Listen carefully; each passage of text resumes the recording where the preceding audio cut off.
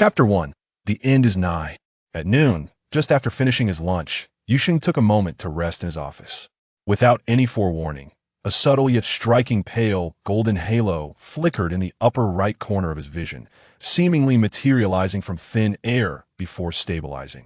This was not an entity of tangible existence. Rather, it felt as though it was indelibly imprinted upon his visual nerves and consciousness. It formed a remarkably simple sequence of numbers: 99:23:59:59. The final digit was steadily and silently decreasing at a constant pace. For 7.46.45, Yu Sheng blinked rapidly, even raising a hand to massage his temples. Was it an illusion? Was this the occupational hazard of dealing with patients burdened by negative emotions for too long? Or perhaps the result of overwhelming stress? He took a deep breath, closed his eyes, and silently counted to 10 before reopening them. 30.29.28. The golden digits remained stubbornly suspended, unchanged, the final number decrementing with precision akin to a timer. Wait, a timer? Indeed. When the final digit dropped to 1, it reset to 60.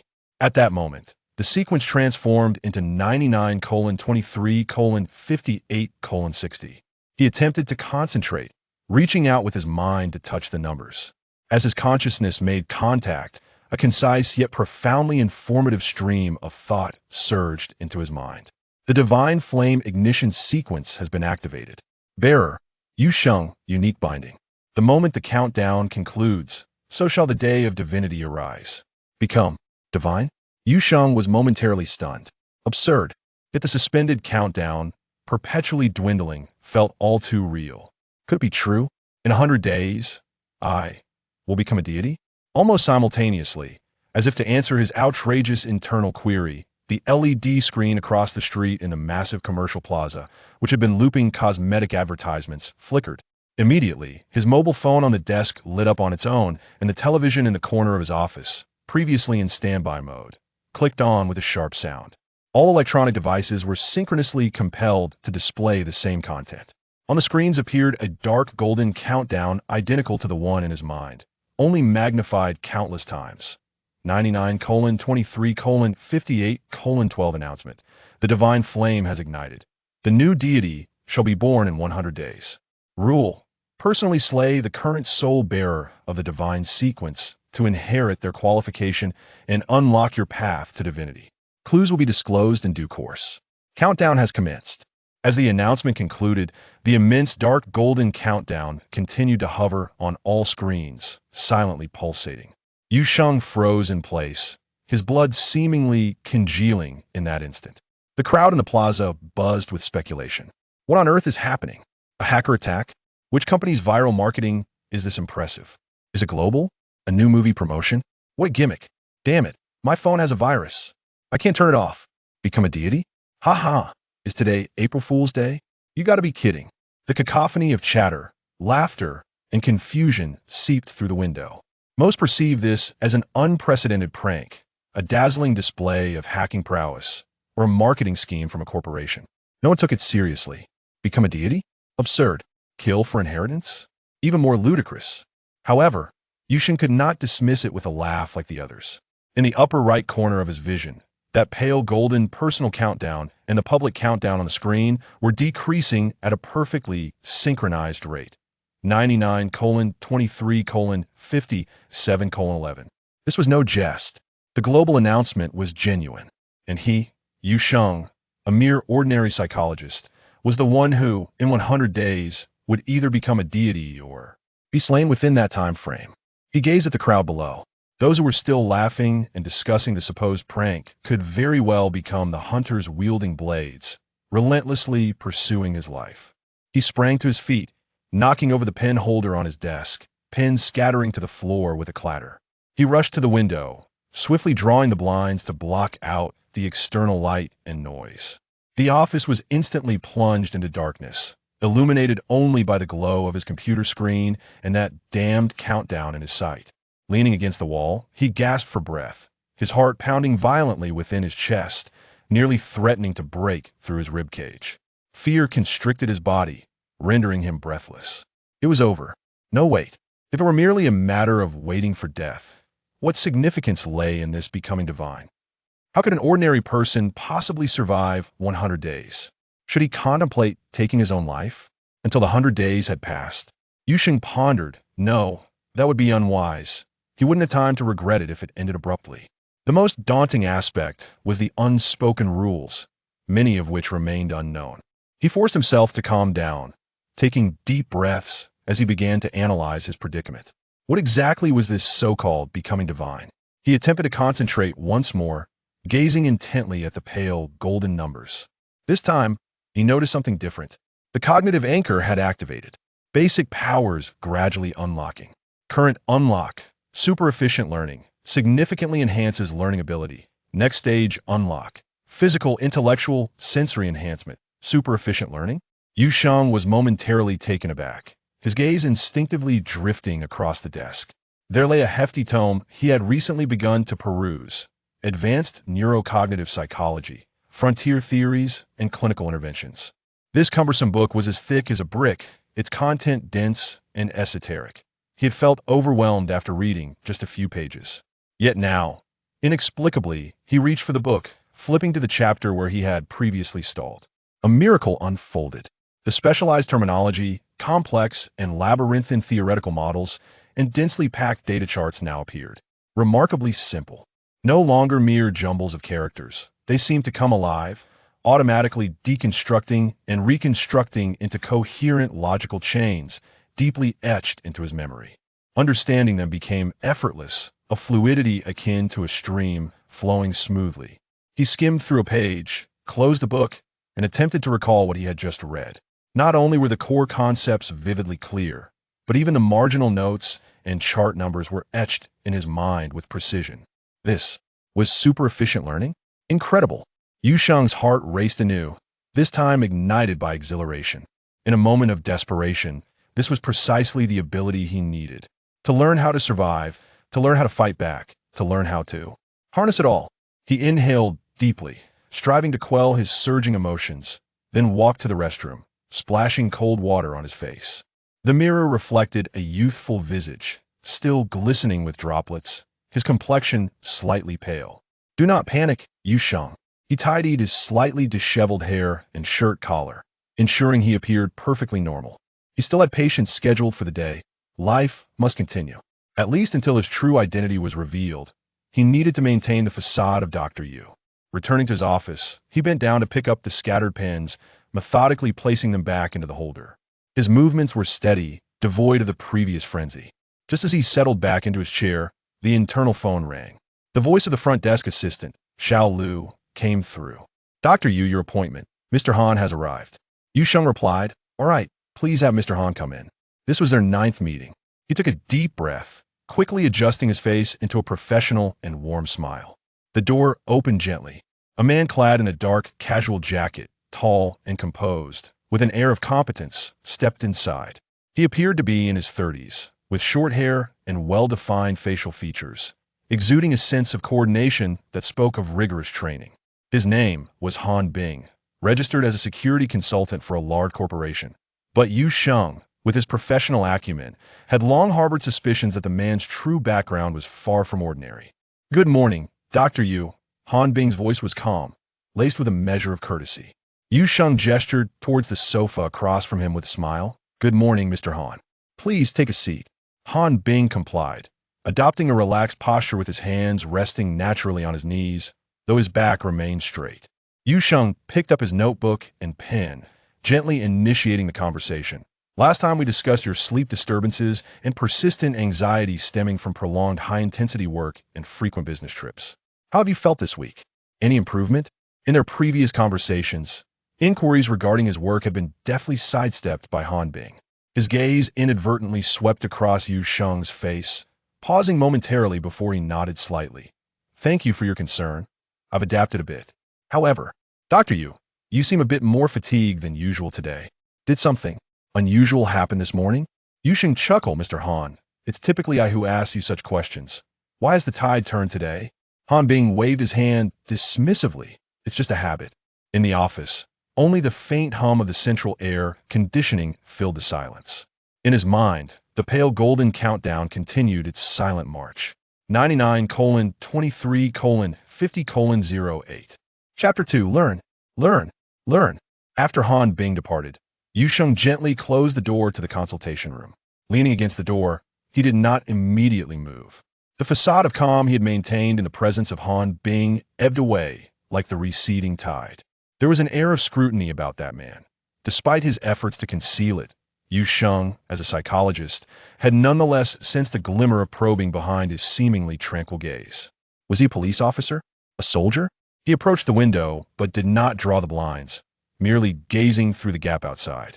The street bustled with traffic, pedestrians hurried past, and massive LED screens flashed the latest product advertisements. Everything appeared to have returned to normal. The bizarre global incident from mere moments ago seemed to dissolve into a collective hallucination, rapidly swallowed by the city's daily rhythm. He could even hear a group of young people outside a cafe below, laughing and discussing the recent global poisoning incident, likely mocking its absurdity. How ludicrous! A hunt targeting him alone had quietly commenced. Yet all the potential hunters remained oblivious, treating the clarion call that ignited this deadly game as nothing more than an innocuous jest. He returned to his desk, his gaze involuntarily fixating once more on the upper right corner. 99:22:31:08, the pale golden digits, with a chilling precision, steadily decreased. This was no illusion. It was a countdown of his life, a prelude to his ascension. Or his sentence. He must take action. Inaction was not an option. Drawing a deep breath, he forced his chaotic thoughts into a semblance of calm, commencing the most fundamental logical deductions. First, the information gap. At present, he was the sole individual aware of his status as prey. This constituted his greatest, and indeed only, advantage. But how long could this advantage endure? The global announcement had mentioned that clues would be disclosed in due course. When would they be revealed? What would they entail? If the first clue were to directly divulge his appearance, name, and address. Even with extraordinary abilities, survival for mere minutes under such a siege would be improbable. Being apprehended by the police would be a stroke of luck. No, it could not unfold this way. The Xinhua sequence, having established a 100-day limit, resembled more of a brutal selection or trial. Thus, the manner of clue dissemination was likely to be gradual, much like a decryption game, where the protagonist's hints evolve from vague to clear. Where would it commence? A country? A province? A city? Or perhaps some more nebulous characteristic? He could not ascertain. Yet this speculation afforded him a moment of respite. He still had time, albeit perhaps scant. Secondly, self-enhancement. That hyper-efficient learning ability was undeniably real.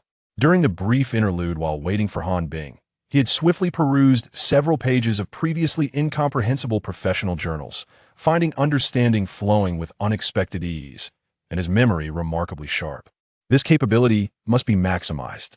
He retrieved a blank notebook, the pen hovering over the paper for a moment before swiftly inscribing. Survival priorities learning checklist. Urban concealment and anti-tracking.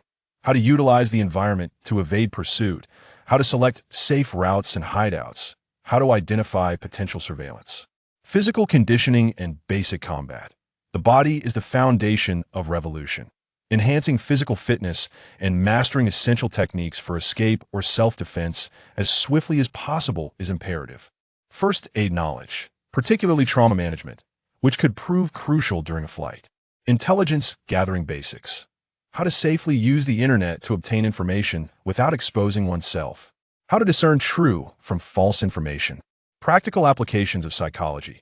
How to more effectively observe others, identify danger signals, and even employ psychological tactics for simple misdirection and disguise.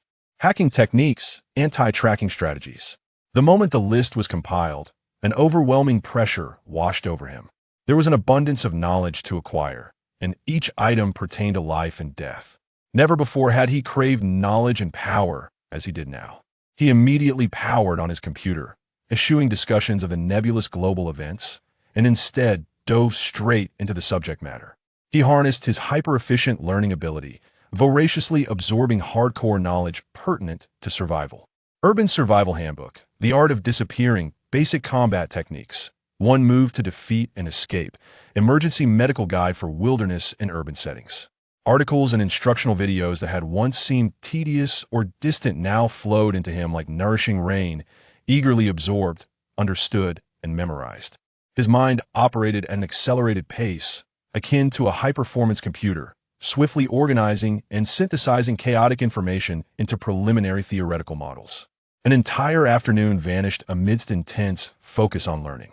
As the light outside dimmed to a golden hue, Yu Sheng finally lifted his gaze from the computer screen, rubbing his temples which throbbed from excessive use. Though physically exhausted, his spirits surged with an unusual exhilaration. He felt himself growing stronger at a visibly discernible rate, at least on the intellectual front. A glance at the time signaled it was time to conclude work. Turning off the computer and tidying his desk, his movements mirrored his usual routine, yet his senses were heightened. He listened intently to the sounds outside the door, peering through the slats of the blinds to observe the street below. Any hint of abnormality could trigger his taut nerves. Upon leaving the clinic, he stepped into the bustling street. The evening rush hour crowd surged with each person bearing the fatigue of a day's toil or the urgency of returning home. Amidst them, Yu Sheng felt profoundly isolated. These ordinary passers-by could, one day, transform into the hunter's intent on his demise. He required resources. He needed to prepare for the impending storm. He did not head straight home, but instead visited a large supermarket, purchasing non-perishable food items, bottled water, and some basic tools with cash. Next, he stopped by a pharmacy to acquire medications and supplies. He refrained from purchasing excessively to avoid drawing attention. This was merely the beginning. Finally, he hesitated before entering an electronics store. He procured a spare phone, fabricating a story that it was intended for his father. Once he had completed these tasks, he embarked on his journey home. The shopping bag felt heavy in his hand. Upon returning to his modest apartment, Yu Sheng securely locked the door, placed his items down, and the first thing he did was draw all the curtains. Leaning against the door, he exhaled softly, surveying his home. Yu Sheng was uncertain how many more days he could remain within these walls. What a pity it was that he had fully repaid the mortgage. In the upper right corner of his vision, those relentless digits continued their merciless countdown. 99:17:59:01. Chapter 3. Girlfriend. The following day, Yu Sheng promptly pushed open the door to the psychological consultation room. He endeavored to maintain an outward semblance of calm, even more deliberately presenting a facade of relaxation than usual. The morning consultations progressed smoothly, his enhanced learning capacity yielding astonishing efficiency.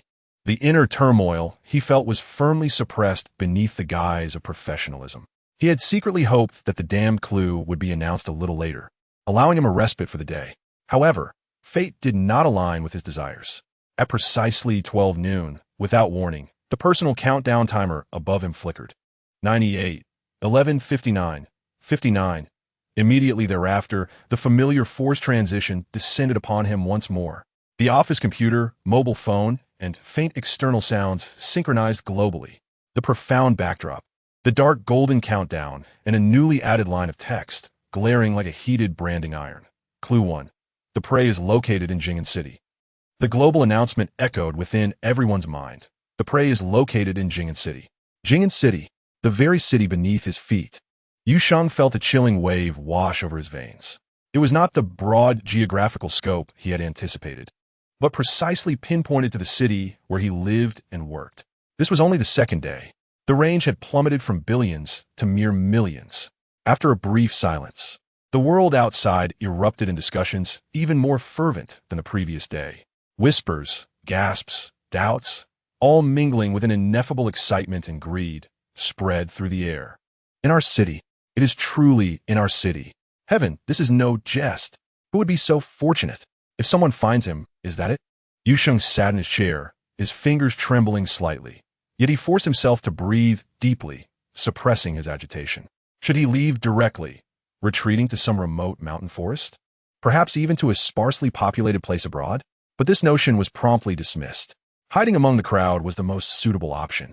Evading to a wilderness area, should the clue be announced for that region, would result in indiscriminate bombardment, leaving no chance to escape. It was wiser to remain within the city. At the very least, it might instill some caution in others.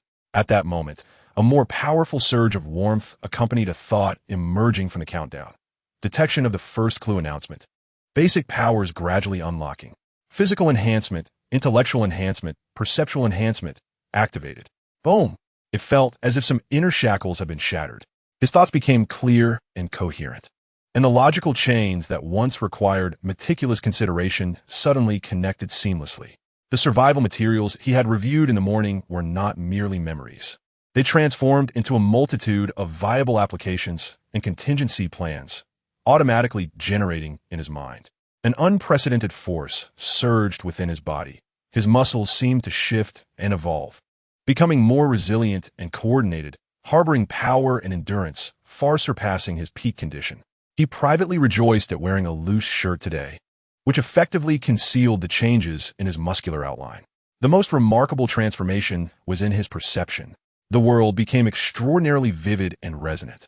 He could effortlessly detect the slightly hurried breaths of assistant Xiao Lu in the adjacent room due to nerves, discern the curiosity and malice in the conversations of passers-by on the street below regarding the prey, and even vaguely sense the gradually intensifying atmosphere of predation permeating the air. The enhancement of his strength brought a fleeting sense of solace, yet it was swiftly followed by a profound sense of crisis. Jing'an City had transformed into a hunting ground, and he was the concealed prey. In the afternoon, he completed the consultations for the day. After bidding farewell to the last patient, he nearly collapsed onto the sofa to rest. Yu Sheng engaged in a mental brainstorming session. To leave? That thought flickered briefly, only to be dismissed. Fleeing now would instantly draw all eyes upon him. Certain departments or factions were likely already monitoring those attempting to depart Jing'an City in the coming days. His social connections and work trajectory were firmly rooted here. Vanishing abruptly would be the most foolish act of self-sabotage. He must remain hidden, yet he required a more sophisticated and confounding disguise. A bold plan rapidly took shape in Yu Sheng's mind, aided by his enhanced intellect, with details swiftly refining. He intended to fabricate a protective guise, an imaginary intimate partner. Much like a game of werewolf, Yu Sheng was the wolf, needing to conceal himself among the crowd rather than hiding alone. The seer often survived a few more rounds, even if discovered midway. This approach offered several advantages. First, it would provide plausible explanations for any unusual behavior that might arise in the future. Second, it would subtly guide the perceptions of those around him, preventing them from easily equating Yu Sheng, the solitary psychologist, with a prey that needed to remain concealed. The prey always wished to remain undetected, and Yu Sheng's method was to do the opposite. Without hesitation, he acted. After work, Yu Sheng did not return home directly. Instead, he first visited a large supermarket. He purchased an abundance of ingredients, including snacks and fruits that clearly catered to feminine tastes. Next, he visited a department store, meticulously selecting a stylish pair of slippers that matched the average female shoe size he was aware of, along with several feminine toiletries, such as towels, toothbrushes, and cups. Upon returning to his apartment, he immediately set to work. He placed the women's slippers casually yet naturally by the entrance shoe cabinet, as if the owner had merely set them down temporarily. In the bathroom, he arranged the newly bought towels and mouthwash cup, distinctly different from his own style, and intentionally left a subtle trace of lightly scented hand cream on the edge of the sink. In the corner of the bedroom closet, he carefully hung several items of clothing prepped in advance, featuring feminine elements such as silk nightgowns and knitted cardigans. After completing all this, he surveyed the space now infused with traces of another person's existence, feeling a surreal absurdity wash over him. Yet this absurdity might serve as his talisman. The next day, Yu Sheng commenced his performance. At noon, he did not order takeout. Instead, he retrieved a prepared, warmly styled bento box containing the lunch he had painstakingly crafted that morning. He approached the public break area's microwave, coincidentally encountering assistant Xiao Lu, who was brewing coffee. "Dr. Yu, did you bring lunch today?" Xiao Lu inquired, casting a curious glance at the box in Yu Sheng's hand, which was clearly not takeout. Yu Sheng displayed a slightly embarrassed yet pleased smile, replying naturally, "Yes. My girlfriend insisted on trying her culinary skills and insisted on making this for me. I couldn't stop her." "Wow, Dr. Yu, you're in a relationship? Your secrecy is impressive." Xiao Lu's eyes lit up, instantly igniting her gossiping spirit.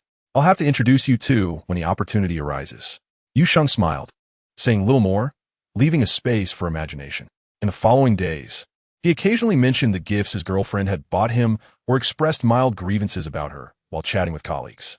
During one phone call, he deliberately stepped aside, using a softer tone than usual to murmur a few words before hanging up. In reality, he had called the customer service robot of his provider. He utilized his enhanced perception to keenly observe his colleagues' reactions. Most were merely curious and offered well wishes, not delving deeper.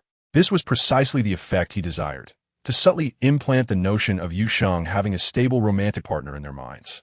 Simultaneously, he exploited his after-work hours, utilizing his enhanced strength and perception to glide like a phantom through various districts of Jing'an City.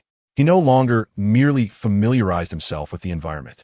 He moved with clear intent, surveying the loosely managed, high-turnover old neighborhoods and rental units in urban-rural fringe areas, mentally marking several potential safe points for future use.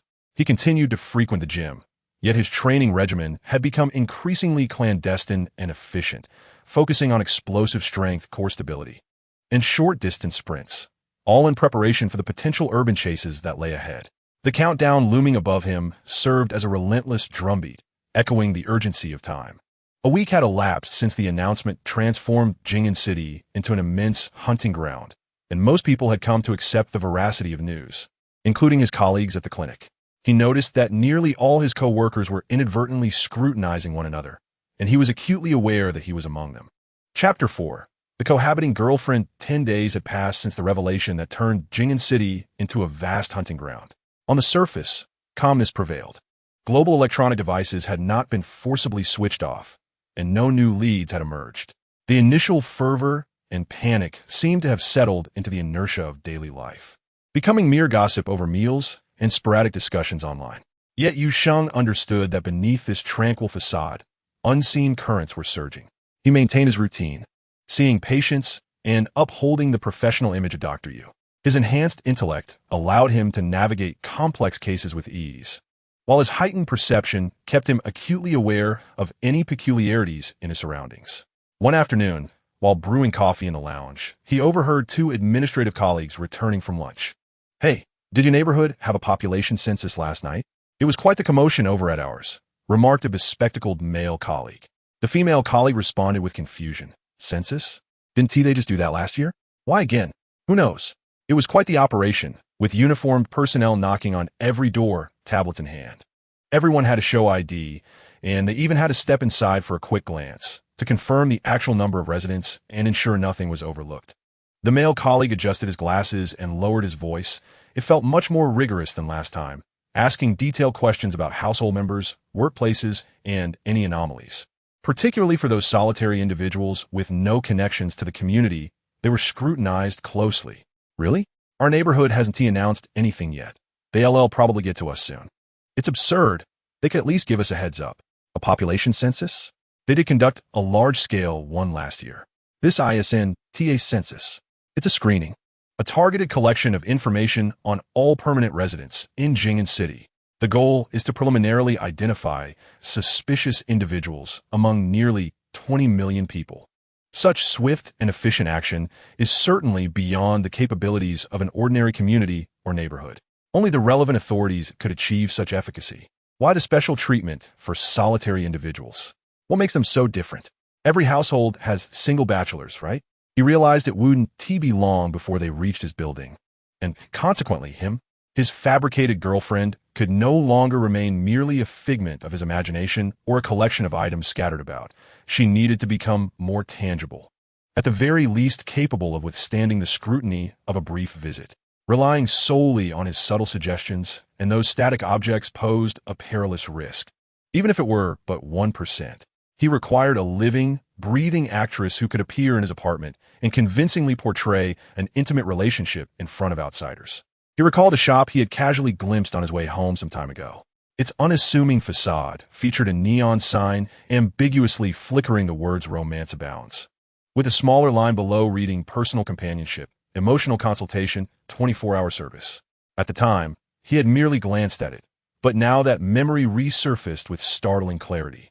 That was the place. Such establishments offered temporary companionship services, ensuring confidentiality.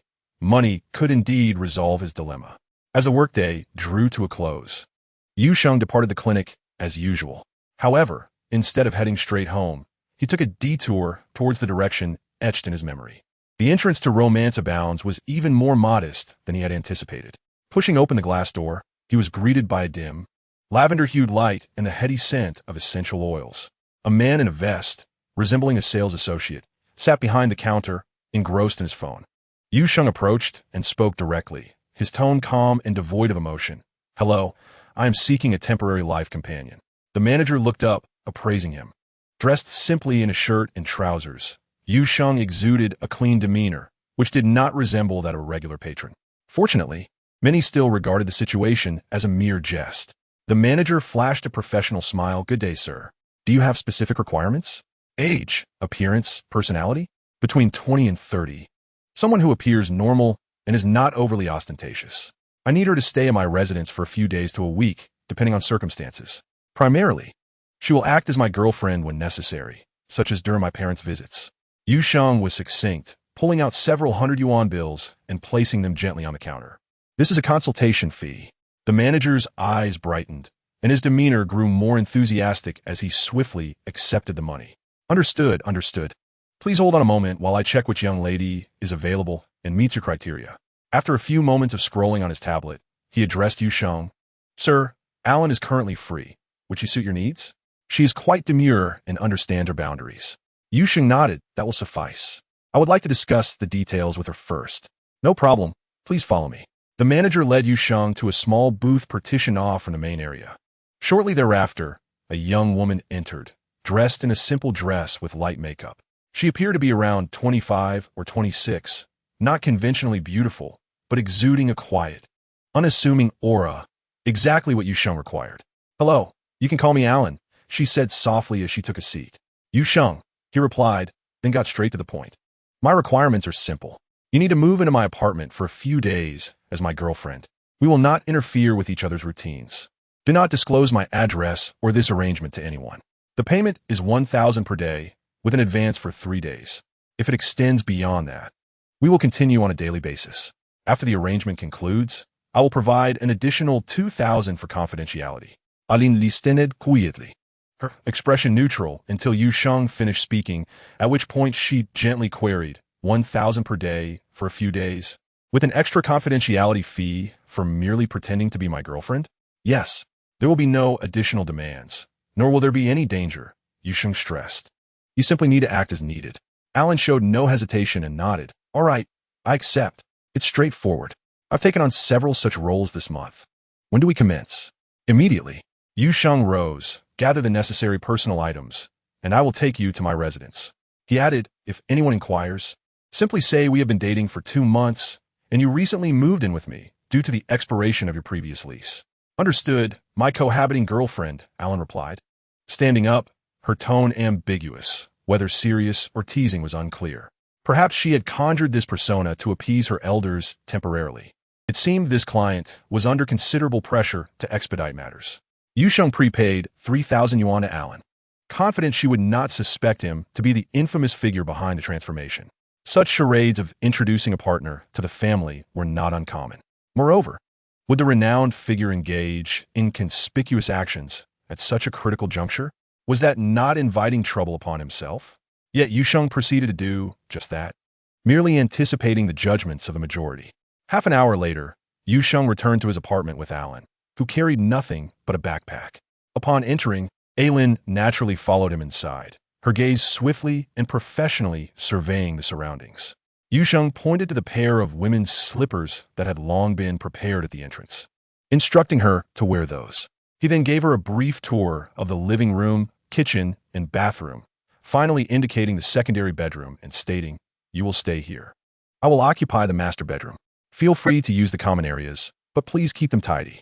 Aylin set down her backpack and effortlessly slipped into the slippers, her movements fluid as if she had genuinely resided here for some time.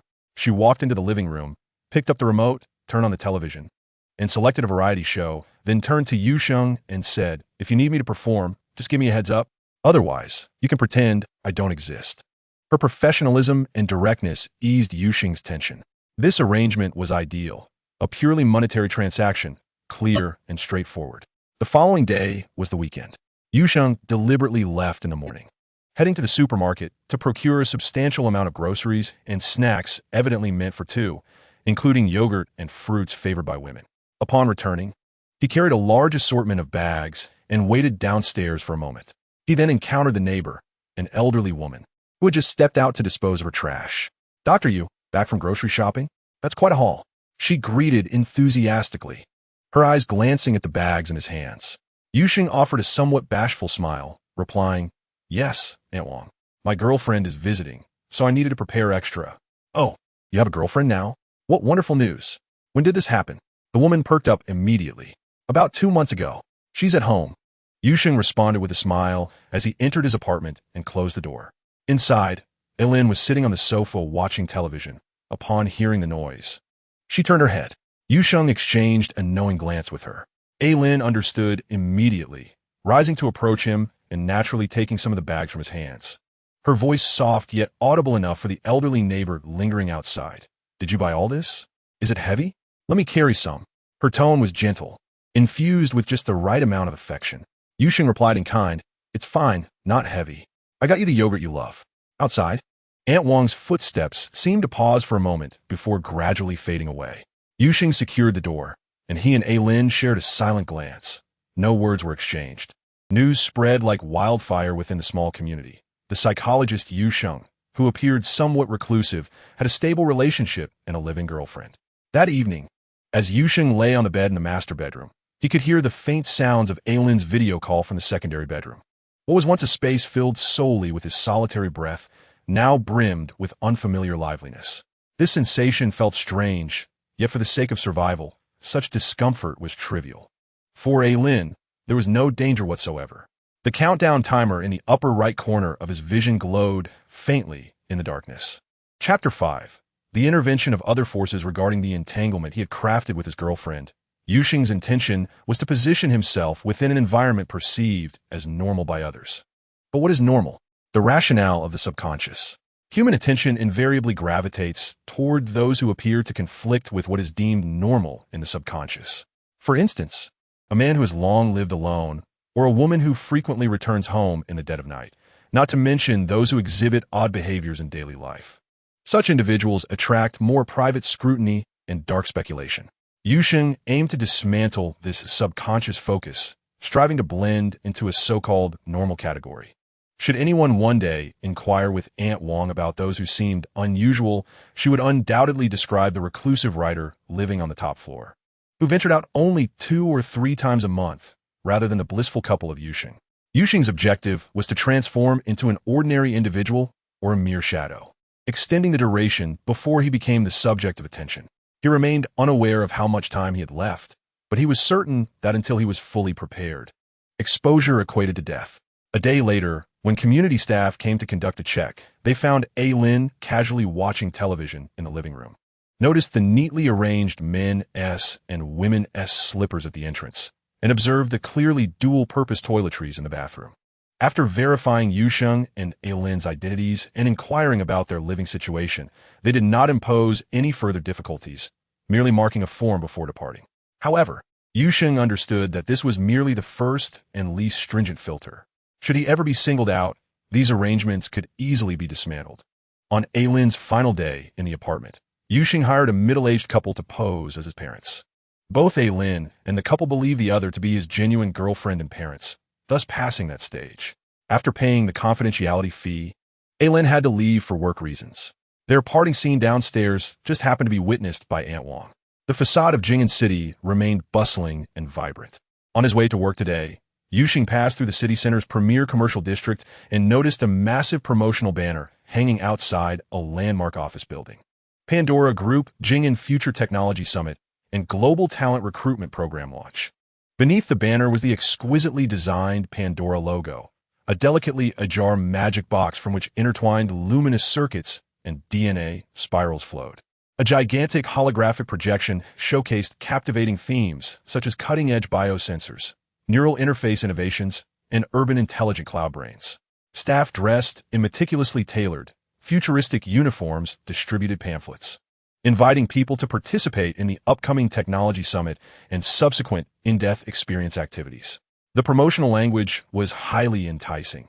Explore the boundaries of human potential. Embrace a new era of evolution. Join us in shaping the future. Passers-by paused, drawn in by this high-tech, high-caliber promotional event. Yet Yu Sheng furrowed his brow slightly. The name Pandora in his enhanced mental repository was linked to a highly secretive multinational oligarchic consortium involved in biotechnology, cutting-edge weaponry, and information monopolization. They were notorious for their pursuit of extreme technology and profit, often operating on the fringes of legality and ethics. Was their ostentatious entry into Jing'an City during this sensitive period truly just for commercial promotion and talent recruitment? Yu Sheng noticed that adjacent to the recruitment point were several seemingly advanced health experience stations, claiming to offer free rapid genetic potential assessments and baseline neurological response tests, along with a beautifully crafted personal health analysis report. A steady stream of participants lined up for the experience. This was hardly a genuine health initiative. Yu Sheng immediately discerned the ulterior motive behind it. Pandora was seizing the opportunity to conduct a large-scale collection of biological samples and basic physiological data from the residents of Jing'an City, particularly targeting those interested in new technologies who might possess certain traits. They were constructing a massive local database in their own way, attempting to identify anomalous individuals through the analysis of genes, neurological responses, and other specific indicators, employing methods that were more covert and targeted than an official census. Yu Sheng hastily departed.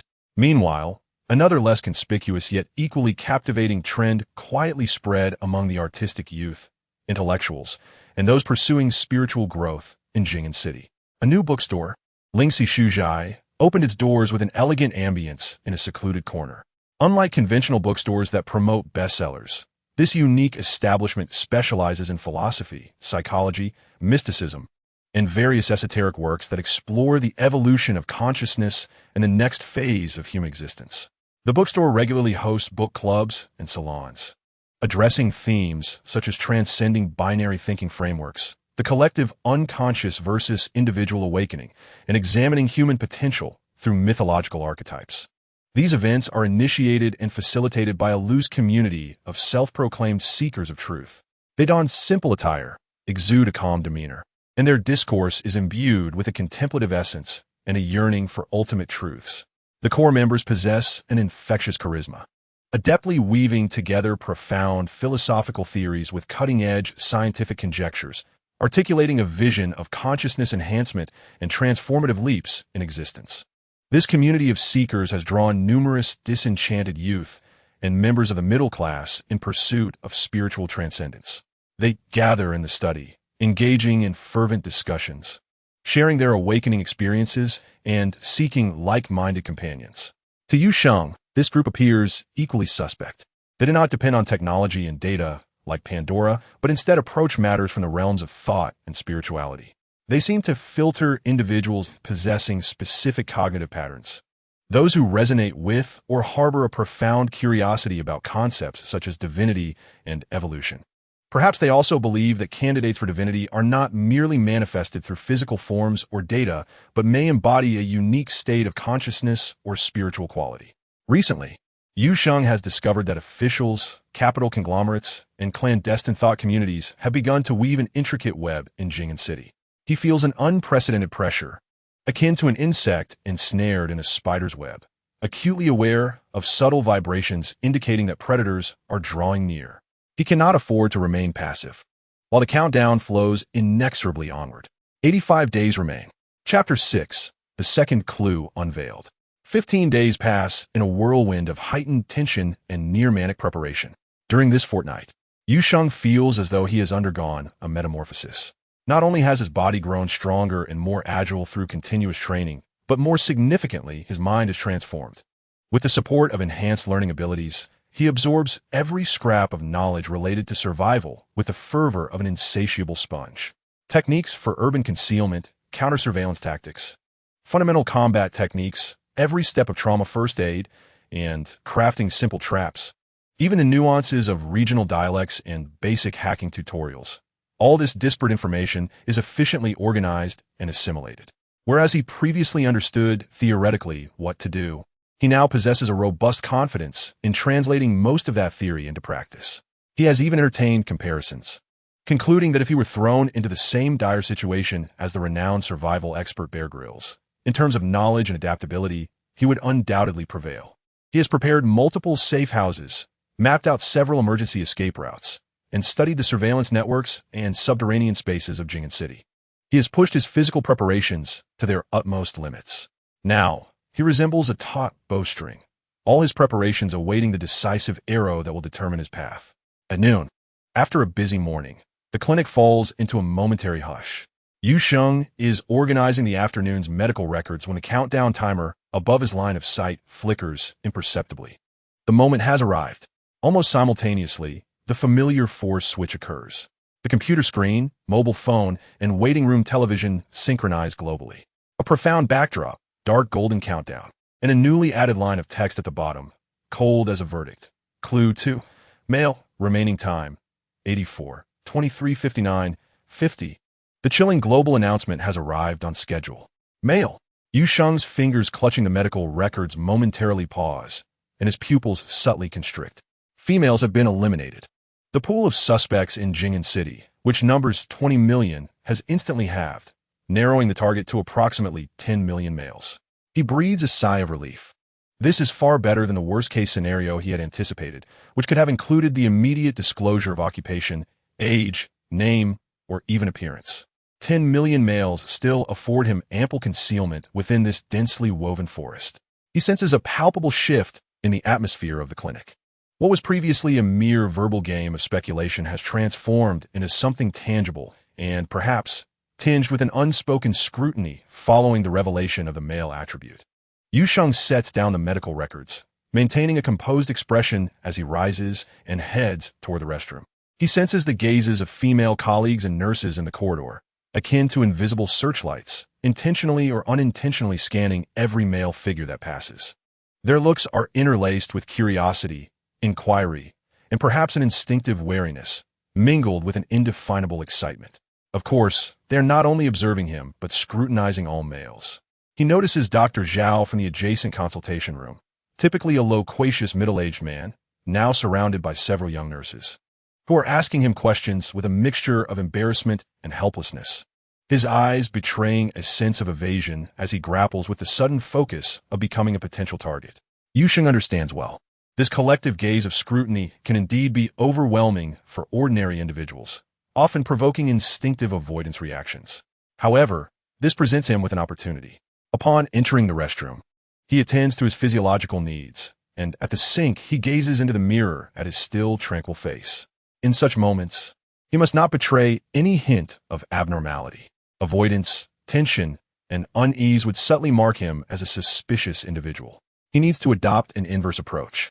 Exiting the restroom, he does not return directly to his office, but instead turns towards the reception area. Assistant Xiao Lu is engaged in hushed conversation with another nurse, discussing the recent clue, their eyes occasionally darting toward passing male colleagues. Yu Sheng dons his customary relaxed and teasing smile, striding confidently to the reception desk, leaning slightly against the counter. His gaze fixed on Xiao Lu. Oh, engrossed in discussion, are we? Which of our male colleagues do you think resembles a future deity? His tone is light and playful. Xiao Lu is momentarily taken aback by his inquiry, her cheeks flushing slightly. Dr. Yu, please don't jest. We simply find this situation too unbelievable.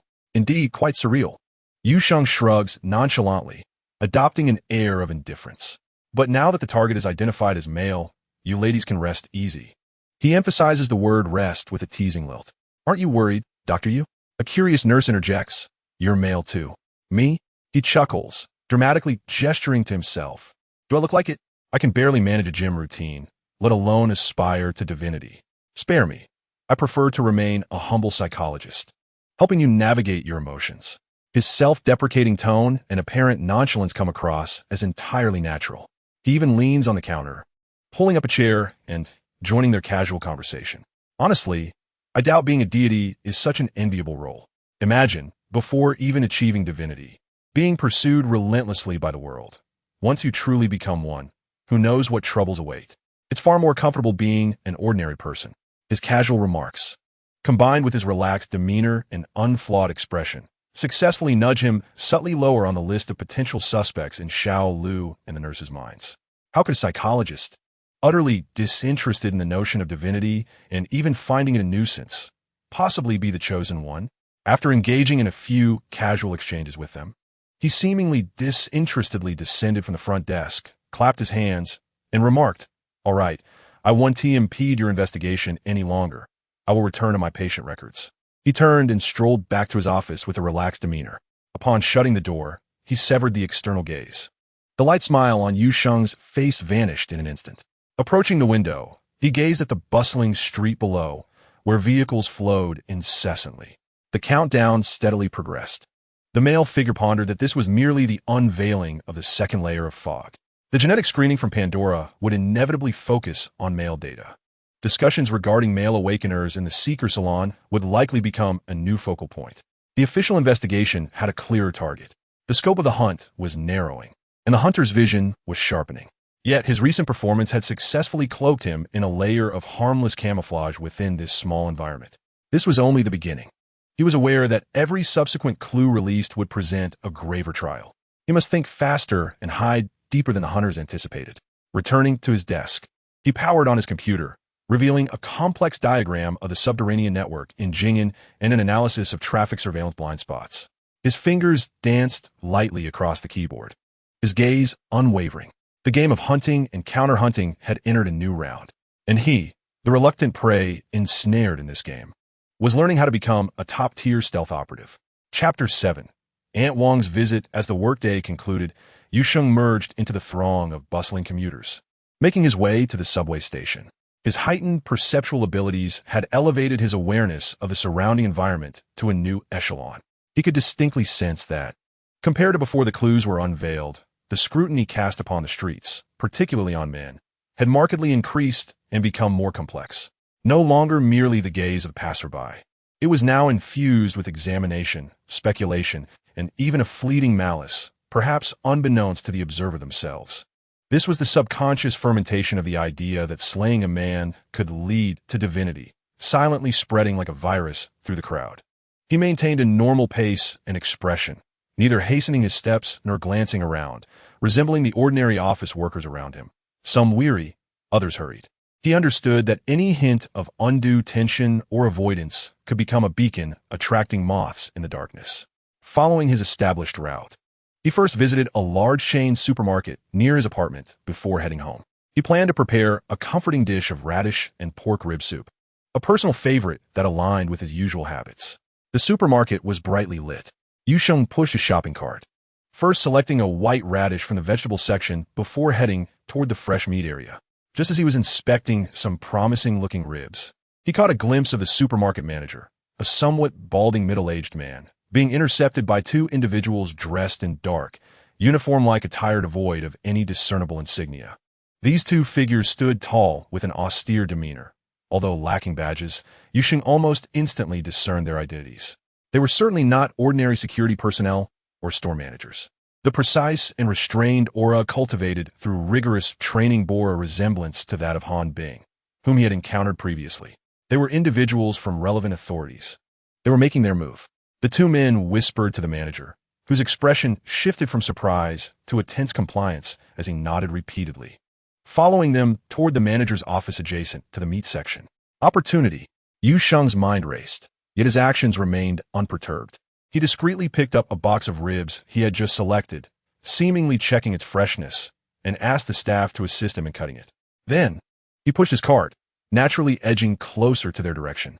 He did not approach directly, as that would be too conspicuous. Instead, he parked his cart approximately 20 to 30 meters away in front of a cold storage cabinet, feigning interest in selecting yogurt. At this distance, an ordinary individual would be unable to discern the conversation within the office. But for Yu Sheng, it was sufficient. He concentrated, adjusting his senses like tuning a radio frequency, actively directing his perceptual abilities toward the manager's office like an invisible radar wave. The surrounding clamor, the sound of the cart wheels, customer chatter, promotional announcement from the speakers seemed to be filtered, allowing the voices from the office to grow clearer. A calm voice, devoid of much emotional fluctuation, emerged from one of the officials, Manager Wang, we are currently investigating males exhibiting abnormal behaviors in this area. It need not be criminal. Any peculiarities or inconsistencies you observe can be reported to us at Prism. For instance, repeatedly loitering in a fixed area without purpose, purchasing items inconsistent with one's identity, or displaying nervousness while avoiding eye contact. Any detail could be valuable. Manager Wang's voice bore a hint of tension and eagerness. Understood, understood. Abnormal, abnormal. He seemed to be ruminating. Oh yes. Yesterday afternoon, around 4 or 5 o'clock, there was a man, scruffy and dressed somewhat slovenly. He lingered in our deli section for quite some time, glancing around but not buying anything. I thought he might be a thief targeting our deli, so I followed him for a bit. He wandered there for at least 10 minutes, ultimately leaving without making a purchase. Does that count? Do you recall his general physical characteristics or attire? Another official inquired, his tone equally steady. Not particularly tall, rather thin, with a long beard obscuring half his face. His clothing was dark and somewhat worn. I can't quite recall the specifics. Manager Wang replied apologetically. I'm sorry, but I can take you to review the surveillance footage. Let's go. Show us to the monitoring room. We need to check the footage from that time yesterday. Footsteps echoed, indicating their intention to depart the office for the monitoring room. Meanwhile, the supermarket staff had prepared the ribs Yu Sheng had selected, cutting and packaging them as he had requested. Sir, your ribs are ready. Thank you.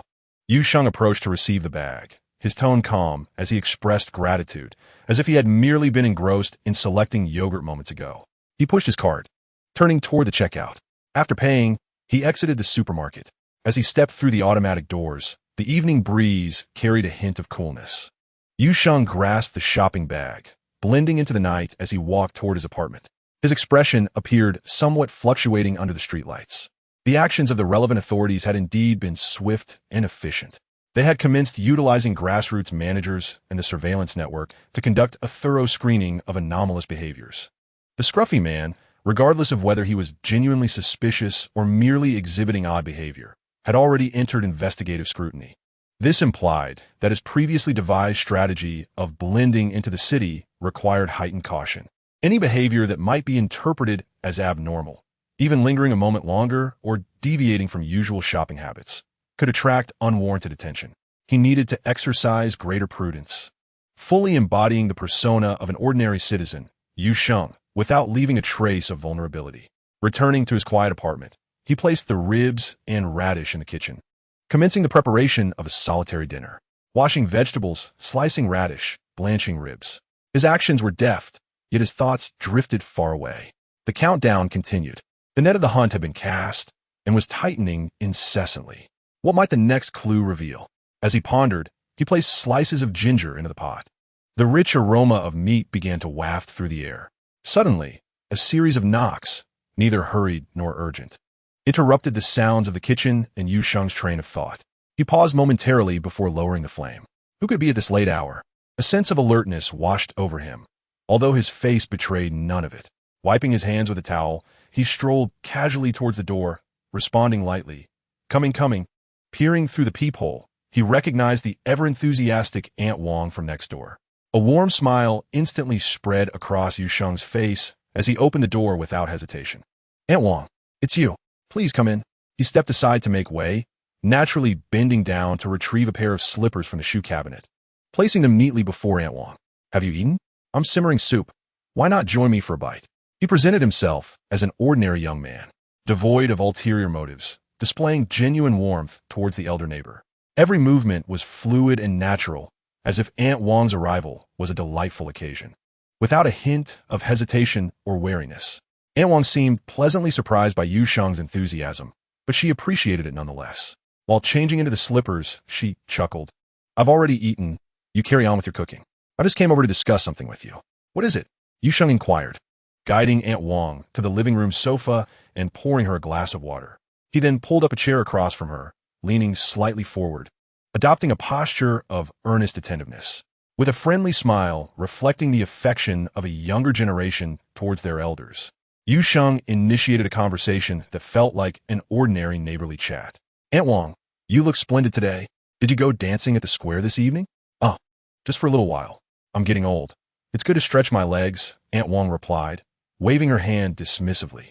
Her gaze swept across the tidy living room. and she casually asked, "By the way, I haven't seen your girlfriend lately. Have you two had a quarrel?" Yu Sheng's expression shifted to one of relatable sweetness, tinged with a hint of helplessness. "Not at all, Andy. She's been sent on an assignment for her company, working out of town for a while. She left in such a rush that she didn't have time to say goodbye to the neighbors." He displayed a look of mild exasperation. "Work, you know how it is." "Oh, she has gone away, is she?" Aunt Wong's face registered a trace of concern. "That's quite far. Young people's relationships can be challenging to maintain. Communication is convenient now, but it's not the same as having them nearby." Yu Sheng sighed, his expression one of understanding, laced with a hint of resolve. "Indeed, that's why I'm contemplating taking a short leave from the clinic in a few days to visit her. I just hope our supervisor grants it, as things have been quite busy lately." He shrugged, embodying the image of an ordinary young man caught between work and love. "That's how it should be. Young people must nurture their relationships," Aunt Wong affirmed, before shifting her tone to a more serious one. I'm actually here to discuss something important with you." Yu Sheng straightened up. "What is it?" "Here's the thing."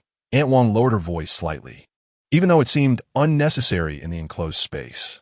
"Today, a few individuals from the community came by, looking rather official. They mentioned a task that was organized from above. Our community is required to conduct home visits over the next few days to assess the actual situation of each household." She observed Yu Sheng's reaction. Noticing he was merely listening intently, she continued, "You know about that situation with the so-called Shun and the manhunt, right?" Yu Sheng nodded, his expression appropriately reflecting a blend of common confusion and curiosity. "Yes, it's all over the news. It's hard not to know. I heard it even reached Jing'an City. Quite surreal." His tone was expertly calibrated, resembling that of an ordinary citizen who found the matter astonishing yet hadn't delved deeply into it. "Exactly," Aunt Wong confirmed.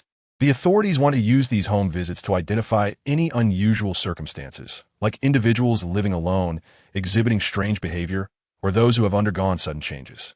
Looking directly at Yu Sheng, she added, You're a psychologist. You understand people and can observe more keenly than us old ladies.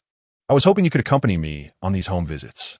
If we encounter anyone who seems hesitant or whose behavior raises red flags, you could offer your insights to help us determine if there is a problem. It's part of cooperating with the authorities." A sense of foreboding filled Yu Sheng's heart. It was indeed happening. The official screening had descended to the community level, mobilizing grassroots efforts and utilizing community workers like Aunt Wong to cast a wide net. A flurry of thoughts raced through his mind. He allowed a hint of reluctance to show on his face, but it was soon replaced by a sense of duty to cooperate. After a moment's contemplation, he replied, "Aunt Wong, your trust in me means a lot, and I will certainly do my best to help. However, I do have work commitments. Don't worry about that." Aunt Wong interjected, her spirits lifting. "The visits will mainly be scheduled for evenings or weekends, so it won't interfere with anyone's work. Just think of it as helping an old lady and contributing to our community's safety." Yu Sheng finally appeared resolute, nodding with a gentle and trustworthy smile.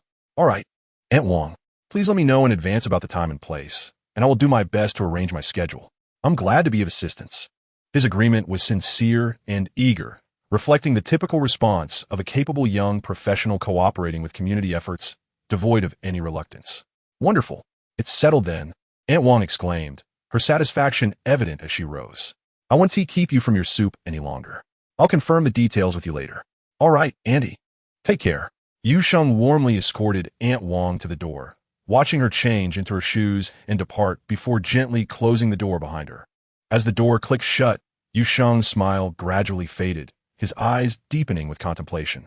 Indeed, he had conceived a method to prolong the attention on him.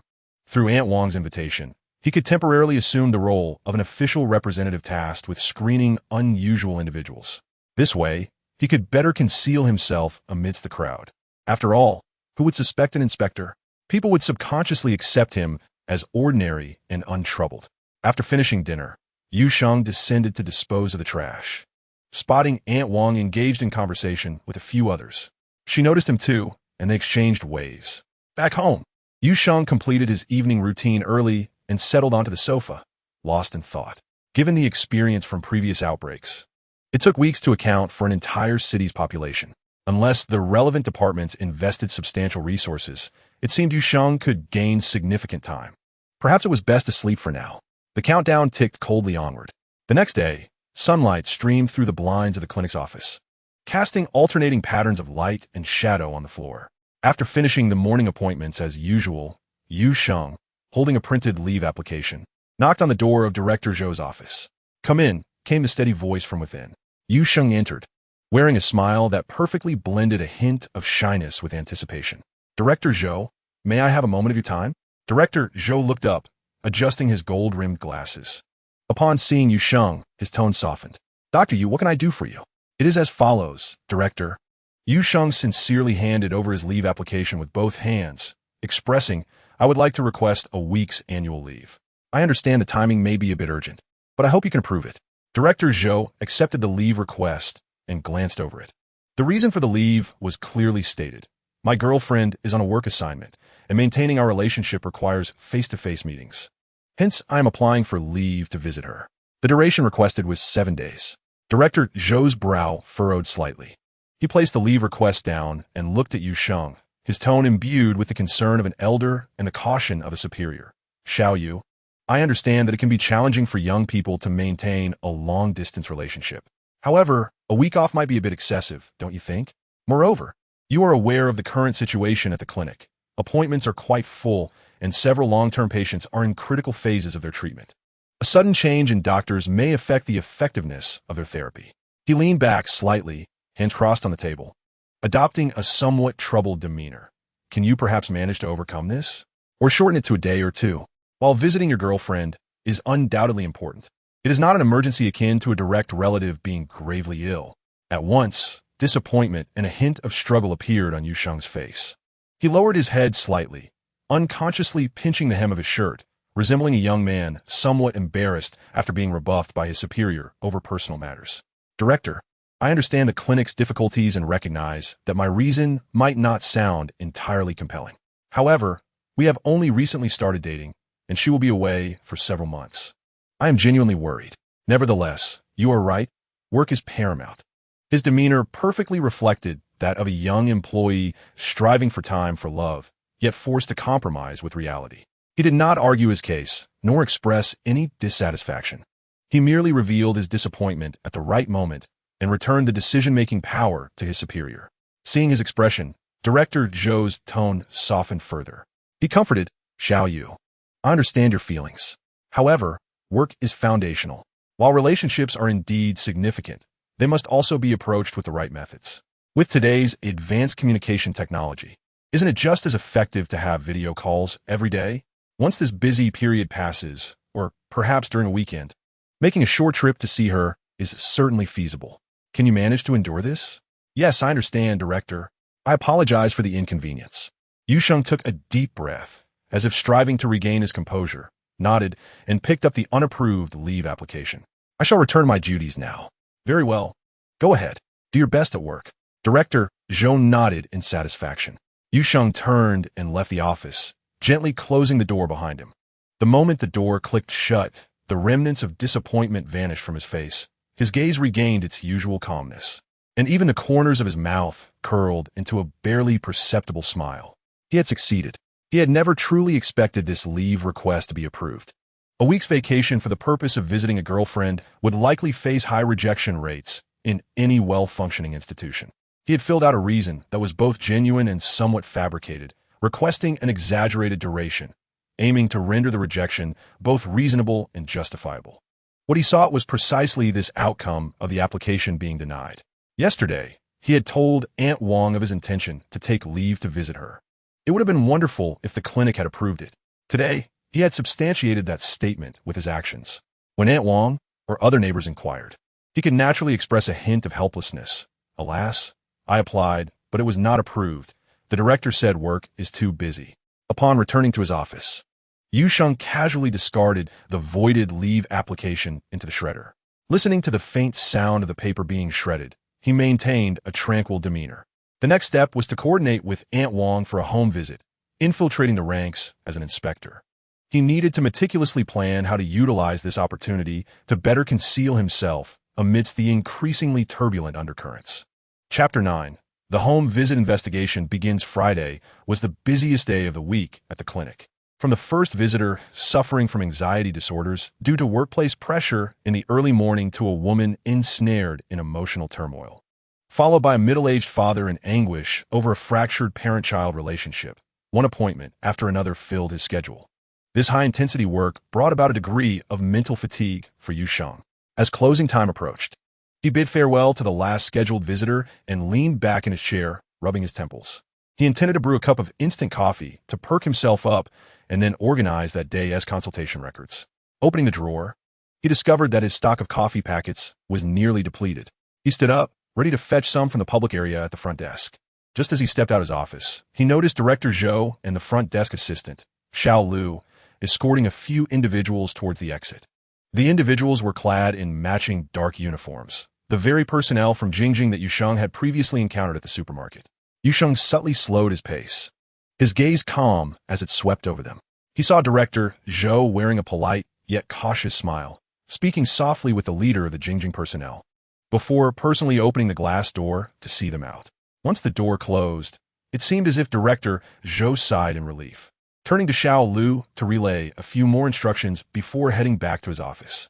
Only then did Yu Sheng casually approach the front desk, appearing as if he had just finished a busy task. Xiao Lu was organizing documents on the table, her expression still tinged with nervousness and curiosity. Xiao Lu, Yu Sheng inquired casually while reaching for a few packets of instant coffee from the open storage box on the counter. Who were those individuals just now? They didn't seem like patients. Xiao Lu looked up, and upon recognizing Yu Sheng, she instantly found a confidant for gossip, lowering her voice slightly. Dr. Yu, you just missed them. They were from the higher-ups, something like the Jingjing Special Investigation Team. Their credentials were quite impressive. The Jingjing Special Investigation Team? Were they investigating at our clinic? Yu Sheng tore open a coffee packet, pouring the powder into his mug with a fluid motion, as if merely engaging in casual conversation. Did you commit a crime? You're the one who committed a crime. Xiao Lu responded playfully. They came to request our cooperation, asking us to report if there were any patients exhibiting particularly abnormal behaviors lately. They provided several directions, such as whether any patients suddenly displayed extreme delusions or obsessions regarding topics like divinity or superpowers, or if they exhibited extreme emotional instability with a strong tendency for aggression, or if their habits and mannerisms underwent drastic changes that could not be explained by conventional psychological issues. Xiao Lu shrugged, as if to convey, you understand. It's all about the divinity topic. Oh, and a special reminder, only male patients. Director Zhou and I showed them the recent medical records and verbally reported a few particularly troublesome cases. For instance, there was Mr. Wang, who constantly suspected he was being monitored by aliens. And then there was the student Li, who, after a breakup, once threatened to destroy the world. Oh, and your patient, Aunt Zhang, who claimed she suddenly understood what her cat was saying. Xiao Lu listed these cases, which were not particularly rare in a psychological clinic, her tone carrying a hint of professional resignation. The investigators listened attentively, even inquiring about the contact information and personal details of these patients for further verification. Yu Sheng, while sipping his freshly brewed coffee and allowing the heat to dissipate, displayed a semblance of caution similar to Director Zhou's, alongside a touch of concern regarding the potential over-scrutiny of patient privacy. His tone remained calm, reflecting understanding. Such a significant commotion warranted attention from the higher-ups. Yet, it was the patients who bore the brunt of this increased scrutiny, facing undue attention. Indeed, Xiao Lu concurred. Dr. Yu, do you really think that the person destined to become a deity would come to a psychological clinic? A slight shiver ran through Yu Sheng, yet his face bore a gentle smile tinged with a hint of teasing. Who knows? Perhaps. However, if he does arrive, make sure to schedule me an appointment. I would like to behold him. He shook his head, holding his coffee, and leisurely returned to his office. All right, you get back to your work. I'll organize the records. Yu Sheng closed the door, shutting out the external gaze, and sat down. At this juncture, he was closer to them than ever before. As a commanding figure within the Jingjing organization, he would undoubtedly intensify his scrutiny over psychological clinics. This was indeed astute. A person on the verge of divinity might possess a mental state distinct from the ordinary, or under immense pressure, he might genuinely require psychological guidance. Much like himself, the turmoil within him was known only to him. Fortunately, he had not exhibited any behavior that would arouse suspicion among the clinic staff.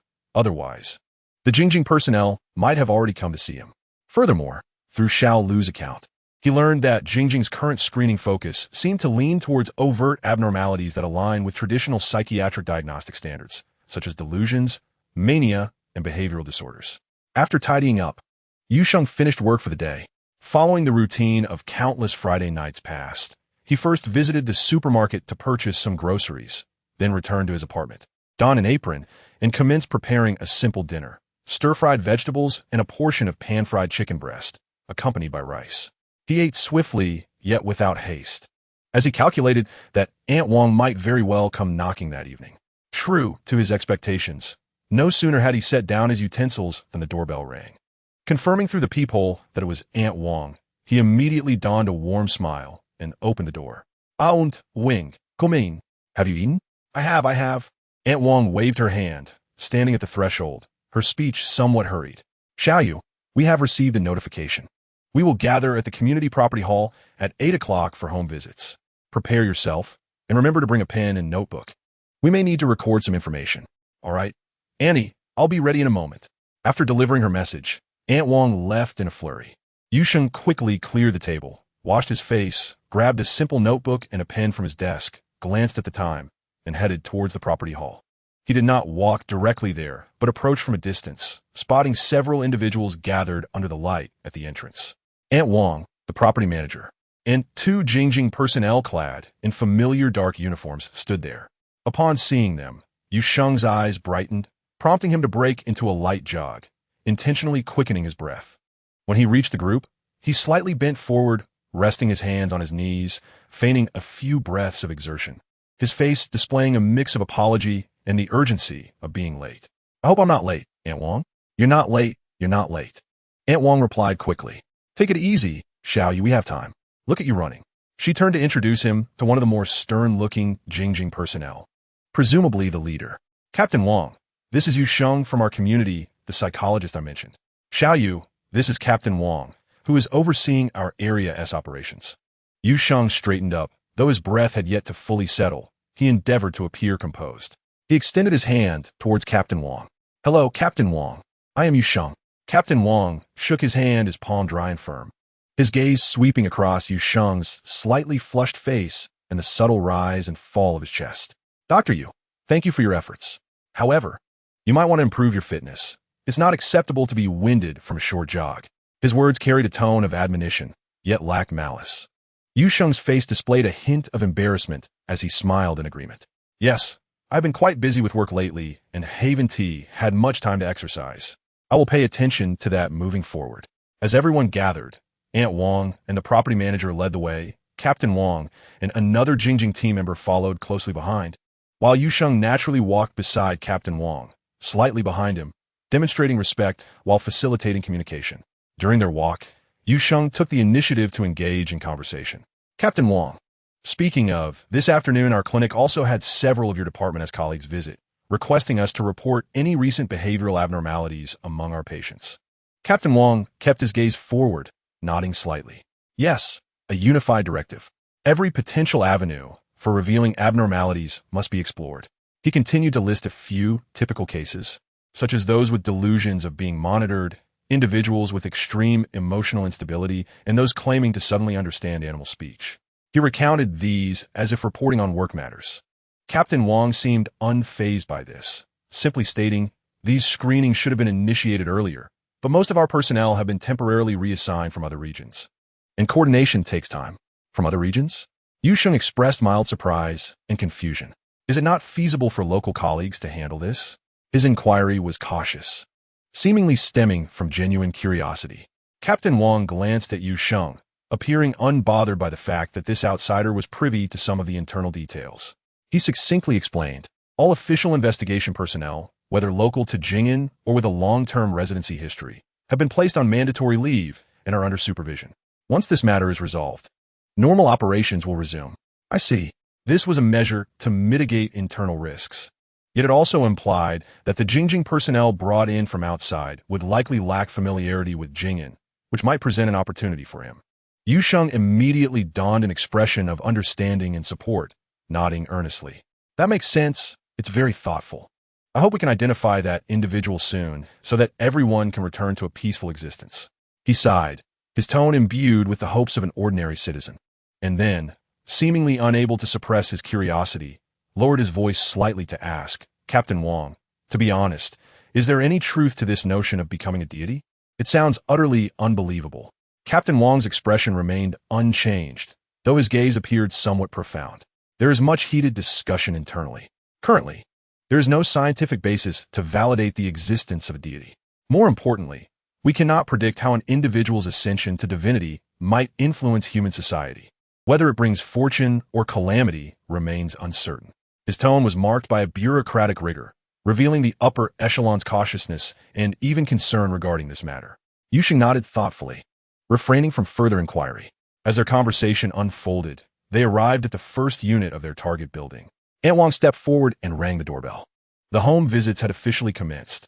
Yu Sheng tightened his grip on the notebook, adjusted his breathing, suppressed all distracting thoughts, and prepared to immerse himself fully into this temporary role. Yu Sheng quietly remarked, "Cognition is clear, emotions are stable, social functionality is sound, and reactions lie within the normal range. There are no abnormalities in judgment." After completing the record, the group politely bid farewell. They proceeded to the second household, room 102. Upon knocking, an impatient roar emanated from within. "Who is it?"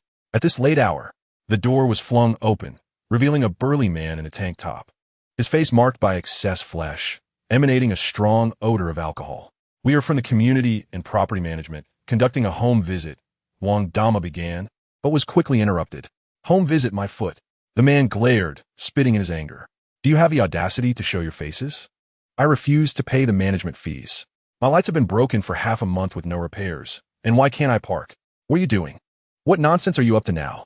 The property manager attempted to explain, but the man paid no heed, growing increasingly agitated, his finger nearly poking Wang Dama's face. "Get lost, all of you, or I'll report you for harassment."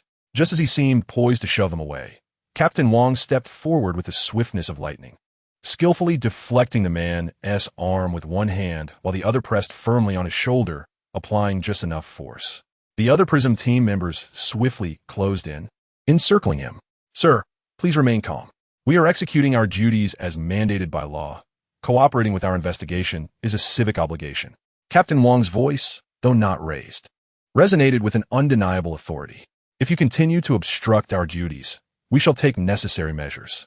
The man, taken aback by the captain's strength and icy gaze, struggled briefly, but to no avail. His fury diminished significantly, though he continued to mutter curses, albeit much quieter. In Yu Sheng's eyes, the man's anger evidently transcended the realm of mere property disputes, manifesting strong elements of misplaced outrage and emotional release. Record this. It may present an opportunity for him to incite chaos. Captain Wang signaled for the property manager to swiftly verify the resident's information. Only then did he release his grip, coldly stating, "We will document your uncooperative demeanor. Now, please return to your home." The man, begrudgingly, slammed the door shut. This brief encounter cast a slight tension in the atmosphere, but showcased the professionalism and decisiveness of the Prism personnel. Yu Sheng shared his thoughts with Captain Wang, noting that most individuals, upon learning of the visit from relevant departments in the community, tended to cooperate positively. Soon, they reached the 5th floor. The door was opened by an elderly lady with graying hair but remarkably bright eyes. With an air of mystery, she ushered them inside, where the room was cluttered with various peculiar old items, and the scent of herbs permeated the air. "You've arrived just in time," she whispered, as if sharing a monumental secret. "I knew this matter was intricate. I have been observing the celestial phenomena these past few nights, and I've noticed the Emperor's star dimming, with ominous energy approaching from the west. Something significant is about to happen in Jing'an City." She began to elaborate on her esoteric deductions, weaving through the realms of I Ching and Baghuas, mentioning how her pet Mina had suddenly spoken human language 2 days prior, warning her of impending disaster. Wang Dama and the property manager exchanged glances of helplessness, while Captain Wang listened impassively, occasionally interjecting to inquire about her living conditions and if she had seen any suspicious males recently. The elderly lady, however, remained lost in her own world, her responses veering off topic. Yu Sheng took swift notes, deducing that this reflected a typical tendency toward delusion among the elderly. The last household in the building housed a young couple with a 2 to 3-year-old child who was just learning to speak. They appeared somewhat anxious, particularly the husband, who repeatedly verified the credentials of the prison personnel. Upon learning that the purpose was to investigate anomalies, the husband hesitated before mentioning a colleague whose recent behavior had been rather peculiar, frequently talking to himself and claiming to feel a summons, while also making mistakes at work. Captain Wong meticulously inquired about the name of the company and the colleague's name, documenting the details for verification. The young couple visibly relaxed, as if a burden had been lifted. After visiting the majority of the residents in this building, over an hour had elapsed. Yu Sheng's notebook was filled with various snippets of information and observational notes.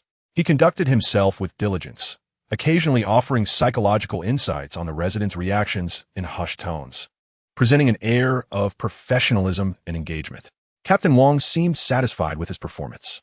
Yu Sheng realized he had successfully infiltrated the ranks of the Seekers in the guise of an inspector. The home visits continued until around 10 o'clock in the evening. Wang Dama glanced at the time and conferred quietly with Captain Wong before announcing to everyone, "It's getting late. Thank you all for your hard work today. The weekend is upon us, and most residents will be home, so we shall continue then. For now, we shall conclude." Yu Sheng, Wang Dama, and the property manager escorted Captain Wong and his companion to the community entrance. Captain Wong nodded at Yu Sheng, signaling a farewell, and without further words, he and his partner entered an inconspicuous black sedan parked by the roadside and swiftly departed. "Xiaoyu, you were invaluable today, especially in analyzing those households. You articulated it all so well," Wang Dama praised Yu Sheng. He humbly smiled. "Auntie, you flatter me. I merely fulfilled my professional duty. All right, let's head back and rest early. I'll contact you tomorrow." "All right, goodbye, Aunt Wang." As Yu Sheng walked alone back to his apartment, the night enveloped the community in an unusual stillness, with only the streetlights casting dim glows on the ground. Reflecting on the evening's events, he felt a surge of gratitude towards Wang Dama for her assistance. Not only had she secured him a relatively safe identity as an accomplice, but more crucially, he had acquired vital intelligence. All official personnel currently executing investigations in Jing'an City hailed from outside the area. The locals had been quarantined for examination. This implied that the investigative team's familiarity with local circumstances was significantly compromised. Their operations relied heavily on data and grassroots reports, thus affording him the opportunity to maneuver through the information gap. From what Captain Wong had disclosed, the higher-ups were also deliberating the situation.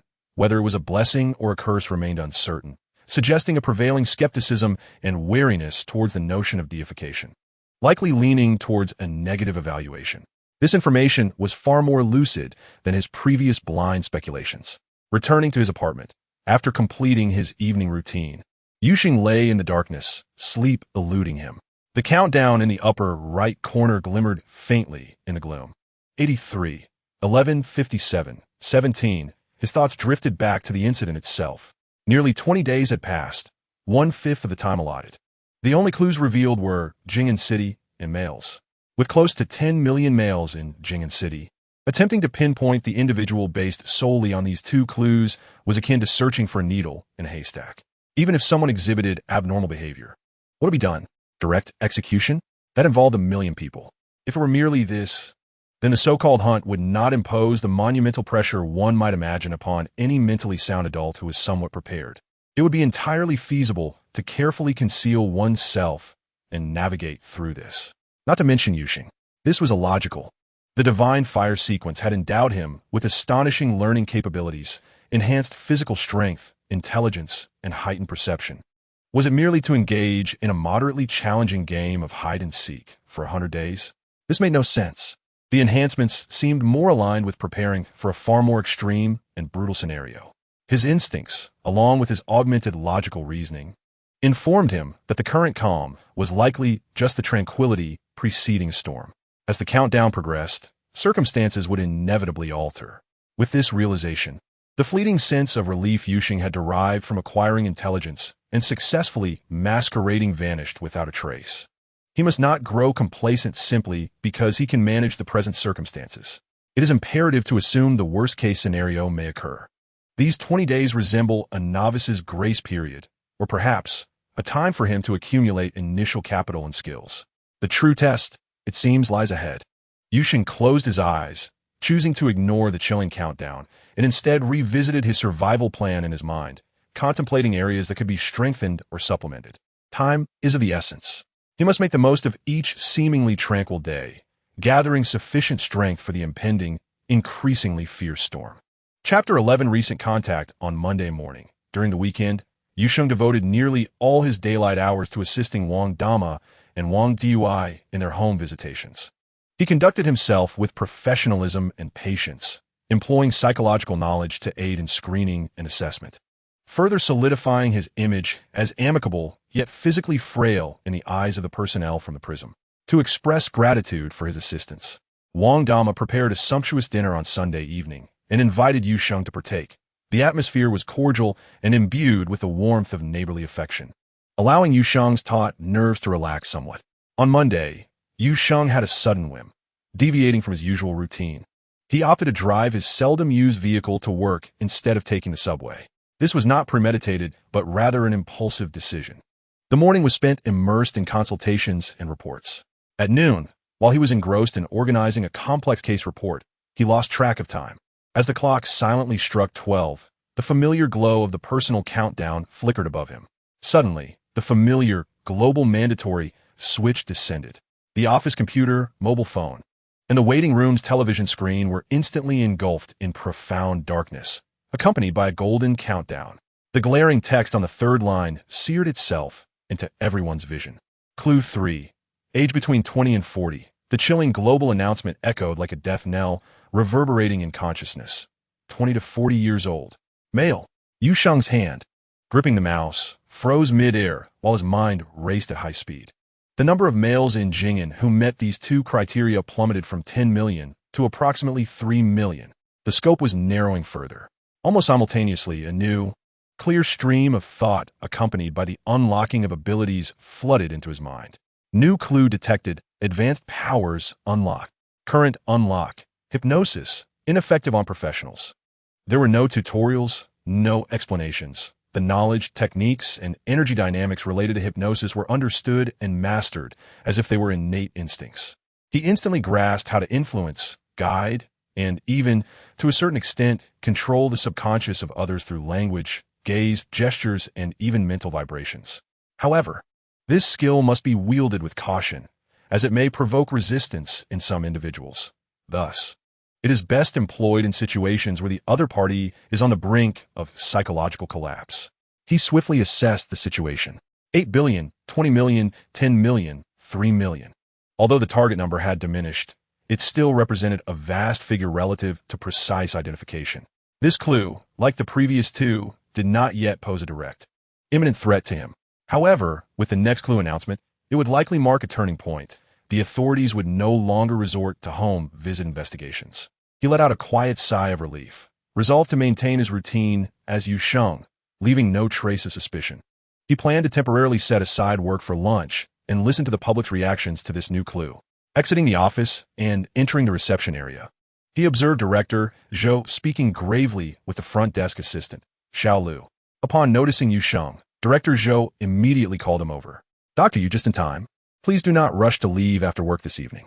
Director Zhou's tone bore the weight of an official task being assigned.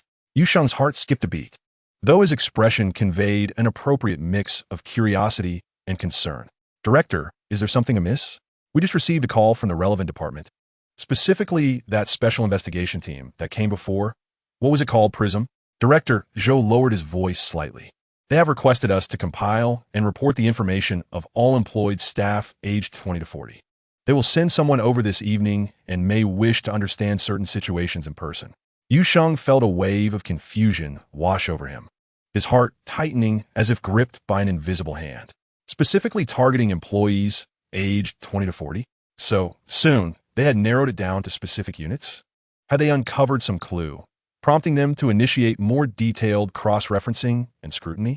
Countless thoughts raced through his mind, but he quickly regained his composure. No need to panic. This is likely just a routine general investigation based on the new clues, akin to previous population censuses and home visits. If he exhibited any abnormal behavior, that would be the real trap. He swiftly adjusted his expression to mirror Director Zhou's, displaying a semblance of helplessness and cooperation regarding the task at hand. casually responding, "Oh, I see. Understood, Director. I will stay this evening." His reaction appeared calm and natural, as if this were merely an inconsequential interruption in his work, even tinged with a hint of reluctant overtime. Well, they didn't specify what exactly they would inquire about. "Just cooperate," Director Zhou remarked before returning to his office. Yu Sheng stood in place, casually nodding at Xiao Lu before proceeding towards the clinic's entrance, preparing to have lunch. However, beneath his tranquil exterior, a tempest brewed within. The countdown coldly reminded him of the passage of time. The evening's inquiry would undoubtedly serve as a close examination. What would the PRISM personnel ask? How would they observe? Did they possess more advanced detection methods? His newly acquired hypnosis ability might prove unexpectedly useful at a critical moment. Yet, as soon as this thought emerged, he suppressed it. Utilizing such a skill in front of professionals carries immense risk. Unless absolutely necessary, it should never be attempted lightly. Stepping out of the clinic building, the midday sun was somewhat blinding. On the streets, people remained busy, yet the air seemed to be thick with an even more palpable sense of agitation and scrutiny than before. Many, especially young and middle-aged men, could distinctly sense the tension and vigilance among one another as they exchanged glances. Yu Sheng took a deep breath and blended into the crowd. He needed to effectively utilize the afternoon, preparing himself mentally and devising a response plan for the possible interrogation that awaited him in the evening. In the afternoon, as the sun slanted westward, casting long shadows across Yu Sheng's desk through the blinds, he did not use this time, as he usually would, to delve deeply into survival knowledge. Instead, with an almost ruthless efficiency, he swiftly processed and completed all scheduled case reports and administrative tasks for the day. Once his work was finished, he leaned back in his chair, closed his eyes, but did not rest. His enhanced cognition allowed him to replay in vivid detail all the preparations he had made over the past 20 days since the countdown began. The safe house. In that rented single room, located in an old community, the key was hidden above the door frame. Emergency supplies, cash, compressed food, water, first aid kits, and spare clothing were discreetly concealed. There were also route plans, mapping out the journey from the clinic to the safe house and several pre-designated emergency evacuation points, intentionally leaving behind certain clues to mislead pursuers. Every detail was reviewed repeatedly in his mind, ensuring no gaps remained. After confirming that the preparatory work had reached its limits under the current conditions, he took a deep breath and redirected his focus to the impending evening. Hopefully, it would not be necessary today. He stood up, moving naturally to the window, feigning an interest in the scenery outside, while actually reconfirming the situation on the street below and the building across. Then, seizing the opportunity to visit the restroom, he made his way to a secluded corner beneath the clinic. Retrieving 2 items from the concealed storage compartment beneath the driver's seat of his car, a compact yet sharp portable multi-tool and a small canister of high-intensity pepper spray. He returned to the office, placing them in the drawer. Once he completed these tasks, he sat back down, his heartbeat steady and palms dry. Closing his eyes again, he began to mentally rehearse various scenarios that might arise that evening, along with his corresponding strategies. From the most routine inquiries regarding personal information, work status, and recent activities to deeper probes that could touch upon views regarding the Ascension events and even certain unknown detection methods, he simulated a range of questions, formulating responses while adjusting his tone and demeanor. He ensured that each reaction aligned with the identity of a doctor, natural, reasonable, and even imbued with a hint of the typical anxiety and confusion that one might experience in such circumstances. He also considered his newly acquired hypnotic abilities, albeit with great caution. Time flowed slowly. Chapter 12. Dinner first. Unlike the usual rush, a subtle atmosphere enveloped the clinic today. Director Zhou's voice resonated in the communal area, instructing all employees aged between 20 and 40 to remain temporarily. Soon, murmurs and puzzled conversations arose outside Yu Sheng's office. He opened the door to find several colleagues gathered outside, including Dr. Zhao, also within the specified age range, Xiao Zhang from finance, and Xiao Li from technical support. The front desk security, having just crossed the age threshold, breathed a sigh of relief as he assisted in pouring water for everyone. "What's going on, Director? What else with this gathering?" Dr. Zhao inquired, furrowing his brow, appearing somewhat irritable at the disruption. "Indeed, we were asked to wait specifically." Xiao Zhang adjusted his glasses, his tone tinged with unease. "Is there a problem?" Xiao Li, more curious than anxious, seemed to be searching for relevant news on his phone. Director Zhou reassured everyone. Let us not jump to conclusions. It's just a routine investigation.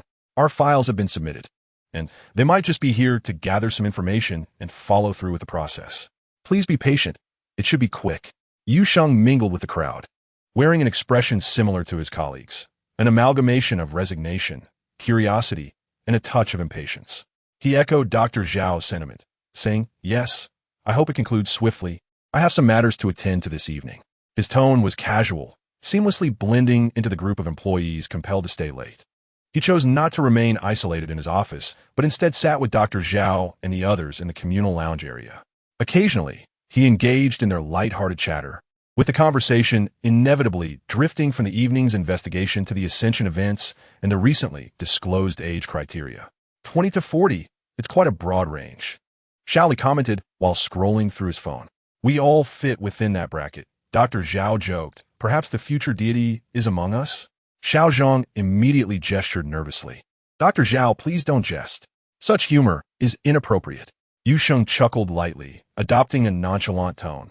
Dr. Zhao, do I appear to fit the part? His remark elicited a few light laughs, easing the atmosphere somewhat. During this collective wait, Yu Sheng meticulously observed each person's reactions while maintaining an outward appearance of normalcy. He kept his perception at a basic, unobtrusive level, attentive to the movements at the door. As dusk deepened outside, the clinic's lights appeared particularly bright. After the cleaning staff finished their duties, the spacious area contained only the employees meeting the age criteria, along with Director Zhou and the security guard. The waiting period felt exceptionally prolonged. Like the others, Yu Sheng occasionally checked his phone or fetched a cup of water, the countdown ticking away in silence. He awaited the unfolding events, but only he understood that this seemingly ordinary collective wait could be the prelude to a tempest. Over an hour past the end of the workday, the atmosphere in the clinic's communal lounge shifted from initial confusion to growing agitation. What is going on? What time is it? am starving. Dr. Zhao was the first to lose patience, irritably loosening his collar and shifting restlessly on the couch. Are they coming or not? Can we get a definitive answer? Director Zhou, observing the weary and discontented expressions of the employees, felt that waiting idly was unproductive. He pulled out his phone, stepping aside to call the number he had previously contacted. After a series of muted affirmations, Director Zhou returned with a pained expression. Dr. Zhao immediately inquired, "What is the update, Director? Will they arrive?" Director Zhou sighed resignedly. They said they encountered some unexpected issues and one T be able to come for at least another hour. Issues? Dr. Zhao raised an eyebrow with a hint of sarcasm. What sort of issues? Have they perhaps found that deity? He emphasized the term deity with a mocking tone. Director Zhou shook his head. They didn't specify. Just asked us to be patient. Seeing the employees looking drained, he suggested, "How about this? I'll run out to buy everyone some dinner. We can't wait here on empty stomachs. Long live the director." Xiaoli judged instantly. Xiao Zhang also breathed a sigh of relief, expressing his gratitude. After Director Zhou hurriedly departed, the atmosphere in the lounge perked up slightly. Shaoli, while scrolling through his phone, lowered his voice conspiratorially. "Hey, have you guys noticed? Recently, I've seen a lot of posts on local forums and social media claiming that many new faces have appeared in Jing'an, and quite a few of them are foreigners." Foreigners? Xiao Zhang adjusted his glasses, somewhat puzzled. What does that have to do with us? How could it not? Shaoli grew animated. Think about it, the Ascension. Such a monumental event. Do you think only we locals are paying attention? Those foreigners could very well be representatives from multinational corporations or mysterious organizations, trying to get a piece of the action and seize the opportunity for ascension. Dr. Zhao scoffed dismissively. Seize? How does one seize ascension? Does killing someone grant you that? It sounds as absurd as medieval alchemy, purely fanciful. Have the foreigners lost their minds? Shaoli shrugged. Who knows? It seems like all sorts of strange entities are surfacing now. Oh, and I also came across a group called the Fei Sheng School, which has been quite active online, posting numerous articles about consciousness evolution and the ultimate leap in life's hierarchy, publicly urging the chosen beings to contact them and join in their exploration of the path to ascension. It all sounds rather mystical. Fei Sheng School? Xiao Zhang frowned. That name sounds odd, almost cult-like. Yu Sheng sat quietly on the side, listening to their discussion, holding a disposable cup of water, occasionally taking sips. his expression mirroring the curiosity and nonchalance of his colleagues. The Feixiong school is likely that Tao-seeking society. Xiao Li's mentions of foreigners and the Feixiong school corroborated his earlier observations and speculations. The involvement of Pandora and that Tao-seeking society was indeed escalating, even catching the attention of ordinary netizens. He understood that the intervention of these forces would complicate and heighten the danger of the situation. However, he could not afford to display any signs of abnormality at this moment. Instead, he followed Xiao Zhang's words and responded in a teasing manner. It seems this future deity is quite in demand, with headhunters from both domestic and foreign realms already on the move. His words elicited a hearty laugh from Dr. Zhao, who patted his thigh and exclaimed, "Xiao Yu is right. This fellow is probably more sought after than the world's richest man, albeit in a rather perilous way." As they engaged in casual conversation, Director Zhou returned carrying several takeout boxes, prompting everyone to gather around him eagerly. Yu Sheng also accepted a box of food, expressed his gratitude, and began to eat quietly. Yet, his senses remained acutely attuned to the commotion at the entrance, his mind racing with calculations. What caused the Prism members to delay? Had they genuinely uncovered another highly suspicious target, or had there been a breakthrough in the investigation related to him? This uncertainty heightened his vigilance even further. Chapter 13. The lie detector has arrived shortly after 8 in the evening. The clinic's door swung open. Accompanied by Director Zhou, several members of Prism clad in dark uniforms entered. At the forefront was Han Bing, whose gaze resembled a cold scanner, sweeping over each individual in the waiting area. His eyes passed over Yu Sheng without lingering, scanning Dr. Zhao, Xiao Zhang, and Xiao Li with the same detached demeanor devoid of personal sentiment. Director Zhou hastily introduced, "Captain Han, these are our clinic staff who meet the age criteria."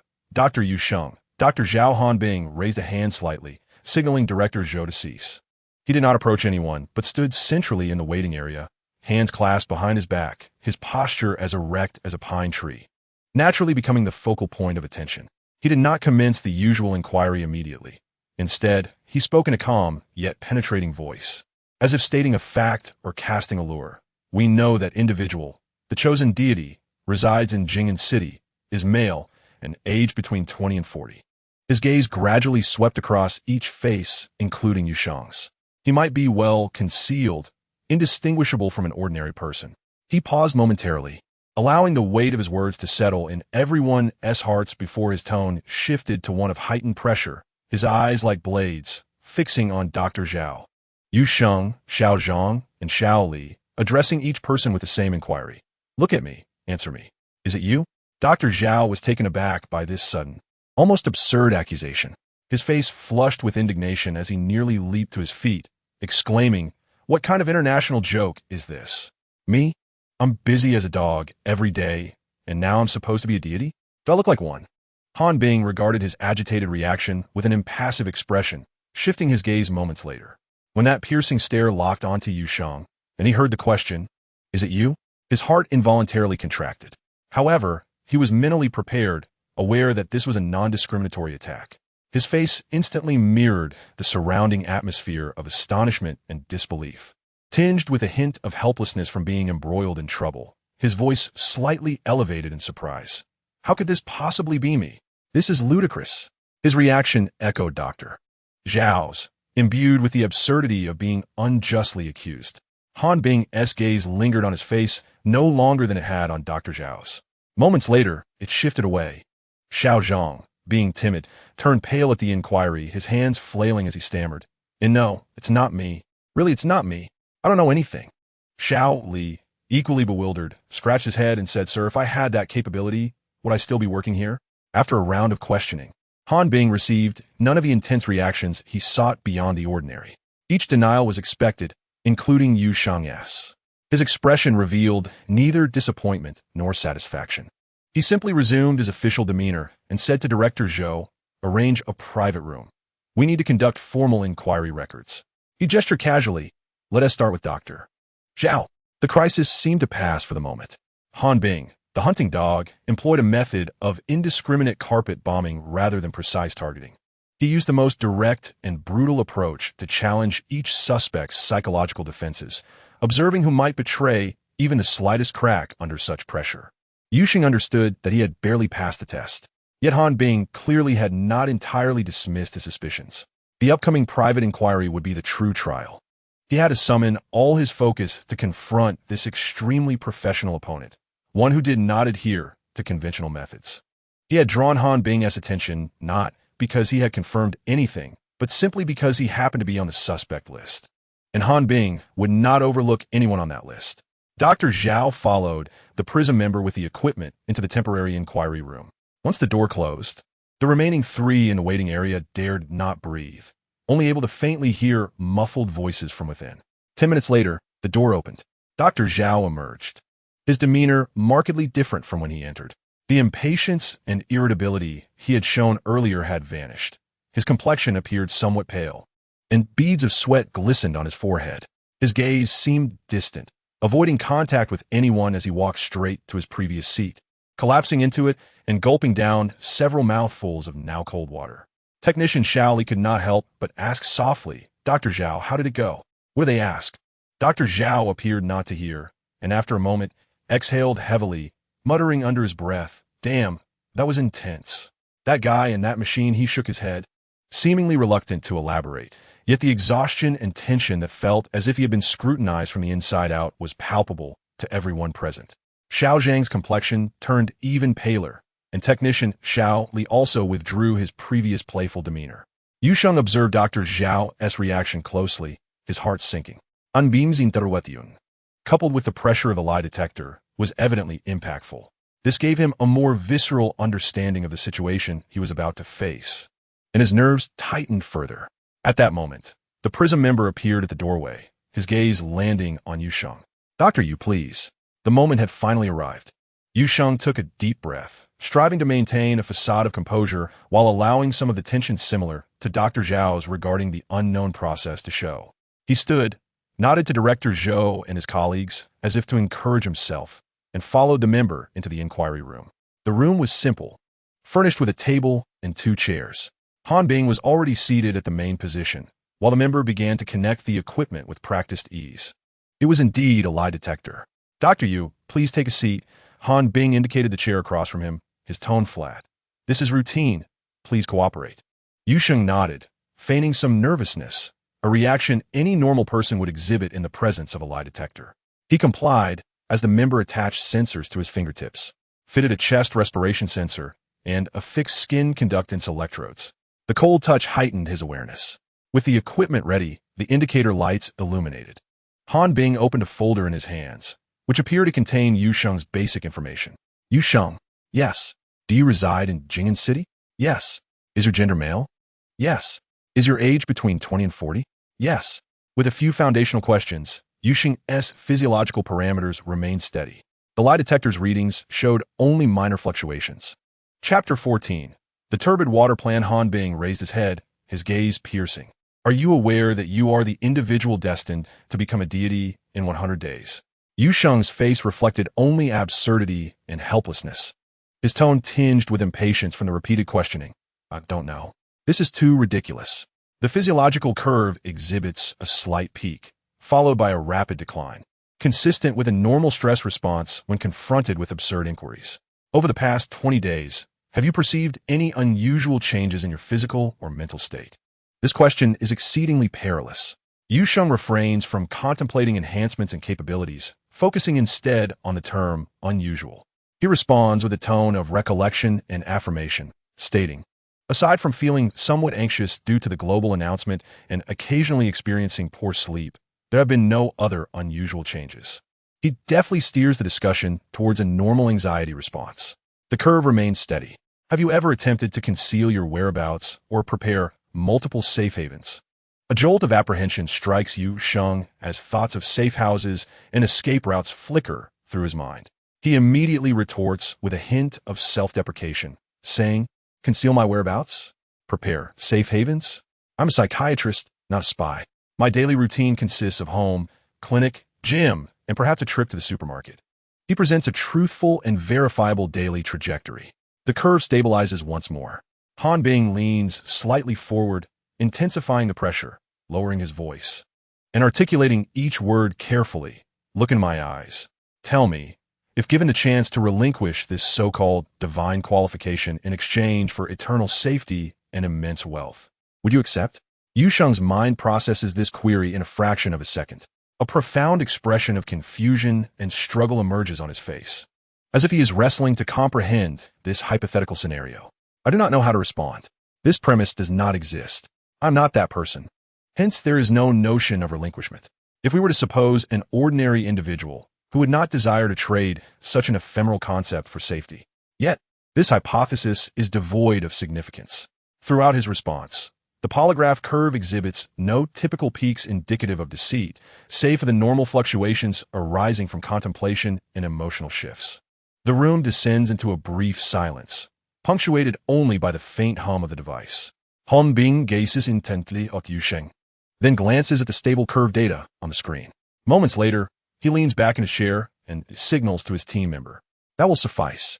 The team member approaches to assist Yu Sheng in removing the sensors. Han Bing closes the folder, his expression remaining inscrutable, and says, "Thank you for your cooperation, Dr. Yu. You may leave now.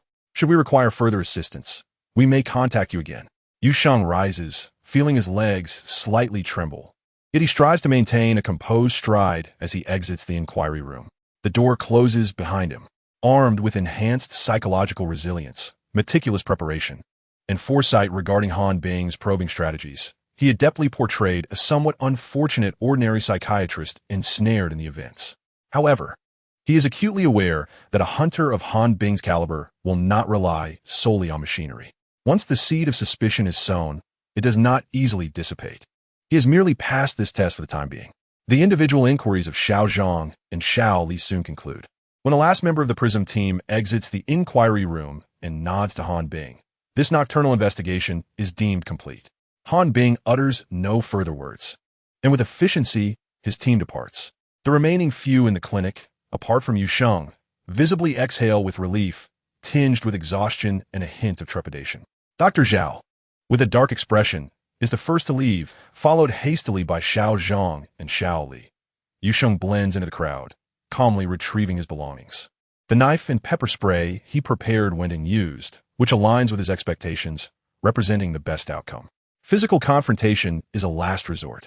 Problems that can be resolved through intellect and performance do not necessitate the use of force. As he settles into his vehicle, he refrains from departing immediately.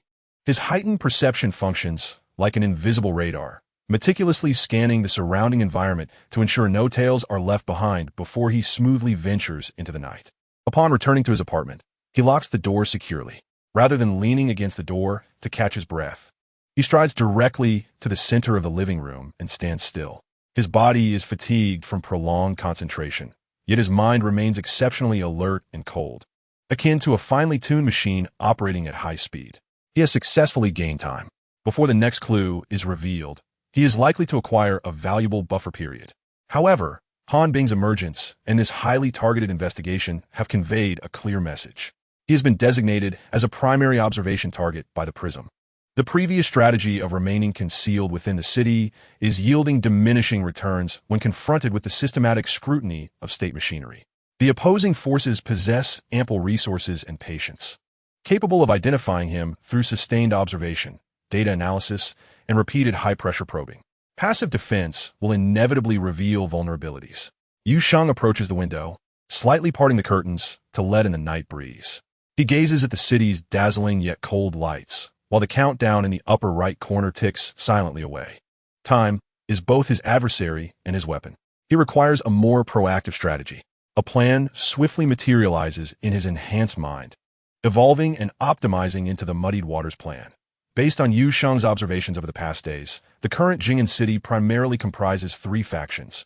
PRISM, representing official power, Pandora, encompassing technology and capital, and the Ascension School, masquerading as a philosophical community. All three entities share a common objective: to locate him. However, their ideologies and methods inevitably entail divergences and even conflicts. If he were merely the sole target of PRISM, the pressure would be excessively concentrated. Yet, if he can cleverly manipulate the other two factions, even inciting friction between them, he could stir the still waters into chaos. Consequently, Prism would be compelled to divert its attention to contend with competition and disorder. The shroud he relies on for concealment would thicken. The muddied waters plan has already taken shape in Yu Sheng's mind, yet he is far from impulsive. Before casting the first stone, he must personally gather intelligence. In the ensuing days, while fulfilling his clinic duties and maintaining an outward semblance of normalcy, he embarks on cautious yet efficient intelligence gathering.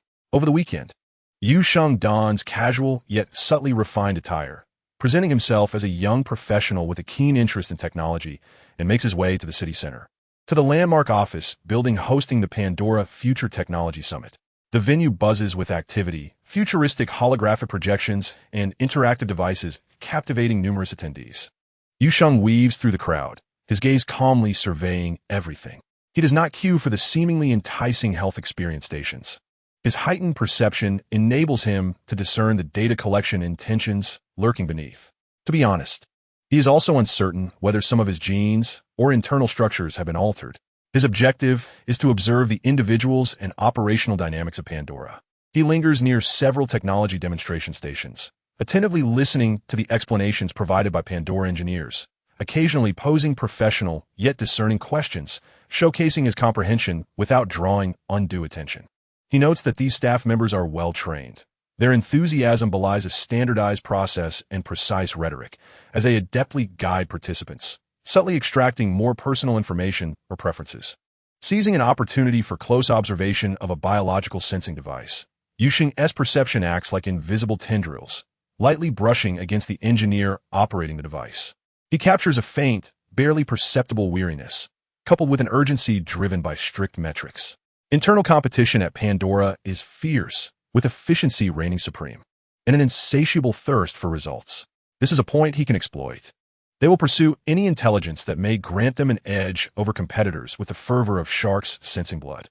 He refrains from disclosing any of his genuine information, even intentionally avoiding the registration process while buying a special exhibition coffee with cash. As he departed, a clearer image of Pandora's essence formed in his mind, efficient, avaricious, driven by technology, willing to resort to any means to achieve her goals. On another evening, Yu Sheng arrived at the Lingxi study. In stark contrast to the fervor of the Pandora event, this place was imbued with a tranquil and focused atmosphere. He opted for a small salon themed around the boundaries of collective unconsciousness and individual awakening, settling into a corner like a quiet listener. The speaker of the salon was a composed middle-aged man, known as Teacher Chun, whose eloquence was deeply compelling. He drew upon classics, intertwining Jungian psychology, metaphors from quantum physics, and Eastern philosophy, articulating the potential of consciousness to transcend material limitations, his words suffused with a yearning for a leap in the levels of existence. Yu Sheng refrained from speaking, yet his heightened perception and intellect enabled him to swiftly decipher the logical structure and emotional appeals behind these utterances. He sensed that most of the audience was genuinely captivated by this ideology, yearning to transcend the mundane and seeking a form of spiritual elevation and belonging. However, within Yu Sheng's astute perception, Teacher Chun and a couple of core members exuded not only charisma, but also a distinctly purposeful guidance. They were not engaging in an open exploration, but were carefully shaping a particular cognition, tightly linking ascension, awakening, and some nebulous yet lofty ultimate goal. After the salon concluded, Yu Sheng pretended to be moved and approached a seemingly seasoned member to express his profound interest in the evolution of consciousness, cautiously inquiring how he might delve deeper. The individual warmly provided him with an invitation link to an online community, suggesting that only those with genuine potential and sincerity could access the core discussions. Yu Sheng thanked him and departed. As he walked back to his apartment, he reflected on his insights. The Ascension School, Mid-Aos, filtered its followers through the provision of spiritual value and a sense of belonging, with the core group possessing a clear purpose and organization. What they sought might not merely be deities, but rather a messiah capable of affirming their beliefs and even leading them to ascension. This fervor, rooted in faith, could likewise be guided and exploited. Chapter 15. The Second Deity on a Weekday Morning. Yu Sheng bid farewell to a middle-aged male client who was deeply entrenched in anguish due to a fractured intimate relationship. The office returned to silence, interrupted only by the faint sounds of the city outside. Rubbing his brow, His gaze instinctively drifted to the upper right corner. The countdown silently flowed. And 27 days had elapsed, a significant portion of time. Based on previous patterns, he estimated that the announcement of the fourth clue should occur in the coming days. Each announcement signified a compression of survival space, compelling him to seize this remaining period of leniency. The entire morning was spent in this invisible anticipation and preparation. When the clock's hands finally crossed 12, and no anomalies had emerged globally, he let out a gentle sigh of relief within. Another day had passed. With no appointments in the afternoon, he resolved to advance the preliminary work of his murky plan. He retrieved his mobile phone and opened the community invitation link he had received from the study members. The registration interface appeared, prompting him to fill in a nickname and basic information. Without hesitation, Yu Sheng's fingers danced swiftly across the virtual keyboard, entering a name and a set of identity details derived from an old database he had stumbled upon while learning the basics of hacking, belonging to a robbery suspect long apprehended and forgotten. Utilizing the identity of a captured individual was one of the safest ways to conceal oneself in the shadows of the internet. It was authentic, yet would not trigger any law enforcement alerts. Upon successful registration, the interface transitioned, revealing a forum called Xinjing. The page's design exuded an intentional Zen quality and mystique, with a dark background adorned with floating stars and lotus patterns. Yu Sheng rapidly browsed the threads on the homepage. Title: Last night's meditation, visualizing the brow chakra, witnessing golden light like an egg. Is this a sign of the initial condensation of the golden elixir? Reply 1. Rejoice and commend. Taoist friend has touched the threshold, but remember not to cling, for the golden light is also void. Reply 2. It is recommended to gather qi during the auspicious moment of the rabbit hour. The effects will be even better. Title: Analyzing the relationship between the non-action governance in the Tao Te Ching and the collective consciousness field. Reply 1. A lengthy and forced piece, haphazardly connecting classical philosophy with pseudoscientific jargon. Title: Urgent. Master XX's latest teaching on the 10 paths beyond three-dimensional cognition, directly addressing the core of ascension. Reply 1. Clearly an advertisement for high-priced courses and energy products. Yu Sheng scrolled expressionlessly through the screen. As a psychologist, he had encountered too many individuals with similar discontent towards reality, a yearning to transcend the ordinary, an over-reliance on simple answers, and a desperate search for validation and superiority within a closed circle. In this community, the vast majority were immersed in their self-constructed spiritual worlds, cloaking their inner confusion and emptiness in seemingly profound language. In a sense, these individuals could all become his patients. He did not act immediately, but clicked on the post editor.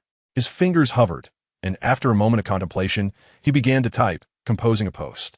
Upon completion, he refrained from clicking send, instead carefully saving it to the drafts. Now was not the time.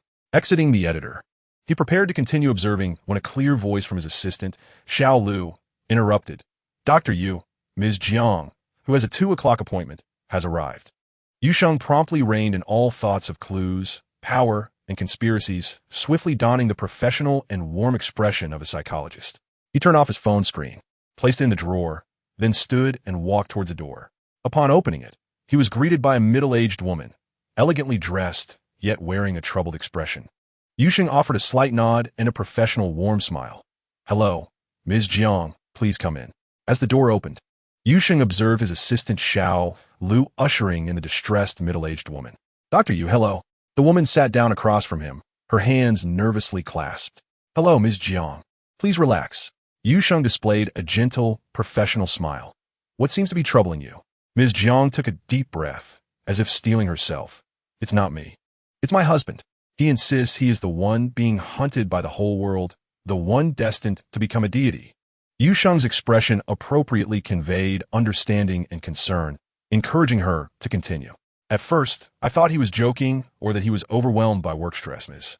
Jiang spoke faster, her voice laden with fatigue and helplessness. But for over 20 days now, he has become increasingly outrageous. He tells everyone that he is about to ascend to the divine throne, claiming that we ordinary people are all mundane and utterly uninformed. Yu Sheng listened quietly. I took him to the hospital for a comprehensive examination. There were no physical issues. After a brief conversation with the psychiatrist, he berated them as ants. asserting that their instruments could not detect divinity. I was truly, utterly mortified. She rubbed her temples, her voice choked. Dr. Yu, what do you think is wrong with him? Has he succumbed to some malevolent influence? Does he suffer from a serious psychological disorder?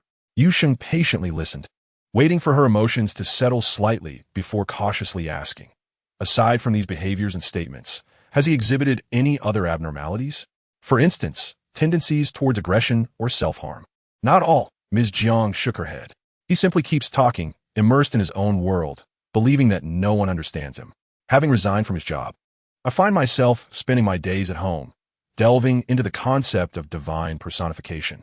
After a moment of contemplation, I inquired, surely the relevant authorities have conducted their investigations? Ms. Jiang nodded vigorously. They have visited several times, asked numerous questions, and examined him. However, I can tell that after their inquiries, they look at him as if he were a madman. They must think my husband poses no threat, merely a delusional individual. I understood the gravity of the situation and nodded in agreement. It was evident that professional psychological intervention was necessary. Very well, Ms. Jiang, if it is convenient for you, please bring your husband here at your earliest opportunity. I need to speak with him directly to make a more accurate assessment. Absolutely, Ms. Jiang exclaimed, as if seizing a lifeline, immediately rising to her feet. I will return shortly with him. He should be at home, contemplating his divine kingdom structure. Her tone was laced with resignation. Approximately half an hour later, the door to my office was pushed open with some force. Ms. Jiang nearly dragged a middle-aged man with an air of arrogance and a wandering gaze into the room. As he was pulled along, he muttered in discontent, "Ignorance. How absurd to summon a true deity. You lowly beings are nothing but a cosmic joke." Ms. Jiang offered an awkward smile to me, exerting considerable effort to seat her husband on the sofa. I observed the scene calmly, exchanging glances with the self-proclaimed divinity. His eyes, lacking focus, appeared to feign a disdainful superiority. Turning towards the weary and pleading Ms. Jiang, I gently but firmly stated, "Ms. Jiang, would you please step outside for a moment? I need to have a private conversation with your husband." Relieved, Ms. Jiang nodded quickly and exited the office, closing the door softly behind her. The room fell silent, leaving only myself and the man across from me, who scrutinized me with a condescending smirk. Chapter 16. Consolidating the effect, an unusual stillness enveloped the office. Liang Shi tilted his head, observing me with a blend of scrutiny and pity, as though I were an intriguing specimen of a lesser life form. I paid no heed to his gaze, casually perusing the information Ms. Jiang had previously provided. Maintaining a calm demeanor, I inquired, "Mr. Liang, according to the information your wife has shared, you were once a mechanical engineer, correct? That profession seems to require an exceptionally rigorous logic." Liang Shi scoffed disdainfully. "A mundane craft, shackling the soul. I have transcended such low-dimensional thinking." "Transcendence is commendable," I replied, following his lead without a ripple in my tone, as though discussing the weather. Any form of elevation, be it technical or cognitive, necessitates a solid foundation. Raising my gaze to meet Liang Shi's drifting stare, I asked, "Can you tell me what you enjoyed doing before all these changes occurred? For instance, did you listen to music? Or do you have any particular hobbies?" This was a fundamental psychological guide, an attempt to anchor his chaotic mental landscape to a past that resonated with normalcy.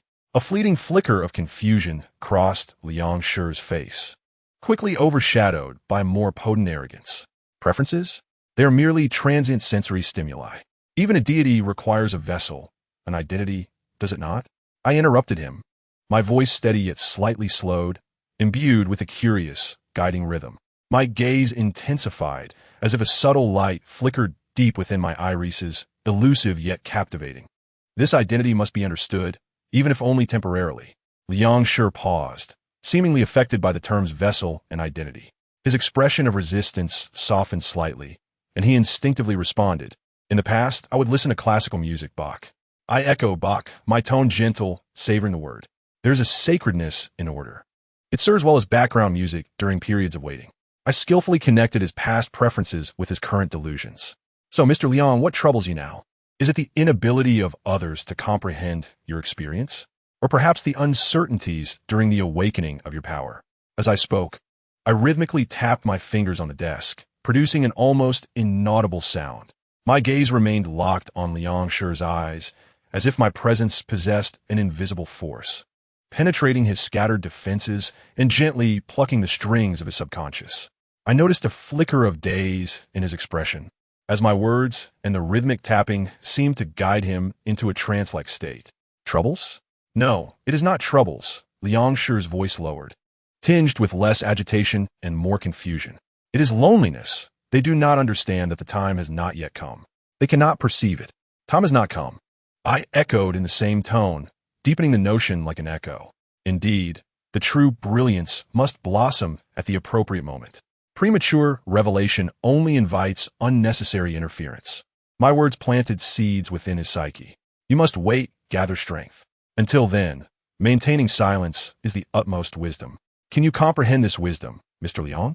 He gazed at me blankly, the chaos and fervor in his eyes gradually settling, replaced by a deeper, almost reverent focus. He murmured, silence, waiting, accumulation. I understand. Excellent. I affirmed, my voice imbued with an undeniable certainty. Remember this feeling. Remember the wisdom of waiting. Before you sense that moment truly arriving, everything regarding your identity is the highest secret. You may continue to perceive your divinity, but until then, speak of it to no one. This is the oracle. Oracle. Liang Shi unconsciously repeated, his gaze becoming vacant and submissive. I ceased my tapping, leaning back slightly, breaking the intense gaze. My expression returned to its customary warmth, as if all that had transpired was merely an ordinary exchange. Let us conclude our session for today, Mr. Liang. How do you feel? Liang Shi shook his head, his eyes regaining some spark, yet the previous agitation and incessant chatter had vanished. He regarded me with a peculiar tranquility. I understand. Thank you, doctor. I pressed the intercom button. Xiao Lu, please bring in Ms. Jiang. Ms. Jiang entered, her gaze anxiously searching for her husband. To her astonishment, although he remained silent, the previously overwhelming air of impending divinity had dissipated, replaced by an unusual, serene focus. Mr. Liang requires some time and space to reconstruct his cognition, I explained to Ms. Jiang, employing a commonly used psychological term. For the time being, he should not exhibit the intense behaviors he previously displayed. Bring him back for a follow-up tomorrow. We need to solidify this state. With immense gratitude, Ms. Jiang led her unusually compliant husband out of the office. Once the door closed, I sat alone, my gaze contemplative and profound. The following afternoon, Liang Shi returned to my clinic, accompanied by Ms. Jiang. She appeared significantly improved compared to the previous day, her furrowed brow replaced by a countenance of relief and gratitude. Upon entering the office, she immediately expressed her thanks. Dr. Yu, I cannot thank you enough. Had I known the effect would be so remarkable, I would have brought him sooner. I invited them to sit and smiled, inquiring, how has Mr. Liang fared since returning home? Much better, truly much better. Ms. Jiang replied with a buoyant tone. After we returned yesterday, he sat quietly, no longer uttering those strange words. He simply immersed himself in his old engineering blueprints and professional texts, and slept soundly at night. Doctor, how did you accomplish this? It is truly remarkable. Yu Sheng maintained a humble smile, directing his gaze towards Liang Shi beside him. Today, Liang Shi appeared notably more tranquil, his eyes no longer scattered and restless, but instead imbued with a calm, almost introspective focus. Sensing Yu Sheng's gaze, he inclined his head slightly, his demeanor revealing a subtle hint of respect. The efficacy of psychological intervention necessitates a process, and Mr. Liang's cooperation is pivotal. Yu Sheng explained to Ms. Jiang, then turned to Liang Shi, suggesting, Mr. Liang, shall we retire to the inner room for a private discussion? It would help reinforce the effects. Liang Shi exhibited no resistance, obediently rising to his feet. The two entered the consultation room once more, the door gently closing behind them, isolating them from the outside world. This time, he activated the sound system, playing the classical compositions of Bach mentioned the previous day. The music, structured and filled with a mathematical beauty, transcended the mundane. It flowed through the room, creating an ambience of tranquility and solemnity. The conversation between Yu Sheng and Liang Shi was conducted in hushed tones, inaudible to Ms. Jiang outside. She could only faintly discern Yu Sheng's steady intonations, occasionally punctuated by Liang Shi's brief, compliant responses. Chapter 17. Pandora's Open Letter an hour later. The door to the consultation room swung open.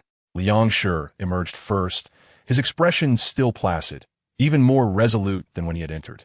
He offered a slight bow to Yu Sheng, his movements fluid and natural, as if this were a customary gesture of etiquette. Ms. Jiang promptly stood up. Yu Sheng lingered at the door, advising Ms. Jiang, "Please ensure he has a quiet environment. Refrain from disturbing his thoughts." "Certainly, I will comply." Ms. Jiang responded eagerly. Liang Shi remained silent, merely nodding once more at Yu Sheng before gently closing the consultation room door, his actions meticulous, as if wary of disturbing the lingering resonance within. Accompanied by the softly flowing strains of Bach's music, now sealed behind the door. Observing their retreating figures, Yu Sheng's gaze remained calm and gentle. This day unfolded without tumult. Besides reinforcing Liang Shi's treatment, Yu Sheng attended to a 7-year-old boy who was weeping due to separation anxiety. Soothing the child's emotions proved far more straightforward and pure than dealing with adults. Most of Yu Sheng's therapeutic suggestions revolved around indulging in KFC or engaging in a few rounds of a popular mobile game. In the afternoon, he even found time to chat with Xiao Lu at the front desk, the conversation lighthearted, seamlessly maintaining his facade as an ordinary physician. Upon returning home in the evening, he prepared dinner and reviewed professional literature, everything as it had always been. Until just before sleep, he habitually browsed the evening news on his phone, when a headline caught his attention. The wording was bold and direct. "Pandora Group to the future. We are willing to pave the way to the divine throne for you." Yu Sheng raised an eyebrow and clicked to read further. The article was written in a provocative and enticing style. It began by extolling the uniqueness and boundless potential of those chosen. Then, it sharply pointed out the isolated plight of those pursued globally and the possible control and hostility from official institutions. Subsequently, Pandora's true intentions were laid bare. They extended a public invitation to the unknown entity, promising access to the world's foremost scientific resources, absolutely secure havens, limitless financial support, and a partnership to explore the ultimate mysteries of life and the universe. The text was replete with words of collaboration, mutual benefit, and future creation, painting a grand vision of hand in hand towards the stars and seas. However, to Yu Sheng, the essence concealed beneath this ornate rhetoric likely harbored ill intentions. Discussing significant matters? A cold smile curled at the corners of Yu Sheng's mouth. It seemed probable that on the first day they were invited in, they would find themselves on a clandestine flight to some overseas island by the next, and, on the third day, strapped to an autopsy table, with every cell subjected to separation and study. He turned off his phone screen, enveloping the room in darkness. Save for the faint glow of the countdown in one corner of his vision, he remained undeterred, instead beginning a calm analysis of Pandora's motives behind this move. This indicated that Pandora's earlier strategy of extensive data screening in Jing'an had likely failed. Their high-tech health experience stations, online behavior analyses, and possibly more clandestine monitoring methods had not yielded decisive progress amidst the vast population and the equally efficient interference from official channels. They realized that in this race against time, they, as external capital, had fallen behind the official prism in localized, systematic scrutiny. The prism possessed natural advantages such as household registration, surveillance, and grassroots organizations, tightening the encirclement step by step. Time was not on Pandora's side. Thus, they altered their strategy, shifting from covert screening to overt communication. It was a gamble with low costs that could yield remarkable results. They wagered that the chosen individual might feel isolated and in need of assistance, that he might harbor more distrust towards official entities than towards capital. They gambled on his naivete in believing the lies of cooperation. Or, even if there existed only a 1 in 10,000 chance that the chosen one would experience a flicker of emotional response due to this news, it could lead them to capture traces through their more advanced, target-focused monitoring network. Casting a wide net, they were taking a chance. Yu Sheng concluded this was a desperate measure under unfavorable circumstances, yet it also revealed the shrewdness and relentless nature of capital. This was both advantageous and a warning for him. The advantage lay in the competitor's anxiety and strategic adjustments, signifying that his previous concealment had been successful, and that the murky waters now had a new source. The warning was clear. Pandora had brazenly stepped into the spotlight, and competition would become more direct and intense. He closed his eyes, planning in the dark, as Pandora extended an olive branch. Perhaps he could find a way to deliver this olive branch to those who needed it more. As night deepened, the city's clamor subsided. Yet, Yu Sheng's mind grew ever clearer and more active. Despite staying up late, he awoke promptly at dawn, influenced by his biological clock. The sky outside was faintly bright, the city not yet fully awakened. He did not linger in bed. After rising, he prepared a simple breakfast for himself, a homemade ham, an egg sandwich, and a cup of warm milk. Seated at the dining table, he consumed his breakfast while scrolling through the subsequent comments regarding Pandora Group's open letter on his phone. The online discourse was overwhelmingly filled with ridicule and mockery. Was Pandora in a state of desperate confusion? Hilarious. Did they really think that divine beings were naive and gullible? Those who went might not escape being subjected to dissection for research. The faces of capitalists, seeking to acquire even the qualifications of divinity, were laid bare. Occasionally, a few seemingly professional analysis posts seriously discussed the possibilities and risks of collaboration, but in Yu Sheng's view, they were merely trying to ride the wave of popularity. Much like a certain commentator, Yu Beichun, truly laughable. After tidying up his dishes and donning a neatly pressed shirt, Yu Sheng departed for work as usual. The day at the clinic alternated between busyness and tranquility. He processed cases, organized documents, and engaged in necessary exchanges with colleagues. Everything proceeded as normal. At noon, with the sun shining just right, Yu Sheng had just concluded a consultation with a visitor and was preparing to take a brief respite. The clock on the wall pointed precisely to 12 o'clock. In that very moment, the familiar glimmer of the personal countdown above him flickered. 69, 2400 hours, 00, immediately thereafter. That familiar, coercive force once again enveloped the globe. The computer screens in the office, his mobile phone, and the television in the waiting room. Every electronic device was abruptly severed from its display, forcibly redirected to a dark and cold countdown interface of muted gold. Yu Sheng's heart jolted as his gaze sharpened. It has begun. Indeed, beneath the countdown, glaring words emerged like a decree of fate. Chapter 18. A sudden turn. 69. 2400 hours. 00. Clue 4. Doctor. Yu Sheng's pupils constricted sharply. The muffled gasps and rising murmurs from colleagues in the clinic became indistinct background noise. Following the initial shock, his mind entered a state of absolute calm and analysis. From the 300,000 men aged 20 to 40 in Jing'an City, he pinpointed the specific professional group of doctors. He understood that the total number of registered doctors in Jing'an City was approximately 100,000, eliminating women and men outside the age range. The target number likely dwindled to around 10,000. The scope had narrowed drastically. For the state apparatus and those omnipresent forces, 10,000 targets were sufficient for a forced screening. His profession had become the most conspicuous target. This indicated that his normal life as a psychologist, Yu Sheng, was likely coming to an end. The clinic was no longer sanctuary. It could very well become the first location to be locked onto. As this overwhelming shock and sense of crisis washed over him, a new, clear thought surged into his mind, accompanied by the unlocking of abilities. New clue detected. Advanced powers unlocked. Current unlocked. Disguise. There were no tutorials, no explanations. Knowledge about disguise, its techniques and operational methods, instinctively coalesced within him. It could not only be applied to himself, but also, under certain conditions, allow him to masquerade as others. He instantly grasped how to control facial muscles, subtly adjust skeletal structure, change gait and posture, and even simulate the aura and accent of various professions and social classes, enabling him to perfectly assume another identity. This was not merely a skill of disguise. It was a comprehensive mimicry and integration from the physical to the psychological realm. Disguise.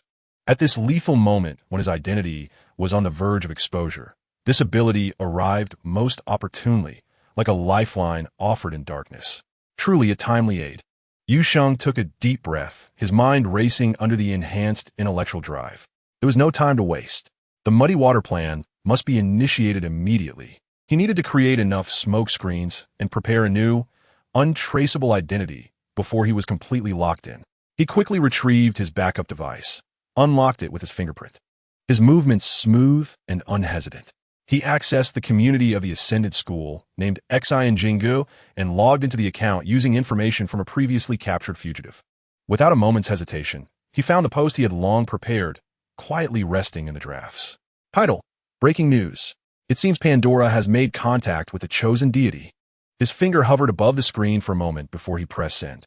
The post landed in the community like a boulder thrown into a tranquil lake, instantly stirring ripples. The content was vague, yet highly provocative, suggesting that Pandora, with its capital and technological advantages, had secretly identified a target and was attempting to make contact or even exert control. This was enough to ignite suspicion and fury among the believers of the Ascended School, who held a deep disdain for the corruption of divinity by capital. Completing this step, Yu Sheng immediately logged out of the account and erased all traces. He then picked up his regularly used office mobile, found Ms. Jiang, Liang Shi's wife, in his contacts, and called her directly. The call connected swiftly. "Ms. Jiang, hello." Yu Sheng's tone carried an undeniable professionalism and a precise sense of urgency, based on Mr. Liang's previous condition.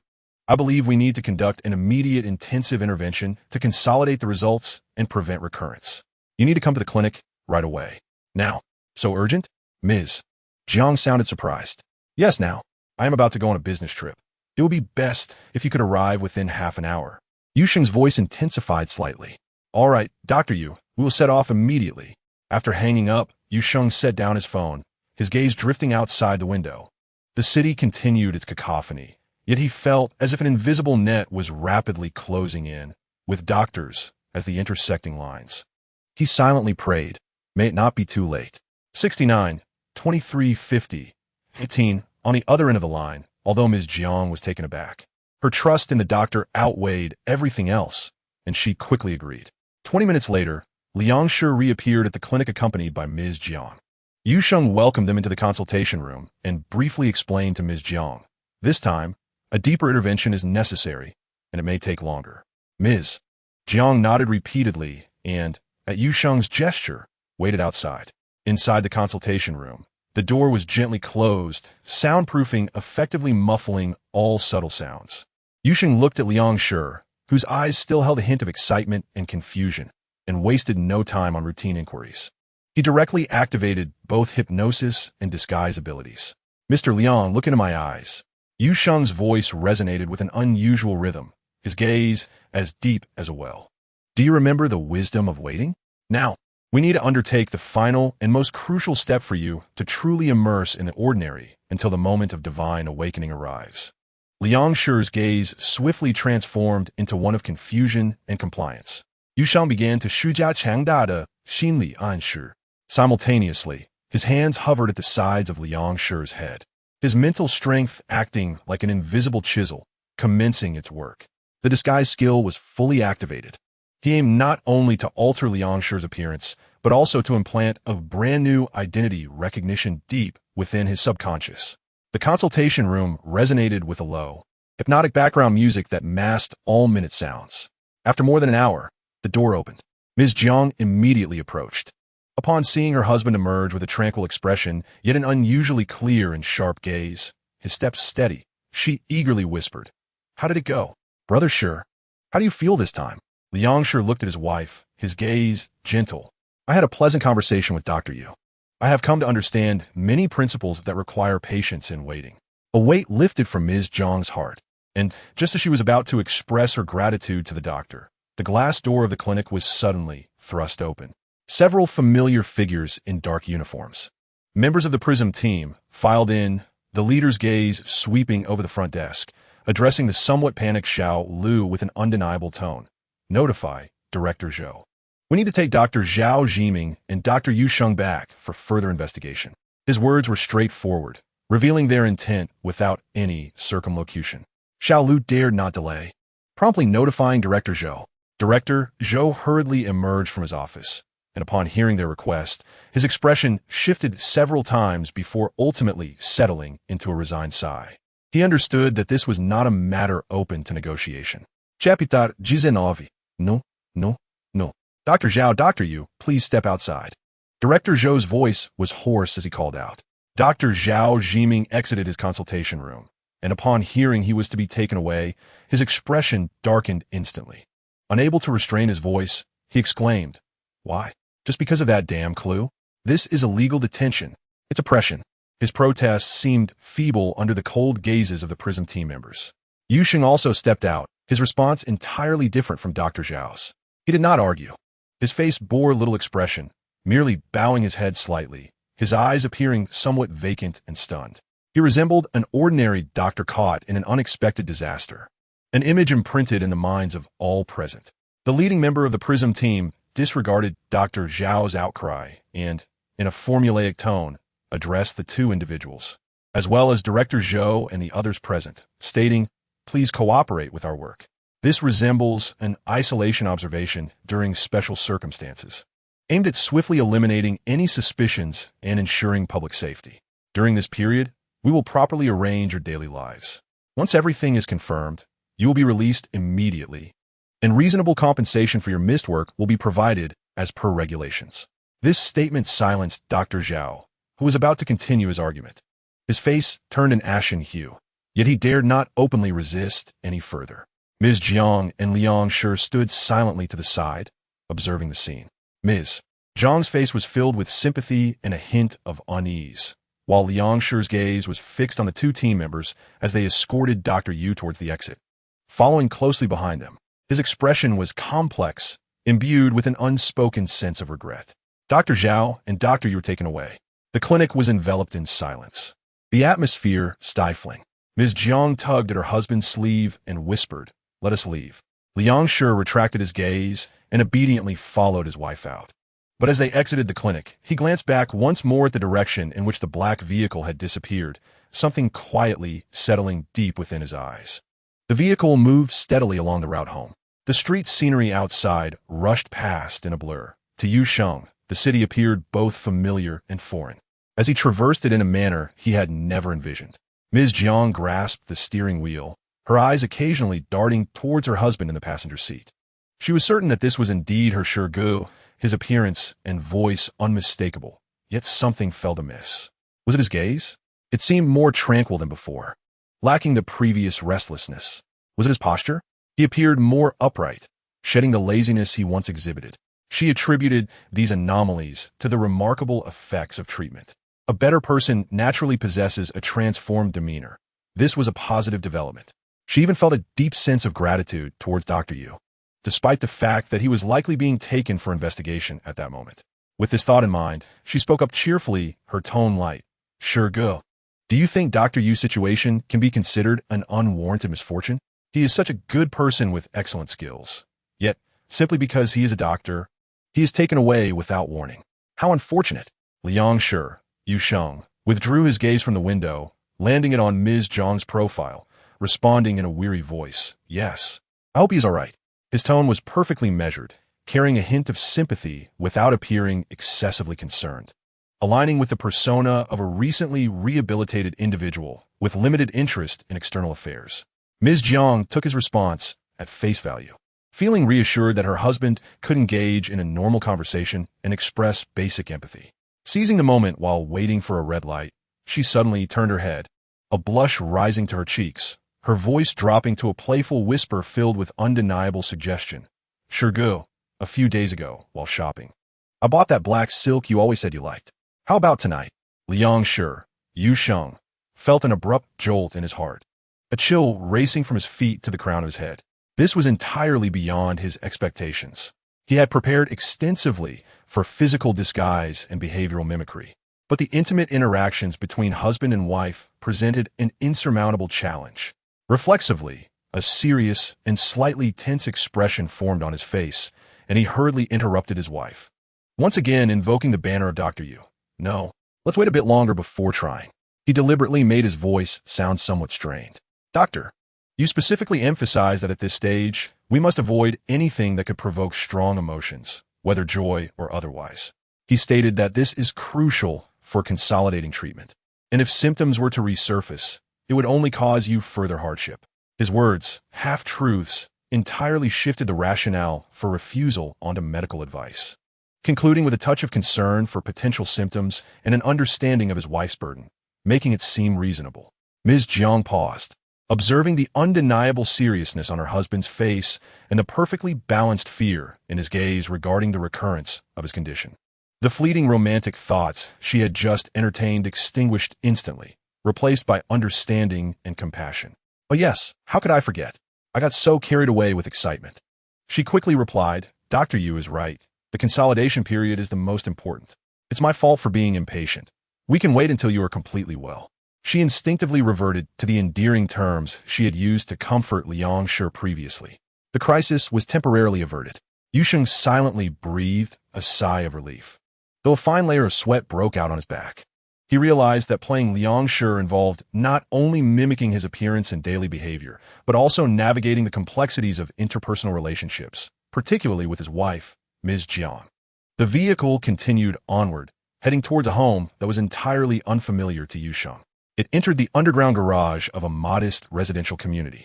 Liang Shi, Yu Sheng, followed Ms. Jiang into the home that was entirely new to him. He quickly and discreetly surveyed his surroundings, the style of decoration, the arrangement of items, family photographs, primarily of Liang Shi and Ms. Jiang together, forcing every detail into his memory. Ms. Jiang was still overjoyed by her husband's recovery, bustling about to pour him water and peel fruit. Yu Sheng imitated the slightly aloof and fatigued demeanor typical of someone recovering from serious illness, spending most of the time silently seated or ambling around the home under Ms. Jiang's guidance, familiarizing himself with the layout. That evening, he successfully convinced Ms. Jiang to allow him to sleep alone in the study, citing the need for an absolutely quiet environment to consolidate his treatment's effects. Though Ms. Jiang felt a twinge of disappointment, she acquiesced for the sake of her husband's health. Late at night, as Liang Shi, Yu Sheng, lay on the fold-out bed in the study, he found himself wide awake. Ms. Jiang's sudden intimate suggestion from earlier echoed alarmingly in his mind. He needed to devise a plan. He absolutely could not cohabitate with her during this time. He began to rapidly strategize in his mind. Chapter 20. Yu Sheng. Liang Shi, he calmly analyzed the situation, realizing that it was not merely ethical and psychological barriers he faced, but also the greatest source of vulnerability. The minutiae of daily life, the habits, small gestures, even sleeping positions, could inadvertently betray that he was not the true Liang Shi. He recalled the information he had gleaned from Liang Shi during their consultations, through hypnosis and conversation. Liang Shi was an engineer at a telecommunications technology company. Although he had been on sick leave due to recent health issues, he had previously needed to travel frequently for work. A plan rapidly formed in Yu Sheng's mind. He would return to the workplace. For someone with his exceptional learning abilities, mastering Liang Shi's job as a telecommunications engineer would only require a few nights of intensive study. Liang Shi's computer, along with professional books and project materials on the bookshelf, would serve as ready-made study materials. Business trips would provide the perfect opportunity to temporarily escape Ms. Jiang's watchful eye. He could stay at a safe house for a while and enjoy freedom of movement. It was settled. The following morning, Liang Shi, Yu Sheng, exited the study, his face bearing an expression of resolute determination as if he had contemplated deeply throughout the night. He addressed Ms. Jiang, who was preparing breakfast. "Wife, I feel much better. Staying at home all day with nothing to do only leads to overthinking. I would like to visit the company today and resume work." Ms. Jiang was taken aback, her spatula halting mid-air. "What? So soon? Does Dr. Yu know? Are you sure you are fit to go?" "I feel fine," Liang Shi, Yu Sheng, replied. Dr. Yu has also mentioned that resuming normal social activities aids recovery. Besides, I will just check in and handle some backlog. It won't be too tiring. He paused for a moment. "And I recall there is an out-of-town project about to launch, so I might need to go on a short trip soon. It's a good opportunity to prepare ahead." Ms. Jiang furrowed her brow. "A business trip?" "Yes, a short one, just a few days." Liang Shi, Yu Sheng, spoke in a calm tone, as if discussing a matter of little significance. A change of environment might indeed be beneficial for stabilizing emotions. Ms. Jiang observed her husband as serious yet tranquil expression and recalled his stable demeanor yesterday, recognizing that his return to work was a positive development. Taking an extended leave was not favorable for his standing at the company. Ultimately, she hesitated but nodded. "You must be careful and not overexert yourself. Call me anytime if you need anything." "Rest assured," Liang Shi, Yu Sheng, replied with a nod, feeling a sense of relief within. The first step was accomplished. He quickly rummaged through Liang Shi's wardrobe, finding a set of professional attire befitting his identity, and took Liang Shi's ID badge and laptop bag. "I'm heading out." He needed to swiftly transform himself into a competent telecommunications engineer and leverage this identity to secure valuable freedom of movement and space. On the other hand, within the confines of a black van, the atmosphere was stifling. Dr. Zhao Jiming wore a sullen expression throughout the journey, muttering curses about his misfortune and unwarranted calamity. He even attempted to request a fellow team member, who appeared somewhat familiar, "Comrade, could you allow me to return home briefly to fetch a few changes of clothes? This is all so sudden." The team member merely shot him a disinterested glance and replied flatly, "The quarantine site is fully stocked with daily necessities. There is no need." Zhao Jiming felt a surge of anger, convinced that he was experiencing a string of bad luck. He elbowed the silent Yu Sheng, Liang Shi, who had been staring down, and whispered his grievances. "Yu Sheng, what is this all about? Who do we offend? It's truly an unwarranted disaster." Yu Sheng, Liang Shi, nudged, slightly flinched, and slowly lifted his head. His gaze was vacant, imbued with a sense of soul-deep disorientation. He parted his lips as if to speak, but ultimately remained silent. Lowering his head once more, observing Yu Sheng's lost demeanor, Zhao Jiming mistakenly assumed he was frightened by the situation. Although he too felt trapped, a flicker of sympathy arose within him, prompting a sigh as he ceased to disturb Yu Sheng. The vehicle finally entered a seemingly ordinary, yet heavily guarded compound. They were led into a modest-looking building, which, surprisingly, was immaculately maintained inside, indeed meeting the standards of a typical three-star hotel, as the team member had stated. Zhao Jiming noticed many individuals of similar age being brought in, likely fellow doctors. The two were escorted to separate rooms. At the doorway, the team member assigned to guide them monotonously stated, "Meals will be delivered promptly to your door 3 times a day. There is an internal phone in the room. Any reasonable living requests can be made. In principle, leaving the room is not permitted. Cooperation with the investigation is required, and quarantine will be lifted once verification is complete." Zhao Jiming, grim-faced, entered his room without uttering a word, slamming the door behind him. Meanwhile, Yu Sheng, Liang Shi, walked into his assigned room like a marionette, the door locking automatically behind him. The room was eerily quiet, with the curtains tightly drawn. He did not take the time to examine his surroundings or check the internal phone. He even ignored the bottled water placed on the small table. Instead, he walked straight to the bedside and sat down slowly, his body rigid. Bowing his head, his hands unconsciously rested on his knees as he stared vacantly at the carpet's pattern. After what felt like an eternity, he finally whispered in an almost inaudible voice, as if repeating a broken record, the deeply ingrained instruction, "Wait." Nothing else surfaced in his mind. The true essence of Liang Shi seemed entirely sealed away, leaving behind merely the shell executing Yu Sheng's commands, playing the role of a silent yet perfect stand-in within the quiet isolation room. Following the information stored in his memory, Yu Sheng arrived at the telecommunications technology company where Liang Shi was employed. The moment he stepped into the open office area, a familiar colleague spotted him and exclaimed, "Oh, Liang Shi, you decided to return? What is this? No longer a deity?" A chorus of subdued laughter erupted in the office. Clearly, Liang Shi's previous claims of divinity had morphed into a classic joke among colleagues. Yu Sheng had anticipated this reaction. A smile instantly graced his face as he humorously retorted, "I've no desire to remain a deity. The heavenly rules are too cumbersome. It's far more enjoyable to mingle with you mundane folks." "Damn you." The colleague shot back playfully, tossing a stack of documents at him. "Hurry up and lend a hand. While you've been on sick leave, I've been covering your duties, and it's exhausting. Thank my friend. I'll treat you to a meal soon." Yu Sheng replied as he accepted the documents and naturally settled into Liang Shi's workstation. He powered on the computer and began searching. In Chapter 21, the safe house, he did not immediately commence work. Rather, he discreetly perused Liang Shi's project documents, email exchanges, and technical manuals. His enhanced learning abilities allowed him to function like a high-speed scanner, swiftly comprehending, assimilating, and archiving information. Telecommunications protocols, code modules, and project timelines, once unfamiliar technical knowledge, quickly formed a clear framework in his mind. Simultaneously, he mimicked Liang Shi's work habits, indulging in mild procrastination, brewing coffee, and leisurely tackling backlogged emails while occasionally exchanging banter with nearby colleagues. "Liang Shi, where did you place the interface documentation for that XX project?" "I can't seem to find it," a colleague inquired.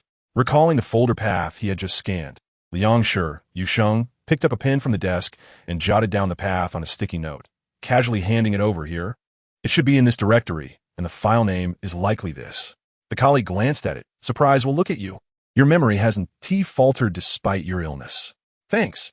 No problem, Liang Yu Sheng replied with a smile, returning to his studies. The morning passed in a blur of learning, performing, mimicking, and managing.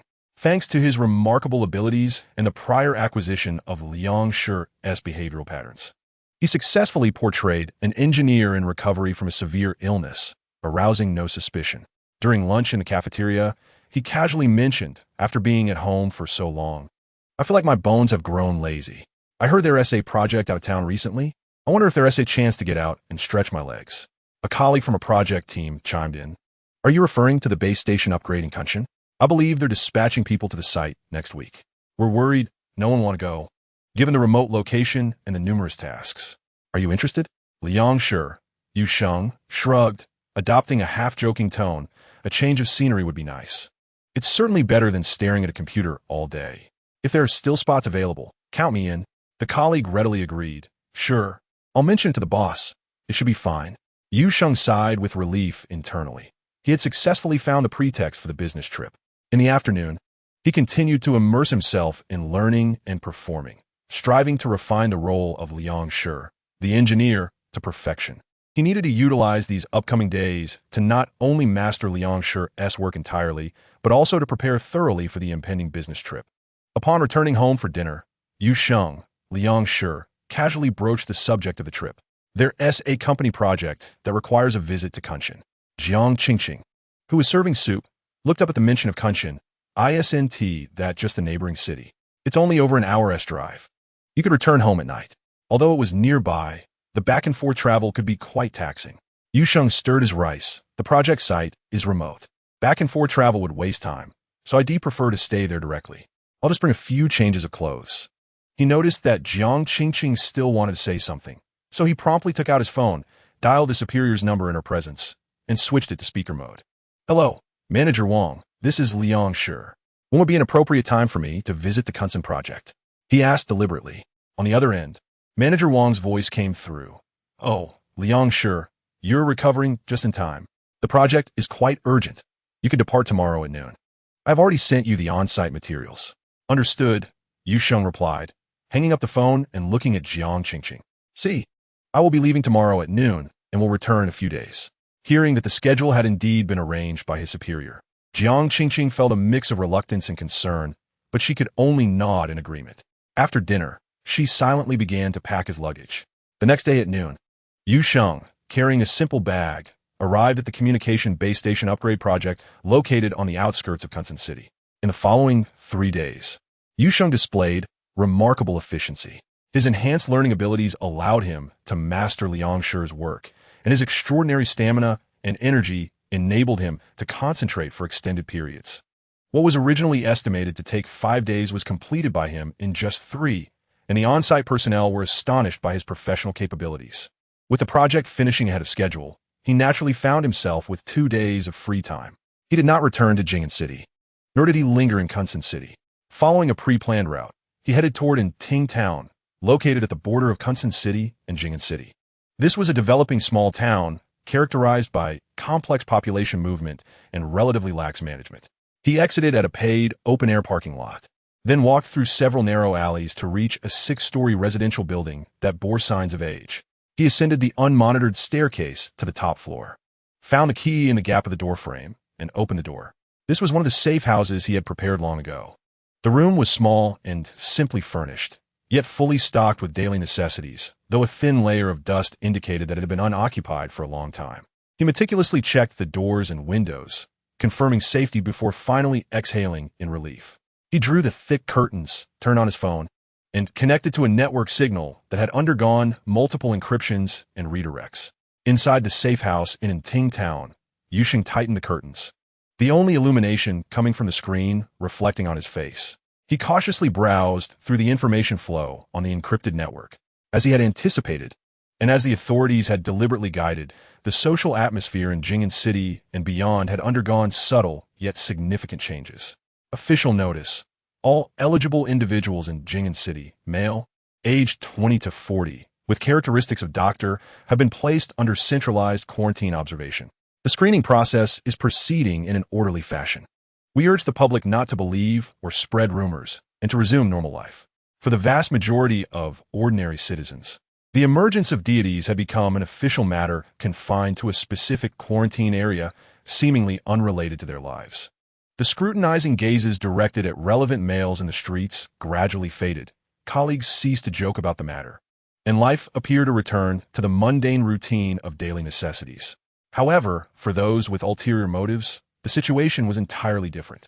Their attention was magnetically drawn to the quarantine area, holding their breath in anticipation of the announcement of the fifth clue. What could the fifth clue entail?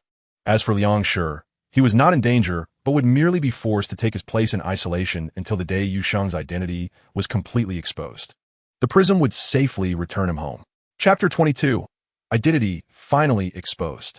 Inside the safe house in Impending town, Yu Sheng concluded a session of high-intensity physical training, sweat trickling down his jawline. He approached the faucet, splashed cold water on his face, and looked up to see Liang Shi's reflection in the mirror. Gazing at that face, an uncontrollable thought emerged. Sore, Liang Shi.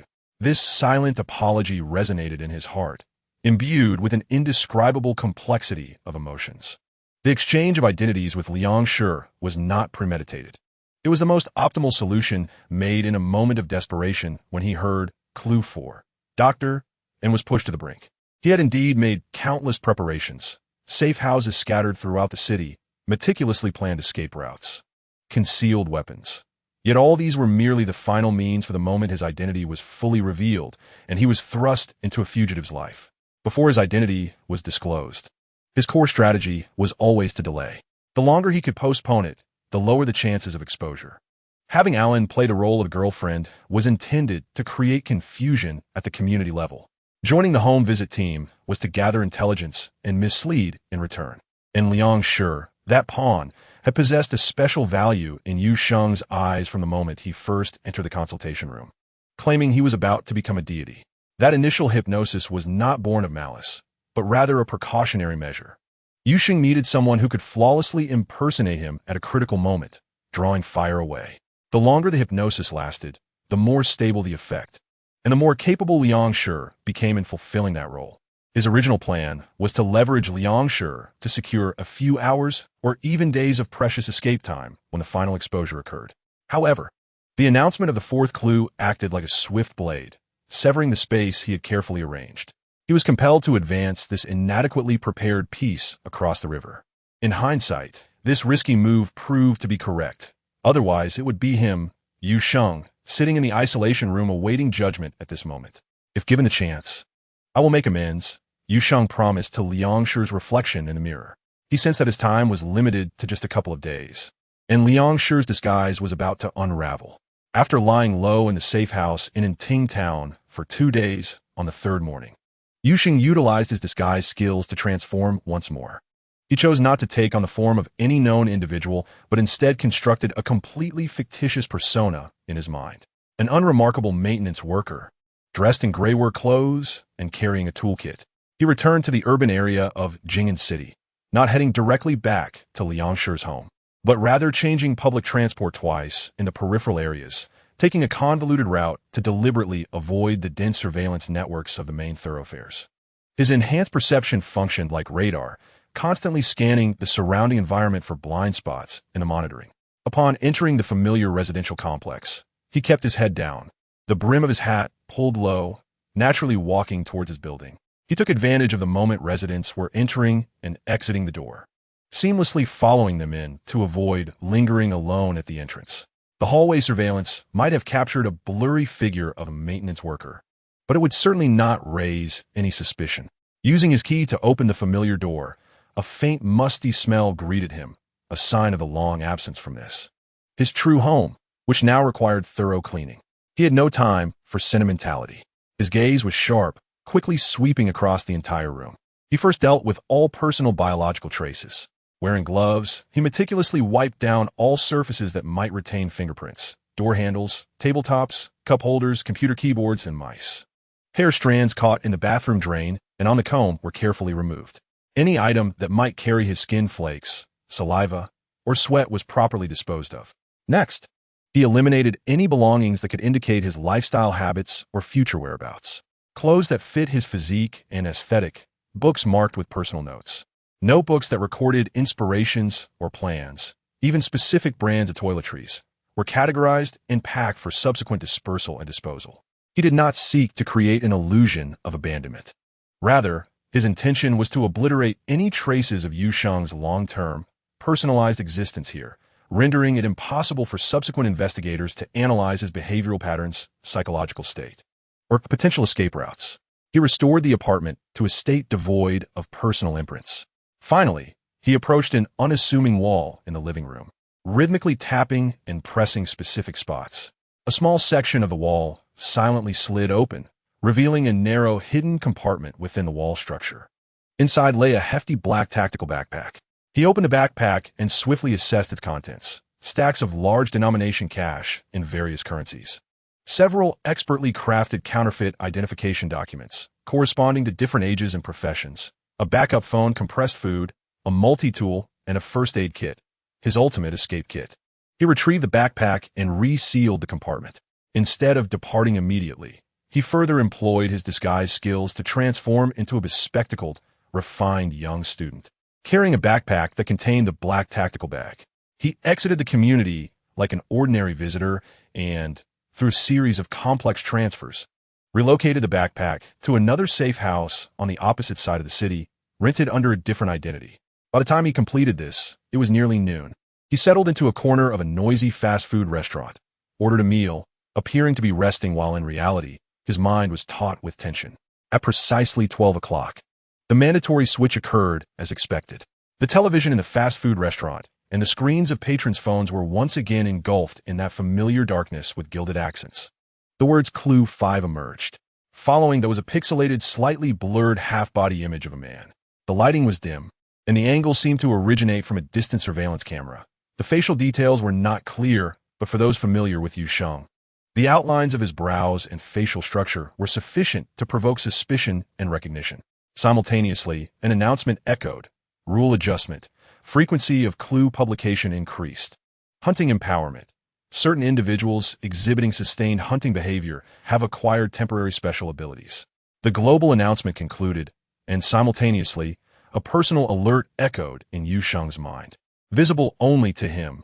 Warning. Intensity of pursuit has significantly escalated. Survival countdown has entered an accelerated phase. The hunters have been granted special abilities. That blurry photograph acted as a bounty notice, dramatically amplifying his presence. The new rules propelled this hunt into an entirely new, more perilous dimension. An increase in the frequency of clue publication signified a drastic reduction in the time available for him to hide and adjust his strategies. Any misstep could be magnified in the next exposure. What weighed heaviest on him was the hunting empowerment. Certain hunters had acquired special abilities. What could they be? Tracking? Detection?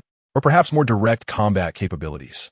He was no longer merely contending with well-trained agents and advanced technology. He could potentially face adversaries endowed with supernatural means. Did they think his life was too easy? This sudden alteration in rules was rife with malice, as if some unseen force deemed the previous challenges insufficient to crush him, insisting on bestowing sharper fangs upon the hunters. He forced himself to remain calm, taking a deep breath. Complaints were futile. He needed to reassess everything immediately. The true race for survival had commenced, with the countdown now in full effect. Chapter 23. Retreat. Yu Sheng, having obtained the black backpack filled with cash and counterfeit documents at the secluded safe house, did not linger. Maintaining his guise as a university student, he casually hailed a taxi by the roadside. Driver, to Kunshin. He opened the door and settled into the back seat, striving to sound as ordinary as possible. The driver, a middle-aged man, glanced at him through the rearview mirror, furrowing his brow. Kunshin? Young man, that's quite a distance. If I go there, I'll be empty on the return trip. It's not worth it. Double fare, Yu Sheng said, pulling several bills from his wallet and placing them in the front seat's armrest. This way, you won't lose on the return. The driver's eyes lit up, and his demeanor immediately warmed. All right, buckle up, we're off. The vehicle started, merging into the flow of traffic towards the city exit. Yu Sheng exhaled slightly, feeling at least the first step had gone smoothly. However, just as he began to relax, An urgent news bulletin interrupted the car's radio, causing him to momentarily hold his breath, repeating, "The police in Jing'an City are currently seeking a highly dangerous fugitive. Yu Sheng, male, 28 years old. Former profession as a psychologist. This individual is suspected of having significant ties to recent divine incidents. Citizens are urged to report any sightings immediately. A wanted notice. How could it be so swift?" Yu Sheng felt a jolt of shock. Since the clue was published, it had barely been half an hour. Even with rapid official responses, procedural delays would typically take time, unless someone had immediately confirmed the identity of that blurry photograph. Was it Captain Wang from the home visits? Or Han Bing from the clinic inquiries? Only those who had been in close contact with him and possessed certain privileges could bypass some procedures and issue a wanted notice within such a short time frame. A sense of crisis hit him like a bucket of ice water. His original plan was to use his disguise to slip out of the city. Before noon, he had been confident that his disguise would be sufficient to deceive routine checks at the checkpoint. But now, with the hunting empowerment granting special abilities to certain hunters, this newly announced rule felt like a poisonous thorn piercing his decision-making nerves. He wondered if any empowered individuals were stationed at the city exit among the police or the Prism team, or their abilities. Did they possess skills to see through disguises or sense abnormalities? If his disguise were to be instantly recognized at the checkpoint, he would be walking into a trap. He could not take that risk, at least not while the situation remained unclear and he would be directly confronting the most heavily fortified exit. In a flash of inspiration, Yu Sheng made a decision.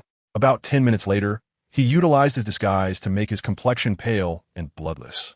Then, in a weak tone, he said to the driver, "Sir, please turn back. I suddenly feel discomfort in my heart. I need to go to the nearest hospital." The driver hesitated for a moment, casting a puzzled glance at him through the rearview mirror. Upon seeing Yu Sheng's pale and weak appearance, he was alarmed. "Hang in there. I'll turn back. Don't die in my car." He paid little mind to whether the driver would become suspicious. Even if he did, it was of no consequence. Yu Sheng had more than enough capability to prevent the driver from reporting before he departed. The vehicle deftly turned at the next intersection, heading back toward the city center of Jing'an.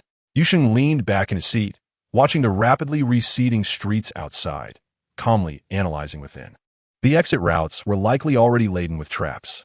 In contrast, the bustling city of Jing'an, with its millions of inhabitants, presented a far more expansive hiding ground.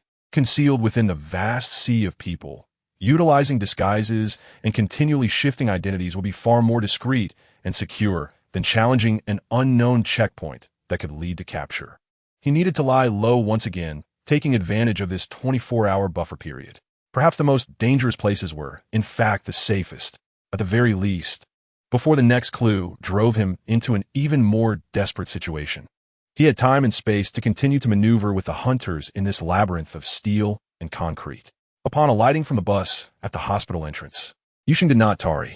He quickly transferred to another bus, navigating through multiple disguises until he finally arrived at the safe house located in an old neighborhood.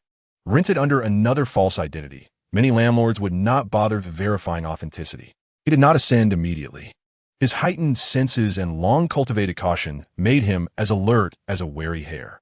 He stepped into the dimly lit convenience store downstairs, feigning a casual wait while his gaze absent-mindedly roamed the shelves. In truth, his ears were attuned to the sound of the antiquated television set within, while his peripheral vision remained vigilant, observing the activity outside on the street. On the screen, the local news station was in the midst of a continuous broadcast of an urgent announcement. Prominently displayed was his identification photograph taken a year prior when he joined the clinic, clad in a white lab coat, with a gentle and refined smile. The announcer pronounced his name, age, and features with precise clarity, reiterating the call to report any sightings immediately. This 10-minute wait was less about surveying his surroundings and more akin to an internal interrogation and reflection. His mind raced backward, recalling every detail from the moment he rented this safe house. Memories flickered like high-definition images, confirming that his actions had been meticulous enough to leave no obvious flaws. For now, this place remained secure. "Boss, the person hasn't arrived yet. I'll head upstairs first." He greeted the shopkeeper behind the counter, his tone casual, resembling that of an ordinary tenant. The owner merely nodded without lifting his head. With that, Yu Sheng turned and ascended the stairs, unlocking the door to the safe house. He secured the lock and switched on the television. His own image cycled on the screen. Leaning back against the sofa, he gazed silently at it, his expression devoid of any emotion. After a moment, he let out a soft, self-deprecating click of his tongue, thinking, in this light, I do appear rather photogenic. Theoretically, as long as he remained undetected until the next clue was announced at noon the following day, this safe house, devoid of any connection to Yu Sheng, should provide him with refuge. However, he could easily surmise that at this very moment, certain areas of the tranquil city were undoubtedly experiencing tumultuous upheaval. His home, his clinic office, and even Liang Shi's residence had likely been ransacked. Yet, Yu Sheng pondered, the clinic would have left behind traces of his hair, fingerprints, and skin flakes. There was nothing he could do about the evidence at the clinic. He lacked the time and means to cleanse it. That was an irreparable gap, and surely, by the end of today, his biological information would be known to the personnel of the Prism. He lowered the volume of the television and approached the window, peering through the gap in the curtains to observe the commotion outside. As night deepened, a few residents strolled about the community, and everything seemed normal. An overwhelming fatigue washed over him, not solely physical, but also a mental strain that was highly taut. He needed to rest. He required a clear mind and ample strength for the impending escape. Yu Sheng lay on the hard bed, fully clothed, closed his eyes, and forced himself into slumber.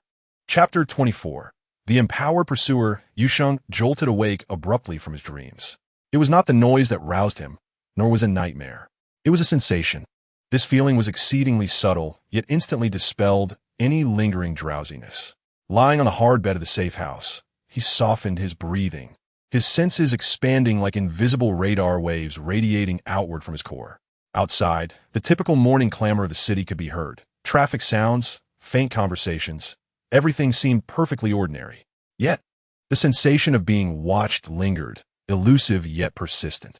His mind swiftly deduced, in a fraction of a second, that it was less of a targeted scan and more akin to a broad-spectrum sweep, akin to a searchlight illuminating the entire area. He recalled the mention in yesterday's global announcement that certain persistent hunters had gained temporary special abilities. Enhanced tracking, danger perception, area scanning, whatever the specifics. The conclusion was singular. This initial safe house, in which he had barely resided for a day, was no longer secure. The hunters had deployed new tools, and he had to leave immediately. Without a moment's hesitation, Yu Sheng rolled out of bed, his movements swift and silent. He quickly checked the contents of his black backpack. Cash, false identification, essentials, all verified. He then stood before the room's mirror. Focusing intently, he activated his disguise ability. He needed to adopt the least conspicuous identity possible. An elderly man, shuffling, dressed plainly, a common figure who would blend seamlessly into the crowd and be nearly impossible to locate. In his mind, he constructed an image.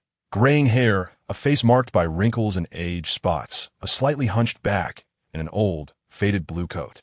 As he gazed into the mirror, his youthful visage began to contort and transform, his muscles and skin reshaping under the control of his mental faculties. His complexion dulled, the corners of his eyes and mouth drooped, and his hair turned gray at a visibly rapid pace. He donned a slightly worn cap, lowering its brim. Minutes later, the reflection in the mirror had entirely metamorphosed into that of a frail old man, even his gaze mimicking the characteristic cloudiness of age. He took one last look around the temporary hideout, ensuring he had left no personal belongings behind, then gently opened the door, slipped out sideways, and quietly locked it. The aging community was already stirring with activity. Elderly individuals were out early to buy groceries, and young professionals hurried to work. Yu Sheng blended into the throng, using a stick he had casually picked up from a nearby trash bin as a makeshift cane, shuffling toward the community gate. His steps were slow, fitting the profile of an elderly man, yet each stride was steady and purposeful, directing him toward the nearest bus stop. The bus station was bustling. Yu Sheng kept his head down, merging into the crowd of passengers waiting for their ride, striving to diminish his presence. When the bus arrived, he shuffled forward with the crowd, deposited his fare, and made his way to a seat at the rear of the bus, placing his backpack on his lap, hands resting on it, gazing out the window as if lost in thought, while secretly attuned to any subtle movements inside and outside the bus. The vehicle swayed and jolted as it made several stops, passengers boarding and alighting. All seemed to proceed smoothly.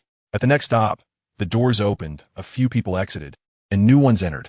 Yu Sheng's gaze inadvertently drifted toward the front door, and his heart seized. A man in a dark casual jacket, lean and muscular, boarded the bus.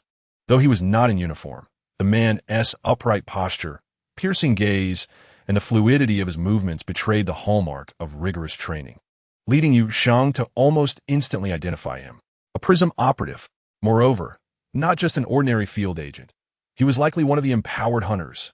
Yu Sheng swiftly turned his head towards the window, feigning interest in the street scene, yet his peripheral vision remained locked onto the man.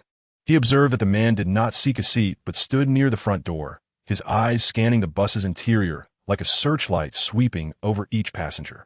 That gaze lingered on the disguised Yu Sheng for less than half a second, seemingly failing to detect anything amiss before moving on. Just as Yu Sheng began to let out a silent sigh of relief, an unexpected shift occurred.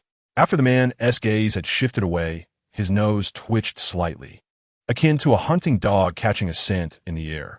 His brow furrowed, and a hint of confusion and wariness crossed his face. His eyes sharpened again, snapping back to scan the bus once more, this time lingering more on the male passengers, including the elderly man Yu Sheng was impersonating. Genetic scent detection. In that moment, Yu Sheng comprehended the hunter's ability. His disguise could alter his appearance, demeanor, and even to some extent, simulate an aura. But it could not completely mask his fundamental biological traits, such as the unique genetic scent he naturally emanated. This hunter's ability allowed him to detect that exceedingly faint aroma. Although Yu Sheng's disguise prevented immediate recognition, that familiar yet anomalous scent mingled with the elderly persona was sufficient to raise the highest alert in the hunter. It must be the evidence he left at the clinic that has led to this. He can no longer remain in the vehicle.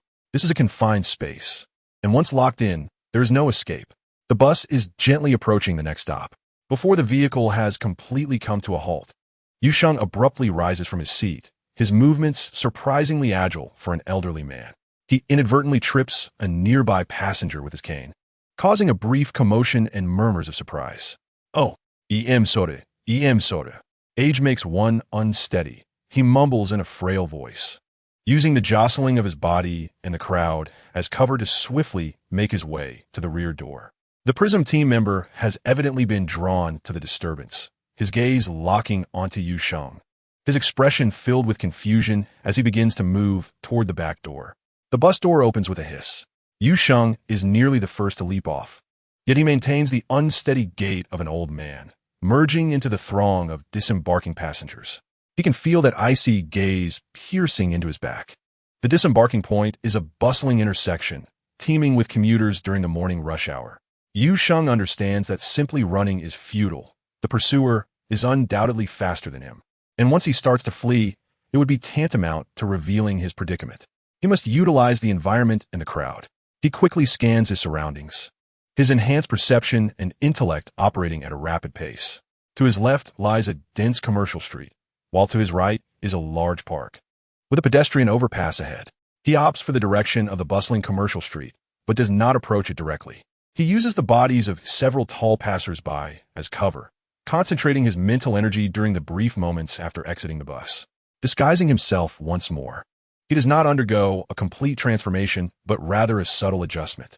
He maintains the basic outline of an elderly man, but deepens the wrinkles beneath his hat's brim, alters his gait slightly, adjusts the color of his coat to a more common gray in the eyes of passers-by, and even modifies his hunched posture, quickening his pace just enough to resemble a relatively spry elderly man in a hurry to buy groceries. Such minute adjustments are sufficient to create recognition interference for a target relying on visual cues and short-term memory. Simultaneously, he suddenly veers to the side, not directly entering the commercial street, but instead slipping into a bustling breakfast shop that is already open for business. Chapter 25. Knowing oneself and the enemy. The Prism team member follows closely behind, his gaze darting toward the suspicious old man in the crowd. He indeed catches a faint whiff of the target's presence, yet visual signals become muddled. The elderly man in the dark blue coat, whose movements were slightly peculiar, seems to have blended into the crowd, making it difficult to match him. He spots several elderly figures with similar silhouettes, but the details appear inconsistent. Bursting into the breakfast shop, he is met with a throng of patrons, the steam from the food, and the cacophony of voices enveloping him. The distinct genetic scent becomes even more diluted and confused amidst the aromas of steamed buns, fried dough sticks, and soy milk. His sharp gaze sweeps through every corner of the shop, even disregarding the stir he causes as he scrutinizes several elderly patrons of similar age, but none match his target. It is as if the old man with the target's scent has vanished into thin air. The team member slams his fist into the wall in frustration, attracting astonished looks from those around him. He realizes he has lost the trail.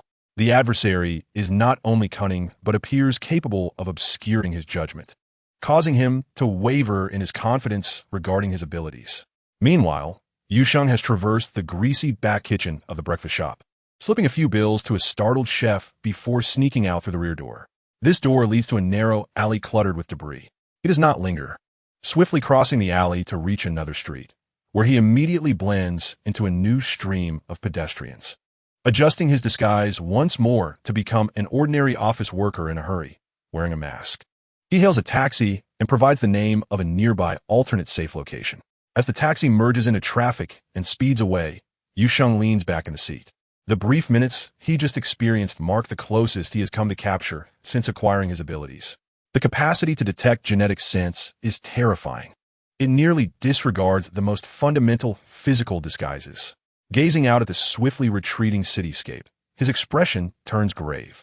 Jing'an City has transformed into an enormous hunting net. And within this net, every movement he makes becomes fraught with peril. From this moment onward, the difficulty of his escape has escalated to an entirely new level.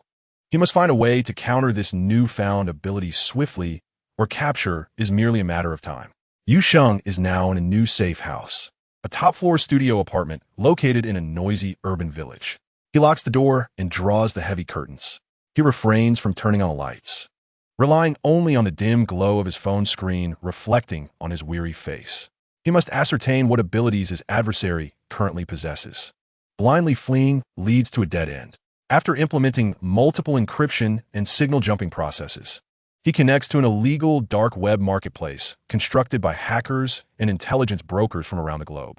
This chaotic space is rife with deception, yet it remains the most likely source for relevant information. He inputs keywords: Jing'an City, Prism, hunting ability, special powers. A torrent of spam, scams, and irrelevant content floods his screen. At this moment, his enhanced learning capacity and intellect prove invaluable, enabling him to swiftly filter out ineffective information and capture fragments that, while seemingly absurd, might conceal the truth. After hours of searching, piecing together his experiences and scattered reports, he roughly outlines the contours of the hunting ability, genetic scent, which he has personally experienced. It resembles the keen sense of a hunting dog, capable of detecting the unique genetic scent of specific targets. The advantage lies in its difficulty to be entirely masked and its partial transparency to disguises. The downside is its susceptibility to complex aromatic environments, with an effective range that appears limited, requiring known target samples for locking in. Clearly, items from the clinic or his home provided the necessary samples. Tactical anticipation reveals multiple vague pieces of information suggesting that the leader of the Prism Jing'an operational team has acquired a similar ability. It is not true foresight of the future, but rather an ultra-fast computation based on vast amounts of data, predicting the most likely courses of action the target may take. This explains why the Prism team always seems one step ahead, as if they can see through Yu Sheng's thoughts. A chill runs through him, indicating that his behavioral patterns are being anticipated.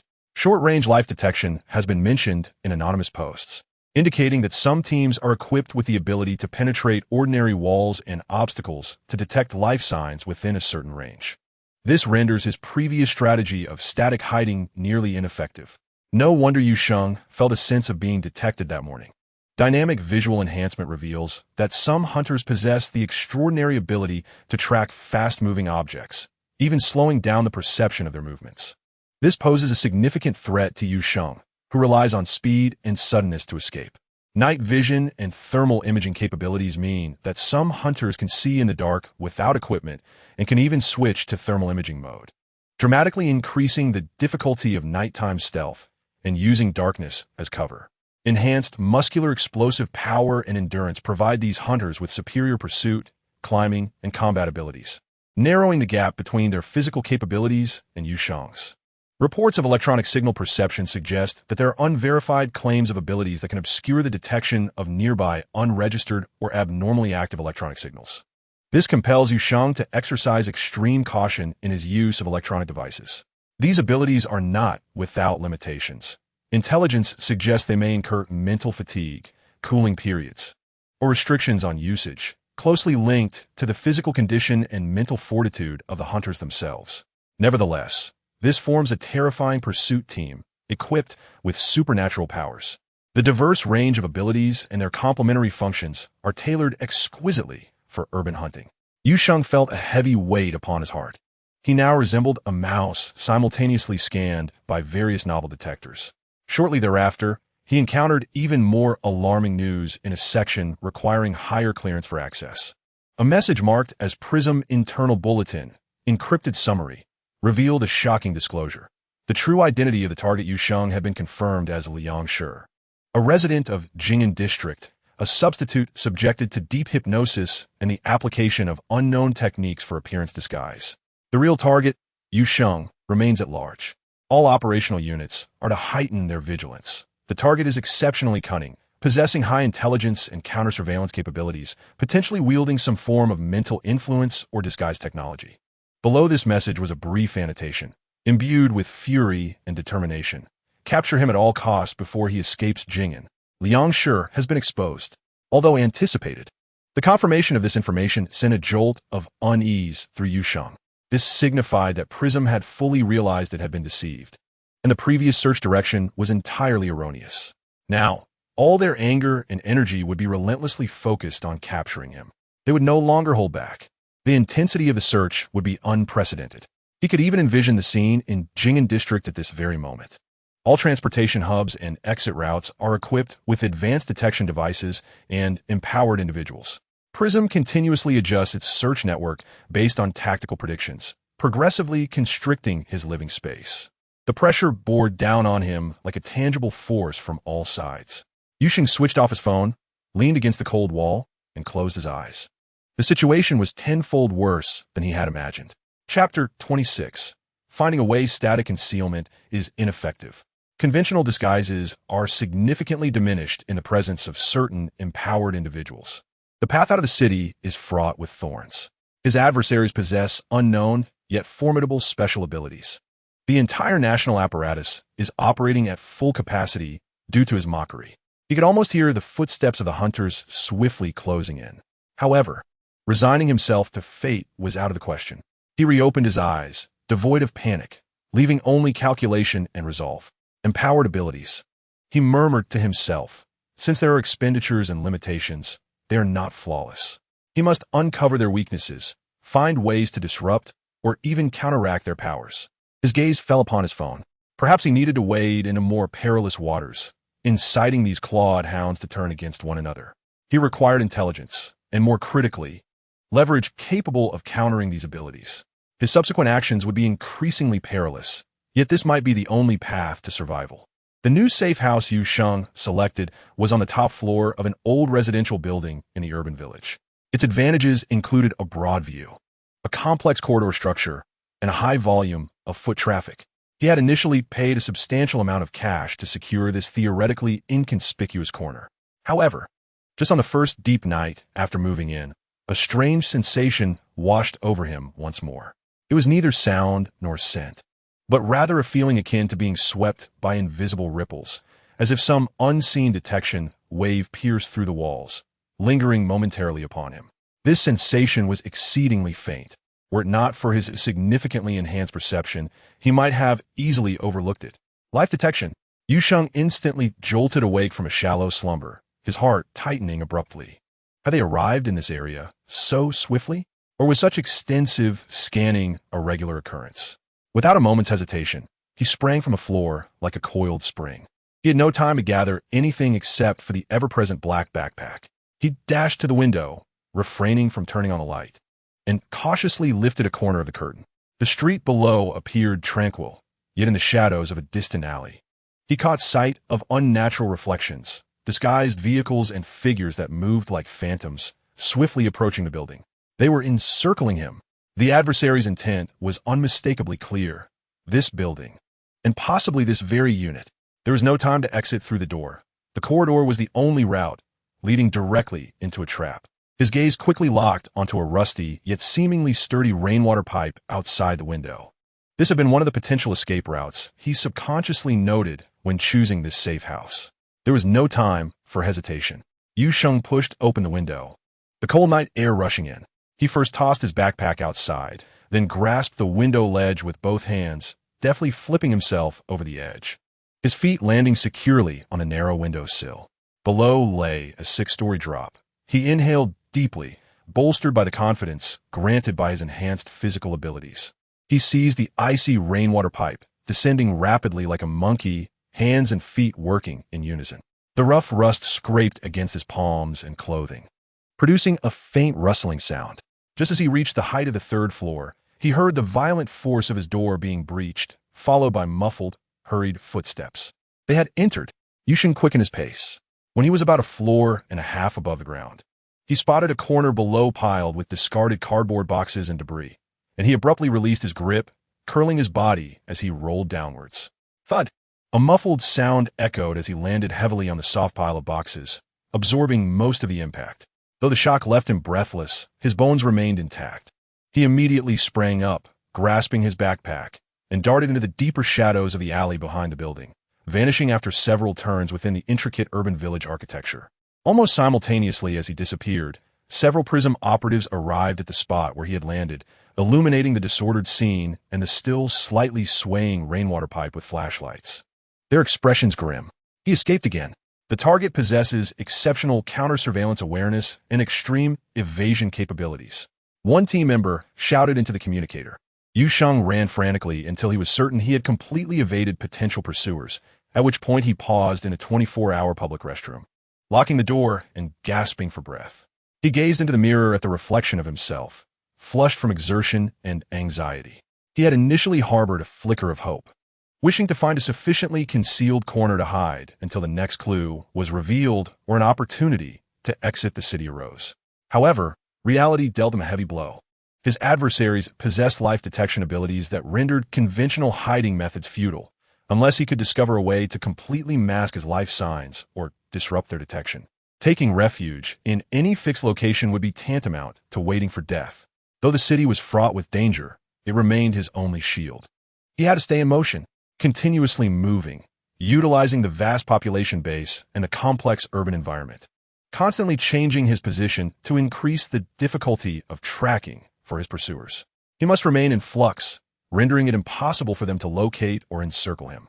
Simultaneously, he can no longer afford to be merely reactive, fleeing and hiding. He must find ways to counteract the empowered abilities. He stared at his reflection in the mirror and whispered slowly, word by word. Merely relying on disguise and hypnosis was insufficient. He required a more proactive strategy. He needed to comprehend the operational principles of these empowered abilities, their consumption, cooling periods, and to identify their weaknesses. He even needed to acquire something that could disrupt or counter these powers. Perhaps a certain technological device?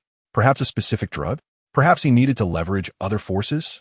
Yu Sheng delved into the depths of the dark web, like a specter in search of answers. He avoided the ostentatious advertisements and ultimately discovered an anonymous post within an encrypted forum requiring a specific key for access. The content of the post is exceedingly obscure, yet the core message is unequivocal. It offers a short-term biometric masking service, specializing in disrupting novel tracking technologies. Serious inquiries only, accompanied by an exceedingly brief temporary communication code. The timing, location, and precise targeting of this post exude an unusual sense of coincidence. However, Yu Sheng had no alternatives. He must seize any potential opportunity. He contacted the other party through an encrypted line. The voice that answered was gentle yet professional, identifying himself as a doctor. Yu Sheng got straight to the point, altering his voice. "I have seen your post.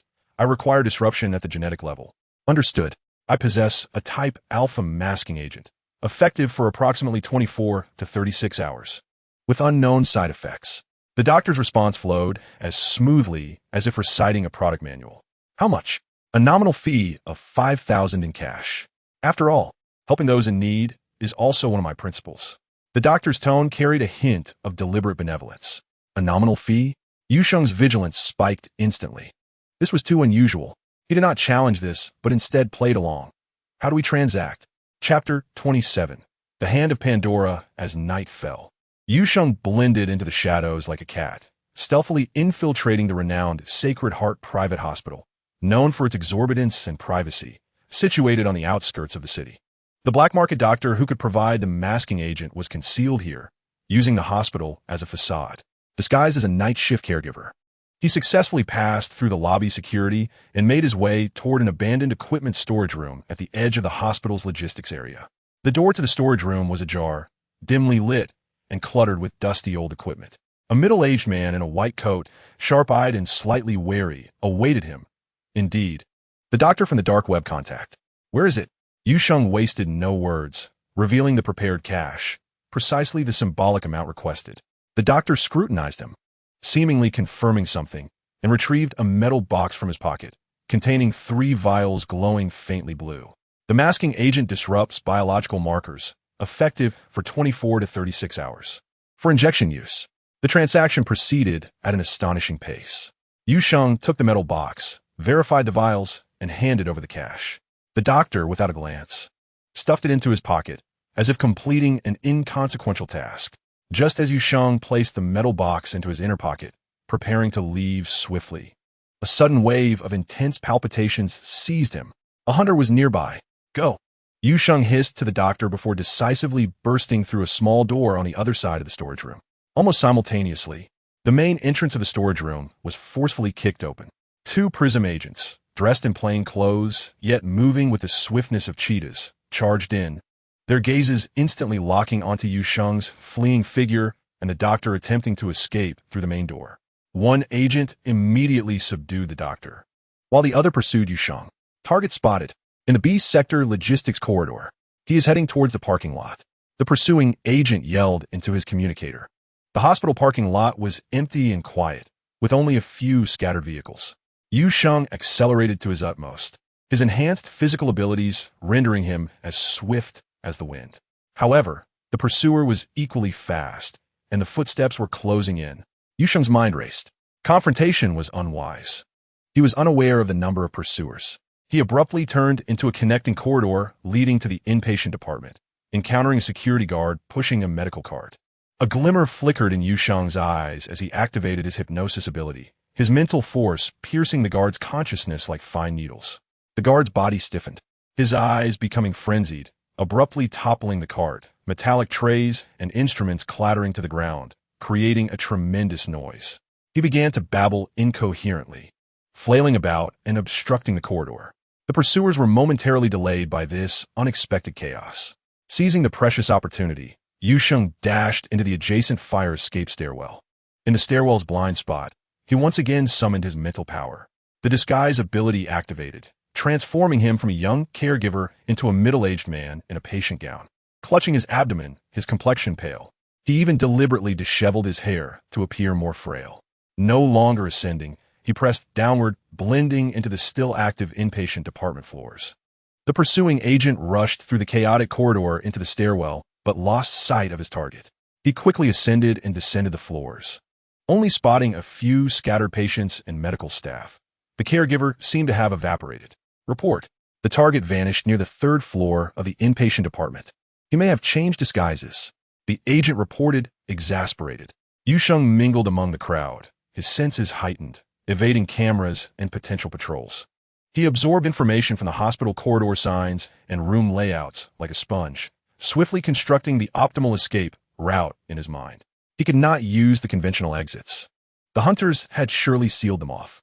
His gaze fell upon an inconspicuous door at the end of the corridor, marked as a medical waste passage, entry prohibited. That exit. With no one around, he swiftly unlocked the door and slipped inside. Inside was a narrow, dimly lit corridor, emanating the sense of disinfectant and a faint stench of decay, designated for transporting medical waste. He proceeded down the corridor without hesitation, enduring the acrid smell, ultimately emerging from a waste transfer entrance located at the hospital's side rear, far from the main road, rejoining the city's nocturnal embrace. Only when he confirmed he was entirely safe did Yu Sheng pause in a secluded corner, leaning against the wall, gasping for breath. The brief chase had left him mentally exhausted, with the continuous use of hypnosis and 2 disguises draining significant mental energy, a wave of fatigue washing over him. Yet he had succeeded. He opened his hand. The metal box he had clutched tightly remained intact. He retrieved a vial, injecting it into his arm. A chill coursed through him, as if an invisible membrane enveloped his body. The previous sensation of being subtly tracked by genetic signatures indeed diminished. However, a slight pain throbbed in his head. Yet, the momentary relief was swiftly overshadowed by deeper contemplation. This transaction had been too smooth, too coincidental. It was as if the doctor were waiting for him, the agent easily obtained, and the fee suspiciously low. Moreover, the precision of the prism's pursuit resembled guidance. Pandora. Almost instantaneously, he reached a conclusion. Only they possessed the technological foundation to contend with and even reverse engineer the prism. Only they would employ such an indirect method, using a harmless black market doctor as bait to contact him and assess his condition. They were aware of the prism's relentless pursuit of him. They could not or did not wish to confront the authorities directly, yet they desired the qualifications or secrets of ascension. Thus, they chose to aid his escape from the prism's pursuit, then seek an opportunity to bring him under control. After all, a Yu Sheng caught by the prism held no value for them. A free Yu Sheng was a far better target. The reverse-engineered concealment technology suggested that within Pandora, there were indeed their enablers, at least conducting relevant research. Yu Sheng smirked. These greedy vultures were indeed omnipresent. He recognized this as bait, a carefully laid trap by Pandora. Yet, he had no choice but to bite, for he genuinely required that agent. Without it, he would find himself at a standstill. And for now, Pandora aligned with his goal of evading the prism's pursuit. Yu Sheng chuckled coldly. You wish to use me? Then let us see in the end who is utilizing whom. Chapter 28. Analysis of the prism in a certain location within Jing'an City. At the temporary command center of the prism, Han Bing stood before a massive electronic screen. The display showcased the structural diagram of Shengxin Hospital, sporadic images from the capture scene, and the dossier information pertaining to Yu Sheng and the black market doctor. His expression was grim, with suppressed fury and a barely perceptible weight of gravity in his eyes. He spoke succinctly into the communicator, his voice resonating clearly in the silent command center. The voice of the hospital site leader emerged from the communicator, tinged with fatigue and defeat. Captain Han, Yu Sheng has escaped. Our personnel lost his trail after pursuing him to the inpatient department, suspecting he may have utilized the medical waste passage or other unknown routes to flee. His reactions were too swift, and he adeptly exploited the environment to create chaos. Han Bing's voice remained devoid of any inflection. What about the doctor? Controlled. Codename, Li Mo, a former junior researcher from the bioengineering department of the Pandora Group. Dismissed 3 years ago for violating laboratory regulations, and has since operated in the gray area. He is quite obstinate, but we managed to recover a small amount of cash from him. Additionally, the leader paused. It has been confirmed that a transaction occurred with the target. The item exchanged was an alpha-type concealment agent, 3 vials in total, which had been taken by the target. At this moment, the head of the technical analysis team approached with a preliminary report. Captain Han, we have completed the analysis of the residual energy fluctuations and signal fragments at the scene. It can be confirmed that Yu Sheng employed at least 2 methods during his escape. First, hypnosis, which caused a temporary mental disruption that led to one security guard losing control. Second, disguise, enabling him to rapidly alter his appearance, causing our team to lose track of him in the stairwell. Furthermore, an extremely faint, unregistered, encrypted signal frequency was captured, indirectly linked to the dark web communication codes previously utilized by Li Mo's silence enveloped the command center, interrupted only by the faint hum of equipment. The weight of pressure was palpable. The target was not only cunning, but possessed abilities that seemed more formidable than anticipated. Han Bing remained silent for a moment, his sharp gaze scanning the fragmented information on the screen, finally settling on the wanted photo of Yu Sheng. Li Mo, a former researcher at Pandora, he began slowly, his voice deep yet penetrating. He could provide an agent to counteract the gene scent tracking. Do you believe this is merely a coincidence? An analyst cautiously ventured, Captain. Do you imply that Pandora is orchestrating events from behind the scenes? Not orchestrating, but intervening, Han Bing corrected, stepping to the tactical whiteboard, quickly inscribing several keywords. Yu Sheng, requirement, anti-tracking, black market doctor, Pandora background, agent, prism pursuit. Yu Sheng's escape. Do you comprehend? Han Bing tapped the whiteboard with his pen. This is a meticulously crafted engagement. Pandora is aware of our relentless pursuit of Yu Sheng. They cannot intervene overtly. Thus, they have presented a bait that the target cannot refuse, capable of countering our empowering technology. He paused, allowing his subordinates to absorb this information. Yu Sheng has taken the bait. What does that signify? He posed, answering himself. Firstly, he is indeed being closely pursued and urgently requires a solution. Secondly, his channels for acquiring resources are limited, forcing him to risk seeking black market assistance, exposing his predicament and current limitations. Another member responsible for behavioral analysis interjected. Indeed, Captain. From this operation, while Yu Sheng's abilities are enigmatic, he is not without vulnerabilities. He requires specific materials. He will take risks. Under pressure, he opts to create chaos and swiftly shift disguises to extricate himself rather than confront directly. This grants us a clearer portrait of his behavioral patterns. And the cost? Han Bing retorted coldly. The cost is that he successfully acquired the agent. This implies that one of our most effective tracking methods will be significantly diminished in efficacy over the next several hours. He has gained a precious respite, potentially using this time to devise even more complex actions, such as attempting to breach the city's blockade. The atmosphere in the command center grew increasingly tense. Someone inquired, "What is Pandora's objective?" "Their objective is quite straightforward," Han Bing scoffed. "To facilitate Yu Sheng's evasion from our pursuit, at least temporarily.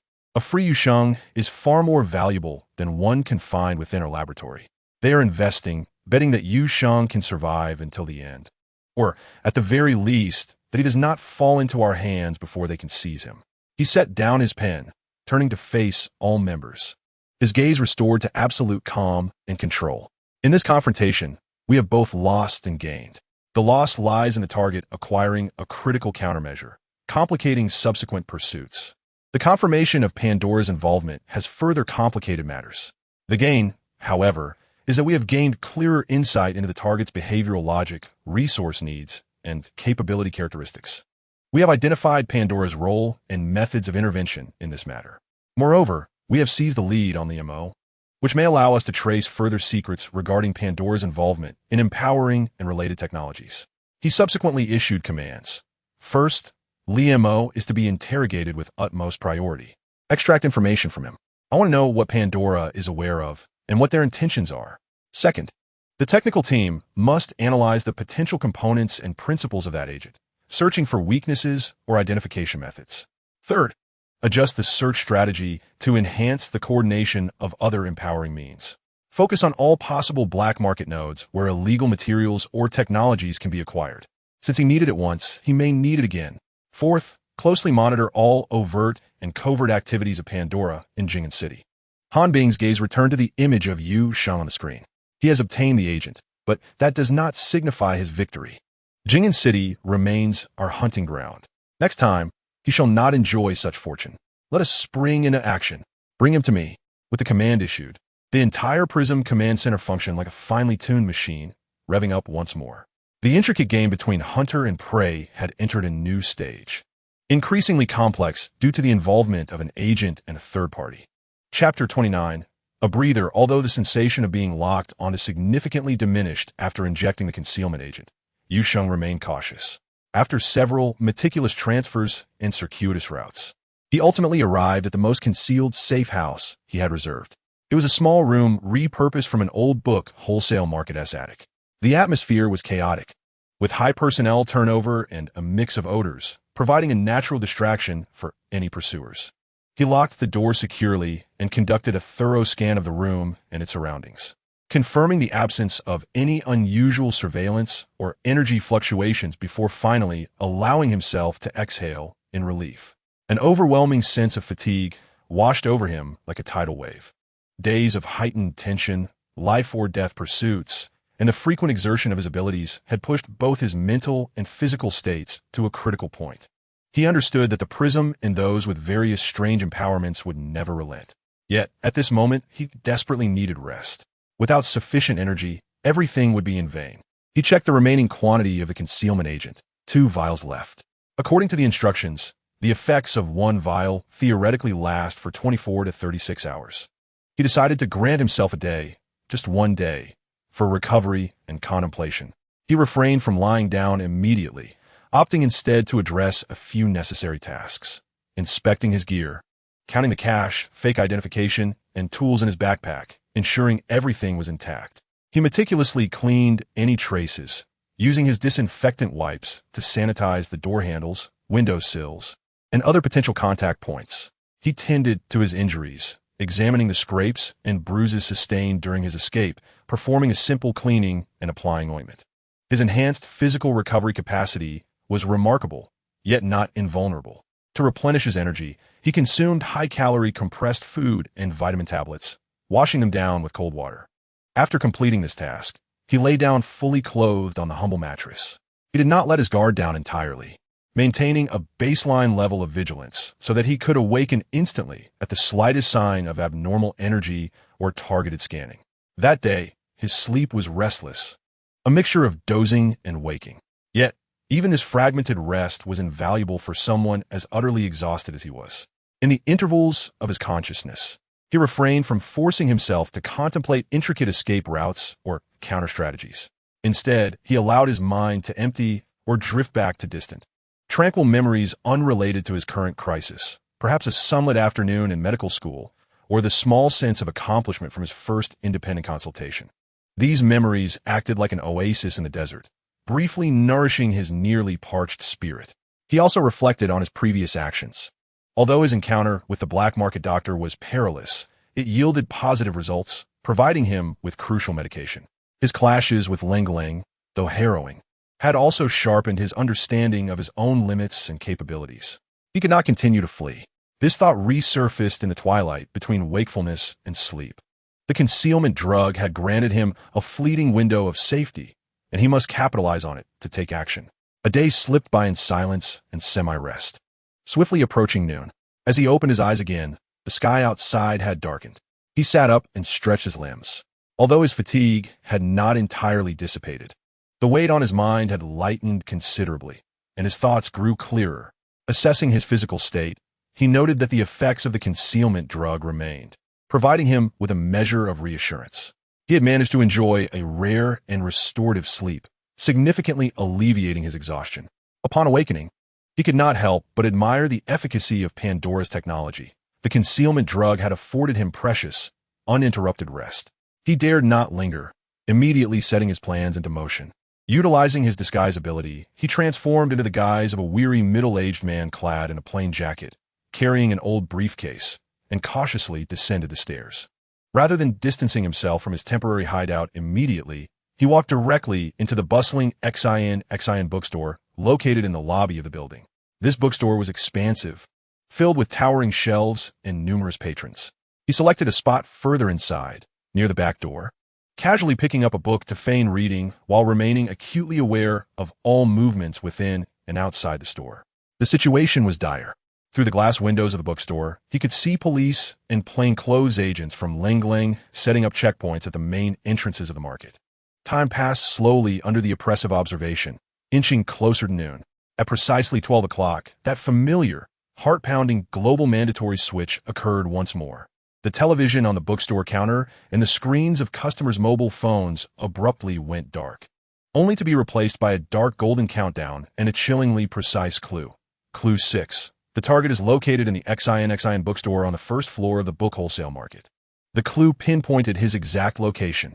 As the announcement concluded, the outside air was instantly filled with the shrill sound of police sirens and the rapid, heavy footfalls of officers, bearing down on XIN bookstore like a tempest. The patrons and staff within the store froze, panic-stricken, glancing around wildly. There could be no hesitation. He had to leave at once. With urgency, he stood, grabbed his backpack, and scanned the interior like a radar. His gaze quickly locked onto a man who had just completed his purchase, head bowed over his phone, of similar age and build to his current disguise. Making his way toward the exit, he hurried toward the door, deftly adjusting his pace to casually brush past the man in a densely crowded area near the entrance. As their bodies intersected, creating a blind spot of vision. He concentrated his mental energy, deploying his hypnotic ability to its fullest extent, like the most precise of surgical blades, piercing into the unsuspecting man's consciousness. Simultaneously, his disguise ability was not applied to himself, but rather to obscure the facial features of the other man. He implanted a simple command: run forward. Quickly, in a matter of seconds, he distorted the man's facial muscles and the perception of bystanders, causing him to resemble the blurred likeness of the target in the wanted poster. This disguise was exceedingly crude and temporary. Its purpose was not complete imitation, but to draw the initial fire as the pursuers burst in. This entire process unfolded almost in a breath. He did not pause for a moment, appearing merely as a regular customer startled by the commotion. After passing the man, he immediately altered his course, veering not toward the front door, but plunging toward the corner of the bookstore marked as an employee entrance, off limits to the public. The hypnotized man's body stiffened slightly, his gaze becoming vacant yet urgent. His subconscious executed the command to run forward, not stopping but instead lowering his head and quickening his pace, attempting to squeeze past the encroaching police. The leading Langlang agent immediately spotted the man behaving unusually, whose facial features bore an uncanny resemblance to Yu Sheng upon a fleeting glance, and let out a furious shout. Several agents and officers instinctively surged forward, swiftly tackling the man to the ground, pinning him down, and with a click, cuffing his wrists. The store erupted in gasps and chaos. They had caught him, an excited agent exclaimed, forcefully turning the man's face toward him. However, as he took in the distorted visage, contorted from struggle and fear, which bore only a faint resemblance and was rapidly losing its disguise effect, his exhilaration froze in an instant. He shouted in frustration, "No, we've got the wrong person. It's a fake." In that precious moment of total distraction, Yu Sheng quietly turned the handle of the not-quite-locked employee entrance door, slipping inside and gently closing it behind him. Beyond lay the bookstore's back storage area and a narrow corridor leading to other sections of the building. He did not linger, sprinting along the route etched in his memory. He had utilized a disguise. The true target might still be inside the store, or perhaps had just fled through another exit. Search. Seal off all exits. He cannot have gone far. The lead Langlang agent reacted swiftly, issuing orders with a tinge of mockery in his voice. However, this 2 to 3 minutes of delay was already more than sufficient for Yu Sheng.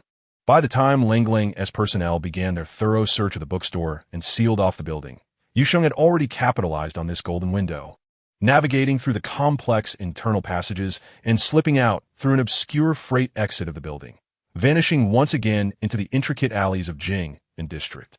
He cast a glance back at the direction of the tumult at XINXN bookstore, his eyes icy, a fine sheen of cold sweat forming on his brow.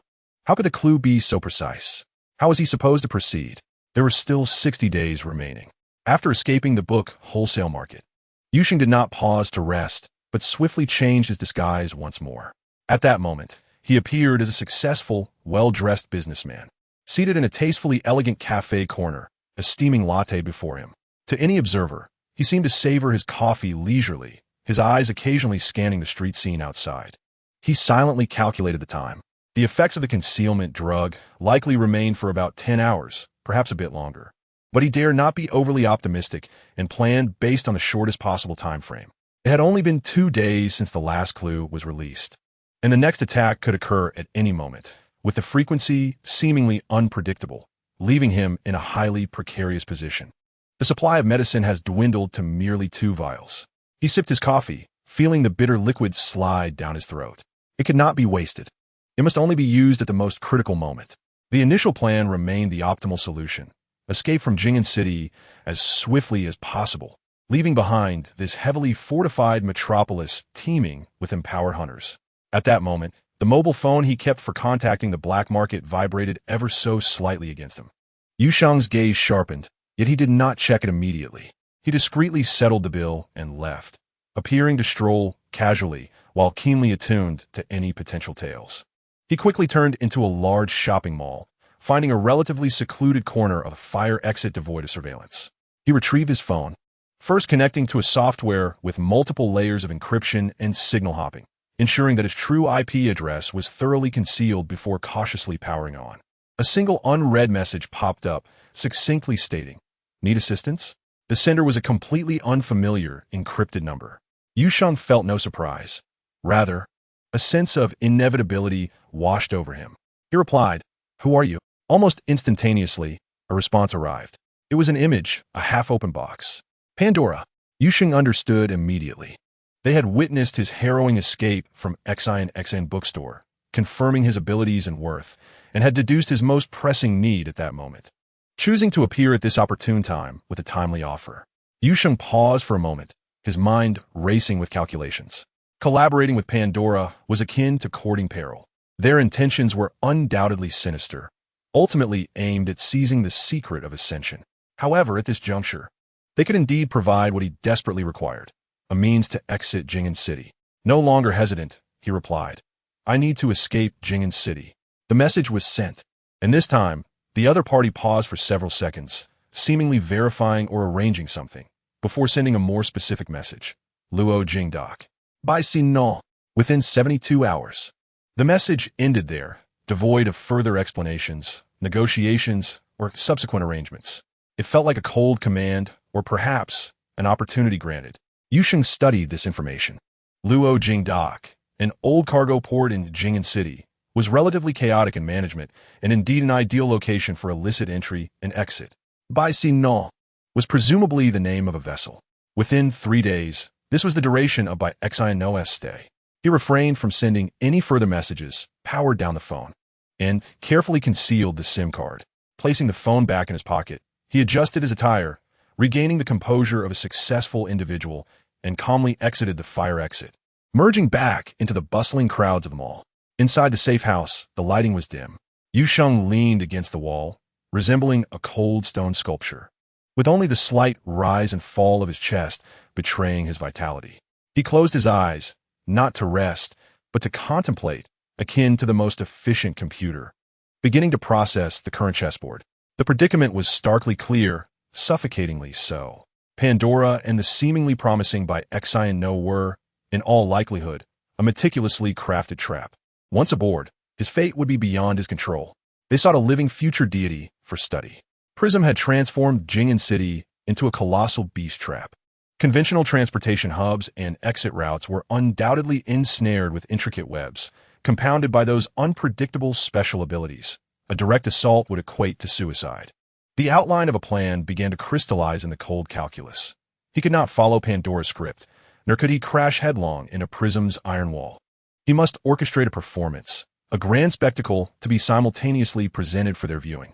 The key lay in the disparity of information and timing.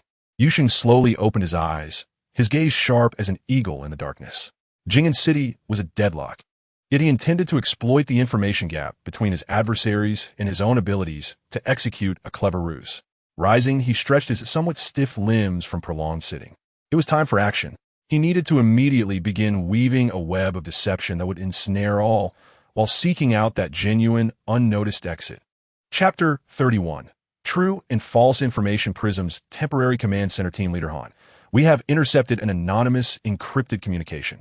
A technician handed a freshly decoded intelligence report to Han Bing. Han Bing took the tablet, his eyes scanning the screen. I need to escape Jing'an City, Luo Jingdak. Bai Xian within 72 hours. Lu Yingdok. Bai Sinon. 72 hours? The combination of these keywords was exceedingly precise. Investigate this by Xian. He ordered, not lifting his gaze. Soon, the information returned. By Xian, registered to a small inland shipping company, appeared to have a clean background, and indeed had recent docking records at Luo Jingdak, seemingly unremarkable. The absence of anything remarkable was, in fact, the most significant detail. Han Bing remarqued coldly. Yu Sheng would not casually select a decrepit vessel to flee. There is undoubtedly someone orchestrating this. He was almost certain this was the channel through which Yu Sheng sought to escape, or rather, a route provided to him by someone else. In the afternoon, the technician reported again, this time with a tone of confusion. Team leader Han, a plethora of scattered, peculiar reports have surfaced online almost simultaneously. They are primarily concentrated in the East and South districts. Han Bing approached the large screen, observing the scrolling summaries of information. A certain forum in the East District. Incredible. I saw someone on the road whose face morphed like clay. A social group in the South District, a middle-aged man on the subway, suddenly shouted, "I am not myself," and then dashed off the train. Other sporadic reports described similar moments of behavioral anomalies or slight changes in appearance, proliferating like a virus in the East and South Districts. Team members engaged in lively discussions, speculating whether this was a side effect of Yu Sheng's overexertion of his abilities. However, Han Bing remained silent, his gaze growing colder, drawing upon his innate tactical foresight. His mind processed the rationality of this information, distribution patterns, and the timing of occurrences like a high-speed processor. Too contrived. Too concentrated. Han Bing declared, "False. This is a smokescreen. Someone is deliberately fabricating these online rumors to keep our attention fixated on the East and South Districts." He turned, surveying the room. Who would do such a thing? Who possesses the capability to provide a vessel and orchestrate this scale of online disruption for cover? The answer was almost palpable. Pandora. Han Bing uttered the name with a cold disdain. They provided the ship, and they orchestrated the network support. They seek to mislead us into believing Yu Sheng will escape from the eastern Luojing dock or operate within the South District. He pointed at the northern and western regions on the map of Jing'an City. The true direction may very well be the opposite. Yu Sheng is likely attempting to breach our blockade from the north or west. Pandora is giving him cover. The clarity of thought struck him like a bolt. He believed he had unraveled the ruse of Yu Sheng and Pandora. Han Bing issued orders, adjust the deployment, maintain routine vigilance in the East and South Districts, but shift focus to the North and West Districts, especially all possible underground passages, abandoned factories, and laxly managed cargo stations. Conduct a thorough screening. After issuing the command, he moved to a quiet corner and dialed an encrypted phone number. The call was swiftly connected, and a slightly smooth voice with an accent came through. "Team Leader Han? What an unexpected guest. How may I assist you?" "Mr. Steven," Han Bing's tone held no pleasantries. "I do not care what schemes Pandora is concocting. Cease all assistance to Yu Sheng immediately. You are well aware of the consequences of interfering with our pursuit." On the other end of the line, President Steven of the Pandora branch paused momentarily before responding with a smile. "Captain Han, what brings this to mind? Our Pandora has always been a law-abiding enterprise, fully cooperating with official operations regarding Luojing Pier by Xian Hao and the online rumors." Han Bing interrupted him, warning, "Don't make me come over to your company for a chat." Steven's tone grew more subdued. "Captain Han, this must be a misunderstanding.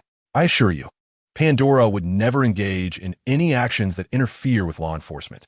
"It better be so," Han Bing retorted, abruptly ending the call. On the other end, Steven set down his phone, the smile vanishing from his face, his brow furrowed as he muttered to himself. How could Jing be aware so quickly? Is our internal communication being monitored, or has the plan been leaked? Meanwhile, at the Jing Command Center, Han Bing scrutinized the city map, now rearranged after recent deployments, focusing intently on the North and West Districts. He was convinced he had uncovered his opponent's ruse, believing the net was closing in the right direction. Unbeknownst to him, this seemingly reasonable deduction was gradually leading him into another carefully laid trap prepared by Yu Sheng. In Jing'an City, atop the Pandora branch building, President Stephen Chun slammed his phone onto the expensive rosewood desk, producing a dull thud. His complexion was ashen as he paced back and forth. On the first day of the global announcement, headquarters had issued a direct order with deadly seriousness. At all costs, find and control that person of divine stature. He had mobilized every available resource and had finally managed to contact the target, Yu Sheng, through a meticulously arranged black market Dr. Bait, even arranging what seemed to be a flawless evacuation route via by Xian Hao. According to the original plan, in 3 days, he would quietly transport this invaluable cargo out of Jing'an and onto a secret route designated by headquarters. At that point, promotion awards and influence within the group would be within his grasp. However, as fate would have it, disaster struck. The chilling warning call from Han Bing at Jing felt like a bucket of icy water poured over him. The intelligence had leaked. The evacuation point was exposed. Useless. A bunch of incompetence. He roared, violently dismissing the secretary who had entered upon hearing the commotion. Grabbing his car keys, he left the company alone. Half an hour later, inside a villa on the outskirts of the city, Stephen nearly burst through the door, shouting at a slightly overweight figure inside, who was wearing a VR headset and frantically typing on a virtual keyboard. "Bob, what is going on?"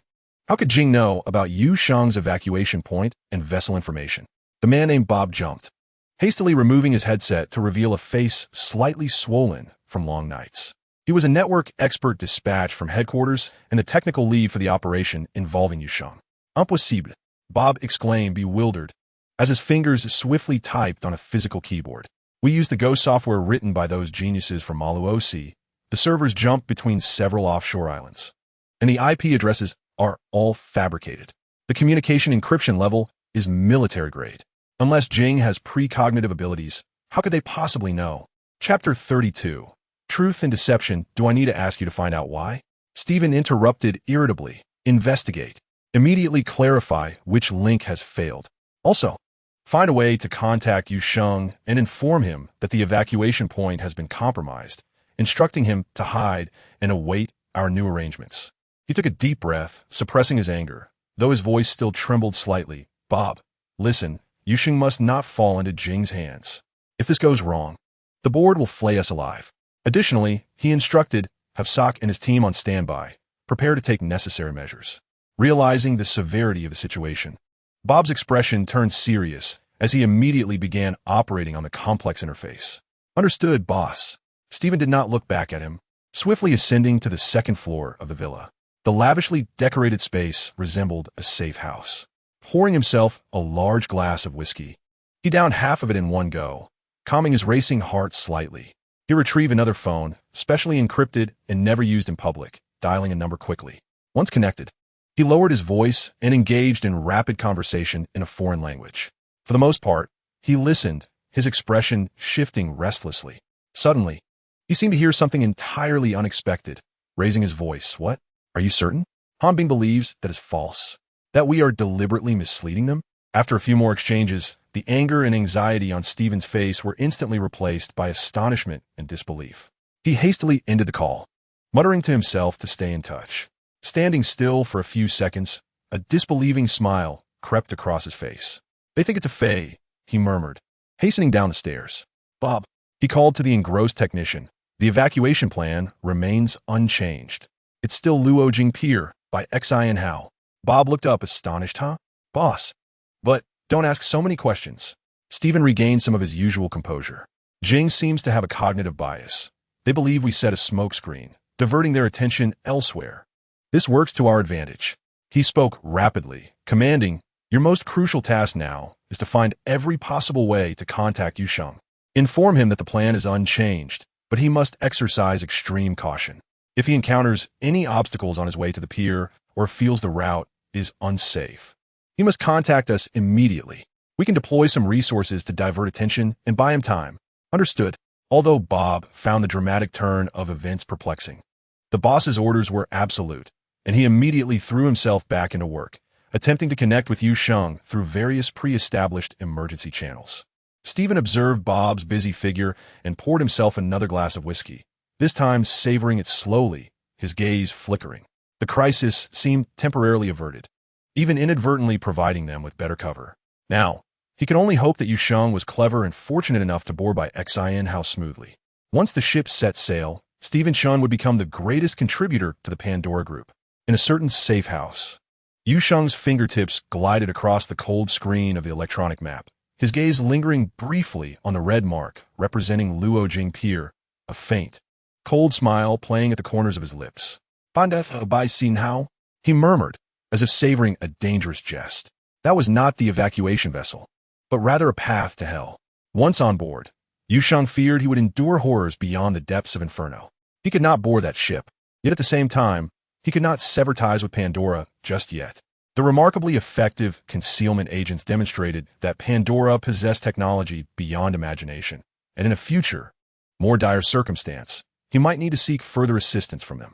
The cooperative relationship must be maintained in a delicate state, one that seemed on the verge of being achieved. Thus, he intentionally leaked information about Luojing Pier by Xian Hao and the 72-hour timeline to Jing. Simultaneously, he employed his hacking skills to craft a web of online rumors in the east and south districts of Jing'an City regarding an anomaly, a target briefly appearing. Jing's Han Bing, Yu Sheng whispered the name, envisioning the coolly detached investigator.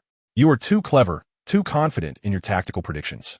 He understood that when Jing simultaneously encountered the straightforward evacuation intelligence and the overly concentrated rumors, they would not easily believe. How could a person attempting to hide so blatantly expose their whereabouts? How could a meticulously planned escape leave such deliberate traces? With the commander of Jingjing's inherent suspicion and astuteness, he would undoubtedly deduce that this was merely a feint.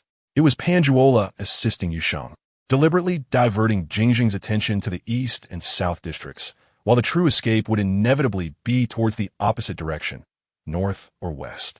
You would deploy your main forces to the north and west districts. Yu Sheng seemed to be engaged in a game of chess with an invisible opponent, having played a crucial piece. This was precisely what I desired. Yet it was not enough. Jingjing's misjudgment was merely the initial step. What he sought was to create a chaotic confusion at the critical moment, rendering this misjudgment fatal. When your elite forces stood ready in the north and west districts, yet found nothing, Yu Sheng's fingers moved towards the eastern side of the map. I shall present you with a surprise. After Jingjing's main forces shifted north and west, at the pivotal moment of the plan, he would orchestrate an undeniable commotion. Perhaps it would be a covert movement that, despite disguise, was still detected, or an inadvertently exposed communication signal. In any case, he would furnish Jingjing with irrefutable evidence, proving that Yu Sheng truly resided in the East District, genuinely intending to force his way through Luojing Dock. Intelligence often backfires. Yu Sheng could almost envision Han Bing's expression upon receiving this news. First astonishment, followed swiftly by frustration and anger at his own perceived insight. You would think I had exploited your reverse thinking, concealing the actual plan beneath the initial falsehood.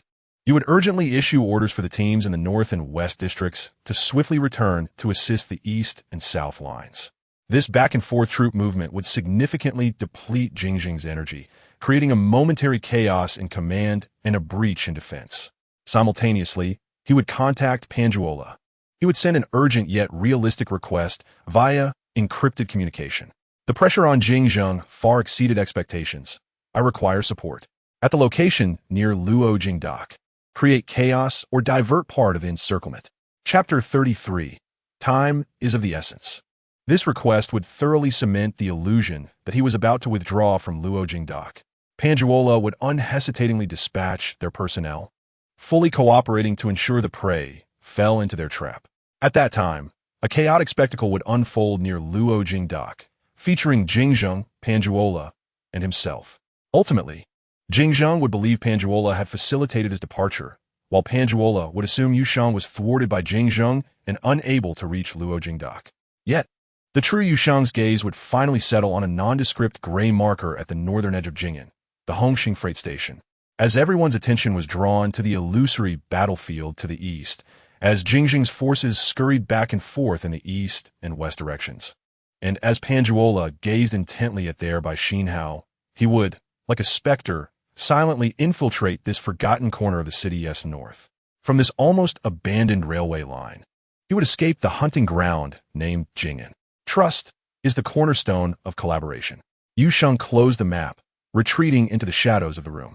He stood before the bathroom mirror in the third safe house, gazing at the slightly weary face of a middle-aged programmer with black-rimmed glasses. He conducted a final check of his backpack, ensuring he had the remaining stealth agents, cash, forged identification documents, and the encrypted phone for contacting Panjuola. Once satisfied, he pressed the power button on the special phone.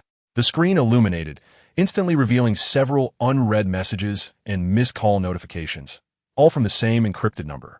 Panjuola was indeed persistently attempting to contact him, anxiety nearly spilling over the screen. Without hesitation, Yu Sheng swiftly typed a response, deliberately infusing his tone with an air of tension. The search by Jingjing is becoming increasingly frequent and meticulous. I require assistance. The message was sent successfully.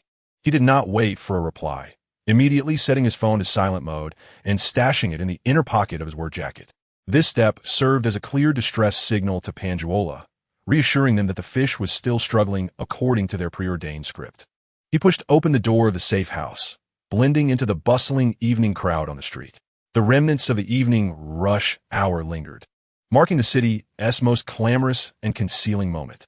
He hailed a taxi driver to the East District near Rongda Electronics. He lowered the brim of his hat, articulating the destination with a hint of local dialect. The driver acknowledged, and the vehicle merged into the traffic. Yu Sheng leaned against the window, his gaze seemingly casual as it swept past the exterior. As he anticipated, due to Jingjing's main forces and most temporary checkpoints being expertly led into the north and west by his meticulously crafted ruse, the route to the East District appeared relatively clear and unobstructed. Occasionally, he spotted a patrol officer or two, merely conducting routine inspections without setting up any roadblocks. The taxi sped toward the abandoned warehouse, his stage for miraculous escape.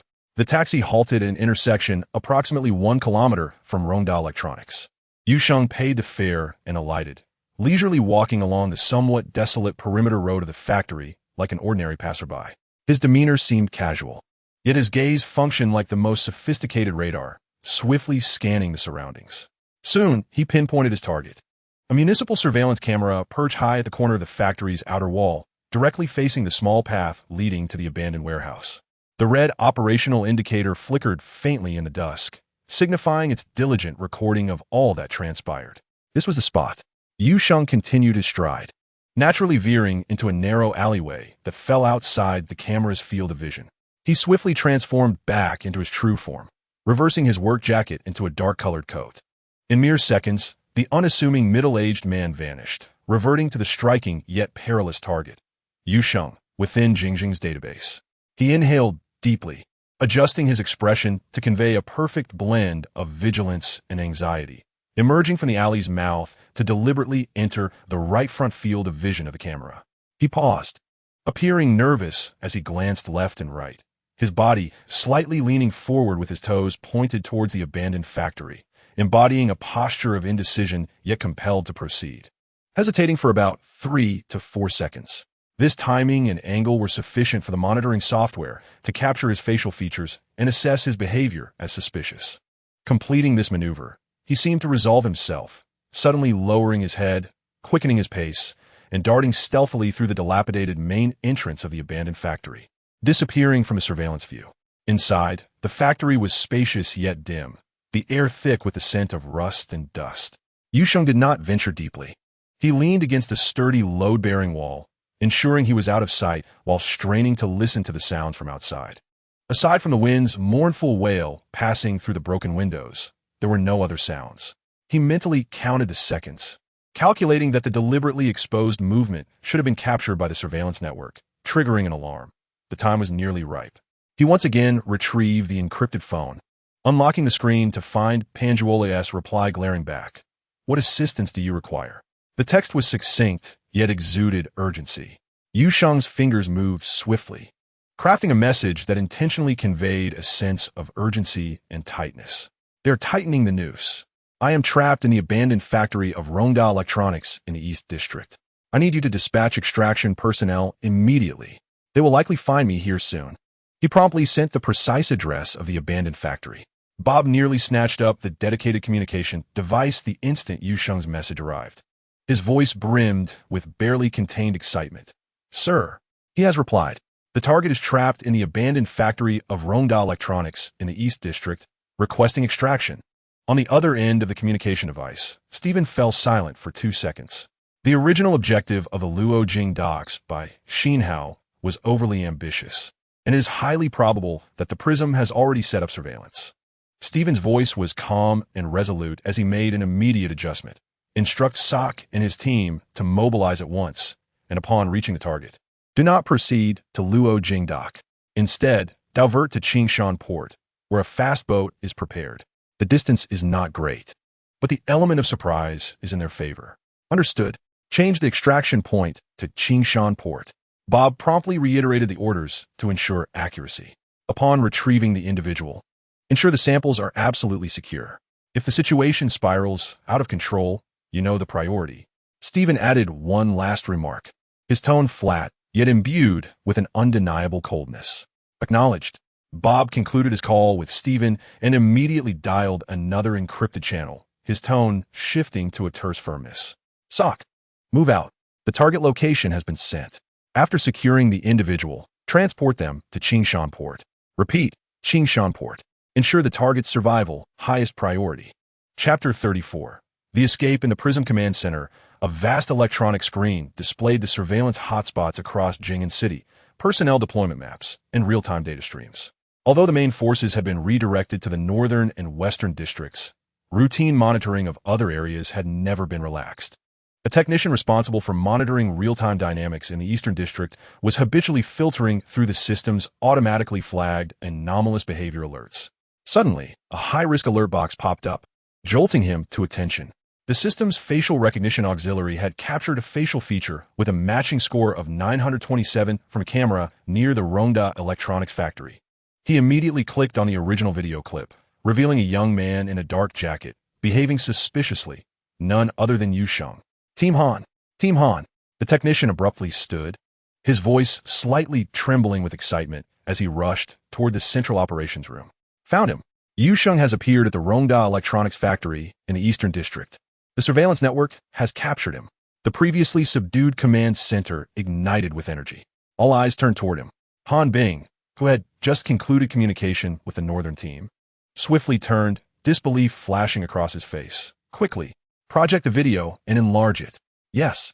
The main screen instantly switched, showcasing Yu Sheng hesitating before the camera, followed by a brief, clear, slow-motion playback of him entering the abandoned factory. Every detail, from the subtle expressions on his face to the angles he glanced at and his decisive entry, was vividly displayed. Abandoned warehouse of Rongda Electronics. Han Bing's gaze fixated on the door through which Yu Sheng had vanished, his expression icy. All previous deductions were instantly overturned, and a furious sense of being duped surged within him as he clenched his teeth and said, "What a feint! They've played me for a fool." He slammed his hand down on the control panel and barked orders. "Quickly! Notify all available PRISM personnel in the Eastern District to abandon their current patrols and head to the Rongda Electronics Factory's abandoned warehouse area. Surrounded. Not a single rat is to escape. Simultaneously, inform the surveillance team to keep a close watch on Luojing Dock and all potential extraction points in the Eastern District. He has taken such a significant risk coming here. The extraction team must be nearby." Within the command center, the cacophony of directives and communications instantly erupted. The tense atmosphere almost palpable. Inside the abandoned factory, Yu Sheng's fingers flew across the screen as he typed a message. "The prism has found me. I have to run. If I wait any longer, I won't be able to escape." He did not send it immediately, but skillfully set it to send in 10 minutes. 10 minutes was his meticulously calculated golden window, allowing the extraction team dispatched by Pandora to encounter the prism's encirclement. After completing this, he placed his phone inconspicuously in a corner near the office door, making it appear as if it had been accidentally dropped there. Then, without lingering, he silently slipped out through a damaged vent at the back of the factory, his figure quickly melding into the chaotic underbrush and discarded building materials behind the factory, departing at the fastest pace possible. A few minutes later, the Pandora extraction team, led by Isak, arrived at the perimeter of the abandoned factory. They were well-trained and prepared to infiltrate as planned. However, at that moment, a piercing siren grew louder, and several black SUVs from Prism halted abruptly in tactical formation, armed members pouring out and instantly forming a perimeter. "Damn it! How did Prism arrive so quickly?" Isak muttered a curse in a low voice through the communicator. Almost simultaneously, his encrypted device received the latest message forwarded by Bob, precisely from the scheduled message sent by Yu Sheng's phone. "The Prism has found me. I have to run. If I wait any longer, I want to be able to escape." Isak instantly grasped the situation. He decisively ordered, "The target is compromised. Mission failed. Repeat, mission failed. All personnel withdraw." They were already a step too late. Yu Sheng had escaped, and communication had been severed. Entering now would be tantamount to walking into a trap. The members of Sak's team immediately retracted, preparing to quietly retreat under the cover of night in the complex terrain, away from this impending conflict zone. Yet, just as they turned, a blinding light suddenly illuminated them. "Freeze! Prism! Raise your hands!" A sharp command shattered the silence. A member of the outer security team from Prism had keenly spotted this suspicious group of well-equipped intruders. Sak's heart sank. The worst-case scenario had unfolded. They had run straight into the Prism. In an instant, the atmosphere around the abandoned factory became charged with tension. The Prism members aimed their weapons at Sak's team, who instinctively fell into defensive stances. Both parties were dressed in plain clothes, Yet they sensed a kinship through each other's eyes, gear, and operational patterns. Were they another group of hunters? Or were they Yu Sheng's extraction team? Han Bing received a report through his communicator and commanded, "Capture them alive. Determine their identities. Yu Sheng is likely nearby or connected to them." Meanwhile, several kilometers away, Yu Sheng had already changed disguises once again and was heading toward a freight station in the northern outskirts of Jing'an City. A subtle smile played at the corners of his mouth. The plan had succeeded. The Prism and Pandora, these two colossal beasts, had finally collided under his careful orchestration. While all attention and focus were firmly captured on that illusory battlefield, Yu Sheng had already traversed half the city. He had taken 2 taxis, meandering through a few unnecessary loops, and ultimately arrived at the Red Star Freight Station, located at the northernmost edge of Jing'an City, nearly bordering the suburban wilderness. As night fully descended, he did not approach immediately. He paid the fare, watching the taxi's taillights disappear into the distance, and swiftly slipped into the shadows of a desolate green belt opposite the freight station, blending seamlessly into the night. He needed time to observe. In the final moments, there could be no oversight. The Red Star Freight Station before him had long since lost its former bustle. The rusted cast-iron gate stood ajar at an awkward angle, the once distinct Red Star emblem barely discernible. This was a corner forgotten by time, a footnote nearly erased from the city map, so silent that only the wind could be heard lamenting through the dilapidated structures and the distant chirping of insects. Yu Sheng held his breath, his heightened senses reaching their peak as he searched meticulously. Confirming safety, he no longer hesitated. His body surged forth like a cheetah poised to strike.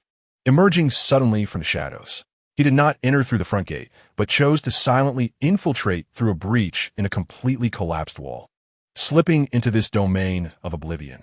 Standing beside the cold iron tracks, Yu Sheng glanced back at the brilliant lights of Jing'an City's center in the southern skyline, then turned his gaze resolutely toward the boundless darkness to the north. The game was not yet over, but in this round, I have triumphed. Chapter 35. The afterthought upon the vast electronic screen. Real-time imagery of the abandoned factory site was displayed alongside the electronic sea chart of the Eastern Coastal District and the cold, wanted photograph of Yu Sheng. Han Bing sat upright in the command chair, his posture rigid, hands clasped beneath his chin, silent. The senior officials surrounding him bore expressions ranging from ashen to flickering, none daring to speak. The screen revealed Prism team members escorting members of the SOAP team, and Captain Wang's face, etched with confusion and defeat, silently proclaimed a grim truth. They had been deceived, utterly and completely. Report. The preliminary interrogation results indicated that the SOAP team had indeed come to assist Yu Sheng, yet they adamantly claimed to have seen no one, only receiving orders to retreat immediately due to mission failure.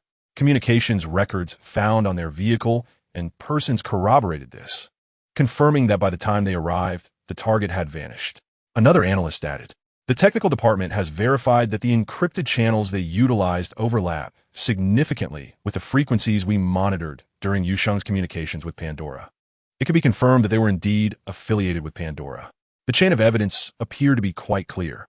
Pandora dispatched the support team, and, through some means, Yu Sheng managed to rendezvous with them, subsequently employing an alternate clandestine route, potentially prepared by Pandora, to slip away before Prism's encirclement. One senior official slammed his fist upon the armrest, exclaiming, "Damn it, that bunch of rats from Pandora has succeeded." Yu Sheng was surely already aboard some speedboat, possibly nearing international waters. Han Bing retracted his gaze from the screen, sweeping over the assembly before finally fixing his attention on the electronic sea chart. His voice, calm yet imbued with an icy pressure, commanded, "Notify the Coast Guard to elevate alert levels, expand patrol ranges, and conduct inspections on all suspicious vessels, particularly small boats heading towards international waters. Leave no possibility overlooked." The orders were swiftly disseminated. Yet deep within Han Bing's eyes flickered a barely perceptible doubt. It all seemed too orchestrated. The exposure of Pandora, the capture of the support team, everything appeared prearranged. At that moment, encrypted communication from the on-site head, Captain Wang, came through, his voice weary and perplexed. "Captain Han, something feels off. These individuals do not resemble core members. Rather, they seem like peripheral operatives. Their equipment is sophisticated, yet they are tight-lipped, only admitting to being here for support, adamantly denying having seen anyone." Was Yu Sheng taken by them in a manner we do not comprehend? Or did he simply intend to depart without Pandora altogether? Wang did not articulate this possibility, yet lingered in the minds of everyone within the command center. Han Bing remained silent for a few moments before abruptly severing internal communication. He picked up a crimson telephone and dialed a number. The call connected almost instantaneously. Stephen. Han Bing got straight to the point, foregoing pleasantries. Yu Sheng was taken by you? On the other end, Stephen, the president of Pandora, responded with an exaggerated, aggrieved chuckle. Mr. Han, how can you say such a thing? Pandora has always been a law-abiding enterprise. How could we possibly be implicated in such a heinous affair? We are deeply shocked and willing to provide any necessary technical support. This must be a misunderstanding or a scheme devised by someone with ulterior motives. Stephen's tone was smooth yet resolute, distancing himself entirely from the situation. He was confident that, with only those communications records that did not directly implicate him and a few mercenaries' testimonies, Prism could not take action against Pandora. Moreover, Bob had already left the country, making it even more difficult to identify Pandora. The Pandora Group had substantial investments here, providing employment for a vast number of people. Even Stephen enjoyed the hospitality of certain leaders. Han Bing listened to Stephen's performance, his expression inscrutable, yet his gaze grew increasingly sharp. He had not received the answers he sought, but this absence of a response was, in itself, an answer. After hanging up, Stephen, in his office overlooking the panoramic city view, allowed a slight smile of relief to emerge. Thankfully, the cunning fellow Yu Sheng had managed to escape on his own. If he had truly fallen into Prism's hands, it would have been a genuine calamity. Now, although temporarily thwarted, at least the most valuable specimen had not yet fallen into official custody. He still had a chance. Meanwhile, within the Prism Command Center, Han Bing gradually rose from his seat, approaching the immense electronic map. His gaze traversed the blue line representing the coastline, casting his sight towards the broader inland expanse. He may indeed have utilized Pandora. Han Bing's voice was soft yet clear enough for all present to hear. However, he may not have chosen to venture out to sea. Why? A senior official instinctively inquired. Intuition. Han Bing paused, amending his assertion. No, it is a behavioral pattern. A person capable of devising such a sophisticated trap, manipulating both us and Pandora with such finesse, would not entirely rely on another serpent for his escape. His finger abruptly pointed at the northern section of Jing'an City, an area nearly overlooked by all patrol plans and surveillance networks. Reassess all exits from Jing'an City, particularly land routes. He is not a specter. He cannot vanish without a trace. He must have left behind clues we have yet to notice. Find them. Within the war room, everyone's spirits tightened once more. Though the hounds had been misled, they had not lost their scent. The true pursuit was far from over. Hours later, the doors of the Prism Command Center burst open as an external operations captain entered, carrying the chill and moisture of the night air. His face a mixture of excitement and disbelief. Captain, we found it, he nearly shouted, slamming a reinforced tablet onto the control panel before Han Bing. The Red Star freight station, the abandoned one to the north. The war room fell silent, all eyes focused intently. The tablet displayed footage from a law enforcement body camera, the image shaking violently in the dim light. Scene 1. Beside a rusted freight car, a clear footprint was illuminated in the damp earth by a special light source. The shoe size where patterns matched Yu Sheng's remarkably well. Scene 2.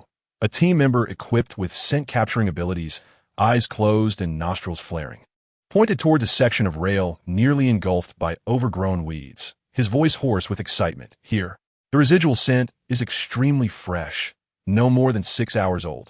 It's him. Scene 3. The camera scanned the empty freight station booth and the damaged, symbolic barbed wire. The routine defense personnel station here had been temporarily reassigned to bolster the blockade at the northern port during last night's peak operation. With a resounding thud, Han Bing's fist struck the control panel, the solid alloy surface emitting a dull sound. He rose like an enraged lion, chest heaving violently. In his eyes burned an unprecedented fury and a sense of humiliation from being outsmarted. Red Star freight station, he ground out through clenched teeth, his voice trembling with intense rage. He understood everything now. All the talk of Luojing Wharf, Qingshan Port, and the support for Pandora had merely been smokescreens. All were intricately woven deceptions fed to Prism by Yu Sheng.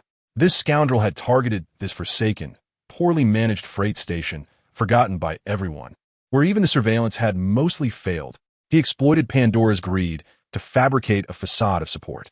He leveraged the rumors circulating online to create chaos in the eastern and southern regions. He understood Han Bing's thought process better than anyone, knowing that he would not trust surface information, would engage in reverse reasoning and redirect forces to the northern and western sectors. And Yu Sheng, that damn psychologist, had anticipated Han Bing's anticipation. He understood that Han Bing would astutely deduce that the northern district and the western district were the true objectives. Thus, he deliberately chose the Hongqing freight station, situated in the northern district but rendered vulnerable due to the reassignment of key forces to the more critical northern port. He exploited every one of our movements. Han Bing's voice grew somber, laced with self-mockery. He was not fleeing. Rather, he was leading us by the nose, orchestrating a flawless escape under his command. In the command center, the sound of a pin dropping could be heard, the only remnants being the faint hum of operational equipment. A palpable sense of frustration and the oppressive aura emanating from the commander weighed heavily on everyone present. Han Bing slowly raised his head. Mobilize all resources along this railway. Dig 3 feet into the ground for me. Contact the railway department and retrieve all vehicle record from last night that traversed this area, whether official or illicit. Notify all urban nodes along the route to be on the highest alert. Yu Sheng. Han Bing fixed his gaze on the photograph of Yu Sheng on the screen, enunciating each word with precision. Even if you escape to the ends of the earth, I will surely drag you out. This game is far from over. Chapter 36. The addictive nature of the concealment agent. 200 kilometers from Jing'an City, in a nondescript town. This was the day after Yu Sheng had departed from Jing'an City. He had found this unremarkable refuge, a hotel that required no identification for lodging. Leaning against the cold wall of the budget hotel, a sense of unfamiliar restlessness gnawed at him, akin to countless tiny ants burrowing deep within his bones. Initially, it was merely difficulty in focusing. His thoughts flitted like a kite severed from its string, impossible to retrieve. He endeavored to replay the details of his escape from Jing'an City, mapping out the next course of action. Yet his mind was incessantly invaded by flashes of that pale blue liquid, the concealment agent bestowed upon him by Pandora. He recalled the sensation of the blue serum coursing through his veins, immediately bestowing a sense of overlooked safety. Shaking his head and inhaling deeply, he attributed this to the fatigue of relentless travel. However, his condition swiftly deteriorated. By nightfall, he began to experience night sweats, the cold perspiration soaking through the thin sheets, rousing him from slumber. Closing his eyes, he was not met with darkness, but rather a cacophony of bizarre fragments. His throat felt parched, and a hollow yearning surged within him. It was withdrawal symptoms. Yu Sheng sat at the edge of the bed, hands pressed against his forehead, cold sweat trickling down his temples. Indeed, Pandora was far from simple. He recalled a detail from his experience with the agent. The concealment effect was not flawless. It was occasionally accompanied by exceedingly subtle nerve tingling. At the time, he had dismissed it as a side effect, but now it seemed more akin to something establishing a connection with his nervous system. Most alarming was the psychological shift he experienced. After using the agent, his subconscious evaluation of concealment appeared to have quietly shifted from relying on his own abilities to navigating the environment towards dependence on the agent for security. This was an insidious form of psychological reliance, which only became starkly apparent upon the abrupt cessation of the drug. To control a godlike individual, locking spirit substance. He whispered the name he had designated for this unknown addictive component, his gaze icy. This was a means of control. Pandora need not scour the world for him. They merely had to wait, anticipating that he would be unable to endure the withdrawal and would seek out the agent of his own accord. The test was imminent. On the evening of the third day, he ventured out to procure food and a new phone. Exercising caution, he chose to act after dark, deliberately avoiding main thoroughfares. Although the surveillance system in the small town was not as dense as that of Jing'an City, key intersections still bore monitoring cameras. Yu Sheng lowered his hat brim, utilizing the shadows of roadside shops and street trees, moving with the same carefulness as in the preceding days. Everything proceeded smoothly until he found himself at a crossroads. The pedestrian green light across began to blink, time pressing upon him. Habitually, he scanned his surroundings. Vehicles, pedestrians, camera angles, his mind rapidly calculating the optimal crossing path. In that fleeting moment, the familiar, hollow yearning surged forth, akin to an invisible hand gripping his heart and stifling his breath. His thoughts of path calculation were abruptly interrupted, replaced by an overwhelmingly potent notion. If he used the agent, he could stride confidently across. This thought was so vivid, so enticing, that it nearly consumed his entire capacity for reasoning. Alarm bells resounded in Yu Sheng's mind, and he bit down sharply on his tongue. The sharp pain jolted him back to awareness, but it was already too late. This half-second of hesitation and physiological discomfort had slowed his response. A car that should have passed behind him whizzed by, nearly brushing against his back, the rush of wind lifting the hem of his clothing. More perilously, in an attempt to evade the vehicle, he stumbled forward a half-step, inadvertently exposing himself to the camera's view for an additional second. Although he quickly regained his composure and melted back into the shadows, Yu Sheng's heart raced, not from nearly being struck by the car, nor from the possibility of being recorded, but because, in that life-threatening moment, his body's instinctive reaction had been to crave that damned agent. This substance was not only eroding his physical form, but also dismantling the very will and instinct upon which he relied for survival. Slowly, he raised his hand, and in the dim light, he could see his fingertips trembling uncontrollably. What Pandora had provided him was never assistance, but rather a chain. No longer could he afford to wait. Passive evasion would only ensnare him deeper within this fetter, leading to his complete descent into dependency on the agent or exposure due to withdrawal. He must take the initiative. He must uncover the truth behind the locking spirit substance, find the antidote, and sever this chain entirely. In the night, Yu Sheng's figure seemed to dissolve into the darkness. Upon returning to the safety of the room, filled with a musty scent, he locked the door and drew the curtains tight. The distant sounds of cars and voices outside became mere distractions, disrupting his focus. He required absolute silence, a state in which to unleash the full potential of his hyper-efficient learning ability. He began with the most intuitive physiological records, documenting the subtle fluctuations of each withdrawal symptom, the specific frequency of erratic heartbeats, the involuntary tremors of muscle fibers, and the correlation between cold sweat secretion and waves of emotional anxiety. He compared these bodily metrics with the calm periods following the use of the agent, delineating a clear curve. This was not conjecture. It was an objective reality occurring within his own corporeal vessel. Next came logical deduction. He closed his eyes, constructing models within his mind. Pandora's intent was far from merely eliminating him. They were merchants, hunters, seeking to capture and control.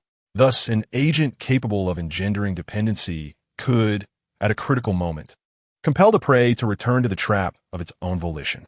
At that crucial juncture, the supply could be cut off. He gazed at the remaining vial of pale, blue serum on the table. This was his last stock, his sole research sample. With utmost care, he utilized rudimentary tools found in the hotel, a fine needle, the bottom of a glass, and makeshift instruments to attempt the most rudimentary physical and chemical analysis. His hyper-efficient learning ability surged to full capacity. He recalled all the biochemistry and neuropharmacology knowledge he had encountered, colliding and recombining in his mind, deducing and reasoning. He observed the viscosity and refractive index of the agent, striving to reverse engineer its potential molecular structure in his thoughts. Lacking professional equipment, he could not conduct precise chromatographic analysis or mass spectrometry. Yet he had himself. He undertook a dangerously reckless self-experiment. He dipped the needle tip into an imperceptible amount of the agent and gently pierced his fingertip. He refrained from injecting the agent, instead exercising extreme caution as he observed the immediate reaction of the minuscule component in contact with his own blood and nerve endings. A faint yet palpable sense of pleasure and security coursed through his nerves in an instant. Though fleeting, it was captured by his perception. Simultaneously, a deeper, peculiar sensation arose, as if the synapses were marked and bound. This was it. Coupled with prior physiological records and logical deductions, he was nearly certain that the agent contained a neuroreceptor agonist, directly affecting the specific areas of the brain responsible for safety, satisfaction, and even dependency. Yu Sheng gazed at the minuscule red dot on his fingertip, murmuring the name once more. He looked at the vial, glimmering with a ghostly blue hue under the dim light. It was no longer merely a tool for survival, but rather a noose tightening around his neck, akin to Pandora's box. He had to find the antidote. Chapter 37. The Conspiracy of Pandora. He wasted no time on regret. The extraordinary learning capabilities and enhanced intellect bestowed upon him not only facilitated rapid knowledge absorption, but also fostered a thought process adept at deconstructing problems, tracing back to their origins and pinpointing the core issues. If Pandora's target was him, what could they possibly extract from him? His genes. Indeed, his divine genes. It seemed the sole path to finding the antidote led directly to Pandora. He had to engage with them once more. He activated the laptop, which had undergone multiple hops and encryptions, his fingers dancing across the keyboard. Silently, he infiltrated the servers of Pandora's Jingen branch. His objective was clear: to locate databases related to the stealth agent or genetic research. Soon, he pinpointed an area labeled as the Biological Samples and Genetic Data Archive.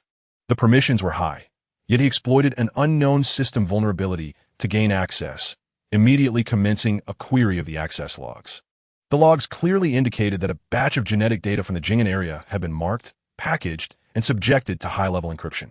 All the encrypted data was directed towards a singular destination, an overseas archipelago known for its data privacy and lax regulations. Indeed, Yu Sheng's eyes narrowed. The data had already been transferred. He dared not linger, swiftly erasing his traces and redirecting his focus. He turned to Pandora's internal communications log cache. Here, the information was more fragmented, yet it was also more likely to contain crucial intelligence. Amidst the chaotic flow of information, a brief yet encrypted message, seemingly marked with a slightly lower priority due to its hurried dispatch, was captured by his filtering program. Upon decryption, it revealed a single line. Maternal genetic samples have been stably acquired through special channels and are currently in transit. The timestamp coincided with shortly after his initial use of the stealth agent. Furrowing his brow, Yu Sheng pondered, special channels? I never authorized them to directly collect blood or tissue. The intense dissonance triggered rapid thoughts in his mind. Suddenly, a detail he had overlooked struck him like lightning: the stealth agent that had been directly injected into his veins. He abruptly retrieved the last remaining vial from his backpack's compartment, lifting it to his eyes to examine it meticulously for the first time. This object exuded a high-tech aura, resembling an advanced electronic injection pen, its smooth exterior crafted from white engineering plastic, cool to the touch. Previously, he had only focused on the contents within, never suspecting the container itself. At this moment, propelled by overwhelming suspicion, he exerted pressure with his fingers, carefully prying open a highly concealed clasp at the end of the injection pen. A faint click resonated. As he dismantled the plastic casing, a shadow swiftly crossed Yu Sheng's face. Next to a complex micropump and liquid reservoir lay a minuscule silver chip, smaller than a grain of rice, adorned with nearly imperceptible microprobes and antenna structures. A microbiological information transceiver. There was no need for elaborate summit collections or direct contact. Pandora had calculated everything long ago. From the instant he had plunged this life-saving agent into his skin and pressed the injection button, not only had the agent been introduced into his body, but it was highly likely that a minuscule amount of his living cells or blood components had also been reverse collected and analyzed by the probes on this chip, transmitted through the micro-transceiver. Yu Sheng's fist clenched abruptly, his knuckles whitening from the intensity. He suppressed the surging fury and redirected his attention to the computer screen. Armed with the newly discovered keyword, maternal, he painstakingly searched within Pandora's intranet once more. He unearthed a project folder marked Prometheus. The encryption level was exceedingly high. With his current means, he could not fully decrypt it, only glimpsing the tip of the iceberg. Among the forcibly parsed fragments of information, only two complete entries emerged. One was a project progress note. Maternal alpha adaptation is perfect. The other was a fragment of a gene sequence comparison chart. On the chart, a sequence labeled as source, YS01, exhibited nearly complete overlap with another labeled as maternal alpha within recognizable regions. Adjacent to it was a shocking match calculation result: 808 YS01 maternal alpha. Furrowing his brow, he felt his mind racing, attempting to extract meaning from this limited information. YS could be an abbreviation of a name or merely a project number. Alpha typically represents the original, the core. However, the term maternal, in conjunction with the premise of stolen genetic data, pointed distinctly towards him being regarded as a source, a template. They are stealing my genes to replicate, or to create something based on my genes. He murmured, with too few clues, as if groping in the dark, only able to touch upon vague outlines. No matter how high his intellect, he could not piece together the entirety of the Prometheus plan from thin air. This feeling was more disconcerting than an explicit threat. He rubbed his throbbing temples, allowing his overactive mind a moment of respite. Rising to pour himself a glass of water, his gaze inadvertently swept across the lower left corner of the screen, where a system-pushed news flash appeared. The classics return. Resident Evil 9, officially released, horror returns. Igniting the player community. Yu Sheng was an old player, having experienced every installment of the Resident Evil series.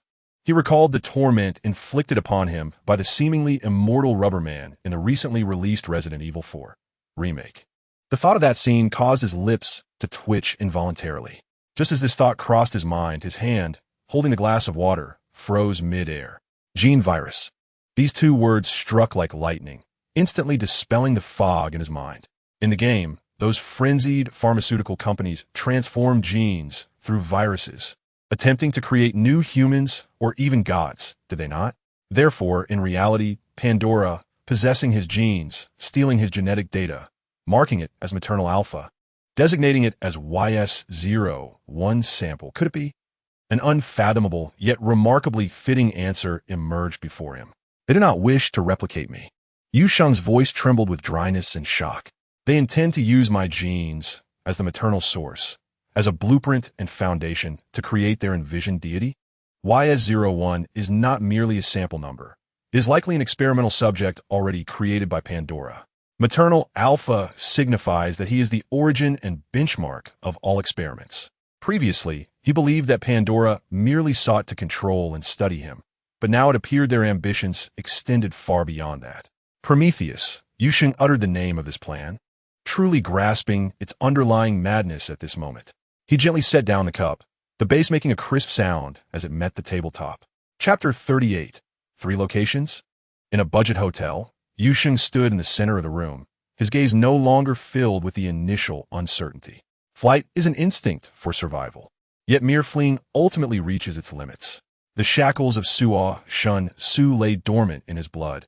His genetic material had been appropriated, and the divine creation plan based on him was underway. He clearly recognized that Pandora was akin to a festering sore, a foe far more troublesome than Prism.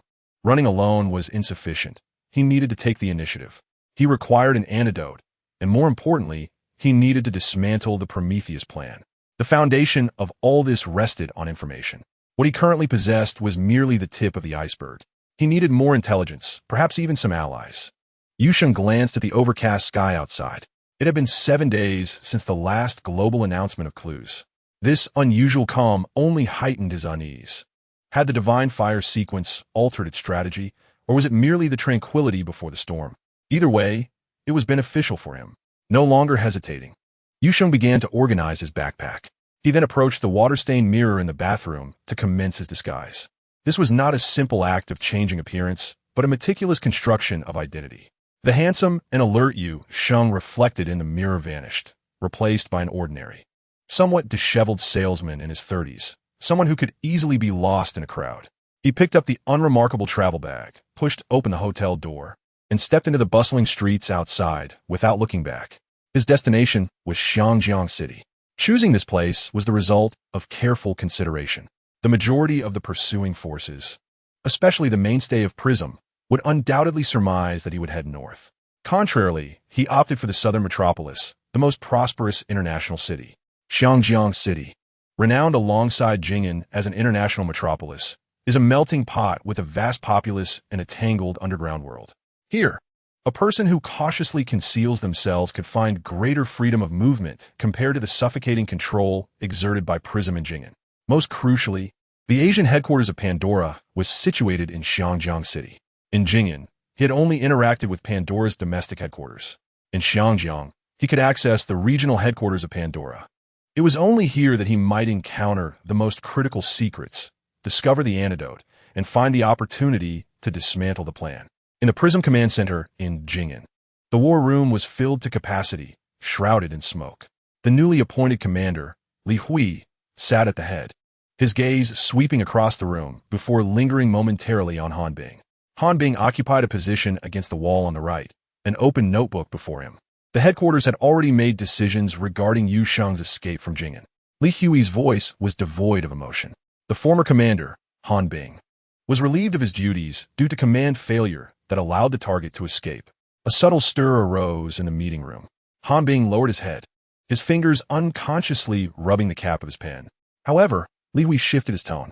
Considering that Han Bing was the only one who had participated in the pursuit from start to finish and understood Yu Sheng's behavioral patterns, the headquarters decided to retain his advisory role to assist in the subsequent pursuit. A senior advisor, seated to the left, scoffed softly, a defeated general. Han Bing raised his head, calmly responding, "It is precisely because of past failures that I have a clearer understanding of where the problems lie." The new commander, Li Hui, rubbed his temples and raised his hand to silence the two, addressing everyone. "All right, let us not dwell on the past.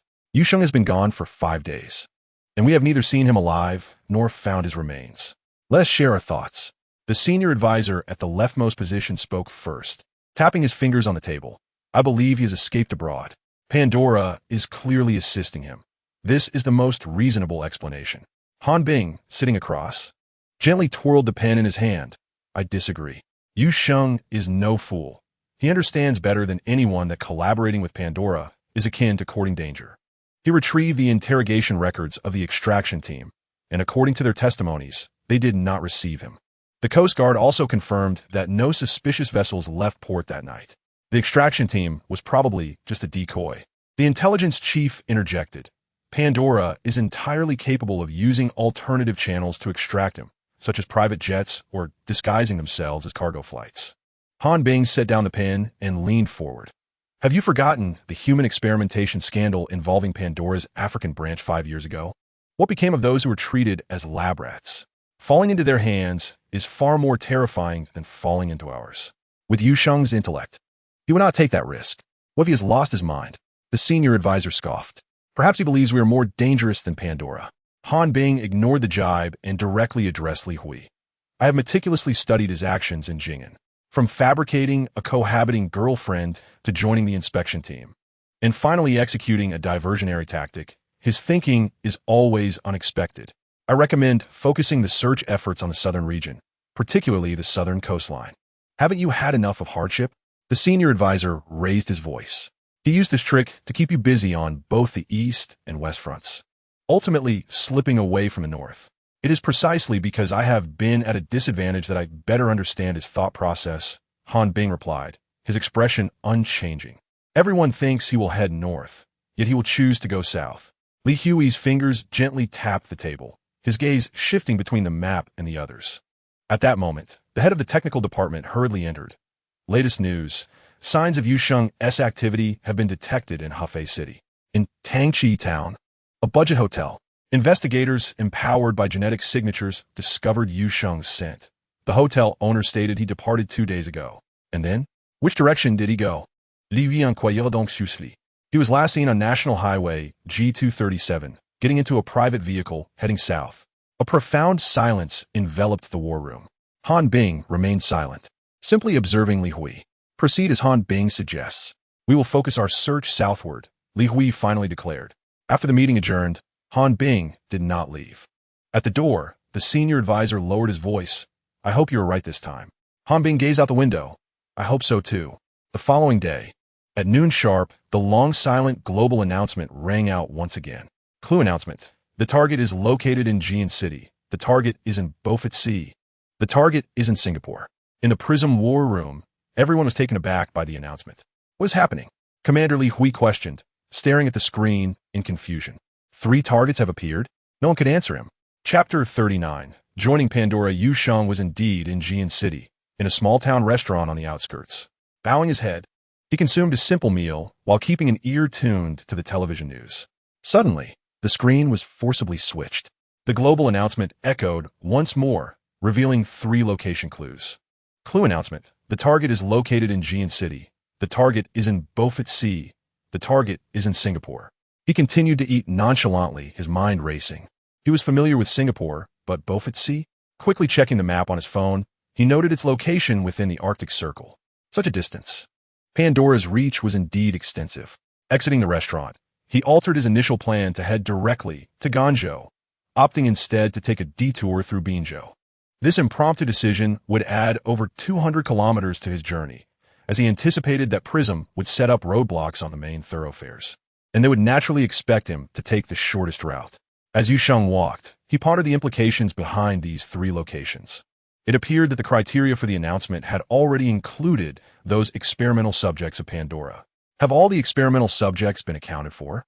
As Yu Sheng contemplated the situation, he sensed the profound confusion enveloping him as he realized that the prism was now simultaneously tracking three disparate targets. Meanwhile, Pandora, upon discovering these clues, might mistakenly believe that their research was nearing fruition. It was imperative to hasten the pace. The night in Shangjiang City was illuminated by flickering neon lights. Yu Sheng stealthily emerged from beneath a truck chassis, quickly adjusting his dust-covered clothing in the dim alleyways. The tight security at the final checkpoint exceeded his expectations, making his concealment beneath the vehicle the sole viable option. Subsequently, he opted for accommodation at a mid-range hotel located on the outskirts of a bustling area. The receptionist greeted him with a professional smile, requesting identification. Yu Sheng presented an identification card bearing the name Chun Hao, one of his many fabricated identities, embellished with a clean background capable of withstanding scrutiny. Mr. Chun, a prepayment of 500 yuan for one night's stay is required, the receptionist informed him. Yu Sheng naturally counted out 5 banknotes from his wallet. With simple luggage in hand, he entered his room, secured the door, and drew the curtains. He refrained from turning on the lights, instead positioning himself by the window to observe the street scene below and the activity across the building. After a few minutes of confirming safety, he finally switched on the light. From his backpack, he retrieved his laptop and connected to the hotel's Wi-Fi via several encrypted proxies, once again reviewing the recruitment information from Pandora's Asian headquarters. Assistant researcher, he murmured to himself. Just a week prior, Pandora had released this recruitment advertisement globally, coinciding perfectly with his departure from Jing'an City. This presented him with a unique opportunity to infiltrate the Pandora project. The resume he prepared was nothing short of impeccable. Lin Yuan, a graduate of the Johns Hopkins School of Medicine in the United States, boasted surgical internship experience at a premier hospital as a young surgeon. He meticulously reviewed his resume one final time before shutting down his laptop to rest. The following day, the entrance of the Pandora Asian headquarters was bustling with activity. Disguised as Lin Yuan, Yu Sheng donned a fitted, stylish suit and stood among the throng of applicants. He overheard several young individuals animatedly discussing their excitement. "I heard the starting salary at Pandora is this amount," remarked a bespectacled young man, gesturing enthusiastically.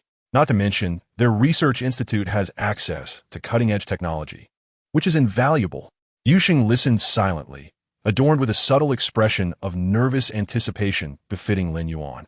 His gaze scanned the hall, keenly noting the presence of cameras in the corners and the intimidating security personnel clad in uniforms. After 2 hours of waiting, it was finally his turn. Next, Lin Yuan. He stepped into the interview room, offering a slight bow to the 3 interviewers before taking a seat. The central interviewer was a woman in her 40s, her demeanor serious. With a name tag identifying her as Li Mingzhu, the director of human resources, she swiftly reviewed Yu Sheng's resume. Johns Hopkins School of Medicine, MD, PhD, she remarked, her eyes flickering with surprise and interest. "Dr. Lin, your credentials are exceptional. With your background, you could achieve remarkable success at any top-tier hospital. I am curious, what prompted you to leave clinical practice and start as an assistant researcher with us at Pandora?" The question was anticipated by Yu Sheng. Leaning slightly forward, he donned a smile, radiating idealism. "In my view, clinical practice heals individuals, while fundamental research seeks the essence of life, potentially benefiting all of humanity. I have always harbored immense passion for the mysteries of neuroscience and genetics. Pandora is a global leader in this field, and I believe it is here that I can reach the ultimate frontier of medicine. Starting as an assistant researcher is both a learning process and a necessary attitude." His response was neither submissive nor arrogant, articulating ambition while demonstrating sincerity. An older male interviewer interjected with a follow-up question. "You mentioned in your resume that you participated in research on neurodegenerative diseases at Rena Hospital. Could you elaborate on your role in the project and the greatest challenge you faced?" Yu Sheng had thoroughly internalized Lin Yuan's background story. He fluently recounted the project's context, emphasizing his contributions to data analysis and the development of innovative experimental approaches. He also mentioned a technical challenge encountered during cell model establishment and how he resolved it through literature review and discussions with his mentor. His narrative was logically coherent, rich in detail, and perfectly aligned with the image of an outstanding young researcher. The interviewers listened intently, occasionally nodding in acknowledgement. Director Li glanced at the resume once more, then at Yu Sheng, displaying a hint of satisfaction. A solid foundation and quite insightful. Dr. Lin, your work experience indeed correlates with some of our cutting-edge research directions. Please await our notification. We will respond within 3 working days. Thank you, esteemed interviewers. Yu Sheng replied politely as he rose and exited the interview room. He understood that merely relying on an impressive resume and interview performance would not ensure Pandora's priority consideration. They had their own vetting procedures. However, he had successfully taken the first step. As he emerged from the Pandora building, the sunlight was somewhat blinding. 3 days later, in the hotel room where Yu Sheng was staying, his phone screen lit up with a message from an unknown number. Dr. Lin Yuan, congratulations on passing the interview. Please report to the Human Resources Department at Pandora Asian headquarters next Monday at 9 o'clock with the relevant documents to complete your onboarding procedures. The message was formal and devoid of superfluous words. Yu Sheng set down his phone, his expression betraying no surprise. He approached the window, gazing at the bustling streets of Xiangjiang City, his eyes ultimately resting on the strikingly modern Pandora building in the distance. He harbored no concerns regarding Pandora's scrutiny, for everything he had submitted was genuine. There indeed existed an exceptional medical doctor named Lin Yuan, a graduate of Johns Hopkins, who had interned and worked at the esteemed Rinna Hospital before resigning for personal reasons to embark on a journey. All academic credentials and work experiences were verifiable in official systems and hospital records, capable of withstanding any background check. The only distinction was that the real Lin Yuan was likely still adventuring in some remote mountain forest. In the past 3 days, Pandora's human resources and security departments had undoubtedly utilized their channels to investigate Lin Yuan's background. Yet, all they would uncover was a candidate with a clean record, an outstanding background, who had just departed from the hospital and was seeking to enter the research field after returning from solitary travels. They might have even contacted Rinna Hospital, receiving only confirmation that Dr. Lin had indeed resigned. The seemingly rigorous scrutiny at Pandora merely followed the trajectory Yu Sheng had meticulously laid out. He picked up his phone, replying succinctly, "Received, thank you." After placing the phone down, Yu Sheng began preparing the necessary items for his onboarding. On Monday, precisely at 9 o'clock, Yu Sheng, clad in a neatly pressed shirt and embodying the persona of Lin Yuan, arrived punctually at the entrance of the Human Resources Department of Pandora Asian headquarters. The receptionist checked the list and smiled. "Dr. Lin Yuan, correct? Please follow me. Your onboarding process is about to commence." Yu Sheng nodded and stepped forward, appearing as just another ordinary newcomer to the realm of research, brimming with anticipation for the future. Chapter 40. Hydra Communication Conference. The efficiency of the Human Resources Department was commendable. Signing a confidentiality agreement, receiving an access card, entering fingerprint and facial recognition data, and being assigned a personal locker and laboratory permissions all transpired seamlessly. The HR representative guiding him emphasized, "Dr. Lin, your current access level is C, restricted to designated laboratories in B7 zone and public areas. Any unauthorized zones are equipped with biometric and motion sensing alarms. Please be sure to comply." Yu Sheng nodded, his expression a perfect blend of seriousness and a hint of reverence for the new environment. His direct superior was a senior researcher at the institute, a young man named Zhang Che, who appeared to be under 40, with slightly disheveled hair and the characteristic focus and lack of fussiness of a researcher. "Lin Yuan, welcome," Zhang Che said, shaking his hand firmly. "Follow me, and I will familiarize you with the surroundings." Area B7 resembled a colossal, futuristic beehive. The pristine white corridors branched out in all directions, flanked by laboratories with transparent reinforced glass partitions. Inside, researchers clad in white lab coats either operated sophisticated instruments, observed petri dishes, or gathered in hushed discussions. The air was infused with the faint scent of disinfectant and a particular culture medium.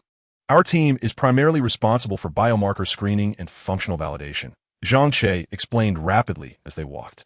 "In simple terms, We sift through vast amounts of genetic and protein data to identify potential targets, which we then preliminarily validate using cell models.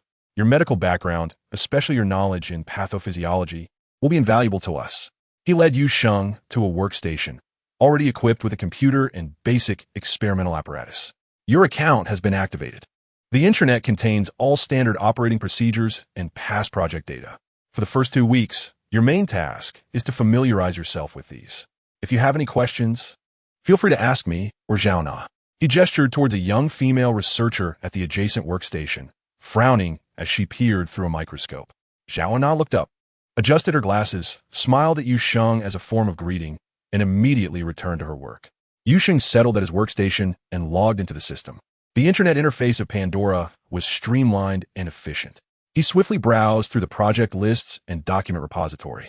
As Zhang Che had mentioned, the modules available to him were foundational and auxiliary in nature. The project descriptions appeared highly formal, falling within the realm of routine biomedical research, with no direct connection to Suo Shin Su or the Prometheus project. During lunch, he joined Zhang Che, Zhao Na, and 2 other colleagues in the cafeteria. The cafeteria at Pandora rivaled a 5-star buffet, much to the apparent satisfaction of his colleagues. I've heard that the North American division has made new breakthroughs, possibly related to nerve regeneration, one colleague remarked while serving himself. Zhao Na responded, the resource allocation there has always been substantial. If our Alpha project progresses smoothly, we might be able to secure more funding. Zhang Che, sipping his soup, replied in neutral tone, Alpha is still in its early stages. The data is unstable. Let us focus on solidifying our foundational work first. Yu Sheng listened quietly, mentally noting the keyword alpha. He played the role of an awkward newcomer, occasionally chiming in about the cafeteria food or housing prices in Xiangjiang, remaining discreet and inquisitive. In the afternoon, he began to repeat a basic cell viability assay. His actions were precise, and his techniques smooth, embodying the image of a well-trained researcher. Yet, his perception remained in a heightened state of alertness, observing the comings and goings in the corridor, discerning the various instrument sounds and snippets of conversation within the laboratory. He noted that Zhang Che seemed to possess higher clearance, occasionally entering a small, isolated compartment that required a secondary keycard. He also observed that Zhao Na used a non-standard reagent with a partially torn label when handling certain specific samples. As the days passed, Yu Sheng's portrayal of Lin Yuan began to solidify. A professional, reticent newcomer who was a bit absorbed in his work but possessed a keen ability to learn. He seamlessly integrated into the ranks of Pandora's junior researchers, unknown to others, with each click of the mouse to consult materials and every repetition of tedious experimental procedures. His mind functioned like the most intricate radar, scanning, filtering, and analyzing all surrounding information, attempting to capture hidden clues that led to coarse secrets from what appeared to be mundane daily tasks. On the 3rd day, while Yu Sheng was recording data at the workstation, Zhao Na, organizing materials next door, remarked with a tinge of envy to Zhang Che, "Boss, I heard the invitation list for Hydra has been released. Are we really on it?" Zhang Che, engrossed in verifying data on his computer screen, did not lift his head but spoke with a barely perceptible pride in his tone. "Yes, I just received the email. Our previous paper on environmental stress induction seems to have caught their attention." Another young researcher, Wang Tao, leaned in eagerly, rubbing his hands together. "That's fantastic. The Odyssey cruise ship. I heard that after the annual conference, there's a Michelin-starred chef's dinner and duty-free shopping."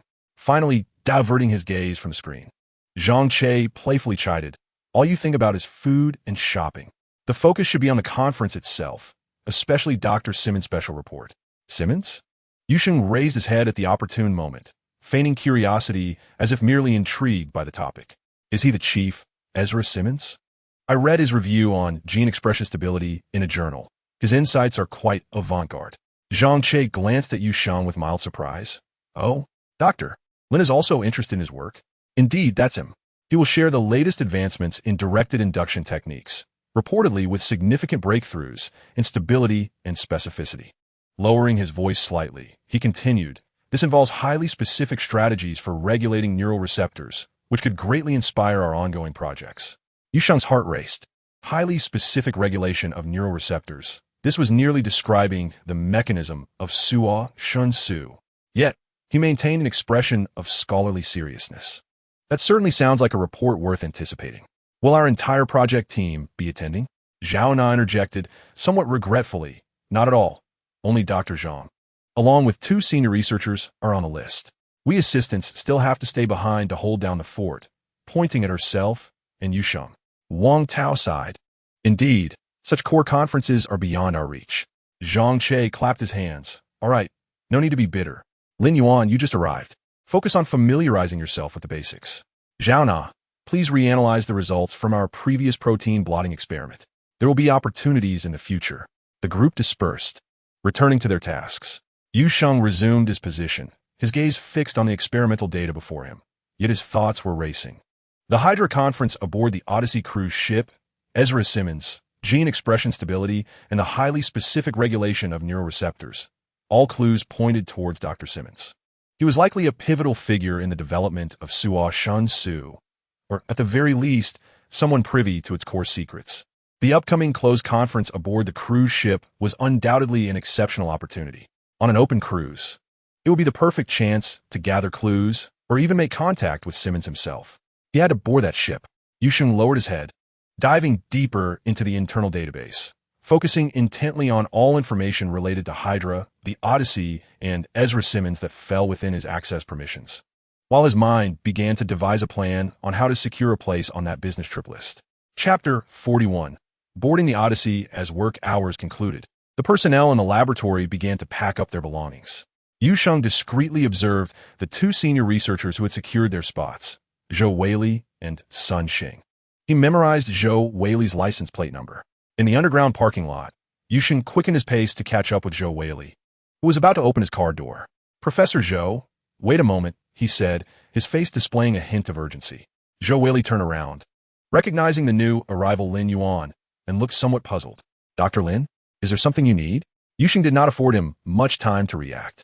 As he handed over a virtual document, his gaze deepened, and he whispered, "Look into my eyes, Zhou Laosher. You need to take immediate leave." Zhou Weili's expression momentarily faltered before becoming somewhat vacant. An urgent matter had arisen at home, necessitating his immediate return and rendering him unable to attend the upcoming maritime exchange. Now, send an email to your direct superior, Dr. Zhang Che, requesting leave. Zhou Wei, like a marionette, numbly retrieved his phone and followed Yu Sheng's instructions to completion. Go home and rest for a few days. Forget our earlier conversation, Yu Sheng concluded, swiftly disappearing around the corner of the parking lot. Zhou Weili shook his head, overwhelmed by an inexplicable weariness and anxiety regarding the situation at home. The following morning, Dr. Zhang Che furrowed his brow as he summoned the project team. Zhou Weili has suddenly encountered a family emergency and has taken leave to return home. He rubbed his temples, noting that the quota for the exchange meeting must not be wasted. We still have 1 spot available, you 3. His gaze swept over Wang Tao, Zhao Na, and Yu Sheng, Lin Yuan. Zhao Na immediately raised her hand, her eyes brimming with anticipation. However, Zhang Che shook his head at her. Zhao Na, your cell model is at a critical phase. You know the materials are time-sensitive and cannot afford to be unattended. Zhou Nai's shoulder slumped, yet she understood the importance of work and murmured, "Fine, there will be other opportunities." Zhang Che's gaze lingered between Yu Sheng and Wang Tao. The 2 exchanged glances. Yu Sheng was prepared. If Wang Tao expressed willingness, he would employ hypnosis once more. However, Wang Tao readily clapped Yu Sheng on the shoulder and said to Zhang Che, "Boss, let Lin Yuan go. I accompanied you last time. This time, let the newcomer broaden his horizons." The unexpected smoothness of this exchange stirred something within Yu Sheng, and he seized the opportunity, looking at Zhang Che with clear and eager eyes. "Dr. Zhang, I am very keen to learn, especially about Dr. Simmons' report." Zhang Che observed the selfless gesture of Wang Tao and the earnest plea from Yu Sheng before nodding. "Very well, then it shall be Lin Yuan. Return now to pack your belongings. At 7 o'clock tonight, Pier 3, aboard the Odyssey cruise ship. Do not be late." After relaying the details, Zhang Che departed. Yu Sheng turned to Wang Tao, his face adorned with genuine gratitude. "Thank you so much, Tao Ge. I will treat you to a grand meal when I return." He then looked at Zhao Na. "Nai Jie, you too." Wang Tao chuckled. "No need for formalities. We are colleagues, and we will look out for each other in the future." Zhao Na chimed in with a smile. "Indeed, remember to take plenty of pictures to show us." Yu Sheng responded with a smile. Yet he was acutely aware that this promised feast was unlikely to materialize. He turned and left the laboratory, returning to the hotel. At 6:30 in the evening, Pier 3 was ablaze with lights. Yu Sheng, carrying a simple bag, arrived early to wait. The sea breeze fluttered the edges of his clothing. Shortly thereafter, Zhang Che and another seasoned researcher, Sun Xing, arrived. "Lin Yuan, you're early," Zhang Che greeted. Yu Sheng displayed a slightly bashful yet excited smile. "Yes, I was afraid of being late, so I came early to wait." Zhang Che nodded, scanning the surrounding crowd, which was gradually swelling. Aside from the obvious personnel from Pandora, many individuals dressed in various styles from different organizations and companies were present. "It seems this event is quite large," Sun Xing remarked. "Indeed," Zhang Ke explained. "The Hydra Exchange is not solely a Pandora affair. Many partners, academic luminaries, and even potential investors will be attending. We cannot operate in isolation." At precisely 7 o'clock, accompanied by a prolonged horn blast, the Grand Odyssey, a white cruise ship resembling a moving castle, gracefully docked at the pier. The illuminated vessel stood in stark contrast to the night-shrouded sea. The boarding process was orderly. The three of them, guided by the staff, located their cabins, each a comfortable single room. Yu Sheng quickly inspected his room before placing down his luggage. At 8 o'clock, the cruise ship sounded its horn once more and smoothly departed from the pier, gradually leaving behind the dazzling lights of Xiangjiang City. Once settled, Zhang Che gathered Yu Sheng and Sun Xing. "Let's head to the restaurant for a bite and familiarize ourselves with the surroundings.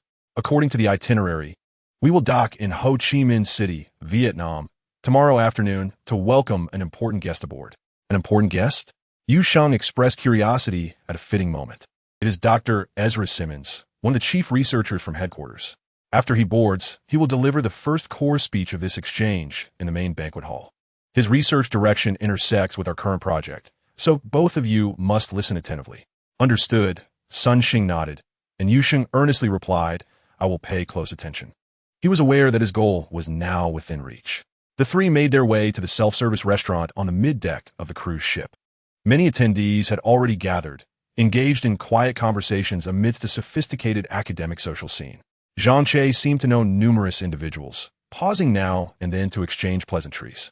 Yu Sheng quietly followed, his keen eyes surveying the surroundings and the crowd, mentally noting the internal structure of the ship and the general distribution of security personnel. By 7:30 the following evening, the Odyssey gently docked at Ho Chi Minh Port. Yu Sheng stood in the shadows of the upper deck, the sea breeze tousling his hair as his gaze shifted toward the pier. Below, a middle-aged foreign man, impeccably dressed in casual formal attire, was swiftly ascending the gangway, flanked by 4 robust, vigilant bodyguards. It was evident that he was Dr. Ezra Simmons. Despite the distance, Yu Sheng, with his enhanced vision, clearly registered the features of the man. The target was now aboard. Without hesitation, Yu Sheng turned and walked toward the main banquet hall, situated in the heart of the cruise ship. At the entrance, staff checked identities, and he presented his Pandora attendance credentials, gaining entry seamlessly. The banquet hall was resplendent, arranged for an academic presentation. He quickly found Zhang Che and Sun Xing, sitting beside them in the vacant seat. "You made it?" Zhang Che whispered, his eyes fixed intently on the vacant podium ahead. "The main event is about to commence." Sun Xing appeared somewhat excited. "I hope we can glean something substantial." Yu Sheng nodded, saying little, his gaze sweeping across the assembly.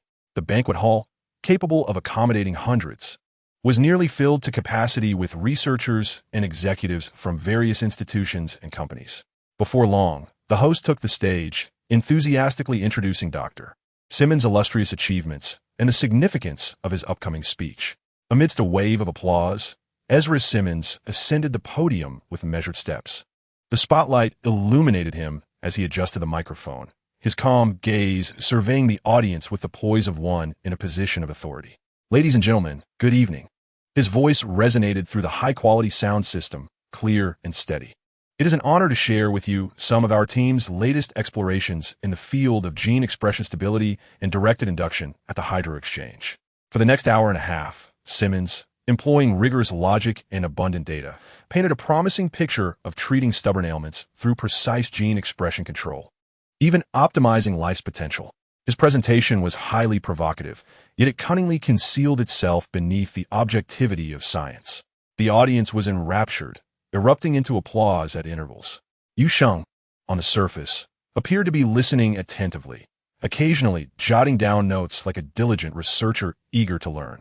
However, his mind was racing, meticulously analyzing every potential clue concealed within Simmons' words, especially when he mentioned specificity in neural receptor targeting and long-lasting biological regulatory mechanisms. Yu Sheng was nearly certain that this was intimately connected to the core technology of Suo Shinsu. The speech finally concluded amidst thunderous applause. Under the escort of his bodyguards, Shi Mengxi swiftly exited, while many eager attendees wished to engage in conversation but were politely deterred.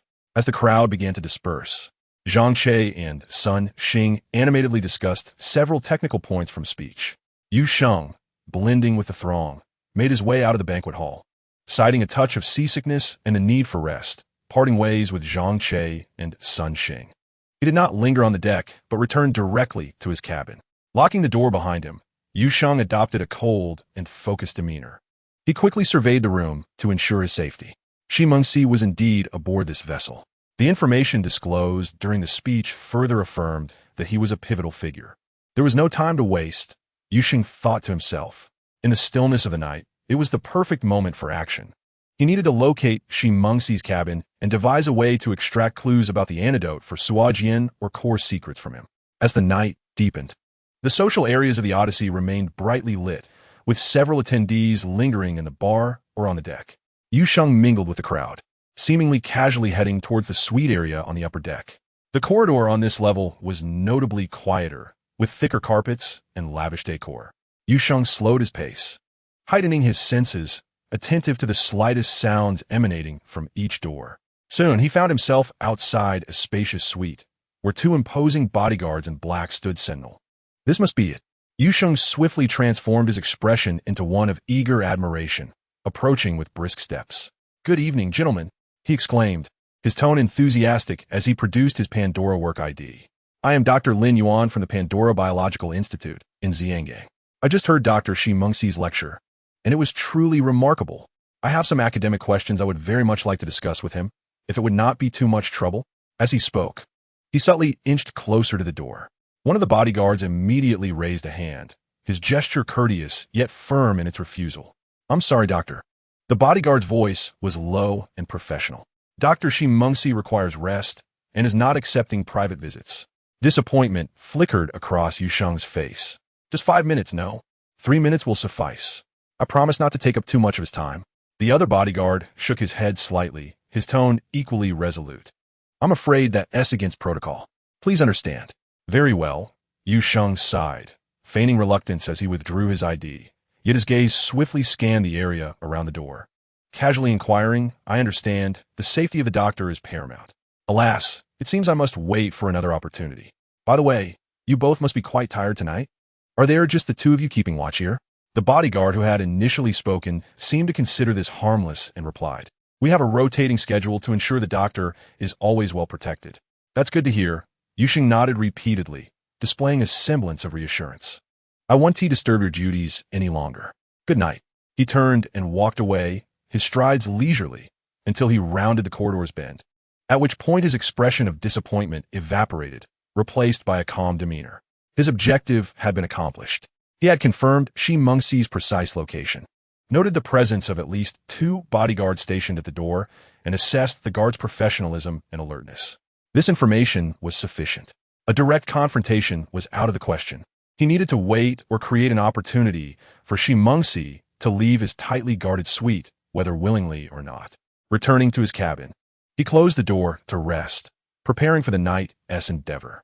At 1 o'clock in the morning, the Odyssey resembled a slumbering giant, gliding silently across the pitch-black sea. Tomorrow night, it would arrive in Singapore, marking the journey's conclusion. Most passengers and crew had succumbed to slumber, with only a few areas still illuminated by sporadic lights. Yu Sheng quietly opened his door a crack, cautiously peering out. The corridor was deserted, illuminated only by the dim glow of wall sconces, confirming the absence of any presence. He slipped out and gently closed his door behind him. At this moment, he had donned a fitted white waiteress uniform, complete with a matching cap that conveniently obscured part of his forehead. Without hesitation, He walked briskly towards the 24-hour buffet restaurant located midship, adopting the light-footed gait of a server. Inside the restaurant, only a handful of night owl passengers lingered, while a crew member behind the bar stifled a yawn. Yu Sheng attracted no attention as he approached the preparation area, expertly wheeling out a cart covered with a white tablecloth. He casually placed a few sandwich platters wrapped in plastic, a coffee pot, and a set of cups on the cart, making it resemble an ordinary room service order. Once ready, he pushed the cart towards the suite area on the upper deck. The metal wheels rolled over the thick carpet, producing a distinct sound that echoed in the silent corridor. His expression remained calm, his senses heightened, attuned to any subtle disturbances around him. The elevator ascended smoothly, finally coming to a halt on the top floor. As the doors opened, Yu Sheng pushed the cart out into the corridor. This level was even more spacious and serene, infused with the aroma of an expensive fragrance. With a clear objective, he proceeded leisurely towards Dr. Shi Mengxi's suite. However, in a mere second, an alarm rang in Yu Sheng's mind. His heightened senses warned him that someone was following closely behind, scrutinizing him. Something felt amiss. He was being watched. Maintaining his steady pace, he approached the corridor leading to Shi Mengxi's suite when an unsettling sensation prickled at his back. Someone was indeed watching him. His sharpened perception could not be mistaken. The gaze originated from a corner behind him. A chill ran through him, but he did not falter. Maintaining the facade of a weary server, he continued pushing the cart, nonchalantly passing in front of Shi Mengxi's door, even nodding to the two bodyguards who appeared slightly drowsy in the late hour. The guards merely glanced at him, dismissing the cart-pushing server as inconsequential.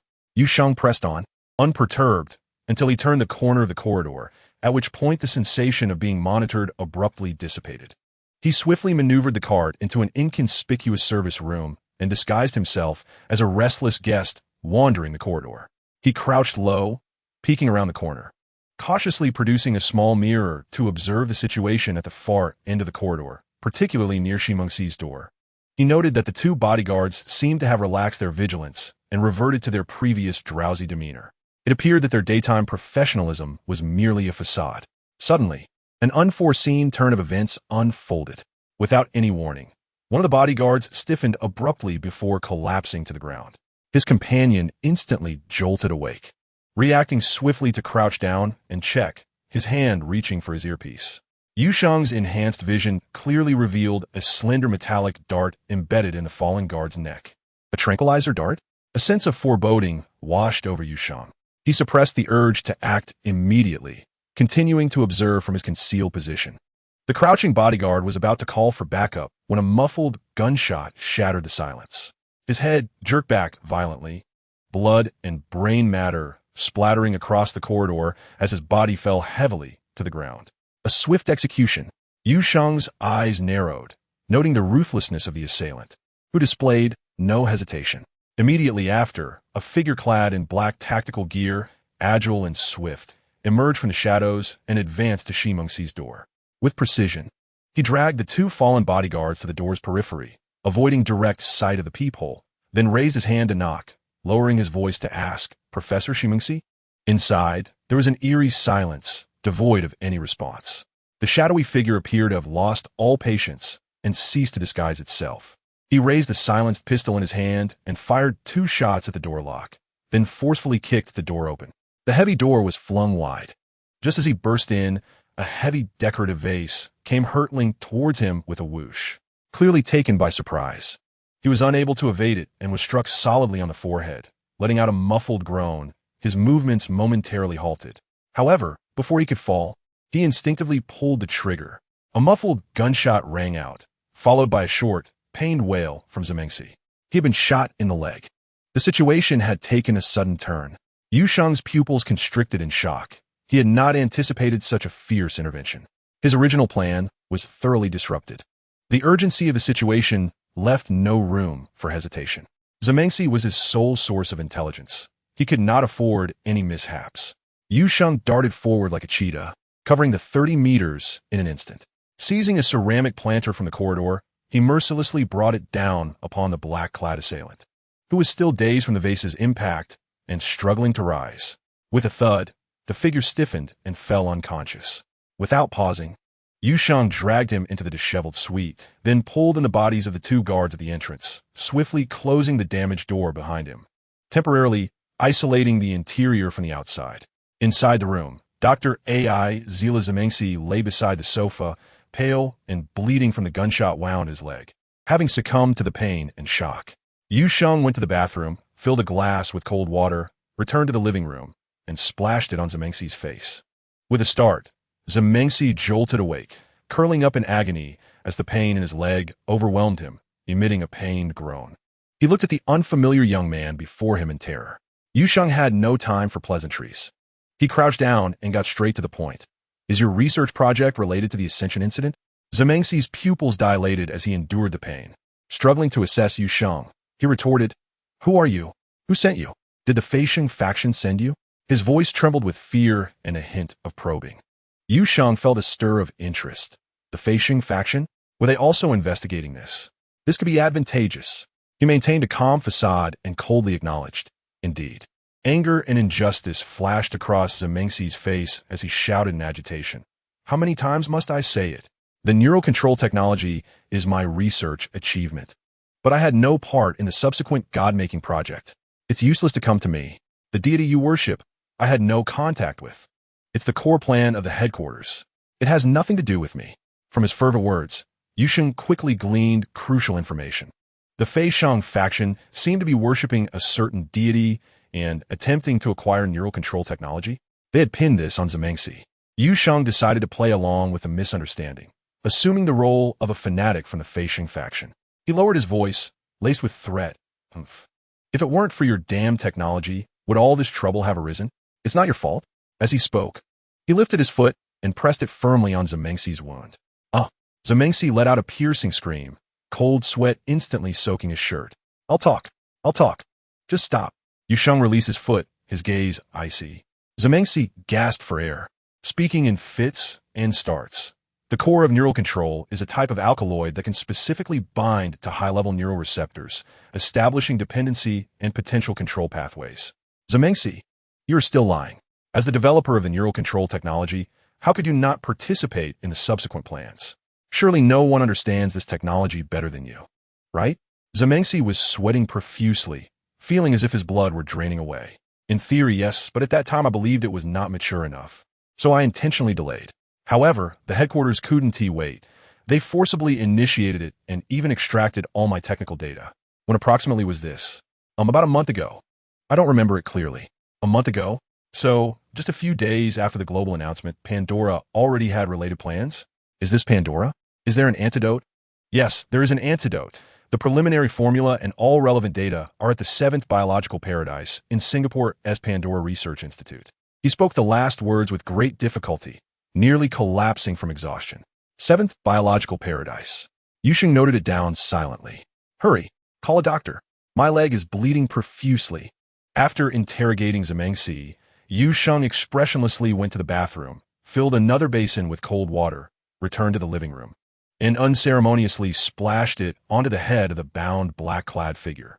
The man jolted awake, realizing he was tightly bound by ropes. Struggling futilely for a moment, he soon ceased his efforts and lifted his head, glaring at Yu Sheng with eyes filled with hatred. Chapter 44. Acting Yu Sheng pulled over a chair and sat across from him. "Speak. Who sent you?" The black-clad figure remained tight-lipped, filled with animosity in his gaze. Seeing this, Yu Sheng decided to feign arrogance.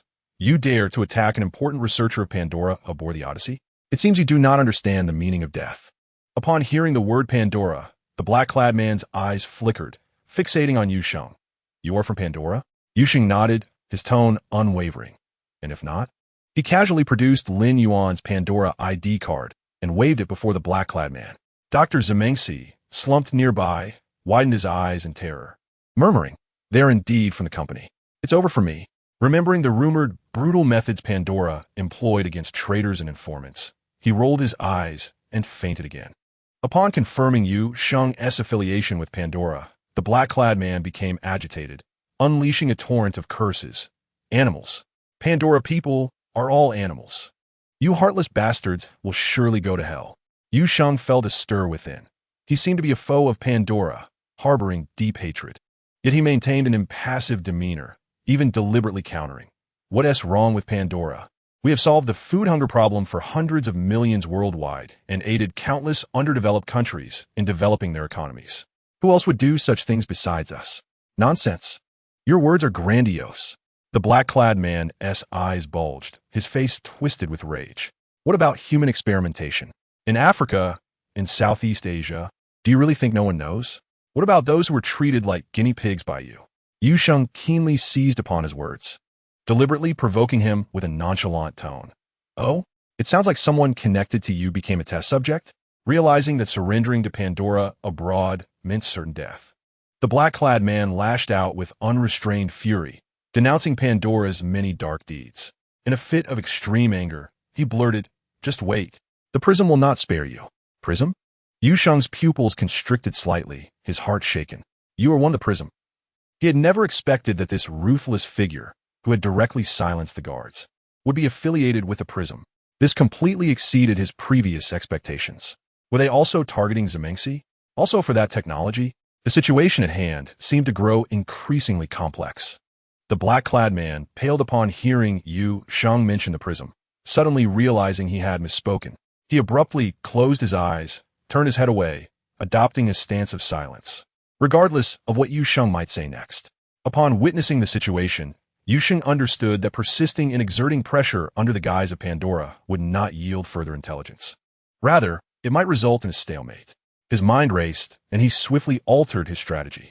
The coldness and arrogance that had adorned his face dissipated, replaced by a tone of tranquility as he addressed the silent figure in black. Very well. I confess, I am not one of Pandora's. The black-clad man's eyelids flickered imperceptibly, yet he remained resolutely closed. Yu Sheng continued, I am of the Fei Sheng Shui Pai. It appears that, at least in dealing with Pandora, our objectives align. Pandora is a common adversary. This statement finally prompted the black-clad man to open his eyes. His sharp gaze was filled with scrutiny and profound distrust as he appraised Yu Sheng, evidently harboring significant doubts regarding this sudden claim of identity. Upon hearing Yu Sheng's assertion of being from the Fei Sheng Shui Pai, the skepticism in the black man's eyes did not wane. Instead, he sealed his lips with heightened wariness, clearly unconvinced by this narrative. Realizing that mere words would not suffice to earn trust, Yu Sheng resolved to demonstrate his stance through action. Without hesitation, he raised the silenced pistol he had confiscated from the black-clad man, aiming it at the unconscious Simmons on the sofa. A muffled pair of gunshots rang out, the bullets finding their mark in Simmons' heart. The chief researcher of Pandora convulsed violently once before succumbing to silence, passing away without agony. The black-clad man's eyes widened in shock as he fixed his gaze on Simmons' lifeless body, then turned to Yu Sheng, his expression shifting from uncertainty to incredulity. He licked his parched lips, his voice hoarse as he tentatively asked, Are you truly of the Fei Sheng Shui Pai? Indeed, Yu Sheng affirmed with composure, beginning to weave a web of deceit. I have infiltrated Pandora to dismantle them from within, to halt their blasphemous experiments that defy the natural order of evolution. He succinctly elaborated on the principles of the Fei Sheng Shui Pai, emphasizing that their pursuit of spiritual and existential ascendance did not fundamentally conflict with the order upheld by the prism. Upon hearing this, the ferocity and agitation on the black-clad man's face eased somewhat, yet he retained his scrutiny, snorting derisively. That sounds rather appealing. Now untie me. Certainly, Yu Sheng replied. However, I shall grant you freedom only after I receive answers to a few inquiries. The black-clad man regarded Yu Sheng for several moments, seemingly weighing the pros and cons, before spitting disdainfully, ask away. But whether I choose to answer is my prerogative. Yu Sheng dismissed the slight with indifference. Directly addressing the crux of the matter, you claim to be of the prism. How could the prism resort to such extreme measures against Simmons? He gestured toward the corpse and the bloodstains. The mention reignited the black-clad man's fury. His teeth clenched as he spat. Why? Because those madmen at Pandora dared to extend their claws toward our people.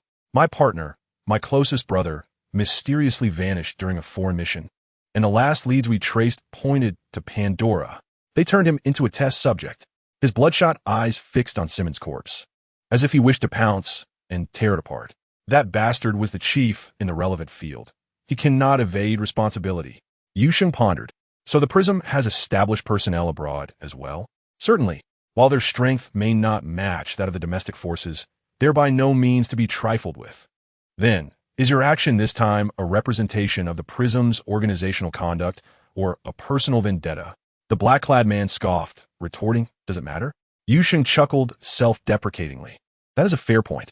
Yet, he still had one lingering question. However, knowing that their target is a member of the Prism, how dare Pandora act? Are they not afraid of your retaliation? This inquiry seemed to strike a nerve within the black-clad man, unleashing deeper layers of rage. He fell silent for several seconds before squeezing out a response through clenched teeth, his voice laced with a sense of contempt and unbridled hatred. Of course they fear us, but they place greater faith in their technology, believing they can operate unnoticed. Or perhaps they think that once their God-making project succeeds, they will possess sufficient power to rival or even crush everything, including us, the Prism. Chapter 45, Lu Fei. Suo Long Yu Sheng processed the newly acquired information and posed his final question. Why does Pandora dare to act against your Prism members? Wouldn't it be easier to capture ordinary individuals as test subjects to avoid drawing attention? The black-clad man chuckled scornfully, his anger evident. It is entirely different. Their God-making project requires exceptionally capable test subjects. Those with hunting instincts, whether in perception, reaction, physical prowess, or willpower, far exceed the average person, not to mention their specific abilities. Pandora scours the globe to capture them. In their eyes, they're the most premium test subjects. Yu Sheng nodded thoughtfully. So, the immense benefits and their craving for these extraordinary talents outweigh the risks of retaliation from your Prism, which is the most significant reason they dare to strike at you.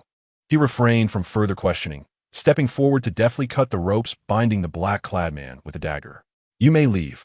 Lu Fei rubbed his wrist, which bore deep marks from being bound, and cast a complex glance at Yu Sheng, suddenly inquiring, what is your name? I am called Lu Fei. Suodong. Yu Sheng replied without a change in expression. Lu Fei's mouth twitched visibly, and after a moment of speechlessness, he managed to utter, fair enough. He knew this was certainly not the true name, but the other party was evidently unwilling to divulge it, so he ceased to press the matter. He did not head toward the perilous main entrance, but instead agilely leapt out, scaling the edge of the porthole like a gecko, swiftly merging into the darkness outside. Before departing, he glanced back at Yu Sheng, leaving behind a remark, the gun is a gift for you. With that, his figure vanished into the night. Yu Sheng watched as the black-clad Lu Fei nimbly exited through the window, disappearing into the night and sea breeze. The words the gun is a gift for you still echoing in his ears. He weighed the silenced pistol in his hand, deciding not to discard it, but rather to conceal it securely within his clothing. This item would prove invaluable. Inside the room, the lifeless body of Simmons, along with that of a bodyguard and another guard who lay unconscious from a tranquilizer, formed an irretrievable mess. Yu Sheng was acutely aware that he could not entirely clear the scene in a short span, and the two rotating bodyguards could appear at any moment, or other personnel might discover the anomaly. He had to depart immediately. Without hesitation, he swiftly removed his coat, which may have borne traces, and made rapid adjustments to his facial disguise once more. He chose not to take the elevator, which could draw attention, but instead descended quickly via the secure stairwell, making his way down from the top floor. However, one crucial task remained. He needed to manage the surveillance footage. Despite having intentionally avoided most cameras on his way up, he could not guarantee that no angles were overlooked or that he had not been recorded during his actions. He had to ensure that his presence was entirely erased from the cruise ship surveillance system. He located the room marked as the control center for surveillance on the lower deck of the ship. The door was not locked, and he gently pushed it open. Inside, a security guard was reclining in a lounge chair, wearing headphones and emitting soft snores. Yu Sheng moved slowly to the control console. He did not rouse the guard, his fingers flying over the keyboard as he quickly breached the system's permissions. He called up the recordings from all relevant cameras near the top floor suite and along his path of movement. He meticulously cross-referenced the timeline, pinpointing every fragment of his appearance and the blurred images of Lu Fei infiltrating and departing, erasing them with precision, while simultaneously replacing them with a blank loop to obliterate any traces of data modification logs. He executed his task thoroughly, clearing all traces not only for himself, but also for the Prism agent named Lu Fei. After completing all these tasks, he quietly exited the system, left the monitoring room, and gently closed the door behind him, as if no one had ever been there. At this moment, there was still some time before the cruise ship was expected to dock.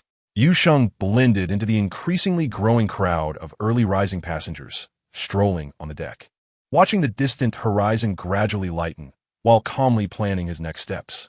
Simmons was dead, but the clues pointed to the Qi Shi Sheng Wu Lu Yuan. He had to hurry there to obtain the antidote for the Suo Shun Su and the core data. The Odyssey had become a whirlpool on the verge of exploding, and he needed to evacuate safely before the storm fully descended. In the early morning, the mist over the sea had yet to fully dissipate.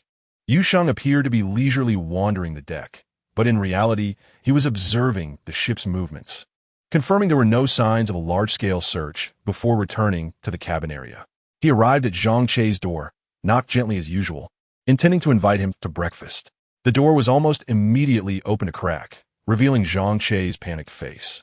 He pulled Yu Sheng into the room, swiftly closed the door, leaned against it, breathing heavily, and in a hushed voice, filled with disbelief and terror, said, "Lin Yuan, something big has happened. Professor Simmons is dead." Yu Sheng's face instantly displayed the appropriate shock and bewilderment, his pupils contracting and his voice instinctively lowered. "Dead? How could that be? Wasn't he fine during the lecture last night? Didn't he always have bodyguards with him?" "It's true," Januki replied urgently, pulling out his internal communication device and opening an encrypted message he had just received that morning. A company-wide emergency notice. The senior management at headquarters is furious and is demanding an immediate investigation. Yu Sheng furrowed his brow, revealing his confusion. "But the ship seems very calm. I was just strolling on the deck, and the atmosphere was quite ordinary. They must be suppressing the news." Zhang Guqi asserted. Such an event occurring at a conference would deal a tremendous blow to Pandora's reputation. "We must change our itinerary. As soon as the ship arrives in Singapore, we'll disembark and by the earliest flight back to Xianjiang." A hint of regret crossed Yu Sheng's face as he tentatively asked, "Are we in such a hurry to return? I was hoping to have a chance to visit Pandora's Singapore branch if possible. I overheard some colleagues on the ship mentioning a place called Qi Shi Sheng Wu Lu Yuan, which seems quite impressive." Zhang Guqi, now flustered, waved his hand dismissively. There was indeed such an arrangement. Qi Shi Sheng Wu Lu Yuan has received significant investment from headquarters in recent years and has produced many remarkable results. But now that someone has died, especially someone of Simmons' stature, it's better to avoid unnecessary trouble and return to report back. After saying this, he suddenly remembered to ask, "By the way, Lin Yuan, why were you looking for me?" Yu Sheng immediately donned a more relaxed expression. "Oh, it's nothing serious. Just wanted to see if you were up and if you'd like to join me for breakfast." Zhang Che sighed deeply, rubbing his temples. "You go ahead. I'm not very hungry and need to take it easy." "All right then, Dr. Zhang, you rest first." Yu Sheng nodded, said no more, and turned to leave Zhang Che's room. As midday approached, the Odyssey basked under the scorching tropical sun, sailing steadily towards Singapore. Yu Sheng knew that this might very well be his last moments spent in the guise of Lin Yuan with Zhang Che. For the past few days, the relentless withdrawal symptoms had never ceased. The subtle ache deep within his bones, occasional lapses in concentration, and the instinctual craving for the drug during the late hours of the night continually tested his willpower. Yet, he persevered with remarkable tenacity. The last vial of the concealment drug lay in the compartment of his backpack, akin to a dangerous, forbidden fruit that he must not touch. The identity of Lin Yuan, after providing him with perfect cover for 5 days, was about to fulfill its purpose and would completely evaporate upon reaching Singapore. With his plans firmly in mind, Yu Sheng strolled towards the suite area on the top deck. He feigned the demeanor of a wandering tourist, hands in his pockets, casually scanning the surroundings while internally wishing to take another look at the scene of Simmons' incident. Upon reaching the familiar corridor adorned with thick carpeting, he noticed something that made him pause. Everything seemed restored to its original state, perhaps even more pristine than before. The door that had been violently damaged the night before had vanished, replaced by an identical, gleaming new wooden door, tightly shut as if nothing had ever occurred. Only the carpet at the entrance bore a slightly darker hue, seemingly stained by an urgent cleaning, silently narrating the harrowing events of the previous night. Pandora's efficiency was astonishingly high, yet chillingly cold. The death of a chief researcher was like brushing away a speck of dust, swiftly concealed to maintain a facade of tranquility. Yu Sheng did not linger. acting like an overly curious ordinary tourist, glancing around, even snapping a photo of the distant sea, before turning to leave in a leisurely manner. At 6 o'clock in the evening, the Odyssey's massive white hull slowly approached the brightly lit dock of Singapore. Yu Sheng descended the gangway alongside Zhang Che and Sun Xing, merging into the bustling throng of disembarking passengers. The humid breeze greeted them, carrying the unique scent of the tropics. The trio's luggage was minimal as they headed straight for the airport. Singapore was indeed small, and they soon arrived at the airport. With some time left before their flight at 10 o'clock, they queued at the check-in counter. Just then, Yu Sheng suddenly bent over, his brow furrowed. One hand pressing against his abdomen, his face contorted in pain. "Dr. Zhang," he said weakly, beads of cold sweat forming on his forehead, "my stomach suddenly hurts terribly. I need to go to the restroom. You check in first. I'll be right back." Zhang Che noticed his pallor and nodded. "Go quickly, but don't take too long." "Okay, I'll be fast," Yu Sheng replied, clutching his stomach, stumbling hastily towards the restroom. Once inside, confirming that the stalls were unoccupied, all traces of pain vanished from his face. He activated his disguise ability, transforming Lin Yuan into another young man with a slightly somber demeanor, unremarkable and inconspicuous. Taking a deep breath, he calmly walked out of the restroom, not glancing back at the check-in area, and proceeded straight through the airport hall, exiting the departure level. He hailed a taxi, opened the door, and took a seat in the back, providing the driver with a name of a location in the city center. The taxi merged into the evening traffic, the neon lights outside swiftly blurring past. Estimating that Zhang Che and the others were likely nearing the boarding queue, Yu Sheng quickly pulled out his phone and edited a message to Zhang Che. "Dr. Zhang, I'm sorry. I'm in the restroom, doubled over in pain. It might be acute gastroenteritis, and I must go to the hospital immediately. You all go ahead, don't worry about me. I'll buy a ticket for tomorrow's flight back. I truly apologize." The message sent successfully, he promptly turned off his phone, removed the SIM card, and with a firm twist, snapped it in two. He rolled down the window and casually tossed the fragments into the rushing night outside. The taxi carried him deeper into the vibrant yet unfamiliar metropolis of Singapore, where Lin Yuan had vanished. He needed to quickly locate the hidden Qi Shi Sheng Wu Lu Yuan. Yu Sheng checked into an inconspicuous hotel in downtown Singapore, paying with cash. He opened his laptop, connected to a highly encrypted network, and began. Just as he suspected, there was no existence of a place called Qi Shi Sheng Wu Lu Yuan in the public maps or commercial registration information. The Singapore branch of Pandora is indeed easy to locate, nestled within a towering skyscraper in the bustling core of the central business district, glimmering with allure. However, Yu Sheng is almost certain that the seventh biological paradise could never be situated in such a locale. A few days prior, a global announcement listed Singapore as one of the clue locations, further validating his suspicions. It is highly probable that Pandora has utilized his genetic samples to create some prototype within a clandestine laboratory here, thereby interfering with the determination of the divine fire sequence. A facility that necessitates utmost secrecy and may engage in high-risk genetic experiments. Yu Sheng's fingers tapped rhythmically on the table. Where could it possibly be? The most likely scenario is that it resides on an outlying island far from the main island, or is concealed within the northern jungle reserve, or perhaps even underground. Yet, his unfamiliarity with Singapore's geography renders blind searching akin to seeking a needle in a haystack. He once contemplated whether he could, under the guise of Lin Yuan, subtly inquire with Zhang Che about the specifics of the seventh biological paradise, but this notion was swiftly dismissed. Although Zhang Che is academically focused, he is by no means a fool. At a sensitive moment, when Simmons had just undergone a mysterious demise and his itinerary was abruptly altered, it would raise too many suspicions for a newly appointed assistant researcher to exhibit an unusual interest in such a highly confidential paradise. He cannot afford to take that risk. Then, a thought of Luffy surfaced in Yu Sheng's mind, the individual he encountered on the cruise, who claimed to hail from Lingjing and harbored a deep-seated animosity towards Pandora.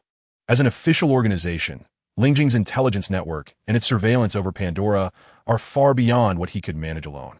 They likely possess knowledge of the seventh biological paradise's location.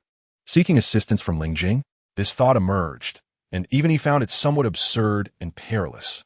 After all, he is one of Lingjing's primary targets.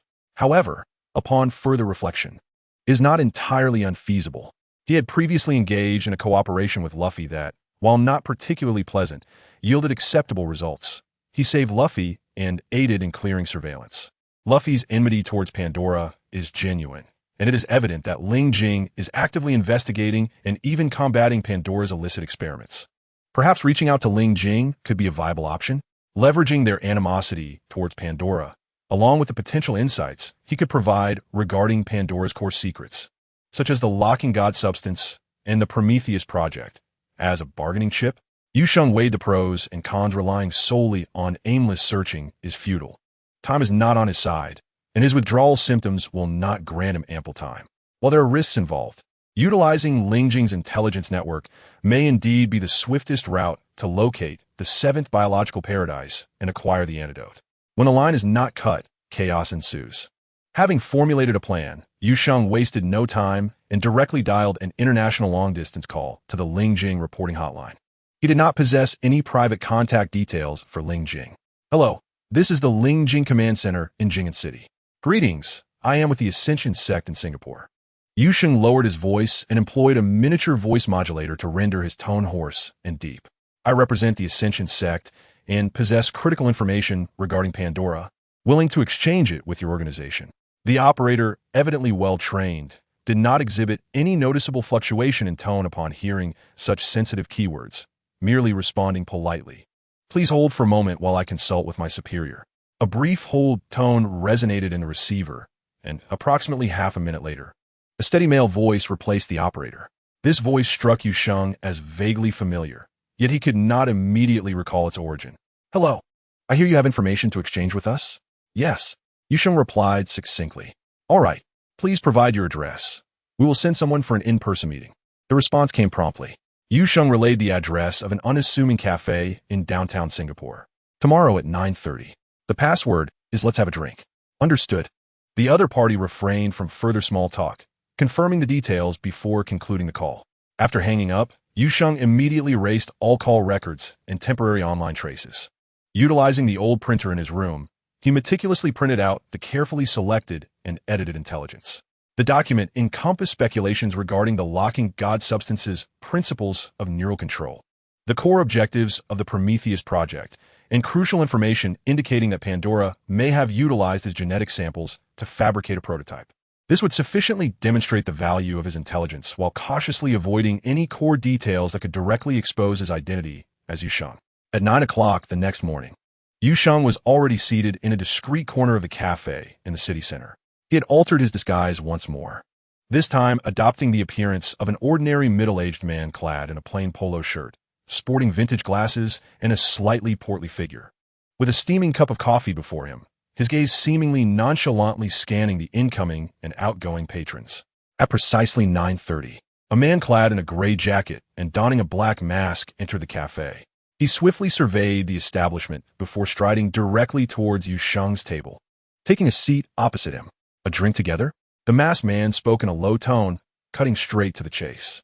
Yu Sheng raised his eyes to meet the other's, his gaze piercing behind the lenses. "Ling Jing?" The man nodded slightly. Yu Sheng wasted no time and directly articulated his request. "I seek the precise address of Pandora's seventh biological paradise, including an overview of their security level." "Certainly," the masked man replied succinctly.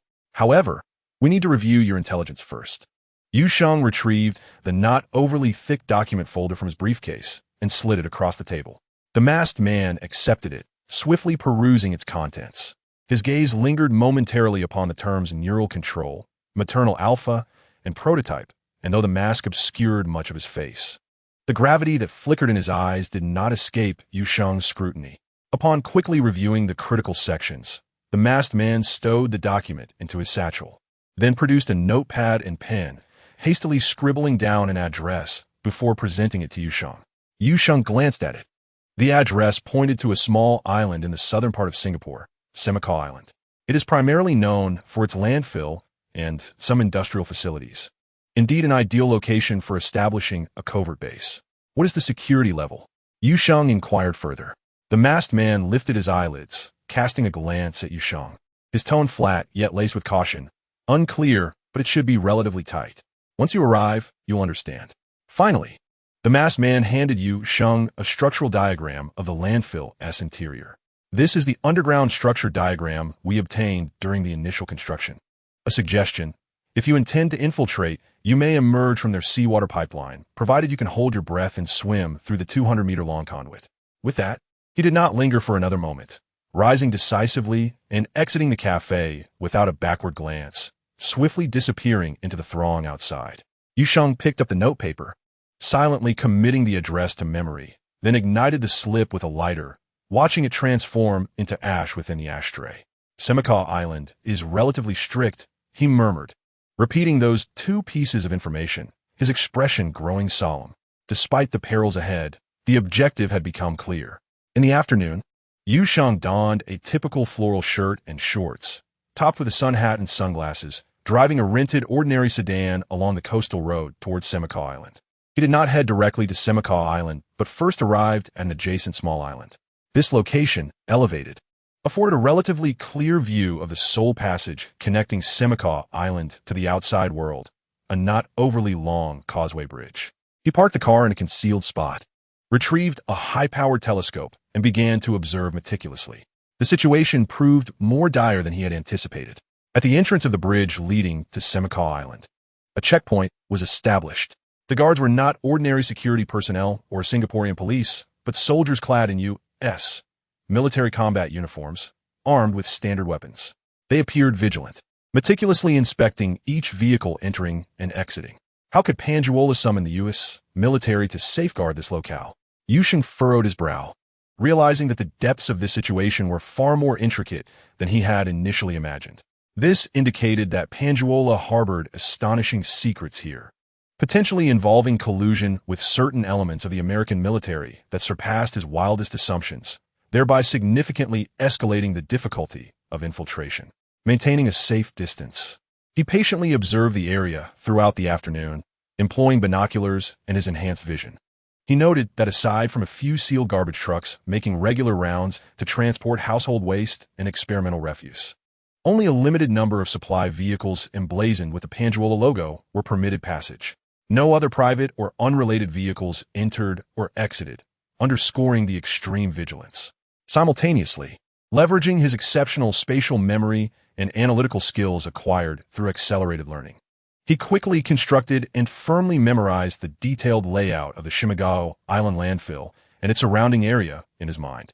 In conjunction with the structural diagrams provided by the PRISM personnel, as the sun dipped below the horizon, Yu Sheng drove back to his hotel in the city. Inside his room, he unfurled a hand-drawn map, annotating the observed checkpoints, patrol routes, and critical building locations. Faced with the heavily guarded lairman by the U.S. military, Yu Sheng knew he must proceed with caution. Later that evening, a brilliant idea struck him. He opened the forum of the Ascended Sect, which he had joined earlier, and navigated to the section with the most internal members. He then posted a message, of course, anonymously. The ultimate profanation of Panjuola's 7th biopark. After extensive verification, it had been confirmed that Panjuola's 7th biopark on Shimagao Island in Singapore was conducting mass deification experiments.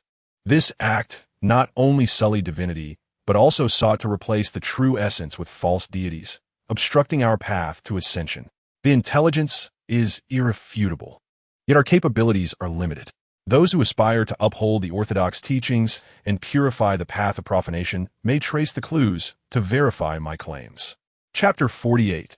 Entering the landfill 40, 1859, 15, Yu Sheng meticulously perused the comments beneath his post.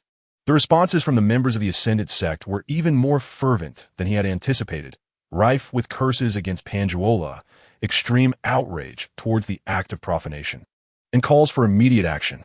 Although he could not accurately gauge the actual combat capabilities of the Ascended Sect from these words, the fervent atmosphere and their understanding of Panjuola's internal intelligence indicated that they were far from a rabble. Rather, they were a group imbued with conviction, possessing sources of information, and potentially equipped for action. The waters had already been muddied. Yu Sheng closed the web page, erasing his digital footprints. His objective had been achieved.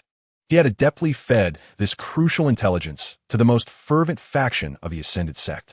They would likely act swiftly, creating chaos near Shimagao Island to draw the attention of Panjuola and the U.S. military. This would undoubtedly create a precious window of opportunity for him. However, Yu Sheng did not intend to wait for the ascendant sect to act first or place all his hopes on them. His time was running short. Just as he had relaxed momentarily while browsing the post, a sudden wave of intense dizziness overtook him, accompanied by irregular heart palpitations and an involuntary tremor in his fingers. He immediately took a deep breath, forcing himself to regain composure, though the cold sweat beating at his temples betrayed his true state. The withdrawal symptoms from Su were occurring with increasing frequency and intensity. Initially, it was merely a psychological craving and slight distraction, but now it had begun to affect his physiological state. If this continued, his judgment, reaction speed, and even his ability to act would be severely compromised. At that point, not only would infiltrating the 7th biopark be problematic, but even self-preservation while being pursued would be in jeopardy. He could no longer afford to wait. Action was imperative for tomorrow. He cast aside all distractions, re-examining his hand-drawn map, deducing the infiltration route, planning contingency measures, and reviewing all potentially necessary equipment. At 4:30 in the morning, a line of garbage trucks, their headlights illuminating the path, slowly exited the only passageway connecting Shimigao Island to the outside world. Ma Yingkai grasped the steering wheel of his garbage truck, stifling a large yawn. The job offered decent pay, but the rules were excessively stringent. He was required to reside in dormitories on the island, with only a pitiful 2 days per month granted for leaving the island, akin to imprisonment. Were it not for the salary that far exceeded market levels, he would have long since abandoned the job. Today, he was responsible for garbage collection in a residential area of the city, where the volume of refuse was always particularly high. Upon arriving at a dumping site, he noticed several bags of trash carelessly discarded outside the bin. What a lack of civility, Ma Yingkai muttered under his breath, reluctantly engaging the handbrake, alighting from the vehicle to collect the scattered refuse. Just then, a man clad in work attire and a cap emerged from the nearby shadows, a friendly smile gracing his face. "Need a hand, buddy?" the man inquired.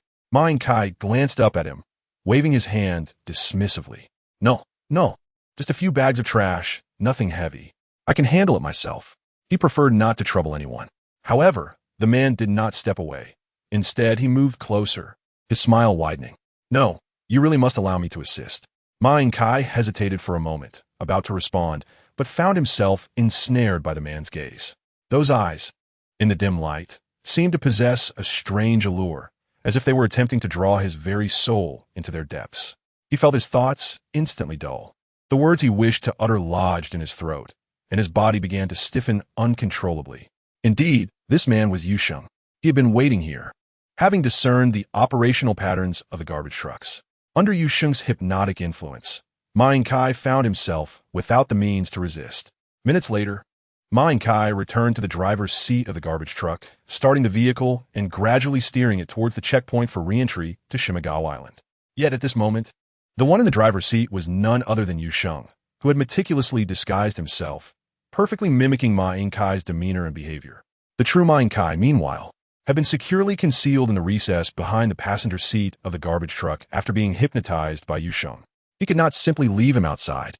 If the truck returned without him, Panjuola might grow suspicious. Once Yu Sheng entered the landfill, Ma Yingkai would awaken inside the truck. The foul stench of the garbage seemed to serve as the perfect disguise.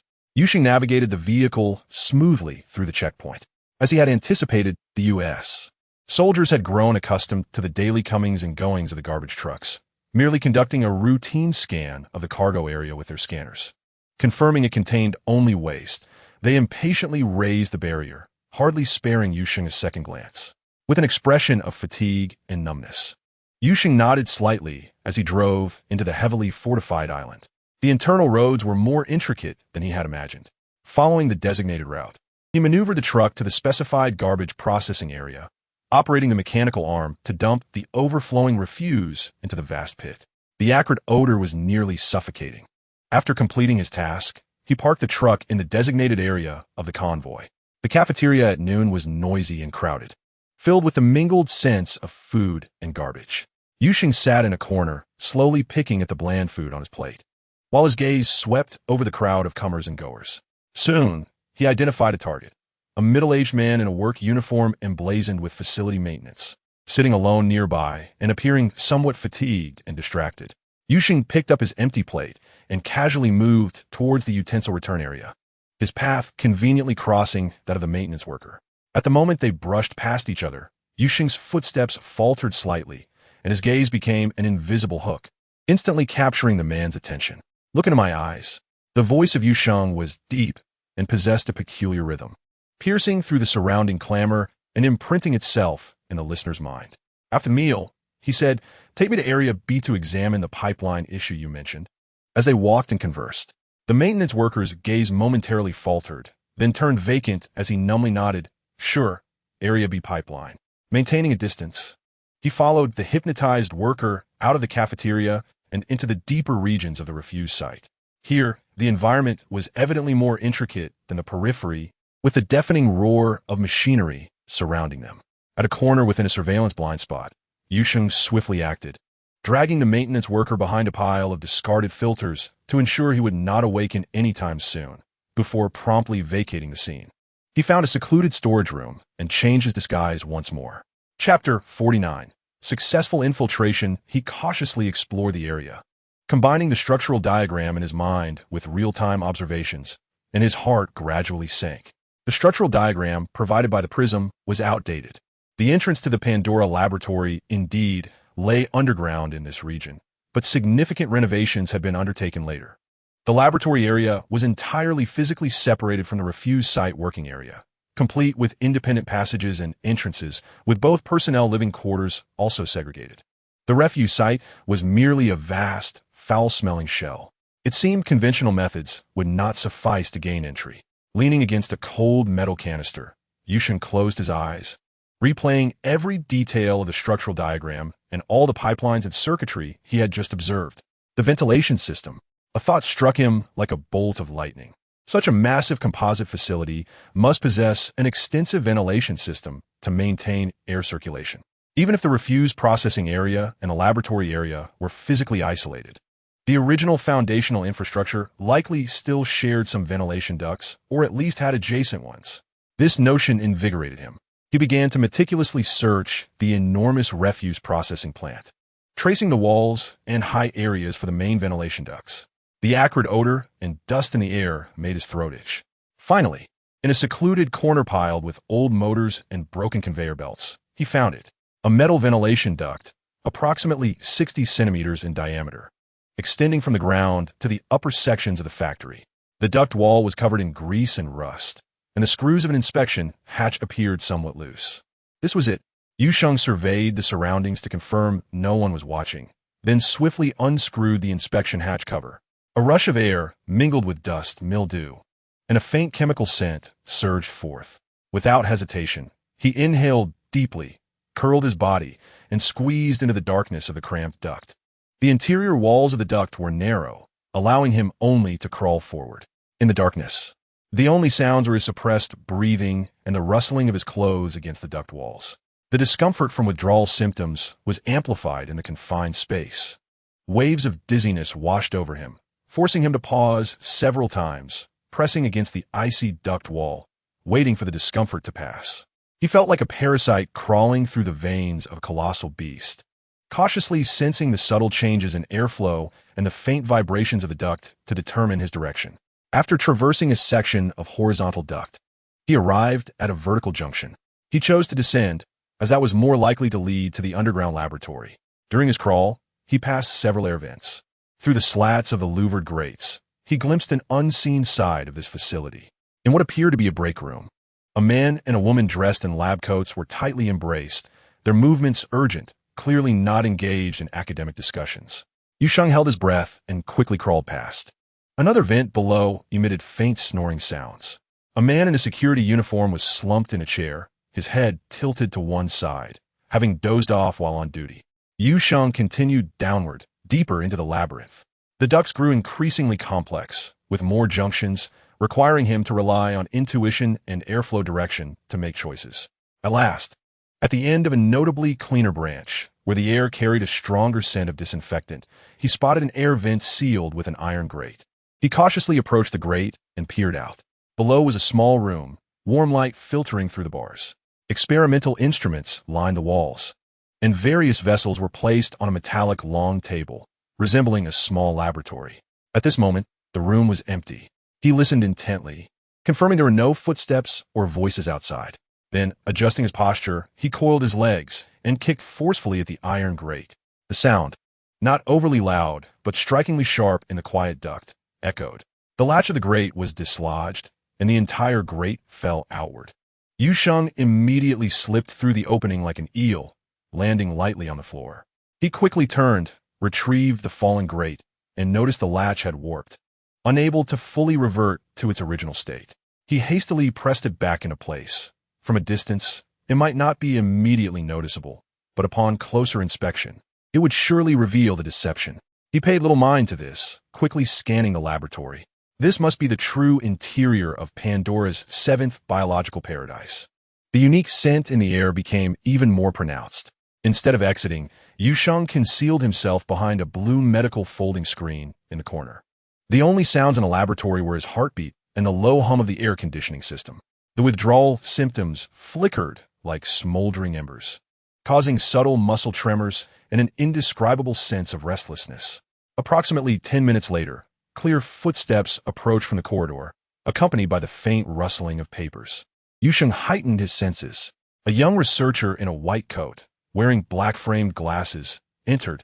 His attention focused on a document in his hands as he walked toward the desk, occasionally emitting low, unintelligible sighs that seemed to convey both admiration and confusion.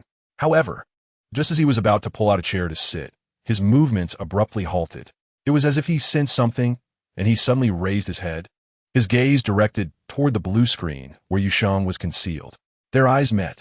A glimmer of intensity flashed in Yu Sheng's eyes as a powerful mental force, akin to an invisible spike, instantaneously crossed the spatial divide, piercing into the unsuspecting researcher's mind. The researcher's body stiffened, his pupils dilating. The expression of vigilance and confusion on his face froze, rendering him vacant and unresponsive. He remained in a poised posture, immobilized. After confirming there were no other disturbances outside, Yu Sheng locked the medical room door. He approached the researcher, his voice low and commanding. "Introduce yourself." I am Sumingguan, a researcher in the B4 project group of the 7th Biological Paradise. What does Project B4 entail? Yu Sheng pressed further. Cellular reactivation of inactive cells, Su Mingxuan replied. Elaborate. Yu Sheng insisted, needing to assess whether this project could align with his objectives. Su Mingxuan recited as if reciting information. The inactive cell reactivation project aims to reverse cellular aging and damage through specific means, reactivating their proliferation and functional differentiation potential. In simple terms, it seeks to restore vitality to inactive cells, facilitating self-repair and regeneration of tissues. His words paused slightly at the end. This theoretically could allow severely damaged test subjects to recover from a near-death state and continue undergoing testing. Chapter 50. Dr. Pika Yu Sheng chuckled coldly within. He no longer circled around the subject and cut straight to the core. Do you know about neural control technology? A flicker of instinctual reaction seemed to pass across Su Mingxuan's vacant face. He responded, I am aware. This is currently one of the highest priority projects of the 7th Biological Paradise, overseen directly by Dr. Tsue Sika, who has taken over from the late doctor. Shimu Si, where is the antidote or core data for the neural control technology? Can you access it? I am not privy to the specifics. My clearance does not allow me to access the core data of this project. However, Dr. Tsue Sika can. He is located deeper in his laboratory. Su Mingxuan said intermittently. Although I could not obtain the antidote directly, confirming the significance of the key figure, Dr. Tsue Sika, and the project itself is already a considerable gain. Yu Sheng then inquired about the basic situation of the 7th Biological Paradise. He then placed the unconscious Su Mingxuan into a large storage cabinet in the medical room, which housed medical equipment and spare bedding. Subsequently, Yu Sheng sprang into action.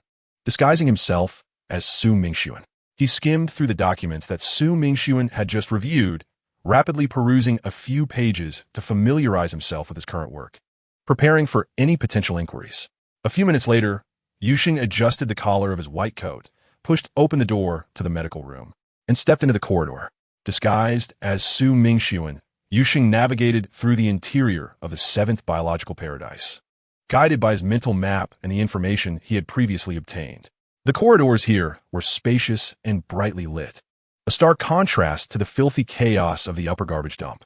The personnel passing by wore matching white or blue research attire. Researchers of various skin and hair colors hurriedly conversing in hushed tones filled with esoteric terminology.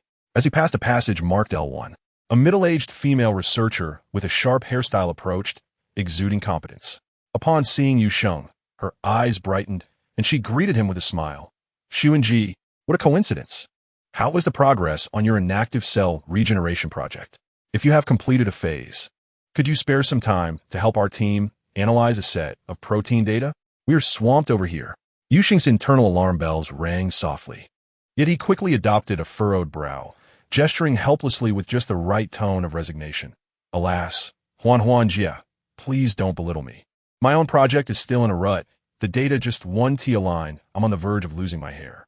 Upon hearing this, Yan Huan's smile instantly vanished. As if keen to escape entanglement, her tone shifted. Oh? In that case, never mind, Xuanji. I suddenly remembered I have an urgent matter to attend to. Let's chat next time for sure. With that, she almost hurriedly dashed away. In her 40s, still calling me Ji. Yu Sheng observed her retreating figure, a cold smirk forming in his mind. This little one, thinking she can use me as free labor? Not a chance. He continued onward, approaching the area where Dr. Tsue Sika's office was located. From a distance, he noticed two individuals engaged in a hushed argument at the office door. Yu Sheng immediately slowed his pace, discreetly slipping into the shadow of a corridor corner, straining to eavesdrop. One man, slightly plump and wearing thick glasses, spoke urgently. Zhenni, you know the decay status of the experimental subject in Zone B7 better than anyone. It won't last through this cycle. Hurry up and urge Dr. Tsue Sika to contact headquarters and send more compatible experimental subjects. We can't wait any longer. The woman referred to as Zhenni, clad in a sharp professional suit, seemed to hold an administrative or assistant role. She replied impatiently, Pika, do you think compatible experimental subjects grow on trees? There are only a few dozen in stock that meet all the stringent criteria after the screening from headquarters. We also have to supply 2 other laboratories of the same level. Give up on that idea. It's impossible to get new ones in the short term. Doctor. Pika appeared deflated, his shoulders slumping as he sighed. All right, I understand. The consumption is far too rapid. I'll have to lower the standards and look for some ordinary people to experiment with. His tone carried an unmistakable sense of unwillingness and a hint of resigned defeat. Zhenni shot him a glance of disdain, said nothing further, and turned to enter Dr. Tsue Sika's office. Dr. Pika sighed heavily in place, shaking his head as he exited with heavy steps. Hidden around the corner, Yu Sheng absorbed every word of their conversation. The terms experimental subjects compatibility and ordinary people made his gaze grow increasingly frigid. Pandwala was continuing human experiments, even to the extent that the consumption of experimental subjects was so rapid that researchers began to contemplate ordinary individuals. As Yu Sheng remained concealed, his mind raced. Dr. Tsue Sika was clearly the ultimate target, while the troubled Dr. Pika appeared to be caught in an experimental bottleneck, in dire need of assistance. Moreover, his research evidently involved experimental subjects, and his level was clearly higher than Su Mingxuan's, likely requiring the use of neural control technologies to manage those hazardous experimental subjects. Yu Sheng instantly revised his plan. He followed the sighing Dr. Pika, observing him enter an office labeled B7 Project Team, Dr. Pika's office. Yu Sheng waited briefly at the door, estimating that Pika had taken a seat before adjusting his white coat and glasses, donning an expression of humility mixed with curiosity, and gently knocked on the door. The door opened to reveal Dr. Pika's fatigued and irritable face. He looked at Yu Sheng with a somewhat vacant expression, seemingly struggling to recall who he was. A few seconds later, realization dawned. Oh, it's Dr. Su? What can I do for you? His tone was not particularly warm, clearly still preoccupied with the shortage of experimental subjects. Yu Sheng displayed just the right amount of surprise. Dr. Pika, hello. I intended to consult Dr. Tsue Sika about some matters, and I happened to overhear your conversation with Ms. Zhenni. He paused, observing Pika's reaction and noticing no immediate aversion. Continued, it seems that you are encountering some difficulties with the consumption of experimental subjects. This statement evidently struck a nerve with Pika, who sighed, his tone softening. Indeed, the decay rate far exceeds model predictions, and replenishment cannot keep pace. It is truly vexing. Yu Sheng seized the opportunity. Dr. Peek, to be candid, my primary research focus is inactive cell regeneration. I have been dedicated to discovering methods to reverse cellular damage and extend cellular viability. But I'm hindered by a lack of suitable research samples that can illustrate cellular stress responses under extreme conditions. I was wondering if there might be a possibility for collaboration between us. My technology may assist in delaying the decay process of your experimental subjects, while the research environment you provide could yield crucial data for breakthroughs in my project. This exposition not only highlighted the potential value of his project, but also expressed a desire for the resources at hand, making it seem both reasonable and compelling. A glimmer of interest sparked in Dr. Peek's murky eyes. Delaying the decay of experimental subjects? This was akin to a timely boon for him. Oh, inactive cell regeneration? Pika clearly became increasingly intrigued. Dr. Su, please come in. Let us discuss this in detail. He stepped aside, warmly inviting Yu Sheng into the office. Dr. Pika's office was significantly larger than Su Mingxuan's, cluttered with various documents and instrument components, giving it a somewhat chaotic appearance. He invited Yu Sheng to sit on the sofa and even generously poured him a glass of water. Yu Sheng, utilizing his extraordinary learning abilities, had long since mastered Su Mingxuan's research materials, and, at this moment, when discussing the principles of inactive cell regeneration, technical pathways, and encounter bottlenecks, he spoke with clarity and unique insights, resembling a seasoned researcher deeply immersed in the field. He adeptly directed the conversation towards addressing cellular damage under high-intensity stress, which precisely aligned with the potential causes of the rapid decay of experimental subjects in Dr. Peek's experiments. The more Pika listened, the more excited he became, frequently interjecting with discussions, feeling as though this young Dr. Su had appeared as a genius solely to resolve his dilemmas. The professional demeanor exhibited by Yu Sheng and his eagerness to tackle challenges perfectly aligned with the current demands at hand. Half an hour later, Dr. Peek suddenly slapped his thigh and made a decision. Dr. Su, your ideas resonate remarkably well with my project. I formally invite you to join my B7 project team. As soon as the new research samples arrive, we shall commence our collaborative experiments without delay. I am confident that our partnership will yield groundbreaking advancements. Yu Sheng felt a surge of joy and gratitude, his expression reflecting just the right amount of appreciation. Thank you very much for your trust, Dr. Peek. I eagerly anticipate working with you to overcome challenges together. Chapter 51. Partnership. The atmosphere in the office became lively due to the prospect of a fruitful collaboration between the two. Dr. Peek even indulged in some rare gossip with Yu Sheng, casually mentioning the recent accidental death of Dr. Simmons aboard a cruise ship, his tone tinged with a hint of regret. However, Yu Sheng sensed the delight in Dr. Peek's eyes. Did Dr. Peek harbor animosity towards Dr. Simmons? Just then, the internal phone on the desk rang, interrupting their conversation. Dr. Peek gestured for Yu Sheng to wait, rising to answer the call. Yu Sheng appeared to casually lift his cup of water, but in reality, he focused intently and activated his enhanced perception. His hearing sharpened, capturing the voice emanating from the receiver. Dr. Peek, the two ordinary test subjects you requested have arrived at the clinical lab, completed preliminary quarantine, and are ready for use. The calm voice on the other end reported. Dr. Peek's face instantly illuminated with joy as he responded eagerly, "Excellent. I will head down immediately."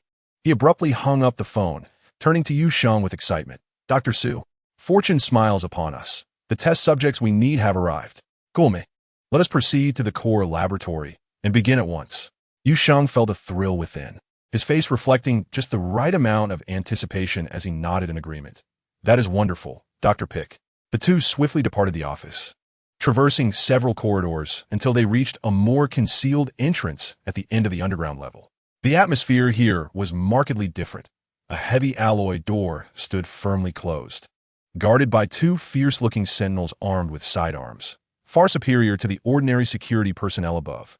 The sign beside the door read Core Experimental Zone, authorized personnel only, and the access system evidently required a higher level of clearance.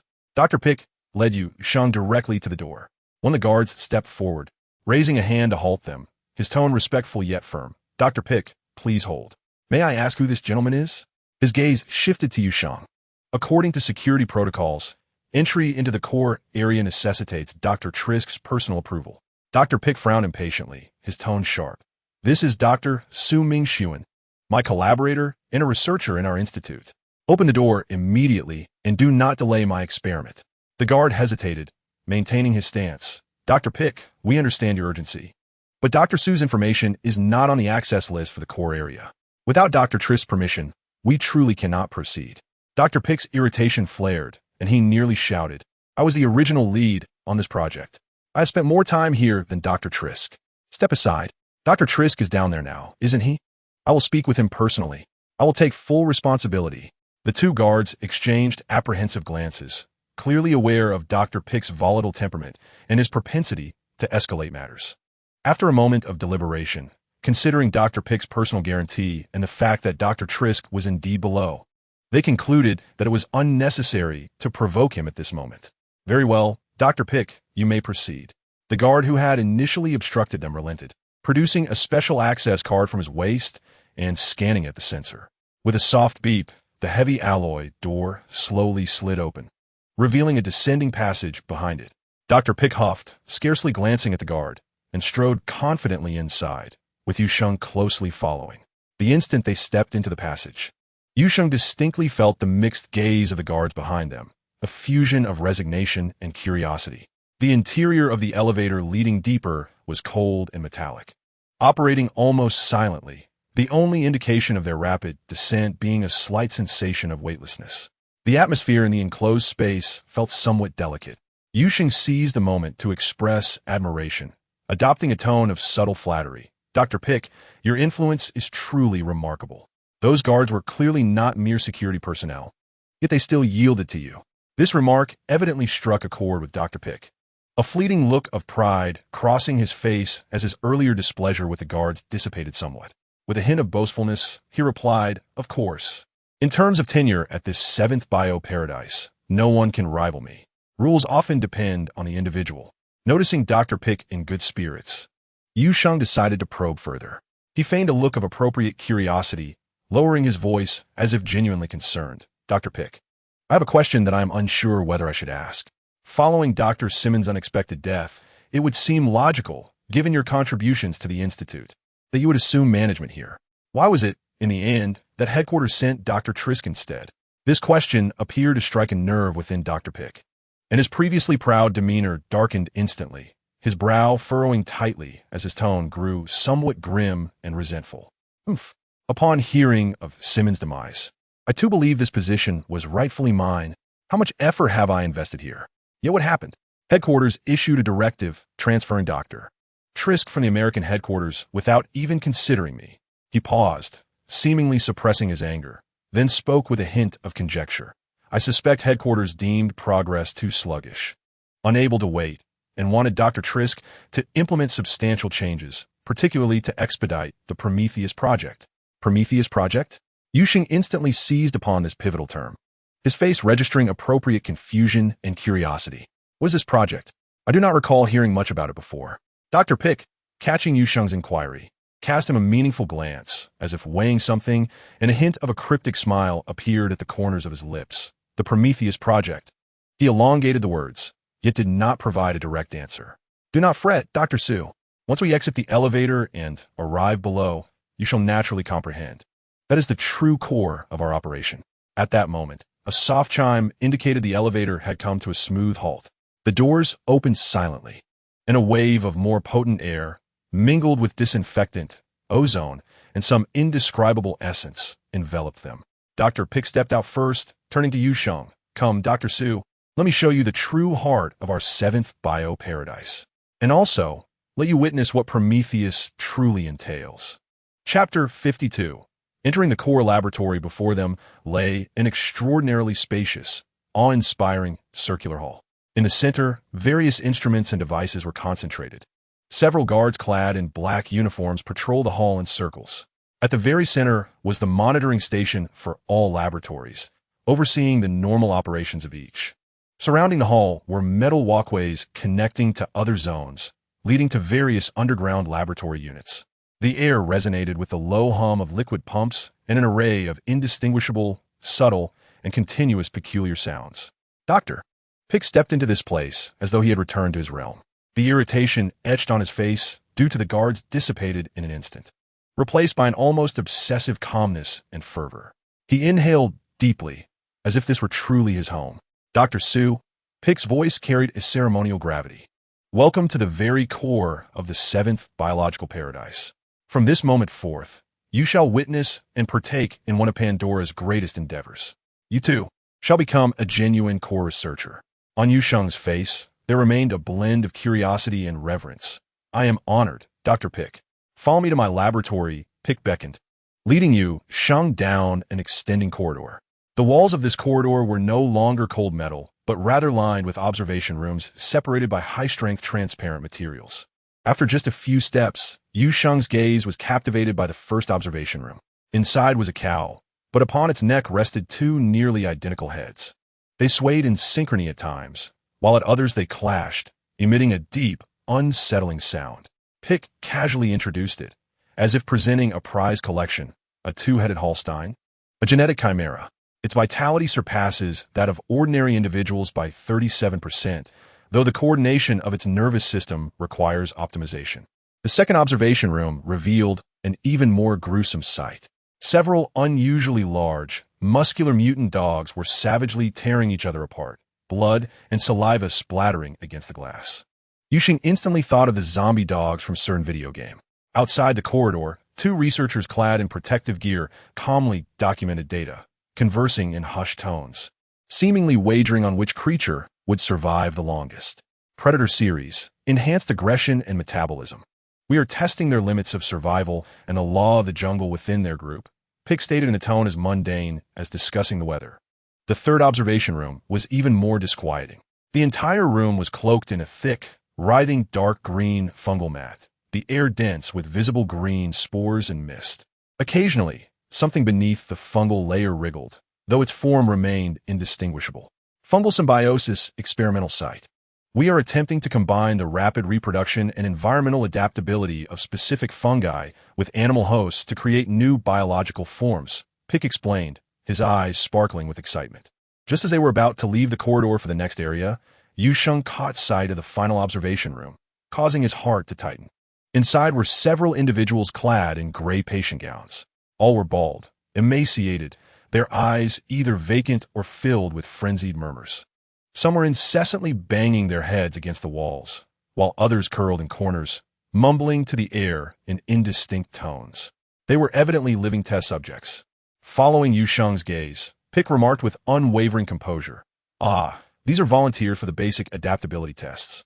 They are undergoing initial fusion tests with various empowering factors to observe the rejection responses of their nervous systems and their mental stability.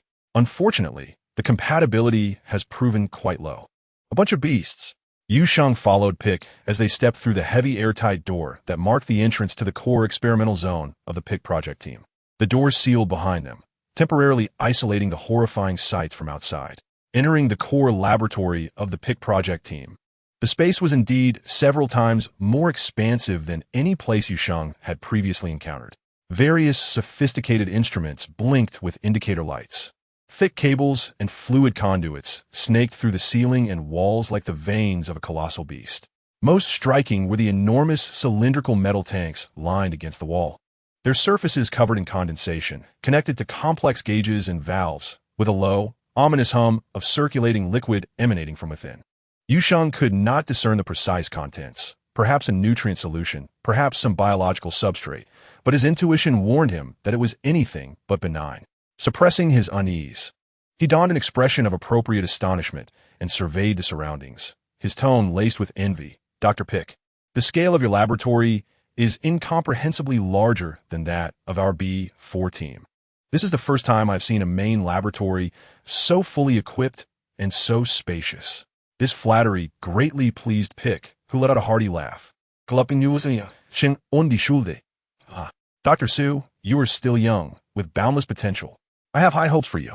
As long as our collaborative project succeeds, applying for a laboratory of equal specifications from headquarters will be absolutely no problem." With that, Pick approached the main control console, picking up a thick, encrypted document emblazoned with the title Physiological Load Limit Testing Report for Strong Genetic Armor, and handed it to Yu Sheng. "Here, this is my core research project, one of the most significant sub-projects under the Prometheus program. Familiarize yourself with it. It is crucial for our upcoming collaboration. Understood, Dr. Pick. I will review it carefully. Yu Sheng accepted the document with both hands, feeling its weight. He found a nearby chair, took a deep breath, and opened the cover. The document began by outlining the ultimate goal of the project.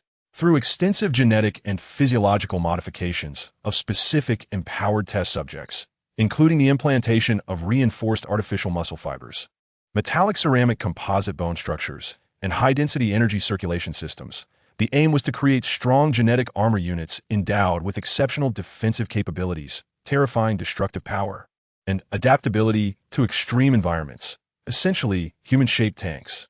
However, as Yu Sheng flipped through the pages, shocking experimental records unfolded before his eyes. The project faced enormous bottlenecks. Just as Pick had previously lamented, the metabolic systems of the test subjects simply could not sustain such violent physical alterations for extended periods. Record 1. Test Subject IDB7 Alpha 0, 3 Modification Overview. Second generation artificial muscle fibers implanted. Bone density increased by 300, equipped with prototype high-energy force synthesizer. Collapse process, 137 hours post-activation. The test subject experienced systemic muscle fiber dissolution. Myoglobinuria led to acute renal failure. The forced energy synthesizer overloaded, triggering widespread apoptosis of cellular mitochondria, ultimately resulting in death due to systemic energy circulation collapse and multi-organ failure.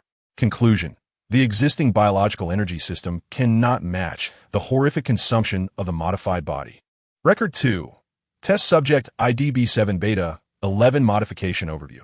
Focus on reinforcing connective tissues and joint load-bearing structures, testing maximum load and impact tolerance. Collapse process. During a test under a designed load of 80, the test subject's Achilles tendon and knee cartilage completely tore within 4 minutes and 12 seconds, and stress fractures occurred at the junctions of bones and reinforced joints. Surrounding normal tissues experienced extensive internal bleeding due to the inability to withstand the transmitted immense force. Conclusion: local reinforcement does not match the overall physiological structure, rendering the original tissues the weakest link. Record 3. Test Subject IDB7 Gamma 19 Modification Overview. Attempt to introduce a rapid cell division mechanism to cope with high-intensity damage, combined with high-calorie nutrient infusion. Collapse process. Cell division spiraled out of control, leading to uncontrolled tumor-like growths on the test subject's surface and internal organs, malignantly consuming nutrients. While the immune system attacked the newly formed tissues, triggering a systemic inflammatory storm, ultimately resulting in death from the compression of organs by proliferative tissues and immune system assault.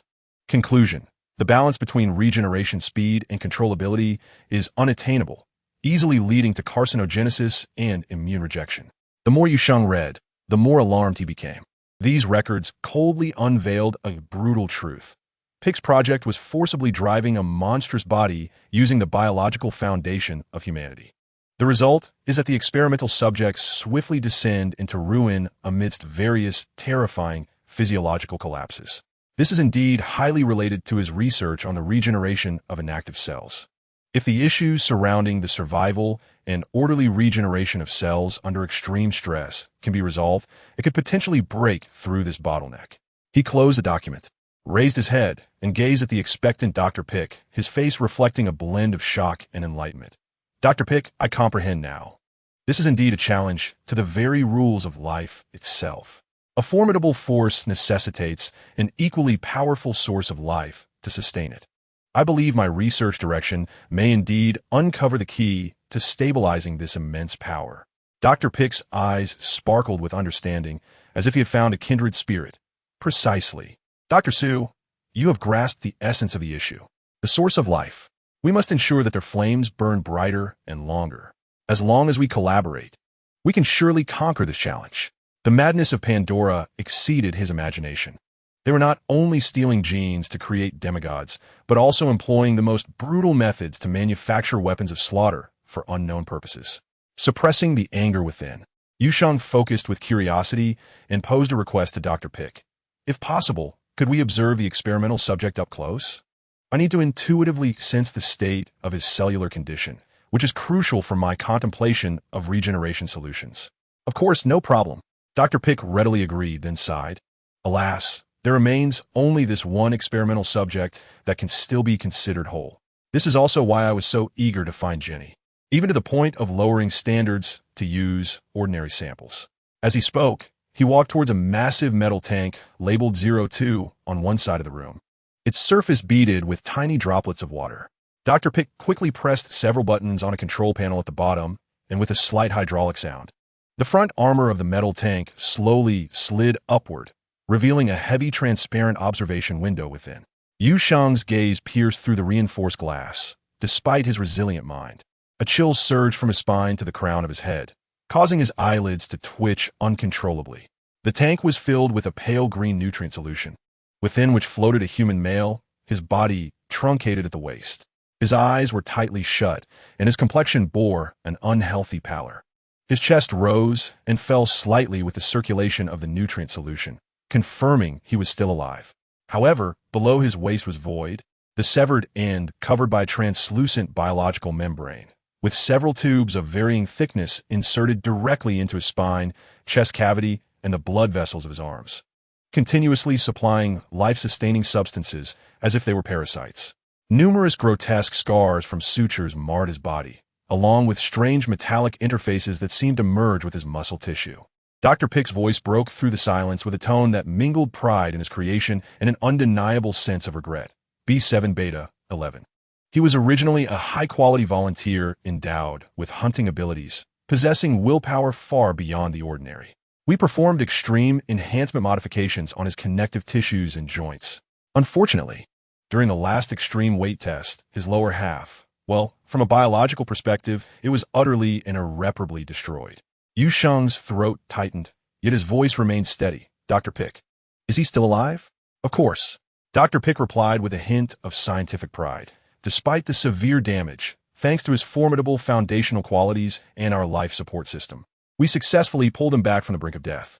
He pointed to the fluctuating data on the nearby monitor. Look, his vital signs are basically stable, and there are brain wave activities present. In a sense, we have preserved the most precious sample. Yu Sheng gazed at the half-body floating in the nutrient solution, at the tubes protruding from his form, and an indescribable fury surged within him. This was hardly preservation. It was a form of imprisonment and torment more brutal than death. Pandora regarded these uniquely gifted individuals as expendable, modifiable samples, and their actions were appalling. Taking a deep breath, he suppressed the tumultuous emotions boiling within. Now was not the time for anger. He needed to seize this opportunity. What remarkable life support technology, Yu Sheng remarked, blending awe with scholarly inquiry. To sustain life under such conditions must require extraordinarily precise neural signal regulation and metabolic management, I presume. This likely involves highly advanced neurointervention techniques. He cautiously attempted to steer the conversation towards the realm of neural control, hoping to uncover clues related to Su Shin Su. The system sustaining the life of the experimental subject might have employed relevant technologies. Chapter 54, Dr. Chuisika. Following the previous topic, Yu Sheng continued with a tone of academic discussion. I have long heard that the late Dr. Simon's greatest achievement was his exquisite neural control technology. Observing this intricate life support system, I imagine this technology has been extensively applied in various experiments. Has it not? Truly remarkable.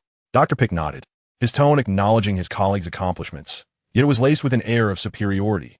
Indeed, Dr. Su, your insight is keen.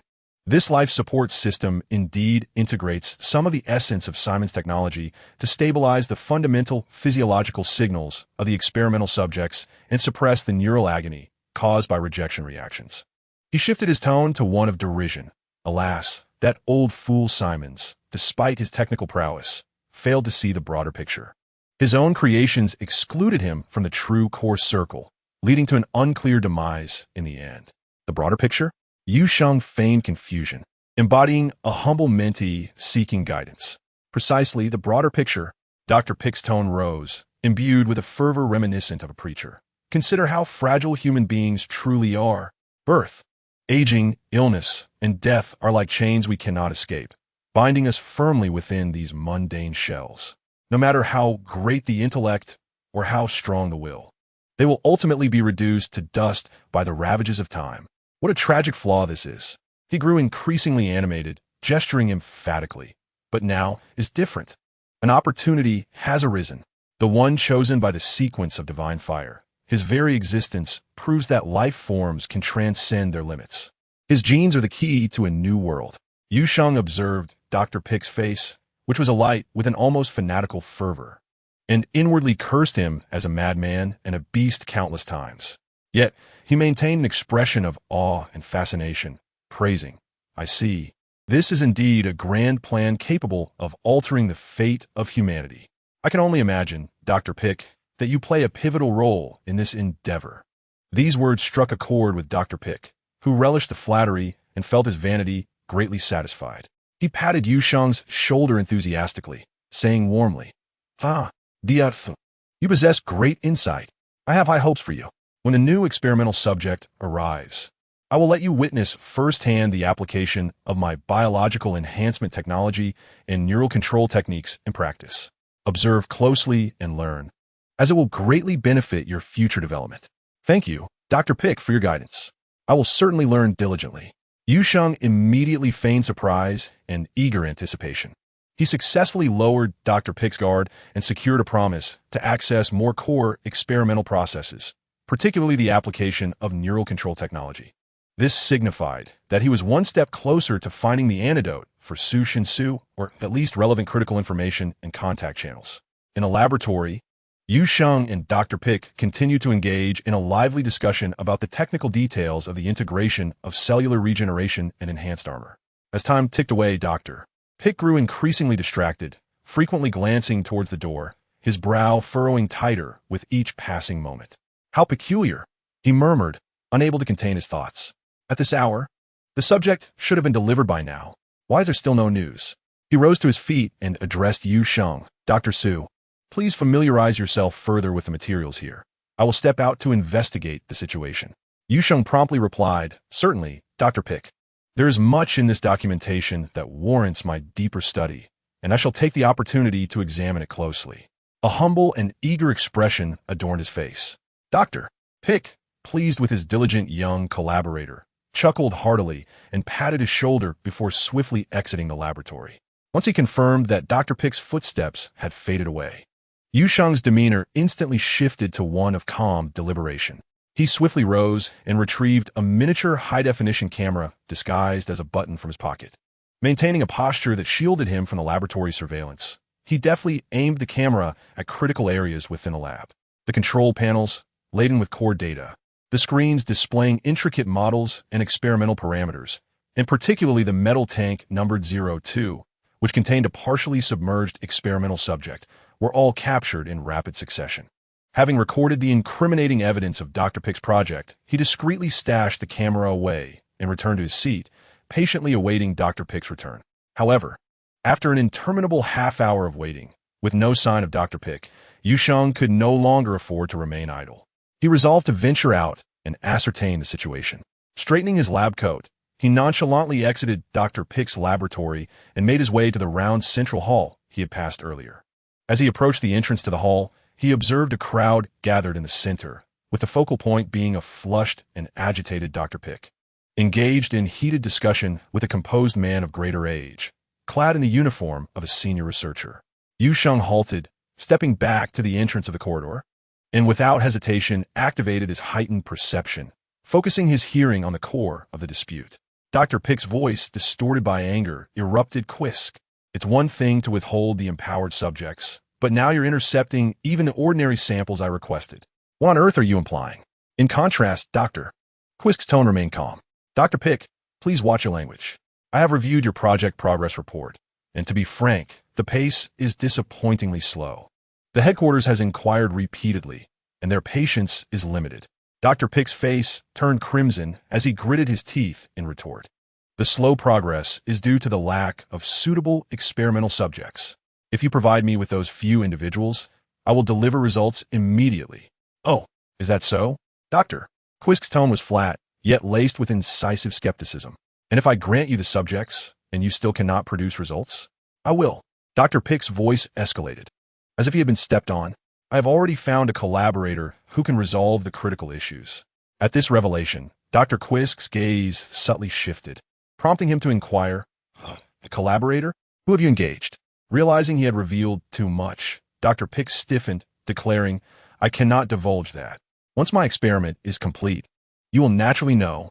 Now I demand those experimental subjects immediately." Chapter 55. Clinical Area. Dr. Quisk scrutinized Dr. Pick with a penetrating gaze, one that seemed to peer into the depths of his soul. He refrained from probing further and instead turned to a nearby guard captain, his tone regaining its calmness. "Hand over the subjects to him." He then added, his voice low yet clear, "Remember, if he fails to produce satisfactory results this time, all his future personnel requests will be outright denied." The guard captain immediately bowed in acknowledgement. "Understood, Dr. Quisk." Dr. Pick, seething with frustration, huffed heavily, spinning on his heel and storming back toward the laboratory. Observing Dr. Pick's departure from the hall, Dr. Quisk did not leave immediately. He shifted his attention to the guard captain and quietly inquired, "Was Dr. Su Mingxuan from Project B for accompanying Dr. Pick?" The guard captain confirmed, "Indeed, Dr. Quisk." Dr. Quisk nodded thoughtfully. Dr. Su's project on the reactivation of dormant cells aligns closely with Dr. Pick's research. He appeared to possess knowledge of Dr. Su Mingxuan. The guard captain lowered his voice to caution. "However, Dr. Su Mingxuan does not possess access to the B7 core area. It was Dr. Pick who forcibly brought him along." Dr. Quisk waved his hand dismissively, seemingly unconcerned. "It seems Dr. Pick is indeed desperate, resorting to any means necessary. But let it be this time." After a moment's contemplation, he decided to grant Dr. Su temporary access, designating him as a collaborative researcher. Should Dr. Pick's project succeed, it would benefit everyone involved. The guard captain nodded. "Understood. I will attend to it immediately." Dr. Quisk said nothing further and turned to head towards his office. In the shadows of the corridor, Yu Sheng had overheard this entire exchange. His mind raced with thoughts, realizing he had unexpectedly gained formal access to the core area, a development that would greatly facilitate his forthcoming actions. Yet, this also meant he had attracted Dr. Quisk's attention, necessitating greater caution. He quickly retreated deeper into the corridor, returning to his previous position just before Dr. Pick re-entered the laboratory. Dr. Pick stormed back into the lab, his expression dark and brooding. Upon noticing Dr. Su Mingxuan still engrossed in the project materials, the anger within him seemed to dissipate slightly. At the very least, he held a fondness for this new collaborator who, technically, could potentially alleviate his immediate crisis. Moreover, from a personal perspective, he found Dr. Su's demeanor exceedingly agreeable. As Yu Sheng saw Dr. Pick return, he promptly set down his materials and rose, donning an expression of perfectly measured concern. He tentatively inquired, "Dr. Pick, you have returned. Was everything satisfactory? I believe I heard some commotion outside." This inquiry seemed to reignite the smoldering embers of Dr. Pick's sire. He grunted ominously, his tone brimming with resentment. "Satisfactory? Humph. That Quisk fellow intercepted the experimental subjects I requested, leaving me humiliated before my colleagues." Yu Sheng instantly adopted a stance of shared indignation, his voice tinged with discontent as he whispered, "Dr. Pick, you are among the most senior and contributive chiefs of our 7th biological paradise. Is Dr. Quisk attempting to deliberately undermine you?" He intentionally softened his tone towards the end. This seemingly innocuous remark struck a chord within Dr. Pick, igniting his suspicions and rage. That must be the case. A newly appointed manager, lacking a solid foundation, naturally seeks to suppress an elder like me to establish his own authority. The more he contemplated this notion, the more convinced he became, his chest heaving with agitation. He recalled the time when Simmons was present, during which he could allocate the lab's resources as he pleased. When had he ever endured such indignities? It was utterly infuriating.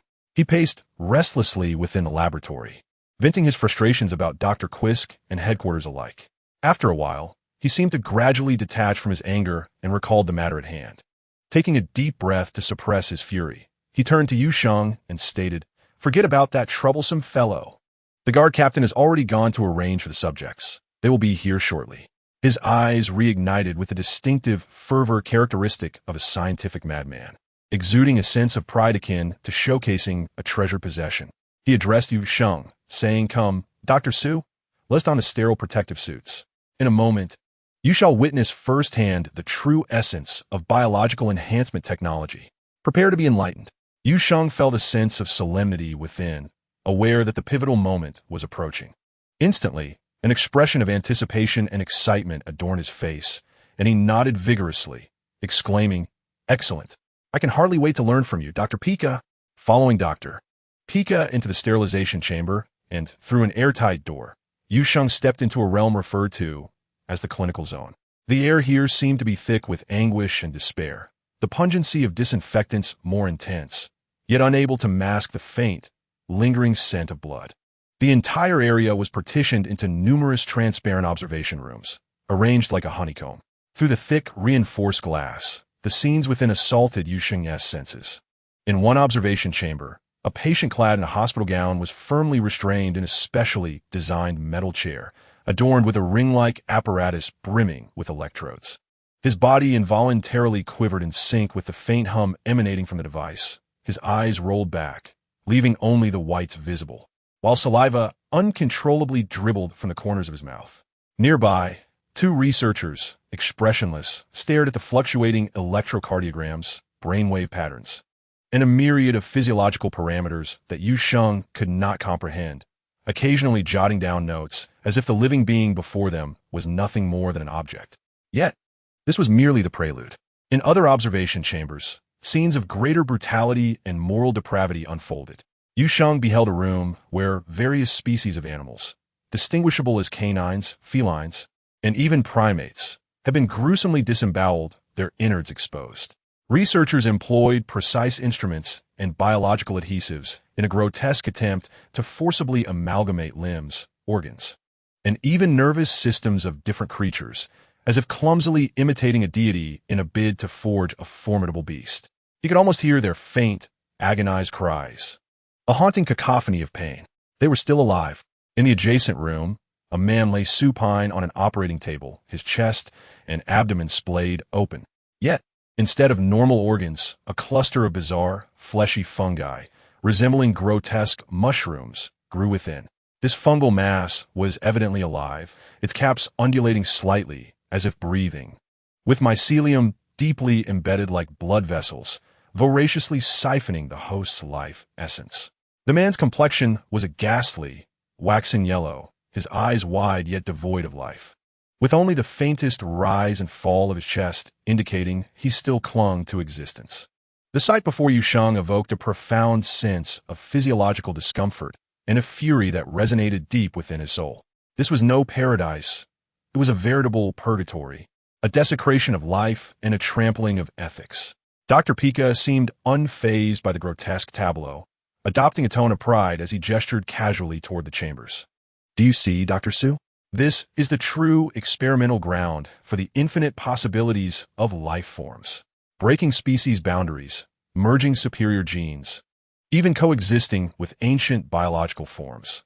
These are all essential explorations on the path to evolution." Yu Sheng struggled to suppress the rising bile and the urgent questions threatening to escape his lips, striving to maintain a voice that merely conveyed the astonishment of a researcher. "It is indeed an astonishing frontier, Dr. Pika. The projects here far exceed my imagination." Dr. Pika erupted into a hearty laugh. "Follow me, and you shall see even more. Come, our laboratory lies ahead. The new experimental subject should be prepared." As Yu Sheng trailed behind Dr. Pika, his gaze swept across this realm of human hell, etching the sights and sounds into his memory. He understood the urgency of finding an antidote and the necessity of ensuring this place would pay for its transgressions. He gripped the miniature camera in his pocket tightly, knowing he had been documenting everything. Dr. Pika led Yu Sheng to the innermost room of the clinical zone. At its center lay an apparatus resembling an operating table, from which hung shadowless lamps and multiple mechanical arms. On the table, a naked man was firmly secured. Heavy metal rings constricted his wrists, ankles, and neck, pinning him in a star position against the cold surface. Dr. Pika glanced at him, a look of disdain crossing his face. No muscle, nothing of worth. Indeed, the man's physique appeared somewhat frail, aligning with Dr. Pika's criticisms. However, what struck Yu Sheng as peculiar was the subject's condition. His eyes were open, yet his pupils were vacant and unfocused, staring blankly at the ceiling. The slight rise and fall of his chest confirmed he was alive, yet he resembled a soulless husk, utterly unresponsive to external stimuli, devoid of even the most basic signs of fear or struggle. Dr. Pika, Yu Sheng queried, pointing at the subject with a tone laced with appropriate curiosity. He seems awake, yet he feels almost as if he is dead. Dr. Pika, with his back turned to Yu Sheng, expertly mixed various reagents at a small sterile workstation, not bothering to turn around as he replied in a flat tone, "Oh, that. All experimental subjects are administered a special sedative and cognitive suppressor before entering here. This is to prevent them from shouting or exhibiting emotional disturbances that could skew the experimental data." Utterly tranquil, his words were delivered with a casual air. However, Yu Sheng regarded him with an icy gaze, akin to observing a corpse. Then, he picked up a vial containing a peculiar, pale, purple liquid, gently shaking it as he spoke with a hint of satisfaction. "Once we administer this modified neurocontrol agent, we can officially commence the collection of experimental data." Yu Sheng's attention was immediately captivated by the vial, his heart nearly skipping a beat. He feigned calmness, infusing his voice with a blend of curiosity and awe as he inquired, "Is this the legendary neurocontrol technology developed by Dr. Simmons?" Dr. Pika, upon hearing this, nodded and then shook his head, a look of pride illuminating his face. "It is to an extent, but not entirely, the original version by that old coot Simmons. While potent, had some unstable side effects and addictive qualities, it was not perfect. We have made critical improvements and purifications based on his work. We eliminated unnecessary components and optimized the action pathways. This version is milder, more enduring, and, most importantly, it possesses virtually no discernible side effects. It can genuinely achieve precise, silent guidance and control over neural signals without leaving a trace." He chuckled with pride, turning to Yu Sheng. "What do you think, Dr. Su? This is the true mature technology, ready for large-scale application, far superior to Simmons's crude, old methods." Yu Sheng gazed at the vial, its cold sheen glistening under the light, and then glanced at the operating table where the subject lay, resembling a living corpse. Pandora had not only continued its research on the neurocontrol agent, but had optimized it into an even more insidious and terrifying tool for perfect control. He struggled to maintain an expression of admiration for this technological advancement, while alarms blared in his mind. What Dr. Pika possessed was likely not the antidote to the neurocontrol agent, but rather its upgraded version. He had to devise a way to obtain a sample or the formula for this new agent. It could be the key to unlocking his own predicament, and potentially a means to counteract Pandora. What a revolutionary breakthrough! Yu Sheng exclaimed, his gaze firmly fixed on the vial in Dr. Pika's hand. "I can hardly wait to see its effects." Yu Sheng observed as Pick slowly administered a peculiar purple serum into the experimental subject's neck vein using a precise syringe. The subject's body exhibited no signs of struggle. Only the hollow gaze seemed to flicker momentarily before reverting to its previous state. Once the injection was complete, Pick returned to his chair at the control desk, his attention fixed on some documents, seemingly awaiting the onset of the drug's effects and subsequent data feedback. "Dr. Pick," Yu Sheng interjected at an opportune moment, displaying a keen willingness to integrate. "Is there anything I can assist you with in terms of recording or preparation? I wish to delve deeper into the process to expedite our upcoming collaborative project." Pick raised his head and waved his hand dismissively. "Nothing urgent at the moment. Primarily, we are awaiting the initial reaction data and the neural signal synchronization rate." However, he paused, picking up a moderately thick document adorned with the title NCS-type Neural Guiding Agent, Revised, Technical Summary, gesturing towards Yu Sheng. "If you're interested, you may peruse this to gain insight into the core principles and operational standards of our neural control technology." Yu Sheng's heart raced with excitement. The opportunity lay before him. Yet, he was acutely aware that excessive eagerness in such an environment could arouse suspicion. He promptly donned an expression of hesitation and alarm, hastily declining, "Dr. Pick, this may not be appropriate. This is a core confidential technology of the company, and as a newcomer, it would be unsuitable for me to engage with this." Forget it. Forget it. His retreat was a strategic move aimed at quelling any potential probing from Pick. Observing Yu Sheng's cautious demeanor, Pick chuckled. "It's quite all right, Dr. Su. You are already halfway into the core's circle. It's no issue to glance at it. Besides," he gestured around, "none of this information is permitted to leave this facility. Unless you possess an extraordinary memory, who could possibly recall such intricate molecular structures, mechanisms of action, and parameters after merely a single reading? Internally, Yu Sheng thought precisely. I possessed that extraordinary memory. However, he maintained an expression of being persuaded, accepting the document with gratitude and a hint of curiosity. In that case, I shall take a look. Thank you for your trust, Dr. Pick. He opened the document, his eyes swiftly scanning the pages. With the aid of his superlative learning ability, his mind functioned like a high-speed scanner, imprinting the complex chemical structures, neural receptor targets, signal interference and coverage mechanisms, dose-response curves, and other information in an instant. He deliberately adjusted his page-turning speed to a range that neither appeared dismissive nor overly conspicuous, pausing occasionally at seemingly complicated sections, his brow furrowing as if striving to comprehend.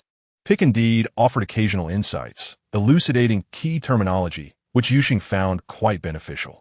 He efficiently and rapidly perused the entire document before closing it and respectfully returning it to its original place, exuding an impression of having perused it without delving into the minutiae.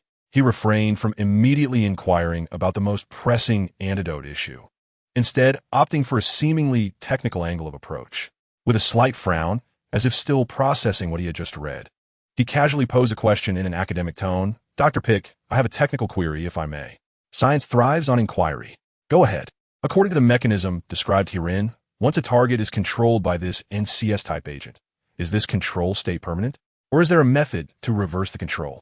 Upon hearing this question, Pick's eyes narrowed instantly, fixating on Yu Sheng. Reverse? Dr. Su, why would you think that?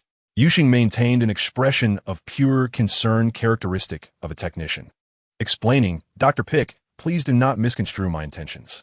I am considering this from the standpoint of technical safety and application risk.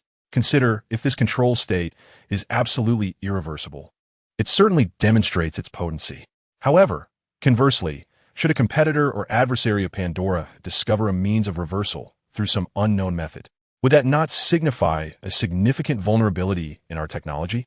His reasoning was entirely grounded in the preservation of Pandora's technological advantage and security, making perfect sense. Pick scrutinized Yu Sheng for several seconds, the vigilance in his eyes gradually transforming into approval and deeper recognition, a smile breaking across his face as he nodded. Dr. Su, your considerations are indeed thorough and far-reaching. You are correct. No technology should possess obvious weaknesses that could be exploited by adversaries. Lowering his voice, he spoke with an air of sharing core secrets. We are indeed preparing an antidote, developed only after Simmons's demise. It is a specific reverser for the effects of the NCS-type agent. This is one of our most closely guarded secrets, aside from myself and a select few, including Trisk. No one is aware of the exact formulation or storage location. Yu Sheng's heart finally confirmed the existence of the antidote. His expression morphed into one of enlightenment and reassurance. I see. This ensures absolute security. Dr. Pick, you have indeed considered all angles. He had successfully extracted the most crucial information from Pick. The antidote existed and was controlled by Pick and a select few. In truth, Yu Sheng had contemplated using hypnosis to unearth this information from the outset, as it might have been the quickest route. However, he had dismissed that notion upon entering. The efficacy of hypnosis can be inadequate for certain individuals, especially those with strong mental fortitude or expertise in hypnosis. Moreover, there was insufficient time for such an approach. Yu Sheng could not afford to gamble. The security here was tight. Should his hypnosis be discovered mid-process, escape could be impossible. After approximately half an hour, as Pick prepared for the next steps, an urgent alarm resonated from the clinical area. Pick furrowed his brow. What is happening? A drill? Yu Sheng volunteered to investigate. He swiftly exited the room, merging into the agitated crowd in the corridor. Other researchers also peered out, their faces marked by confusion and unease, whispering inquiries to one another. A chilling voice echoed through the underground space. Attention, all employees of the 7th Biological Paradise. Please remain calm. Unidentified armed personnel are attacking surface facilities. Our support forces are expected to arrive within 15 minutes. All project teams must ensure the safety of experimental samples. Non-combat personnel, please remain in secure areas. Unidentified armée personnel. Yu Sheng's mind raced. The Feishing School? They're launching a direct assault? This was far more intense than his initial plan for a minor disruption. It was a fortuitous opportunity. Chaos would provide the perfect cover. All attention, especially from security forces, would surely be diverted to the surface. This was the optimal moment for him to act. He did not return to Pick's laboratory, but rather cast his gaze purposefully across the corridor signage, swiftly pinpointing a direction. The clinical area chemical storage. Such a core experimental zone would undoubtedly be equipped with a warehouse for various experimental materials and chemical reagents to meet the demands of potential complex experiments.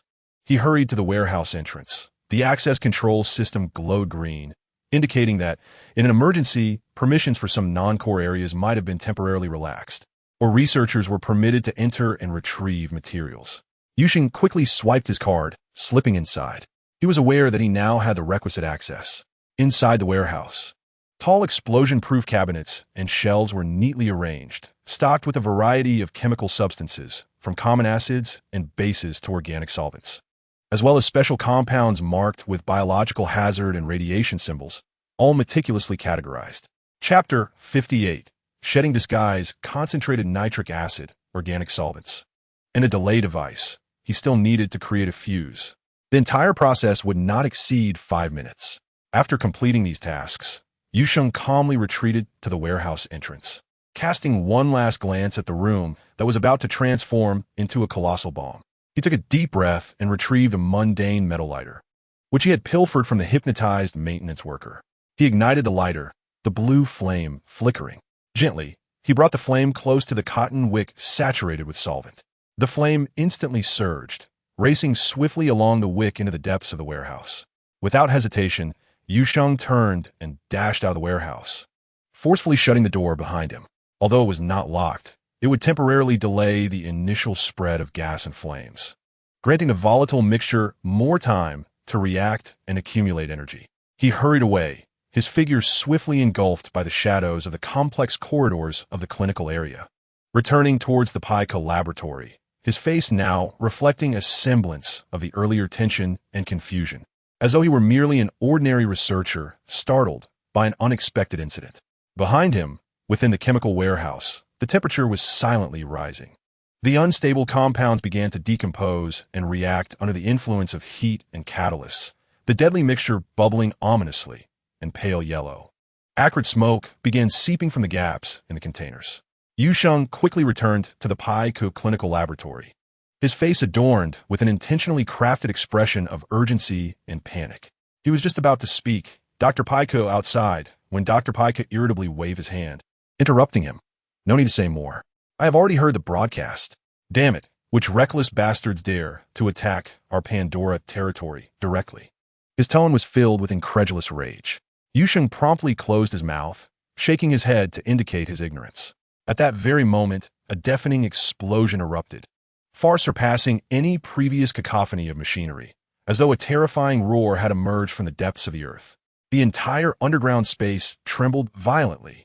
The sturdy alloy walls twisted with a creaking sound, and the lighting fixtures on the ceiling shattered, raining down shards like raindrops. A powerful shockwave surged into the laboratory like an invisible hammer, violently tossing everything within. Yu Sheng had anticipated this. At the moment the explosion resonated, he lunged sideways, agilely rolling behind a sturdy filing cabinet, curling up and shielding his head with his arms. Even so, the violent tremors and flying debris sent his blood racing, and his ears rang with a deafening buzz. Dr. Pico, however, was not as fortunate. He had his back turned to the entrance, consumed by fury and distraction. Entirely unprepared, the ferocious shockwave collided violently against his back, slamming him against the opposite wall like a rag doll. Thud! With a muffled sound. Pico could not even emit a scream, his body momentarily suspended against the wall before slumping to the ground, motionless, evidently having lost consciousness. The aftermath of the explosion gradually subsided, followed by the sporadic crackling of flames, the groans of the structure, and the faint wails of the buried.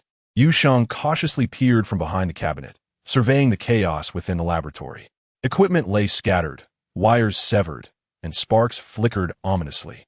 He stepped out with utmost caution, arriving at the corridor and lobby area. The scene before him was the result of his own handiwork. The clinical area and lobby were strewn with bodies. Those closest to the explosion, researchers and guards, suffered the most horrific fates.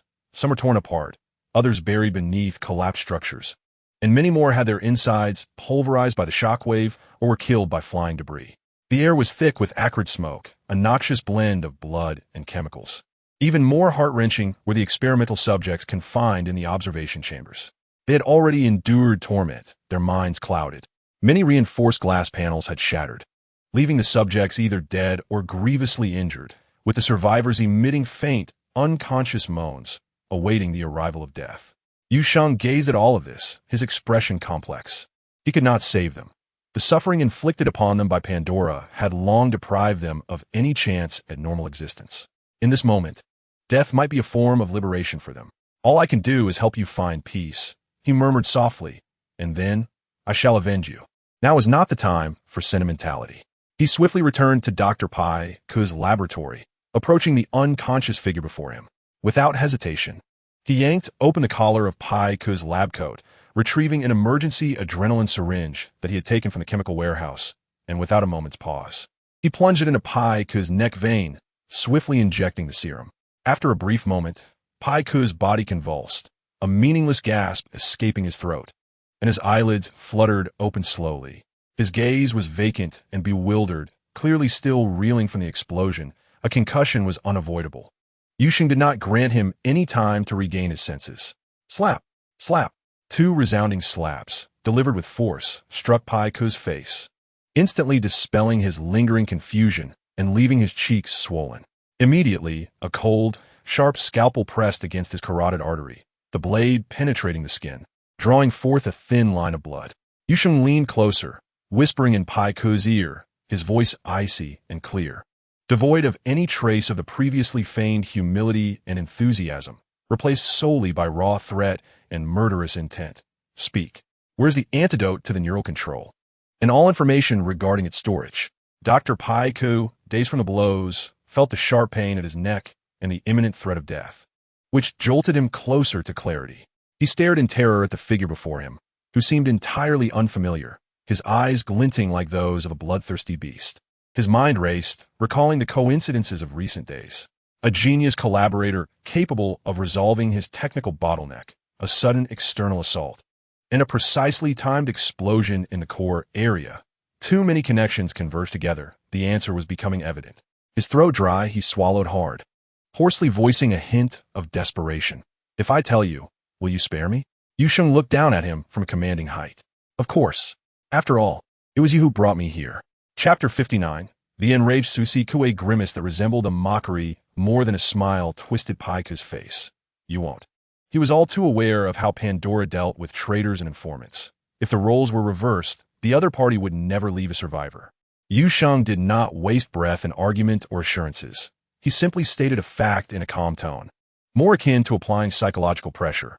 It is of no consequence if you do not speak. Our people should have already contacted Dr. Suesi Ko. He knows no less than you. He paused slightly, observing the instant contraction of Pai Ku's pupils before leisurely adding, with a tone of encouragement, however, I would prefer to obtain it before anyone else. After all, this could also be regarded as a significant step forward for me. Wouldn't you agree? Who are you? Pai Ku's voice trembled, seeking confirmation. Yu Sheng felt there was no need for concealment at this moment and replied candidly. Since that is the case, it matters not if I divulge it. Have you heard of the Ascension School? Pai Ku's pupils widened in shock, then slowly revealed an expression of realization. Nodding gradually, I guessed as much. He fell silent for a few seconds, as if engaged in a fierce internal struggle. Ultimately, the desire for survival overpowered all else, and he raised his head, hope glimmering in his eyes, locking onto Yu Sheng. If I tell you where the antidote is, are you truly certain you will spare me? Yu Sheng nodded slightly, yet his tone entwined Pick's fate with that of his sworn enemy. It all depends on whether your esteemed colleague, Dr. Quizzic, possesses a sufficiently resilient spirit. Whosoever speaks first shall be the one to survive. This statement struck Pick like the final straw, utterly shattering his psychological defenses. Let that scoundrel Quizzic, who descended upon him like a storm, perish. I tell you, Pick nearly shouted, fearing that a moment's delay would seal his fate. The antidote is in the data center on the 4th underground level, in the encrypted storage area of the O31 server. The password is 528,314. He hastily articulated, his gaze fixed anxiously on Yu Sheng. Yu Sheng's expression remained inscrutable, He gazed thoughtfully at Pick, then slowly retrieved a miniature device resembling a communicator from his pocket, feigning to listen for distant information at his ear. Moments later, he set the device down, a cruel smile curving his lips as he regarded Pick. Oh? Yet our operatives have just extracted a password from Quizzic that is entirely different from yours. Impossible, Pick exclaimed, his agitation akin to that of a cat whose tail had been stepped on. He must be deceiving you. He surely intends for me to meet my demise. This password was established by me. It is undoubtedly 528,314. Yu Sheng refrained from further discourse. His gaze sharpened, and without hesitation, he drove the bloodied surgical knife into Pick's thigh muscle, pulling downward with force. Ah! A piercing scream echoed through the ravaged laboratory as Pick writhed in agony, tears streaming down his face. I truly am not deceiving you. It is indeed 528,314. In the midst of Yu Sheng's inflicted torment and Pick's frayed mental state, Yu Sheng's eyes gleamed with intensity, and his focused mental energy pierced through Pick's unguarded mind. Hypnosis, activate. Pick's screams abruptly ceased, his body stiffening as the excruciating pain seemed to be forcibly muted by an unseen power. His once vibrant gaze turned vacant, fixated ahead, devoid of all vitality. Yu Sheng leaned closer to his ear, speaking in a clear and measured tone. Tell me, where is the true antidote for the neural control technology stored? Provide me with the exact address and password. Pick's expression was vacant, and in a monotonous voice akin to a recording. He replied, in the encrypted storage area of the O54 server on the 4th underground level. The password is 751236. Yu Sheng's heart brimmed with cold amusement. Indeed, this old fox still sought to outwit him until the very end. Had he not been vigilant and utilized hypnosis for final confirmation, he might have been led astray to the wrong server, potentially triggering an alarm. With the genuine information confirmed, Yu Sheng no longer hesitated. His gaze turned icy as he regarded the devil, who viewed human life as expendable and conducted cruel experiments. The surgical knife glimmered in the light as it swiftly and precisely ended Pick's life. This death is too lenient for you, Yu Sheng murmured, as if offering solace to the souls of those who perished on the experiment table. He acted swiftly, locating the caustic acids and alkaline corrosives stored in Pick's laboratory, carefully pouring them over Pick's corpse and face. With a series of nauseating hissing sounds, Pick's visage and fingerprints were rapidly obliterated. Thus, even if Pangiolo were to clean the scene later, it would be challenging to ascertain the identity of this charred, distorted body in a brief span of time. Once this was accomplished, he inhaled deeply, utilizing his precise control over his facial muscles to quickly disguise himself as Dr. Pick. He donned the white hair, deep-set nasolabial folds, and even mimicked Pick's signature expressions of arrogance and irritation. Grasping his access card and personal terminal, he cast a somber glance over the ruins he had orchestrated. Then, he charged forcefully against the wall. A visible bruise blossomed on his forehead. Seemingly unsatisfied, he hastily threw dust over himself. Moments later, hurried and disordered footsteps echoed from the corridor, accompanied by stern commands and the clatter of equipment. Dr. Quizzic, his countenance ashen, stormed into the now-ruined clinical area with a contingent of fully armed guards. Upon witnessing the scene of devastation, strewn with bodies and obliterated equipment, a mixture of shock and rage threatened to erupt from his very being. He could scarcely fathom that the heavily fortified core area of the 7th biological paradise had sustained such catastrophic damage. It must be the Ascendant School. He forced the words through clenched teeth, his chest heaving. An inside job, is it? Investigate. I demand a thorough investigation. Yet he swiftly stifled his personal fury. As a manager, he had to prioritize addressing the immediate crisis. He bellowed at the guards poised behind him. Quick, see if there are any survivors. Prioritize rescuing the researchers. Move. The guards immediately dispersed, searching amidst the debris and twisted corpses. Soon, a few fortunate researchers, who had been positioned at the edge of the explosion's reach or were sheltered behind sturdy barricades, were assisted out. They appeared disheveled, their clothing ragged, and their faces etched with terror and dread, some bearing significant injuries. Quizzic gazed at the remaining 5 terrified researchers brought before him, his expression dark as if mourning a great loss. In the vast core clinical area, with hundreds of elite researchers and guards, only a handful had survived. Chapter 60 Boisterous Interrogation. Only 5 remain. His anger surged anew. This debt of blood must be repaid in kind. The grudge against the Ascendant School. We at Panjuola shall remember.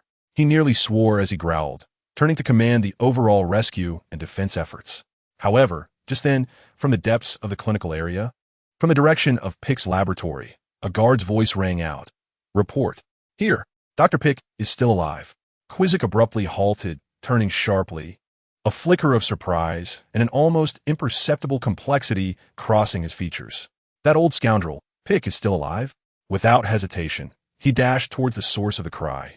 Accompanied by 2 personal guards, he navigated through the even more chaotic corridor, arriving at the entrance of Pick's laboratory.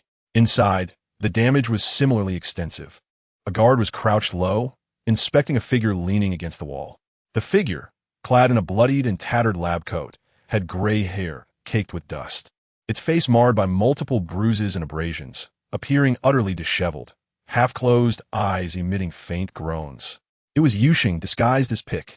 Quizzic approached, looking down at Pick with a furrowed brow, his tone revealing little concern, more a note of caution. Pick, are you still conscious? What exactly transpired here? His gaze, sharp as an eagle's, meticulously scrutinized every subtle expression and reaction from Pick. Yu Sheng's internal alarms blared. He understood that facing an individual of Quizzic's caliber, any hint of inconsistency could be fatal. He had to flawlessly portray Pick's state of survival and reactions befitting his character. He mimicked Pick's hoarse and plaintive tone, speaking in fragmented sentences as if exhausting his strength. Quizzic, the explosion.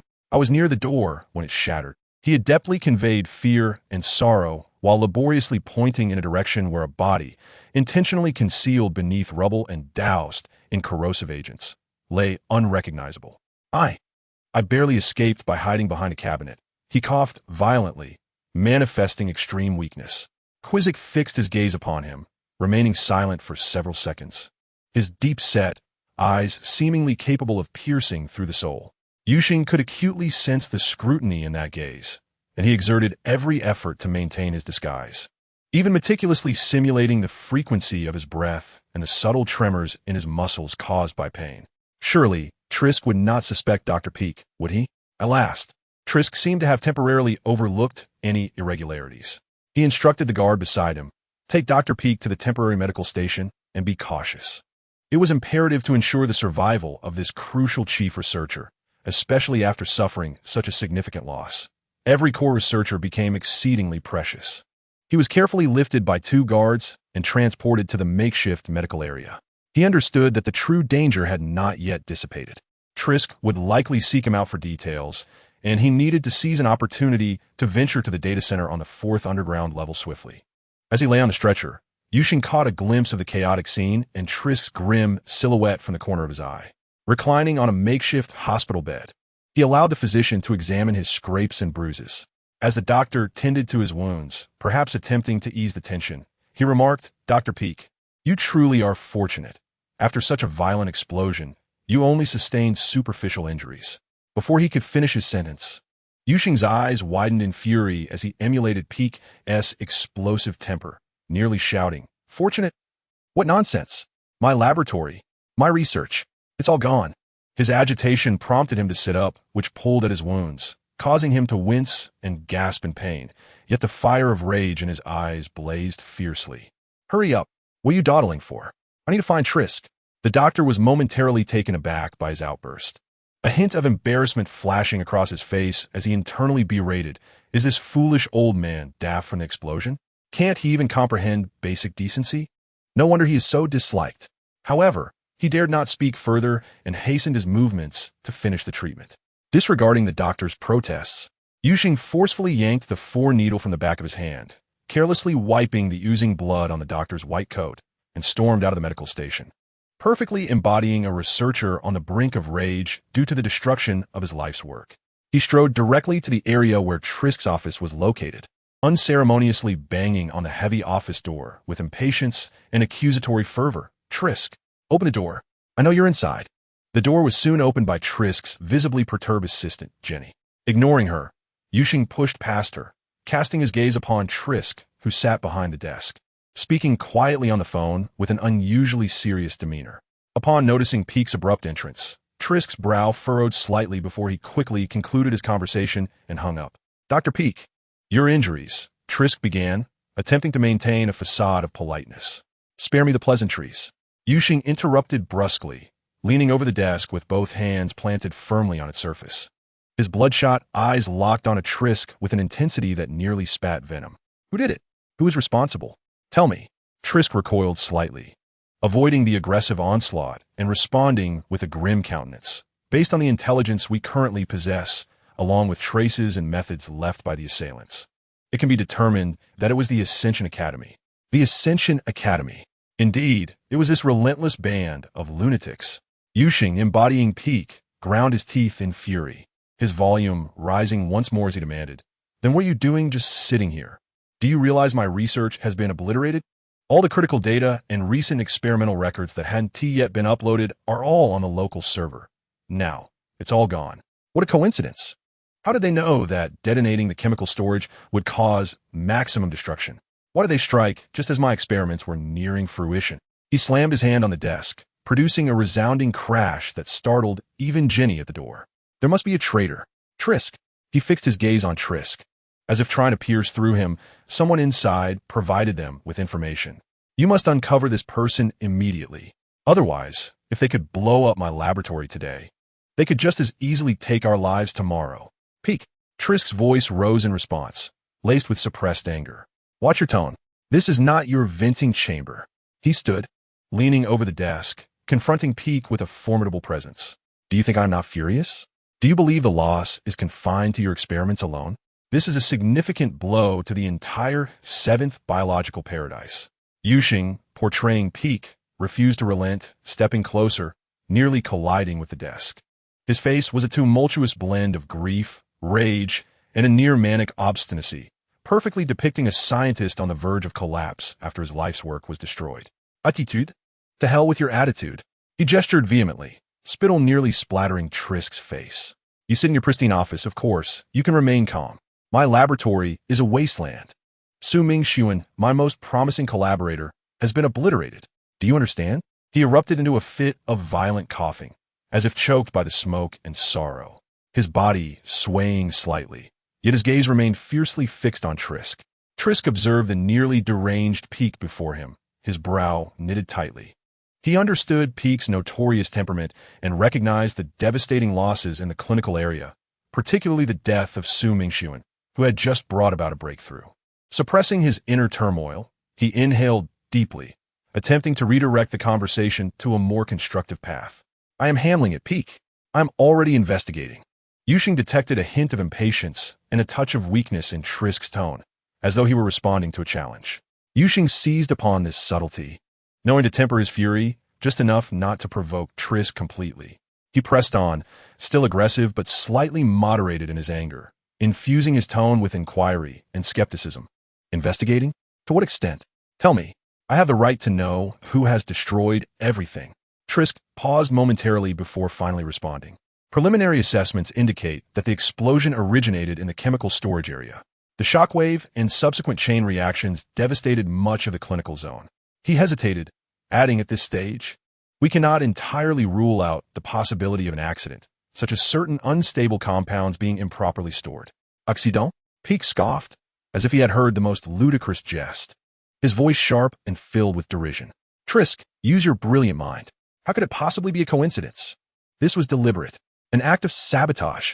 He slammed his hand onto the desk again with a thunderous bang, causing the cups on the surface to jump. What about the surveillance? Yu Sheng fixated on Trisk's eyes, presenting the critical question. Retrieve the surveillance footage. Everything will be revealed. Which bastard entered the warehouse? What did they do? It will be clear. In that moment, Yu Sheng's inner calm belied the exterior of an angry doctor desperate to unearth the culprit. Trisk's expression darkened further, instinctively avoiding Peek's penetrating gaze, his shoulders slumping slightly as the earlier bravado drained away. The server room for the surveillance footage was affected by the explosion. He nearly forced the words through clenched teeth. The explosion's impact was too severe.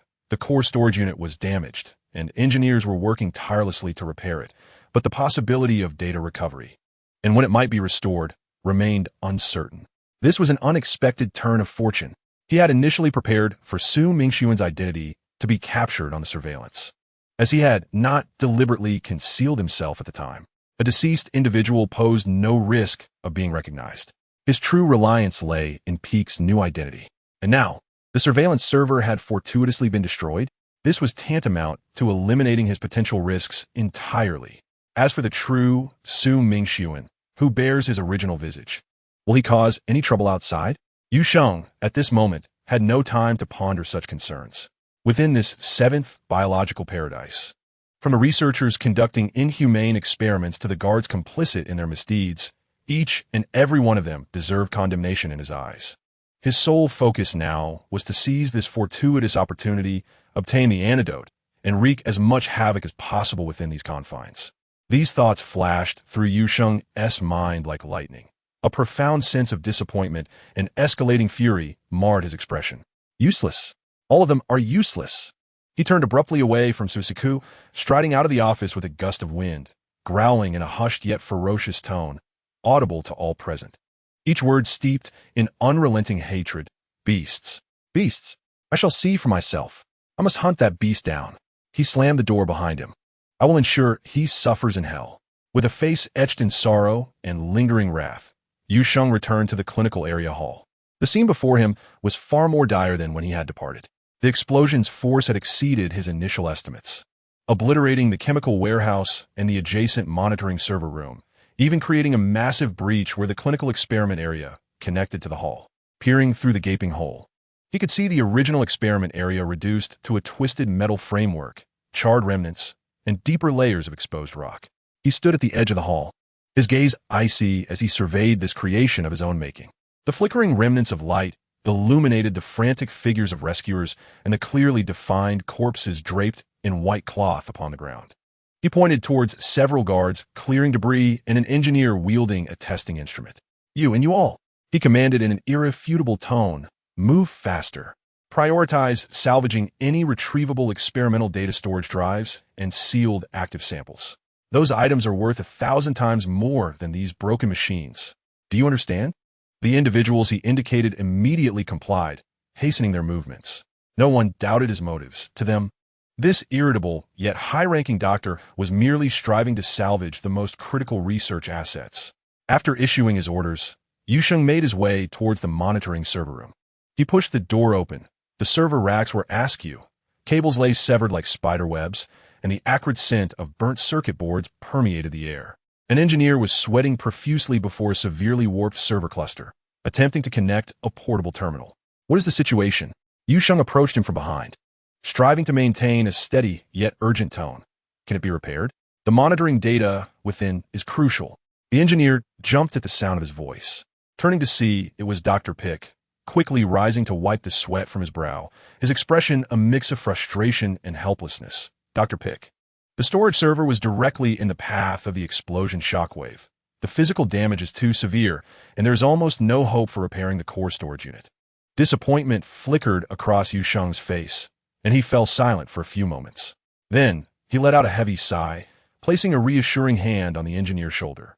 His tone turned exceptionally grave. I know the difficulty is immense, but please do your utmost. This is not only about pursuing the perpetrator, but also about the safety of our seventh paradise. These data may conceal critical clues regarding how the intruder infiltrated. The engineer, feeling the weight of the doctor's seriousness and expectations, though aware of the slim chances, steeled himself and promised. Yes, doctor, I will certainly do my best. Good. Notify me immediately of any progress, or report directly to Dr. Tsuesiko. Yu Sheng nodded in satisfaction, leaving behind a figure laden with concern as he departed the server room. After confirming the irreparability of the monitoring server, Yu Sheng felt a slight sense of relief. Yet he did not lower his guard. He strode towards the control center on the second floor of the clinical area hall. This center was responsible for monitoring environmental data and security systems within the seventh biological paradise, located beneath the refuse site.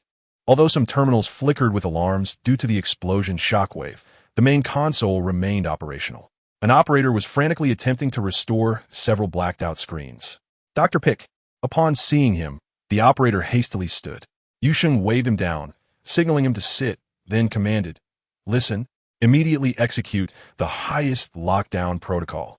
Seal all exits from the seventh biological paradise to the surface, including emergency evacuation routes. Without the joint authorization of both myself and Dr. Tsuesi Ku, no one, including myself, is permitted to leave." He deliberately emphasized the need for mutual authorization and included himself, which not only showcased his selflessness, but also elevated his authority to a level parallel with Tsuesi Ku, effectively eliminating any possibility of anyone departing. The operator hesitated for a moment, clearly recognizing the severity of the command, but facing the chief researcher, Dr. Pick, especially after such a harrowing attack. A strict lockdown seemed entirely reasonable. He nodded immediately. "Yes, doctor. I will execute it right away." His hands moved swiftly across the console. Yu Sheng observed him inputting commands, adding, "Once completed, inform Dr. Tsuesi Ku of my decision." He needed Tsuesi Ku to be apprised, but it should be a notification, not a request, aligning with Pick's usual style and further solidifying his dominance in this matter. Understood. With the command issued, the lockdown procedure was initiated. He did not leave the control center. Instead, he stood behind the operator, watching him complete the operation and establish communication with Tsuesi Ku's office, briefly reporting that Dr. Pick had issued a comprehensive lockdown directive. Yu Sheng did not linger to hear Tsuesi Ku's potential reaction. Once he confirmed the orders were executed, he turned and left, pacing into the circular corridor on the second floor of the hall. A somewhat hurried sound of footsteps approached from the entrance, as Tsuesi Ku entered swiftly, accompanied by 2 personal guards. His gaze immediately locked onto Yu Sheng, who stood prominently on the second floor. Tsuesi Ku gestured for the guards to remain in place, then ascended the spiral staircase to stand beside Yu Sheng, both gazing down at the distressing ruins below.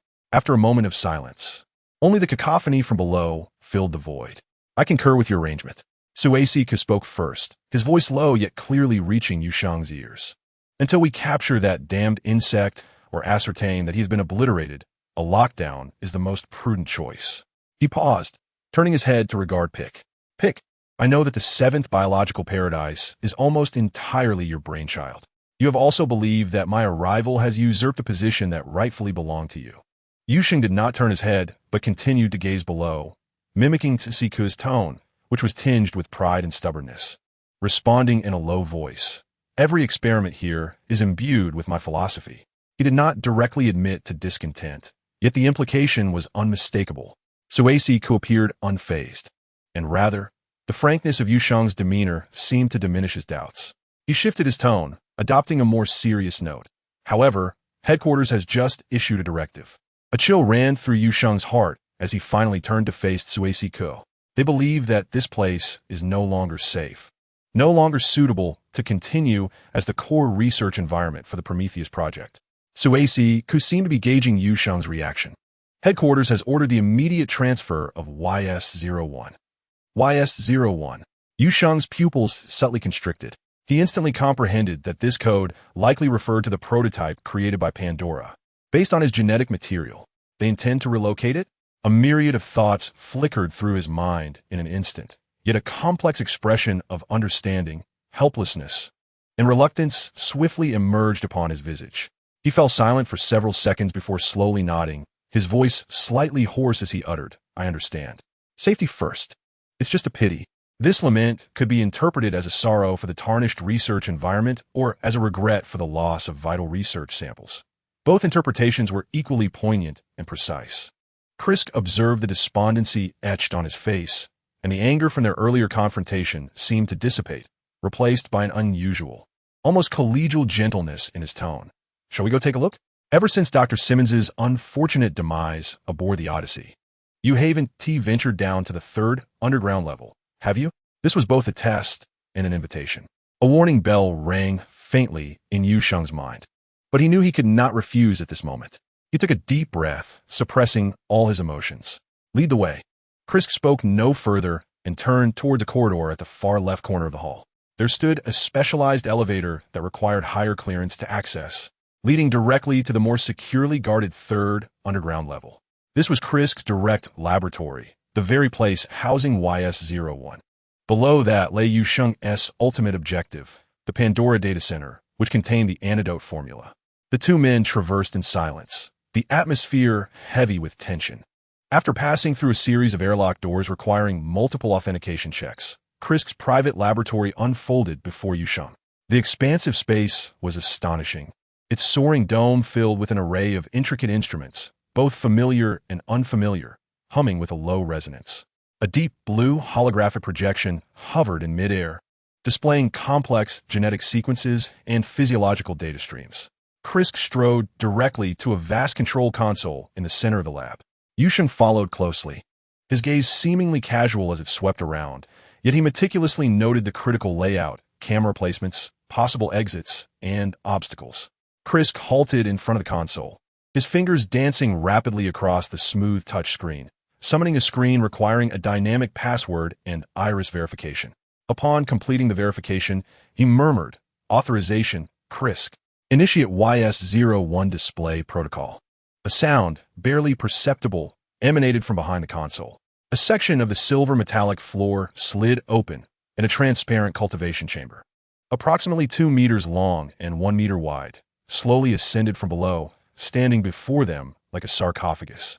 The chamber walls were composed of some high-strength composite glass, filled with a translucent nutrient solution that emitted a faint blue glow. As the chamber stabilized, the interior scene became crystal clear to Yu Sheng. Within the cultivation liquid floated the body of a male clad only in shorts.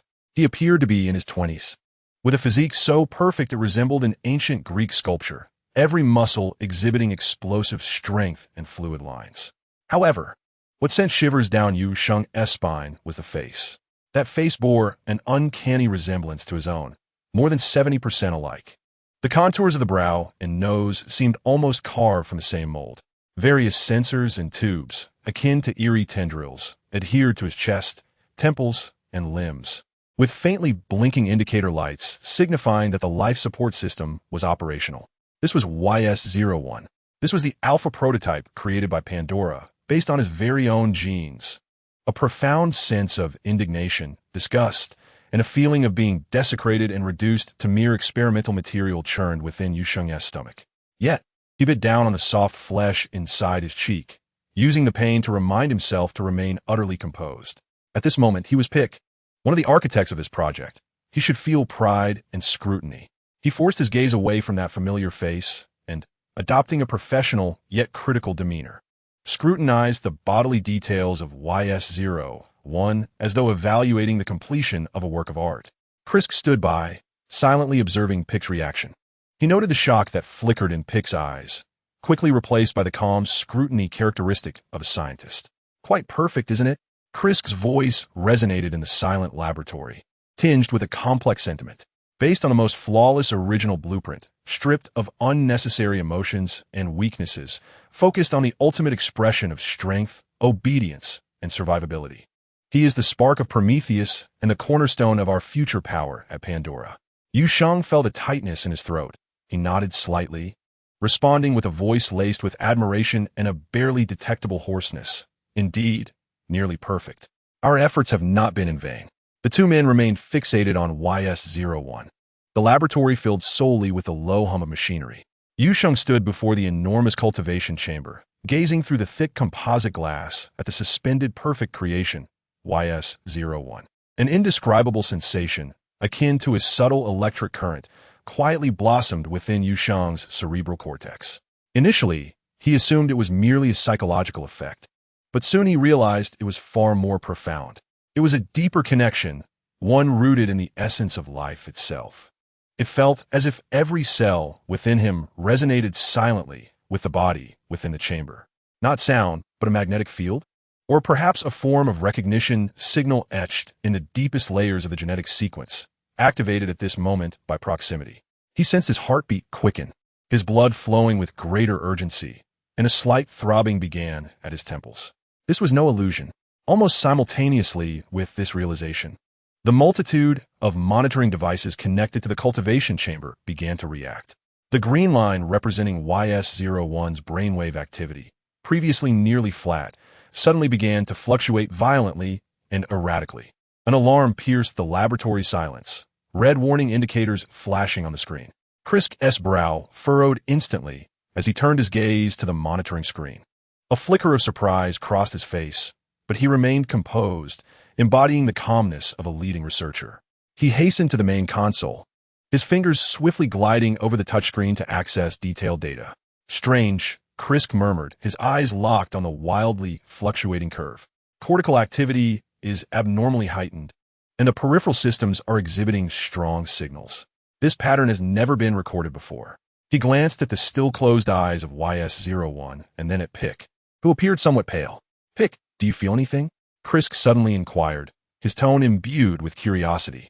"A certain biological field disturbance?" Yu Sheng felt a chill run down his spine. Was it the shock wave from the earlier explosion that induced this? Or was the environmental parameters of this laboratory set too peculiarly? Krisk did not delve further. His focus remained primarily on YS-01's anomaly. As he operated, he spoke in a steady, academically contemplative tone, as if clarifying his own thoughts. "It doesn't seem like mere environmental interference. YS-01's nervous system sometimes experiences spontaneous excitations due to internal energy cycle fluctuations akin to neural discharges in healthy subjects, but the intensity has never reached this level. It appears to be responding to some intense, resonant external stimulus." His words startled Yu Sheng. Resonance. Krisk had nearly unveiled the core of the truth. Yet he could never fathom that the source of this external stimulus stood beside him, the original provider of the genes. "No significant issue," Krisk continued, regaining his authoritative tone. "Initiating backup sedative injection protocol, increasing the strength of the physical restraining magnetic field to level 3. This system is sufficient to suppress any unauthorized neural agitation." On the screen, a high concentration of neural sedative was precisely injected through the built-in pipeline into the delivery port located at the neck of YS-01. Simultaneously, a denser blue halo began to subtly emanate around the cultivation chamber, signifying the activation of the reinforced binding magnetic field. Yu Sheng held his breath, fully attuned to the invisible resonance waves emanating from YS-01. He could sense that within the chamber, the creature's consciousness was struggling violently amidst chaos. Akin to a young beast ensnared by invisible chains, desperately attempting to break free from its confinement. This evoked a deep sense of empathy within Yu Sheng. Could consciousness truly resonate? In an instant, a sharp pain pierced his brain, akin to being pricked by needles, causing him to sway slightly. Meanwhile, an unexpected anomaly surged within the cultivation chamber. On the monitoring screen, the brainwave activity curve of YS-01 did not subdue and flatten as anticipated. Instead, it surged violently past the upper limit of the graph, transforming into a chaotic spike. All physiological indicators, including heart rate, blood pressure, and adrenaline levels, skyrocketed at an unprecedented pace, far exceeding the designed safety threshold, as glaring red warnings flooded the entire screen. Warning: life signs exceed critical values. Binding system overload. A cold electronic female voice replaced the alarm. "What?" Krisk's composure finally shattered. Disbelief etched across his face for the first time. He struck the control console with fervor. "Impossible. The sedative is ineffective. Binding magnetic field strength elevated to level 5. Initiate emergency hibernation protocol." Yet it was all too late. With a faint but distinctly audible crack, a thin fissure rapidly spread across the composite glass walls of the cultivation chamber. The integrity warning light of the chamber leaped from yellow to blinding red, flashing frantically. "No, this is impossible," Krisk exclaimed, his fingers moving so swiftly they seemed to leave afterimages as he attempted to activate all emergency protocols, only to be met with continuous failure prompts of system overload. Protocol failed on the screen. Chapter 64. The rampaging specimen with a series of rapid cracks. The thin fissure raced across the thick composite glass, weaving into a gruesome spiderweb. In the next moment, amidst the deafening alarms of structural overload, the entire cultivation chamber collapsed with a thunderous roar. It did not explode. Rather, it imploded as if ruptured by immense internal pressure. Countless fragments mixed with a deluge of transparent cultivation fluid, surging forth like a breached dam. The entire space was engulfed by sharper, more urgent alarm sounds. Warning: Level 1 containment failure. All personnel evacuate immediately. Repeat, evacuate immediately. Krisk's eyes widened in horror, his gaze fixed intently on the center of the shattered chamber. The color drained from his face, his lips quivered, as his mind struggled to process this scene that surpassed all designs and contingencies. Why was the sedative ineffective? Why the binding magnetic field overloaded? How could even the most structurally robust cultivation chamber shatter? Countless questions spiraled chaotically in his mind. Yet he found not a single reasonable answer. His gaze was locked onto YS-01. That perfect creation now stood silently upon the broken base of the chamber, its bare body slick with fluid, droplets cascading from the contours of its muscular form. With its head bowed, silver hair clinging damply to its forehead, it remained motionless, as if still immersed in a prolonged slumber. Upon witnessing this scene, Trisk's taut nerves relaxed momentarily, a flicker of hope stirring within him. Perhaps this was merely an unknown physiological reaction, and the entity's consciousness had not yet awakened. Perhaps the system could still regain control. However, standing slightly behind, Yu Sheng felt his heart nearly leap from his chest. Only he could distinctly sense the increasingly palpable aura of danger emanating from that silent body, an instinctual warning rooted in their shared genetic lineage. It was the calm before the storm. We cannot wait any longer, Yu Sheng urged Trisk, his steps gradually inching toward the elevator. We must leave this place, seal the laboratory completely. Then we will find a way. Trisk appeared oblivious, his entire focus still captivated by YS-01, anticipating that one-in-a-million miracle. Just then, YS-01's eyelids flickered slightly. Moments later, beneath the glistening lashes, a pair of eyes slowly opened. As if newly born, they were utterly vacant, devoid of anger, malice, or even curiosity. Only a clouded, gray haze of confusion remained. It seemed to question its own existence, its gaze drifting aimlessly before it gradually, albeit awkwardly, raised its hands before its eyes, staring intently. Water droplets fell from its fingertips, and it appeared to struggle with the comprehension of its own limbs, gazing at them in bewilderment. Seizing the opportunity, Yu Sheng took 2 cautious steps backward.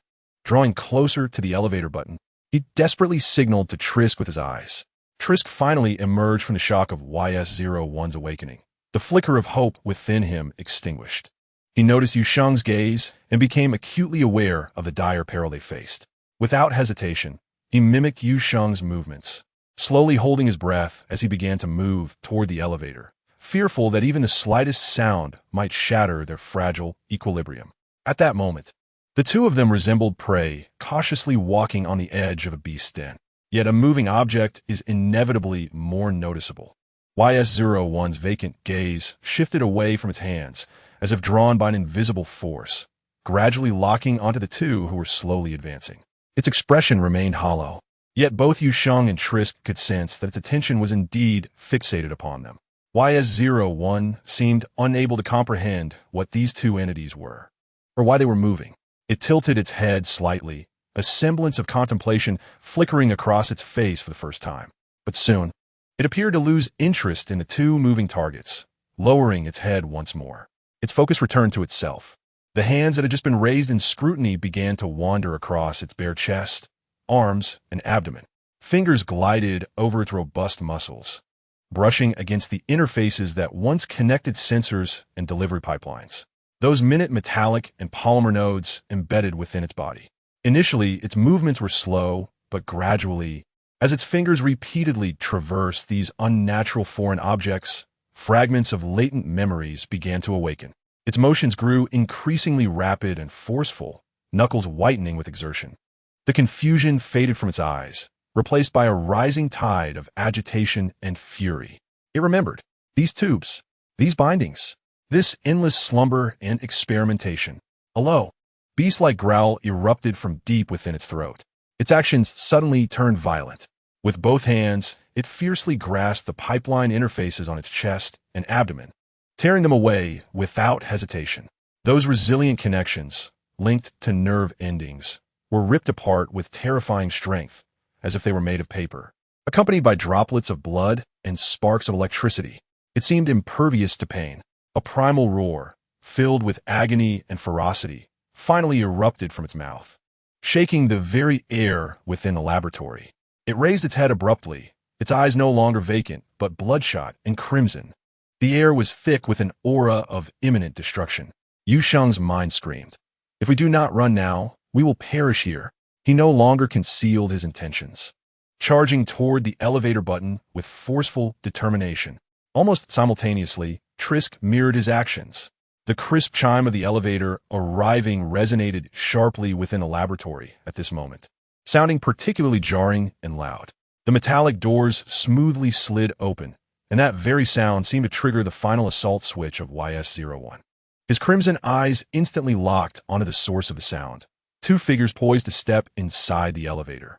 Without the slightest hesitation, his perfect physique crouched slightly, leg muscles coiling like tightly wound springs. With a thunderous roar, the ground beneath him buckled under the weight, shattering. His form transformed into a blurred silhouette, surging toward the elevator accompanied by a sonic boom that tore through the air. Within those red eyes lay the most primal and unadulterated desire for slaughter. Yu Sheng and Tsue Sika were paralyzed with fear, scrambling with all their might into the elevator's confines, fingers frantically jabbing at the door close button. The doors began to close slowly. Close the door. Chapter 65. Data center. The instant the elevator door sealed, the furious figure was cut off from the outside. Yu Sheng and Tsue Sika collapsed against the icy walls of the cabin, gasping for breath, the overwhelming sensation of having narrowly escaped a catastrophe washing over them. Tsue Sika's lab coat was soaked with cold sweat, while Yu Sheng's face had turned pale, his chest heaving violently. Hurry, to the clinical area hall. Tsue Sika rasped, commanding the elevator system, his voice tinged with lingering trepidation. The elevator quivered slightly, beginning to ascend smoothly. In the brief silence, only the sound of their heavy breathing and the faint hum of the elevator's operation could be heard. However, this hope lasted no more than 3 seconds. Boom! An extremely muffled explosion reverberated, seeming to emanate from the ceiling of the cabin, or perhaps from the entire elevator shaft. The cabin jolted violently, accompanied by the nauseating sound of metal twisting, and the upward momentum was abruptly halted. Yu Sheng and Tsue Sika were thrown off balance by this sudden stop, nearly toppling over. What is happening? Tsue Sika exclaimed, a mixture of shock and anger as he looked up at the ceiling of the cabin. The elevator was suspended mid-air, neither ascending nor descending. Then, an excruciatingly piercing sound emanated from above. It was the noise of some metal being forcibly pulled and deformed by tremendous force. It was YS-01. He had either seized a crucial load-bearing cable with his bare hands or had used his terrifying strength to damage the braking or traction devices within the shaft. The cabin began to sway slightly, and the overhead lights flickered erratically, casting sporadic shadows across their faces. No, it can't be, Tsue Sika murmured, his voice quavering, a look of near despair crossing his features for the first time. Yu Sheng gripped the handrail tightly, his knuckles whitening from the pressure. He could distinctly hear the steel cables threatening to snap at any moment. The standoff of those agonizing seconds felt as long as a century. Finally, a cacophony of crackling sounds erupted from above. It was not one, but multiple, perhaps all of the main load-bearing cables simultaneously breaking in a horrifying symphony.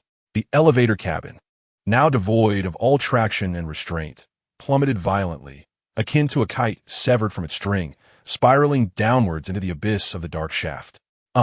Tsue Sika emitted an uncontrollable, short scream.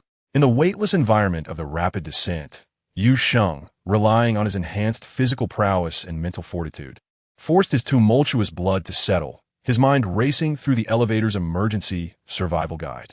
Back against the inner wall, legs slightly bent, protect your head and spine. He pressed himself firmly into the corner of the cabin, simultaneously pulling the nearly frantic Tsue Sika against the wall. Boom! A sound far more thunderous than any previous explosion reverberated beneath them. The violent impact struck the base of the cabin like a colossal hammer, reverberating through the metal structure and into their bodies. Yu Sheng felt his insides jolt, a ringing in his ears, and darkness clouding his vision. The cabin lights flickered wildly before extinguishing with a final snap, plunging them into complete darkness. Various decorative panels and debris fell from above in a cascade. After the impact, the cabin bounced up, then down, finally coming to a halt with a spine-chilling metallic screech. Darkness enveloped them, along with a cloud of dust. The elevator continued its descent. Inside the cabin, only a few sparks from short-circuited wires illuminated the dust-laden air and Tsue Sika's terrified face. Coughing, Tsue Sika struggled to rise from the corner, choking on the dust. Fortunately, this internal elevator only connected the second to fourth underground levels, limiting the fall height, and due to the cabin's own cushioning design, both men suffered only dizziness and minor abrasions. Yu Sheng adapted to the darkness more swiftly, his enhanced perception allowing him to assess their situation quickly. The elevator doors, twisted and distorted from the violent impact, could no longer open properly. One door was askew, jammed against the frame, leaving a narrow gap barely wide enough for one person to squeeze through sideways. Beyond the door lay a passage illuminated by the eerie green glow of emergency lights. "Quick, get out," Yu Sheng urged. He was the first to maneuver sideways, nearly brushing against the warped metal edge as he extricated himself from the deformed cabin. His feet landed on solid ground, and he immediately looked up. Directly ahead loomed the heavy alloy isolation door, a symbol of Pandora's core secrets, clearly marked with data center authorized access. Yet a disturbance emerged behind them once more. Clang! The nauseating sound of metal tearing echoed from the top of the elevator cabin they had just escaped. The sturdy roof of the cabin was being wrenched and contorted as if gripped by an invisible giant hand.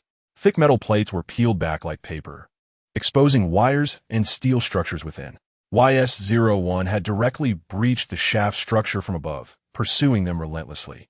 Tsue Sika scrambled and rolled out through the gap in the elevator door, witnessing the rapidly expanding crack in the cabin's roof and the faintly visible crimson eyes. The last vestige of color drained from his face. There is no other choice. Hurry, into the data center. Tsue Sika's voice quivered with extreme terror as he lunged toward the access control area beside the alloy door. The internal isolation door was independently powered, capable of holding him off for at least a moment. With trembling hands, he hastily input a long string of complex passwords on the touchscreen while aligning his eyes with the iris scanner. Access confirmed, Dr. Tsue Sika. A deep mechanical whirring filled the air as the nearly half-meter thick alloy door began to open inward, revealing a vast space illuminated with bright lights and filled with equipment racks. At that moment, as Yu Sheng's gaze swept across the interior, a sudden realization struck him. He noticed that the data center was not solely composed of equipment racks. In deeper areas, large expanses were covered by water. The bases of the racks supporting vast servers were submerged in a gently rippling, cold glowing liquid. It was a seawater cooling system. The seemingly trivial remark in the Prism Intelligence report echoed in his mind. One of the escape routes, seawater pipeline. Get in, Tsue Sika urged, rushing inside while looking back anxiously. Yu Sheng no longer hesitated and swiftly entered the data center. Almost simultaneously, Tsue Sika slammed the internal door button. Boom! The alloy isolation door closed rapidly. It blocked out most of the frenzied roars and the cacophony of tearing metal from YS-01 outside, leaving only the dull, heart-pounding sounds of impacts reverberating through. Chapter 66, Showdown Inside the Data Center. The lights cast a ghostly pallor, illuminating Tsue Sika's face, still reeling from shock. The air was permeated with the distinctive scent of electronic equipment from the control room, mingling with the faint saltiness of seawater. For the moment, they were safe. Kwaisik leaned against the wall, gasping heavily, attempting to calm his heart, which felt as if it might leap from his chest. He stole a glance at the relentless sounds of crashing and tearing from outside the door, his facial muscles twitching. This alloy door could withstand heavy, penetrating projectiles. It should hold for a while. We must contact above immediately. His words gradually trailed off. Before him, Yu Sheng appeared remarkably composed. Too calm for someone who had just narrowly escaped death. There was no fear in those eyes, only a serene scrutiny. Why? Yu Sheng spoke, his gaze sweeping over the closed isolation door. Kwaisik, why did YS-01 go rogue? The design of Panjuola should not be so fragile. Kwaisik hesitated, seemingly taken aback that his companion had the mind to question this at such a moment. He irritably rubbed his brow and approached the control terminal, attempting to initiate the emergency communication protocol while rapidly articulating his thoughts, more as if he were narrating to organize his chaotic mind. Fragile? No, it is not fragile. It is unstable. His fingers trembled as they struck the keyboard. The Prometheus project initially did not encompass a singular carrier. The headquarters originally cultivated 3 initial specimens closest to perfection: YS-01, YS-02, and YS-03. After the unexpected destruction of YS-03, only YS-01 and YS-02 remained. The experiments were successful, yet they also uncovered a fatal flaw. Kwai-Sai-Kes' voice grew somber, tinged with the perplexity and frustration of a scientist. When 2 or more specimens are sufficiently close, their biological magnetic fields, or some deeper genetic resonance, can induce unpredictable mutual interference. The brainwave synchronization rate would soar abnormally, with emotional and physiological indicators fluctuating violently, akin to forming some uncontrolled resonant amplifier. In mild cases, there is functional disorder. In severe cases, total rampage, annihilating nearby kin and the surrounding environment. He abruptly turned to face Yu Sheng. This is top secret. Apart from myself and a few others, no one knows. We have always strictly isolated them. YS-01 is here, and YS-02 is in the cradle. They cannot come into contact. But today, this reaction is clearly symptomatic of frequency interference. But where is the source of interference? His voice edged towards a breaking point, the chain of logic fracturing here, inflicting immeasurable agony upon him. Yu Sheng listened quietly, taking 2 steps forward. He still bore the visage of Pike, yet his expression began to shift, no longer reflecting that of a paranoid old scientist. Yu Sheng spoke, his voice gradually shedding its raspy quality. Perhaps the source of the interference is not on your list of isolated subjects. Kwai-Sai-Kes' pupils constricted, fixating on him. What do you mean? My implication is...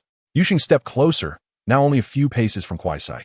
His facial muscles exhibited subtle, unnatural twitches, as if something beneath the skin was slowly flowing and reshaping. Did you think the progenitor merely provided a static genetic sequence? Did you believe that by stripping it away and copying it, everything would be fine? Kwai-Sai-Kes' breath hitched abruptly, as he observed the peculiar transformation on Pike's face. An absurd yet perfectly plausible hypothesis struck him like lightning. No, it cannot be. He staggered backward, colliding with the cold server cabinet, his finger trembling as he pointed at Yu Sheng. You're not Pike. His eyes widened to their fullest extent, staring at the face that belonged to Pike, which, through subtle muscle adjustments and skeletal contour changes, began to meld away like a wax figure, revealing beneath it a visage he had only seen in files. The youthful face of the genetic progenitor. At the moment Yu Sheng fully restored his appearance, Kwai-Sai finally croaked out the truth, filled with endless terror and a dawning despair. It's you. You are the original progenitor. The missing 0. The source of the interference has been right beside us all along. In that instant, all questions found their answers. Why did YS-01 suddenly go rogue? Why did the sedatives and restraint systems fail? Outside the alloy door, the roars and impacts of YS-01 intensified, as if sensing the presence of its counterpart within. Yu Sheng regarded the crumpled Kwai-Sai on the ground and said coolly, "Now, we can reintroduce ourselves, Dr. Kwai-Sai." Kwai-Sai-Kes' pupils suddenly constricted to pinpricks, his body tensing involuntarily. He instinctively took a half-step back, his lower back colliding with the cold cabinet, producing a soft clank. Shock and disbelief engulfed him. "Where's Pike?" Kwai-Sai-Kes' voice was dry. Yu Sheng shifted his neck, responding with a tone of amusement. "What do you think?" Kwai-Sai stared at him intently, his mind racing. I had already received warning intelligence from headquarters that the progenitor Yu Sheng might possess a camouflage ability surpassing known parameters. However, his voice carried a hint of bitterness and self-deprecation. "I never imagined you could take it this far, not only perfectly mimicking appearance, but even behavior patterns and specialized knowledge, so close to the core." Yu Sheng paid little heed to his musings, more concerned with another issue. He surveyed the impenetrable fortress he had infiltrated and asked, "I'm curious. Panjuola should possess quite a few with hunting capabilities, correct? Why have I not encountered any significant resistance until now? If there were any here, I should not have been able to reach this point so easily." In response to this question, Kwai-Sai evaded, swiftly regaining the composure of a high-ranking member of Panjuola. He took a deep breath, directing his gaze at Yu Sheng. "None of that matters anymore. I assume you are here for the antidote to the neural control, right?" Yu Sheng acknowledged his change of topic, candidly confirming, "Indeed." In that case, Kwai-Sai straightened up, though his complexion remained pale. "Shall we make a deal?" Yu Sheng raised an eyebrow, a look of interest crossing his face. Oh, intriguing. Due elaborati. The final formula and synthesis data of the antidote are stored in the core encrypted zone of this data center. Quaisike gestured towards a distant body of water. Clearly, the server storing the antidote formula should be beneath that expanse of water. Access requires dual verification of password and biometric characteristics. Entering the wrong password 3 times, or attempting to force unlock with unauthorized biometrics, will trigger data overwrite and physical meltdown protocols, resulting in the total destruction of all relevant data and an explosion. You will obtain nothing. He paused, stating his condition. Spare my life, let me go, and I will provide you with the password. Yu Sheng, upon hearing this, merely chuckled softly, the sound echoing distinctly in the vast data center, laced with unabashed mockery. Not a chance. He rejected firmly. Pike has already informed me of the password and storage area. Let us try again. Quaisike's expression darkened instantly, realizing that Pike had likely divulged too much critical information before being replaced. Yu Sheng stepped forward, closing the distance to Quaisike, his gaze piercing. How about this? You divulge all information regarding the Prometheus project, including detailed data on YS-01 and YS-02, as well as Panduala's true understanding of the divine fire sequence. How does that sound? The air seemed to solidify. The crashing noises from outside appeared to pause at that moment, as if YS-01 were also awaiting Quaisike's response. Chapter 67.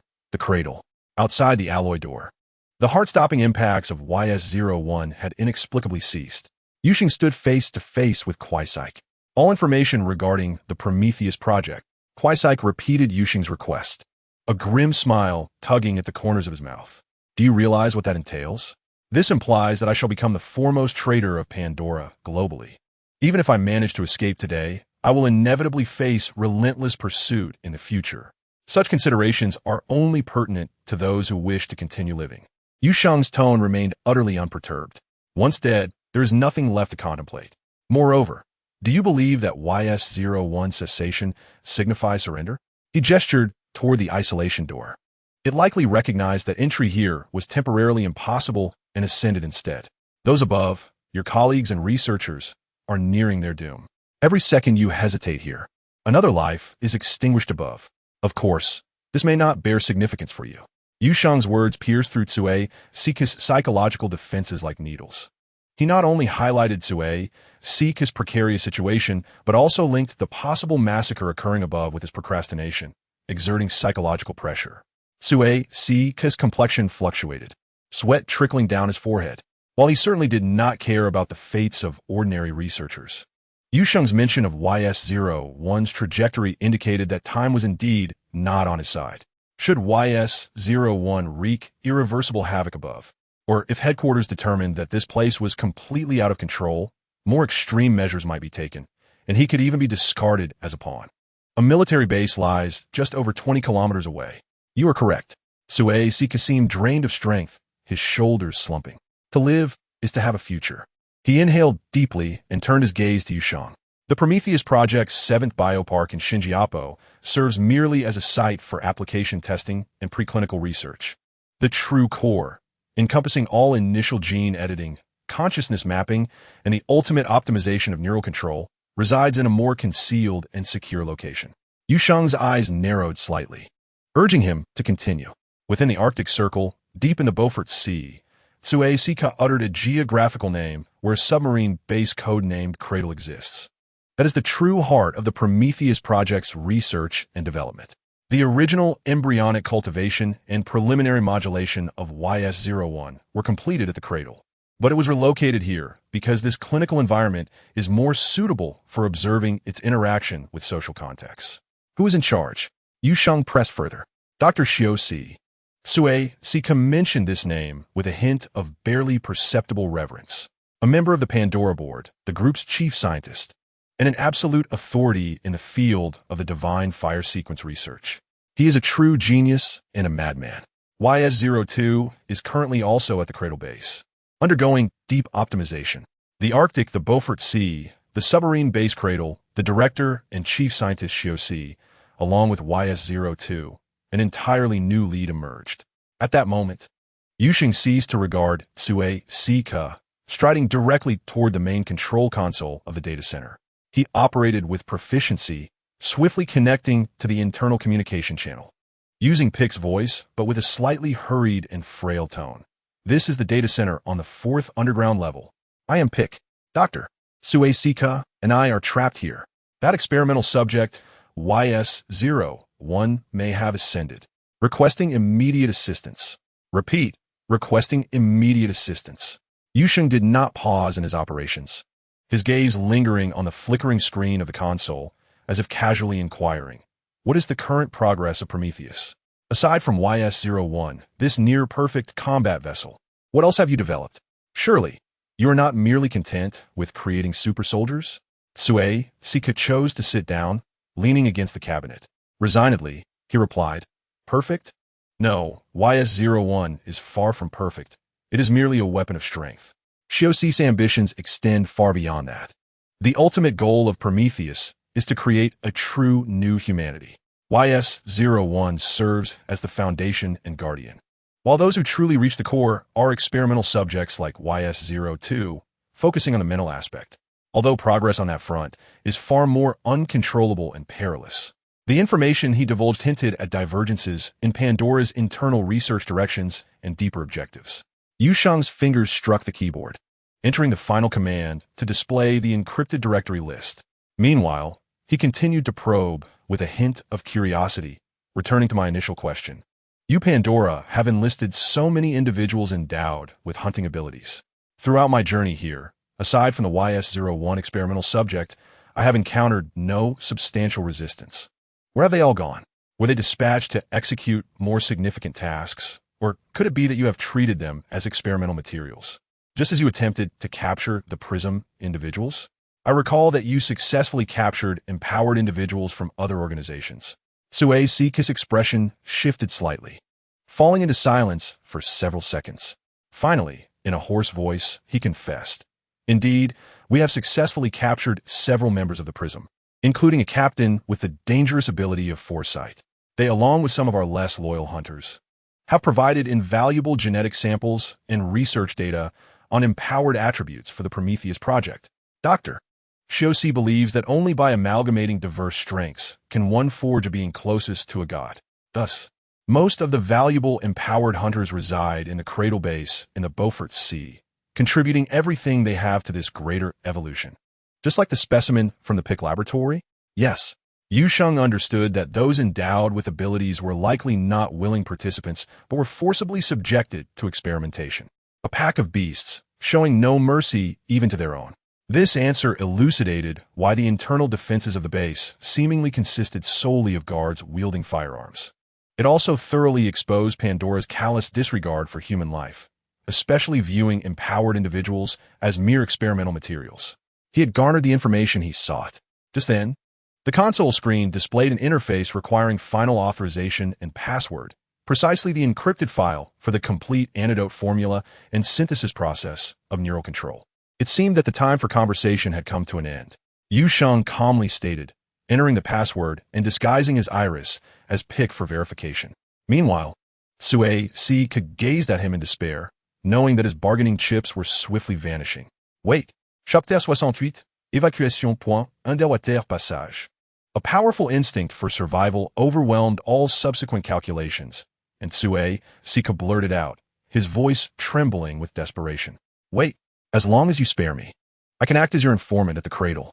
Yu Sheng's fingers hesitated momentarily while browsing other confidential files on Pandora's internal network.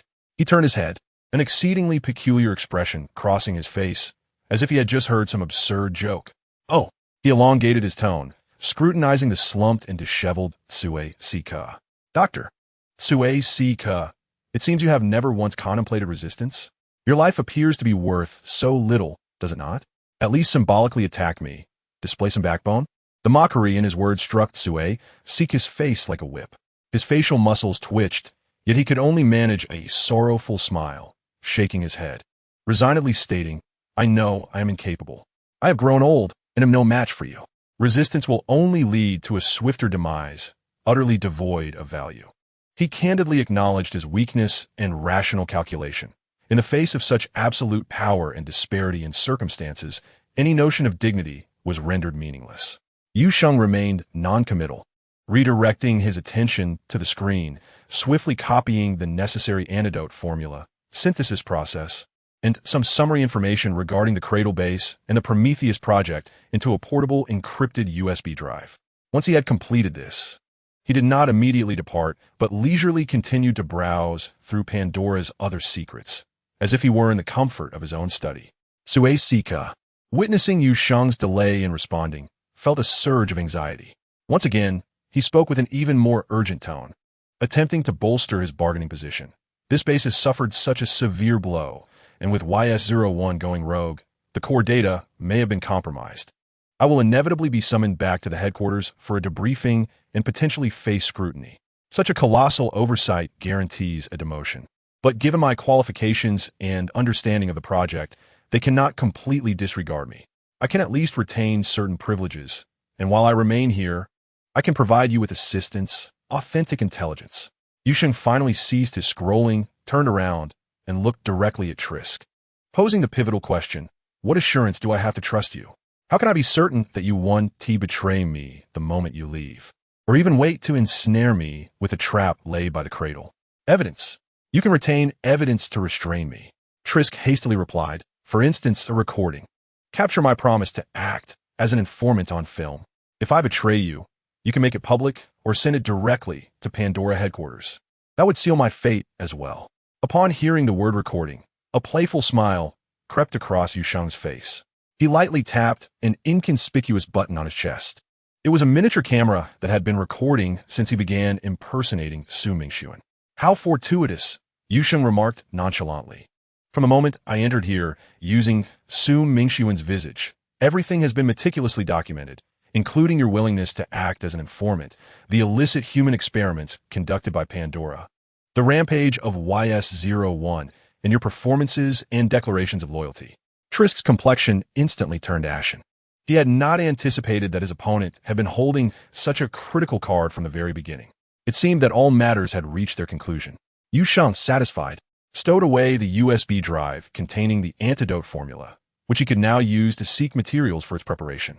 With the antidote secured and the necessary recordings made, he approached Trisk, looking down at him from a superior height. You stay here and await your rescue. I shall spare your life for today. His tone suddenly turned cold, laced with menace.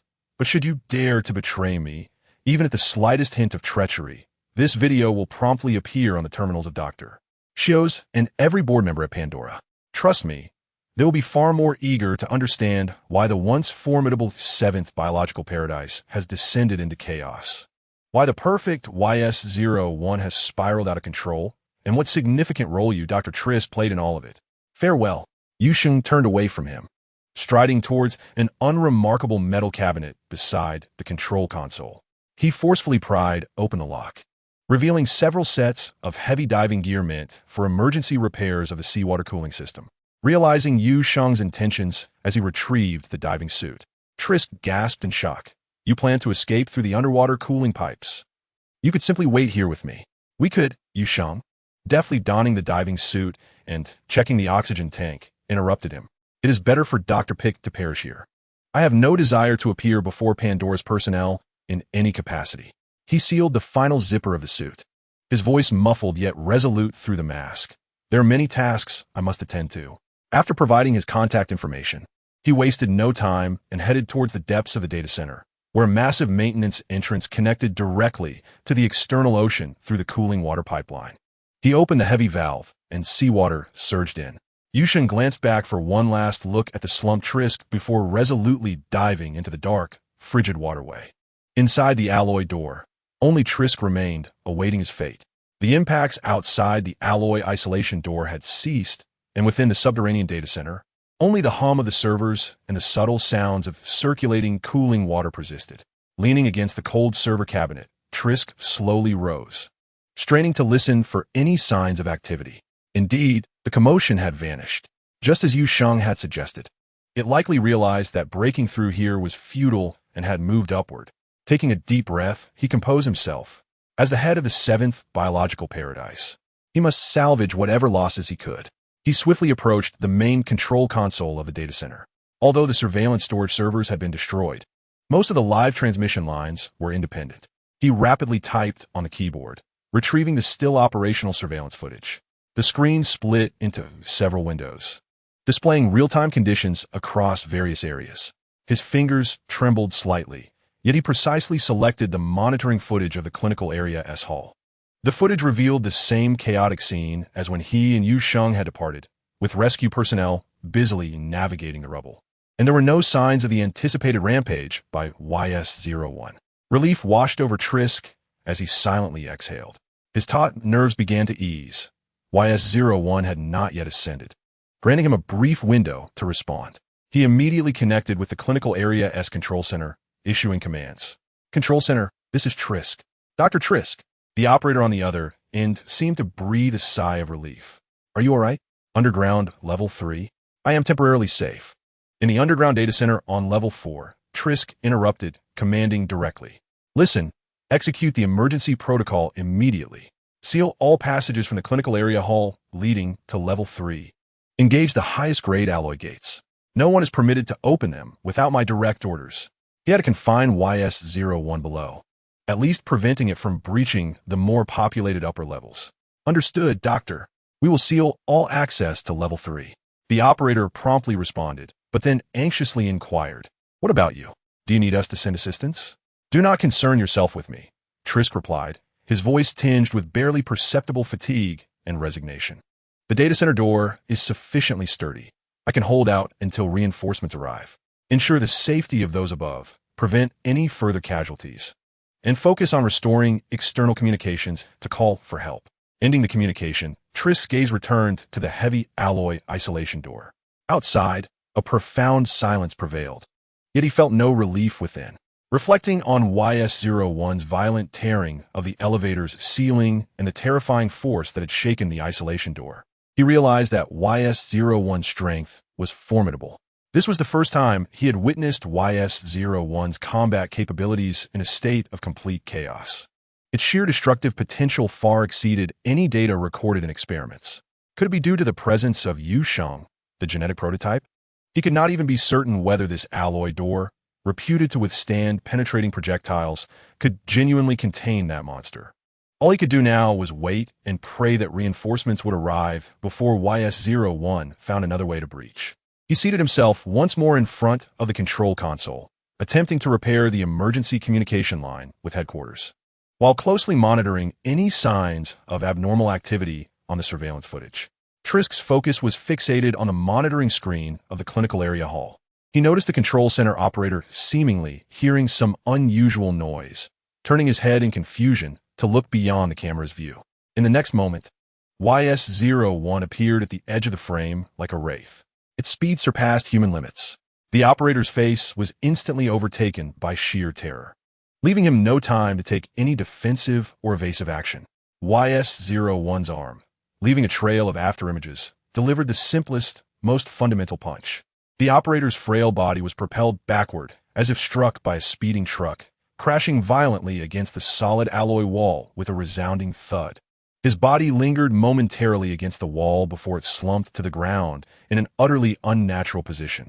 The upper half of his body bent grotesquely backward, evidently indicating that his spine had been completely shattered upon impact, resulting in instant death. YS-01 did not even cast a glance at the still warm corpse.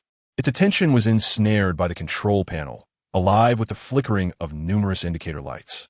It seemed to express disdain for this cacophony of sound and light, raising its fist and delivering several forceful strikes to the console.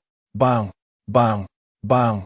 The sturdy alloy shell instantly caved in, while the delicate internal components shattered under the immense force, causing a short circuit that erupted in blinding sparks and clouds of black smoke. The lights throughout the control center began to flicker frantically, and most screens went dark. However, the terror-filled screams and the sound of frantic footsteps from the hall below immediately captured YS-01's attention. With a low growl, it leaped onto the wreckage of the control panel, its crimson eyes locking onto the crowd below, scattering like headless flies. A few relatively composed guards, driven by duty and instinct, raised their assault rifles, aiming at the elevated YS-01, fingers poised on the triggers. Hold your fire. No shooting. The thunderous roar of Tsue Sikar reverberated through the still-functioning broadcast system, echoing throughout the clinical area hall, the urgency distorting his voice. Everyone, only run. No form of attack is permitted. I repeat, no attacks. His heart raced with dread. His fear was not for YS-01's safety from the guards, but rather that the concentrated gunfire might severely injure or even kill this perfect creation, into which Panjuola had poured countless efforts. In the eyes of the high-ranking officials at headquarters, including Dr. Shiosi, the lives of all researchers and guards combined were likely worth less than that of a single YS-01. He had to protect it. In the hall, the guard preparing to shoot were visibly taken aback by Tsue Sika's command. They exchanged glances, seeing hesitation reflected in each other's eyes. Yet the superior's order was indisputable. Gritting their teeth, they immediately lowered their weapons and turned to join the fleeing crowd, even roughly shoving aside researchers in their path, treating them as mere obstacles to YS-01. However, YS-01's logic was simple and direct. Its instincts informed it that the few individuals who had just pointed their black tubes at it posed a clear threat and needed to be eliminated first. With a roar that signified the commencement of the hunt, it leaped from the control panel like a predatory hawk, lunging precisely at the fleeing guards. It paid little heed to the researchers around it, who could only scream, posing no threat. Researchers caught off guard were sent flying by the wave of terror. Tsue Sika observed the scene from the monitoring screen, murmuring to himself as if recording observational data. As expected, it allocates more attention and priority to targets exhibiting clear, aggressive intent. The fleeing guards had not anticipated YS-01's singular fixation on them, and upon sensing the palpable malice and the swift approach of danger behind them, one shouted in terror, "Scatter! Damn it! Let's shoot it out!" However, their overwhelming fear clouded their judgment. One guard, in a panic, chose a path of desperation, not running towards the relatively safe corner of the clinical area, but instead barreling into an elevator leading to a standard laboratory on the lower level. This was a place for basic and low-risk experiments, with weak defenses, and more crucially, directly above, it was the waste processing facility. Fool! Idiot! In the data center, Tsue Sika, witnessing this, slammed his fist onto the console, unable to suppress his furious curses. Not only had that guard chosen a dead end for himself, but he might also lead YS-01 outside. On the surveillance screen, the guard frantically pressed the elevator button, while YS-01's terrifying figure had already changed direction, charging towards him with an overwhelming force. Chapter 70. Vulture Squad. The guard fleeing towards the freight elevator felt his fear escalate to unbearable heights. He leaned against the elevator door, hearing the sounds from within. The elevator was descending, and although it was only one floor, it felt agonizingly slow. Meanwhile, the experimental subject, YS-01, was closing in at an alarming speed, its frenzied eyes fixated solely on him. "Don't come any closer! Don't come any closer!" The guard, overwhelmed, succumbed to survival instinct. Overriding Tsue Sika's command, he raised his assault rifle, pulled the trigger, and began firing wildly at the oncoming YS-01. Tot. The searing bullets rained down like a torrential downpour upon YS-01's bare chest and abdomen. "Fool! Stop! I command you to stop!" Tsue Sika's furious roar echoed through the broadcast, filled with exasperation and impotent rage. He watched in horror as the worst-case scenario unfolded, unable to intervene. However, what left both the guard and all who witnessed this scene in despair was that after an entire magazine was expended, YS-01 merely staggered momentarily, its forward momentum barely impeded. It stood there steadfastly. Lowering its gaze, it inspected its body.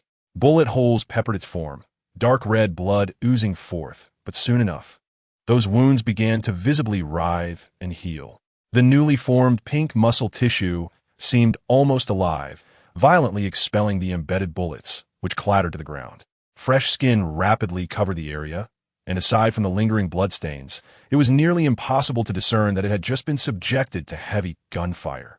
Had anyone been present, they would undoubtedly have thought of the mutant from cinematic lore with extraordinary regenerative abilities, Wolverine. Yet what YS-01 exhibited was an even more terrifying, superior capacity for bodily regeneration. Once the brief healing process concluded, YS-01 raised its head, its crimson eyes fixating intently on the guard who stood frozen, having emptied his magazine. This time, it was not merely the instinct to kill that shone in its gaze, but a pure fury ignited by being provoked and inflicted with pain. With a roar more ferocious than any prior, the entire corridor trembled with its intensity.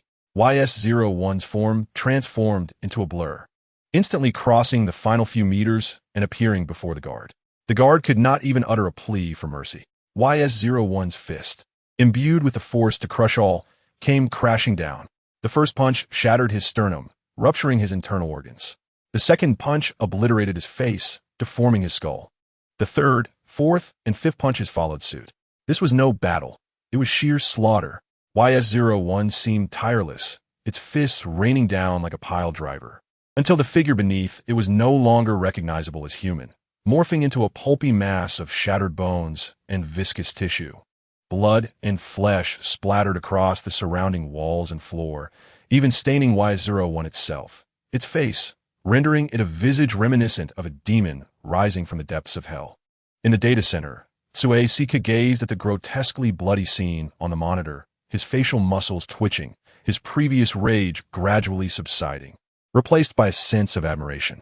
Although Pika had perished, the high-density muscle reconstruction effect he had initiated was indeed remarkable. He murmured softly, as if appraising the completion of a work of art, completely disregarding the life that had just been utterly obliterated beneath that artistic creation. With the specific provocateur target now eliminated, YS-01's fury seemed to slightly abate. It shook its arms, now smeared with blood and flesh, and its crimson eyes once again swept across the clinical area hall. Those researchers and surviving guards cowering behind debris, trembling in corners, had now become prey in its hunting gaze once more. He was meticulously cleansing the area of all living beings. The clinical zone had been utterly transformed into a one-sided hunting ground. The hunter was none other than YS-01, while the prey comprised all others. Despair and wails became the dominant symphony for a considerable duration. Just as Sika fixated on the surveillance screen, witnessing YS-01's indiscriminate slaughter in the clinical zone's hall, a sudden surge of blue light and sound emanated from a secure communication channel on the control panel. It was the emergency communication line directly from headquarters. Sika rushed over, trembling hands connecting the call. Dr. Sika, this is Vulture Team. A male voice resonated from the speaker. We have arrived at the entrance of the 7th biological paradise. We are ordered to execute the emergency protocol for the transfer of the ignition point, and to take over and contain YS-01. Report your current status.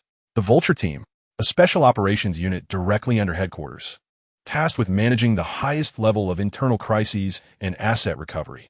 They had arrived with remarkable swiftness.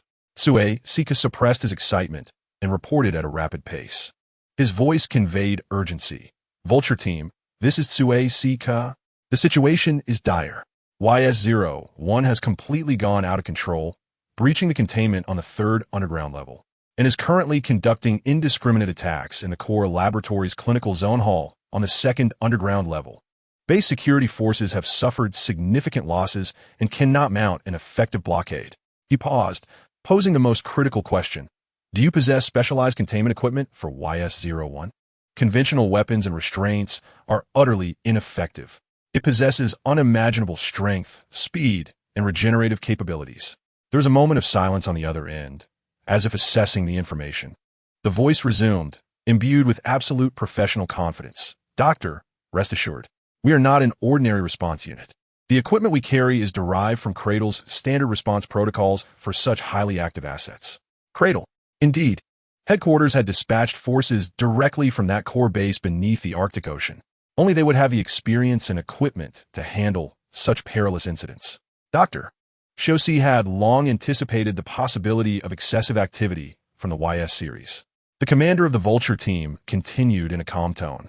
We are equipped with neural suppressors, rapid freezing foam injectors, and the highest strength carbon nanowebs. Theoretically, they should be sufficient to restrict its movements and facilitate safe recovery. Theoretically, Sika mused bitterly, as YS-01's demonstrated abilities had far surpassed many theoretical boundaries. Yet, he had no choice but to place his trust in the expertise from Cradle. I understand. Sika inhaled deeply. I will do my utmost to provide you with real-time monitoring and internal passage guidance. The surveillance signal in the clinical zone hall may be interrupted at any moment. Received. Maintain communication. Vulture team, commence action. The communication was severed. If even they could not contain YS-01, the consequences would be unimaginable. Chapter 71.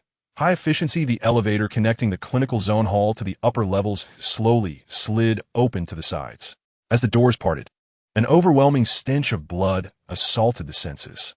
The scene outside, even for those who had undergone rigorous training and were accustomed to various scenarios, caused their movements to falter slightly. Before them lay not a laboratory, but a veritable slaughterhouse.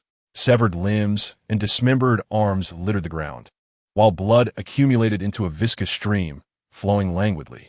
The walls were splattered with radial streaks of blood and fragments of unidentified tissues. Several corpses lay twisted, some with their chests completely torn open, others with their heads missing. The air was thick not only with the metallic scent of blood, but also with the foul odor of ruptured viscera and the acrid smell of burnt circuitry. At the center of this chaos and carnage stood the naked figure of YS-01, seemingly bathed in blood, crouched beside a corpse that had just ceased convulsing. The sound of the elevator doors opening shattered the eerie silence. YS-01 abruptly turned, its bloodied visage locking onto the team of fully armed new prey within the elevator. It slowly rose, thick blood dripping from its powerful form, emitting a low, threatening growl from its throat. Standard suppression formation, the Vulture team commander calmly commanded, his voice unwavering.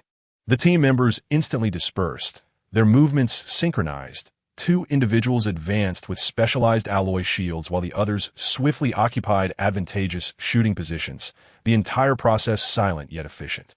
YS-01 evidently perceived these actions as provocation.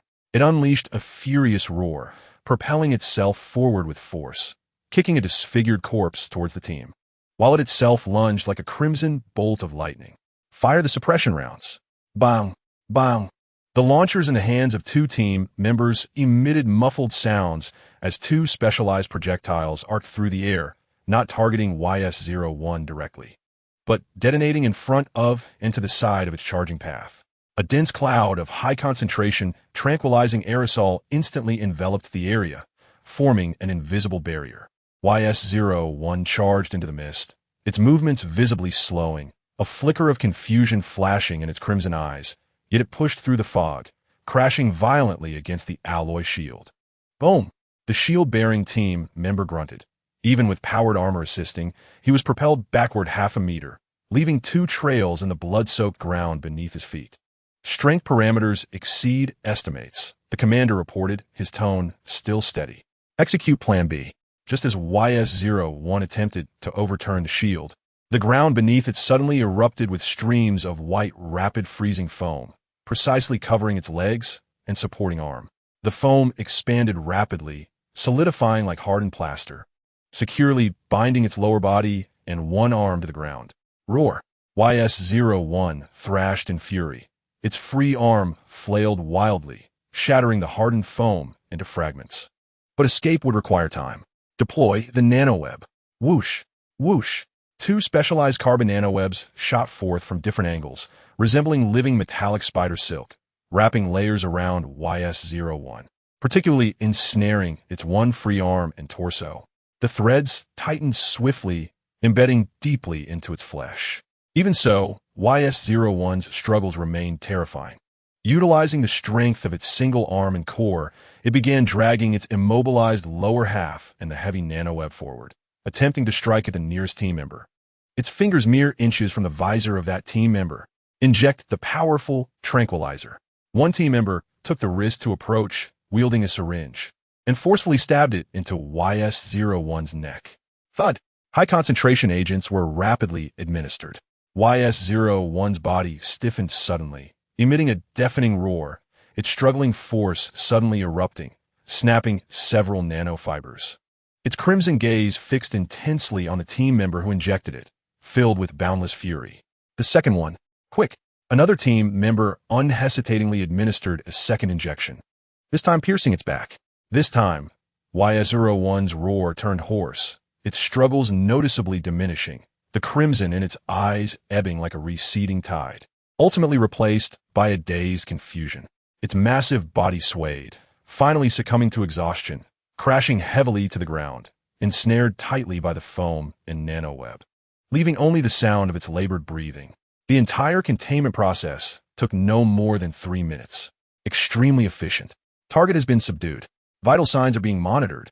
The commander confirmed before reporting, clear the passage and prepare for asset transfer. Second team, follow me to assist Dr. Tsue Sika. The team members acted swiftly. Some began to place the unconscious YS-01 into a specially designed containment box, while others provided protection for the commander as they made their way towards the elevator leading to the 3rd and 4th underground levels. The Vulture squad stood before the elevator door, which had been violently damaged by YS-01.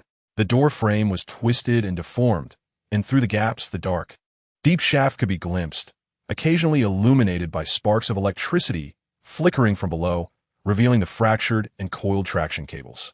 The main elevator passage had been utterly destroyed and was impassable. The commander gestured to execute the shaft descent plan and establish anchor points. Understood. They cautiously avoided the hanging cables and sharp metallic debris, descending until they reached the closed alloy isolation door on the 4th underground level. The door bore several distinct indentations, clearly the marks left by YS-01's attempts to break through. Calling Dr. Tsuesi Ku, this is the Vulture squad. We have arrived outside the isolation door on the 4th underground level. Please confirm your status and prepare to open the door. This is Tsuesi Ku. Status safe. He quickly input the commands. The heavy alloy door gradually opened a crack. Outside stood 3 members of the Vulture squad clad in powered armor, resembling futuristic warriors. They swiftly confirmed Dr. Tsuesi Ku's position and the safety of the environment. Doctor, please keep close to us. The ascent may involve some jolting. The commander's words were succinct, devoid of unnecessary pleasantries. What about YS-01? The target has been successfully subdued and contained in the clinical area lobby. The commander's tone remained unruffled, as if discussing an inconsequential matter.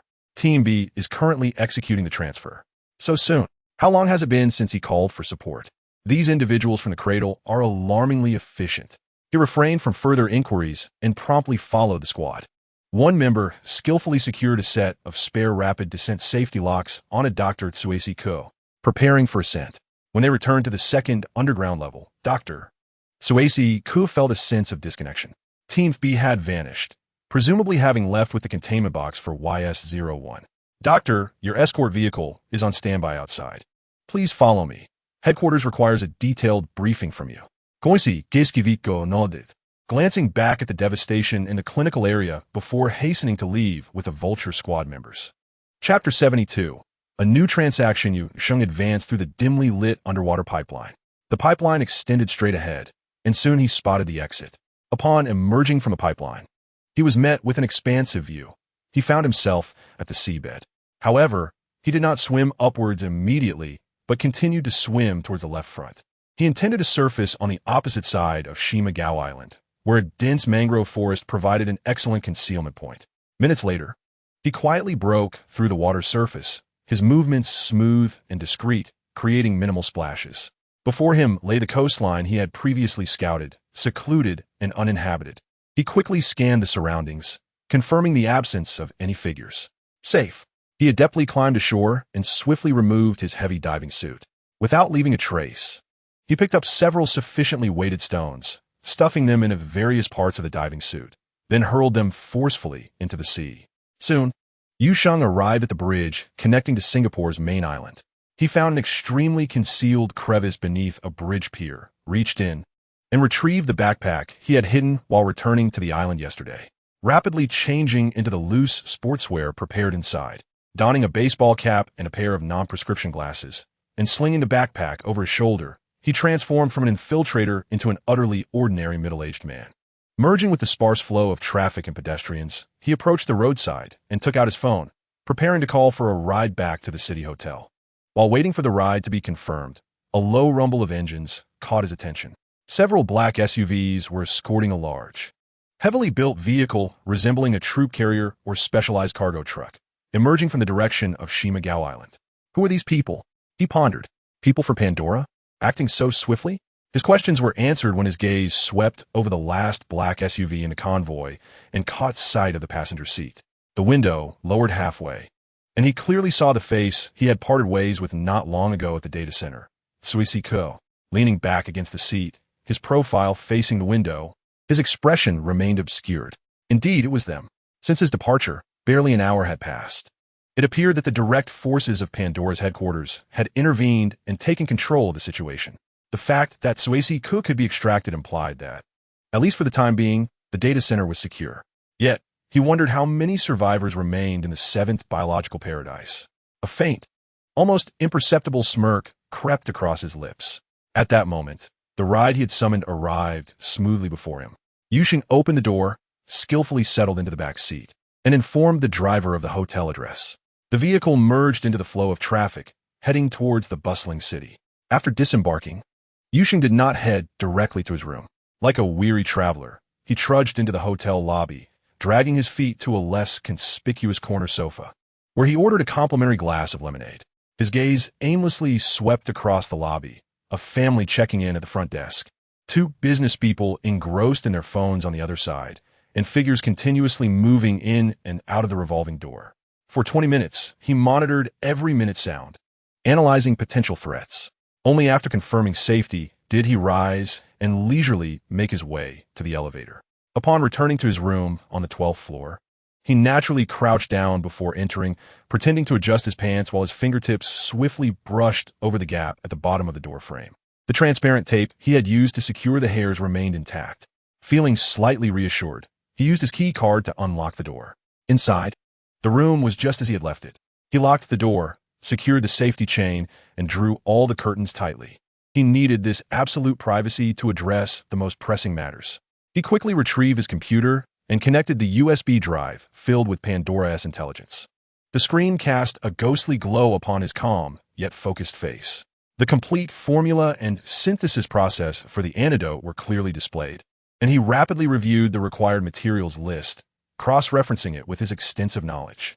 Most of the basic components and intermediates, although sensitive, could be synthesized or purified independently, thanks to his prior preparations and profound chemical knowledge acquired through accelerated learning. Once he rented a compliant pharmaceutical laboratory. I would like to mention that many such laboratories are available for external rental in reality, and they often provide basic materials. He had even mapped out the steps for tomorrow's actions in his mind.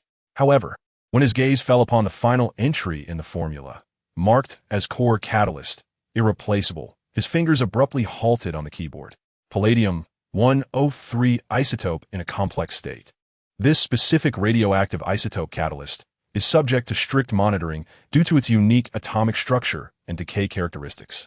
Primarily utilized in a select few cutting-edge targeted cancer therapies and certain high-energy physics research fields. This was entirely beyond the limits of personal capability.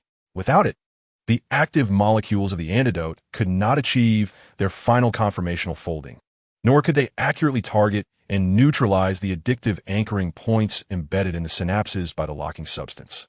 Not losing hope, he closed his eyes and summoned all his knowledge, utilizing his accelerated learning ability to construct complex molecular models, frantically deducing all known and theoretically possible chemical pathways in search of a functional substitute. Minutes later, he opened his eyes. The feedback yielded no viable alternatives. Administering a semi-finished product devoid of a catalyst carries unknown consequences.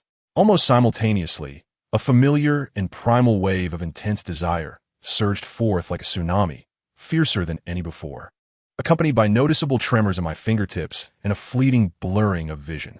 The withdrawal symptoms from Su Shun Su were escalating exponentially. Time was truly of the essence. Suppressing the dryness in my throat and the discomfort in my body, I retrieved a new mobile phone from the most concealed compartment on my backpack. After encrypting it, I input a string of numbers and dialed. "Hello, this is Ling Jing," a bland female voice responded. I spoke concisely and directly. I possess high-priority intelligence regarding the core product of the Pandora Prometheus project in exchange for a standard laboratory package of complex palladium-103 isotope, sufficient for single synthesis.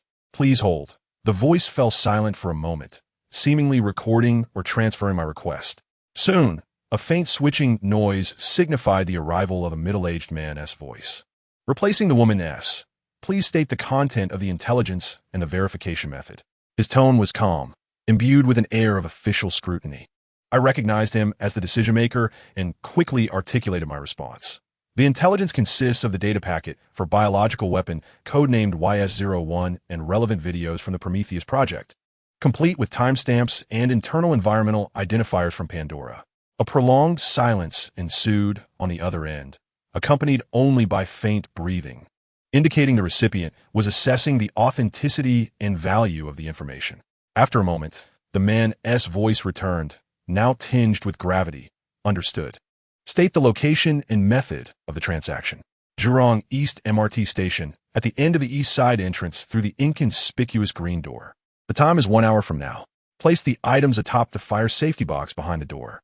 Once I confirm the items, I will leave a USB drive. You may collect it 15 minutes later. All right, see you in 1 hour. The man promptly confirmed, and the call was disconnected. I set the phone down, immediately rising to swiftly change into disguise. 39, 1622, 47, Chapter 73. Configuration of the antidote an hour later, during the tail end of the evening rush hour. Jurong East MRT Station remained bustling with commuters. Disguised as an ordinary commuter wearing headphones and engrossed in my phone, I blended into the crowd. Yet my gaze was firmly fixed on a relatively secluded end of the east corridor, where that unassuming green door stood. A man clad in a gray jacket, robust in stature, approached, casually pushing open the green door and slipping inside with a document folder in hand. Han Bing. I recognized Han Bing as the commander from Lingjing whom I had met twice during my time in Jing'an City. Had he come personally? Something seemed amiss. Seconds later, the man emerged empty-handed, disappearing into the throng. I waited an additional 10 minutes, observing to confirm there were no ambushes before I naturally walked over and pushed the door open. Inside was a cramped fire safety equipment room, dimly lit. The small lead-sealed box, roughly the size of a matchbox, lay quietly atop the red fire safety box. I swiftly picked it up, feeling the cold metal against my fingertips. After quickly checking the packaging and the internal titanium vial to ensure everything was in order, I placed the USB drive atop it and turned to exit, merging back into the massive flow of commuters. Just as I was about to merge into the main corridor leading to the platform, I caught a glimpse of the man in the gray jacket leaning against the wall outside a nearby convenience store, holding a can of coffee. In that fleeting moment, he casually raised the coffee can, our eyes locking for an instant. I did not stop, hastily lowering my head and disappearing in the direction of the platform. The following morning, as dawn broke, I stood within a pay-per-use drug synthesis laboratory located in a high-tech park. The air was thick with a faint solvent odor, and glassware glimmered under the fluorescent lights. Time was pressing. I had to complete the synthesis before the activity decay of the complex palladium-103 isotope reached critical levels. I moved swiftly, first activating the fume hood. Donning double-layer gloves and safety goggles, I systematically retrieved the pre-purified foundational components, each labeled and arranged in order. The first step was to construct the molecular framework. The second step involved introducing the active groups. The third step was catalysis and conformation locking. This was the most perilous moment. I inhaled deeply and took out the small lead box. Opening it, I retrieved the precious titanium vial. The silver powder within, complex palladium-103, shimmered with a unique glow under the light. I wrapped the vial in a specially designed cloth, gently shaking it as I poured the contents into the beaker. I promptly aimed the specialized feeding port of the reaction beaker and used a pipette to extract a small amount of pre-cooled stabilizer. Carefully rinsing the vital silver powder into the slowly stirring reaction liquid. At the moment the catalyst made contact with the reaction, the dark liquid in the beaker began to rotate autonomously. Simultaneously, the portable radiation detector emitted a steady, faint beeping, indicating that the unique decay signal of palladium-103 was being effectively guided and utilized. I could not afford to be negligent. I immediately adjusted the temperature control device to maintain it at an extremely precise low temperature. I fixated on the timer. This catalytic process required a full 30 minutes. 1 second too long or too short could render all efforts futile. Time passed second by second. The laboratory echoed only with the hum of the fume hood, the ticking of the timer, and the rhythmic beeping of the radiation detector. Beads of sweat formed on my brow, yet my gaze remained fixed. Finally, the timer reached 0. I swiftly added the final quenching agent and stabilizer. The solution ultimately transformed into a clear liquid imbued with a deep, profound azure hue, resting quietly at the bottom of the beaker.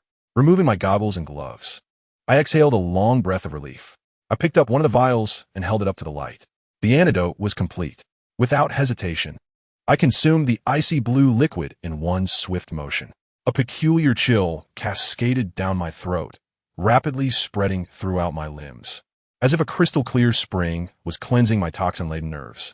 Unbeknownst to me, the time had reached noon. At that very moment, the screen of my electronic device was forcibly switched, and the familiar global announcement appeared without warning, marking 11 days since the last clue was revealed. However, this announcement was far more bizarre than the previous one. 38, 23, 59, 59. The target is located in Singapore. The first sentence was clear, sharply narrowing the scope and firmly locking me within this nation. Yet, the subsequent content caused my pupils to constrict. The target is located in the Beaufort Sea. The target is located in the Beaufort Sea. The target is located in the Beaufort Sea. This clue notification persisted far longer than any prior. It repeated the phrase, "The target is located in the Beaufort Sea," a staggering 43 times. The lengthy and eerie global announcement finally concluded, followed by a personal notification solely for me. Ability unlocked. Regeneration. A warm current surged through my limbs, merging with my instincts.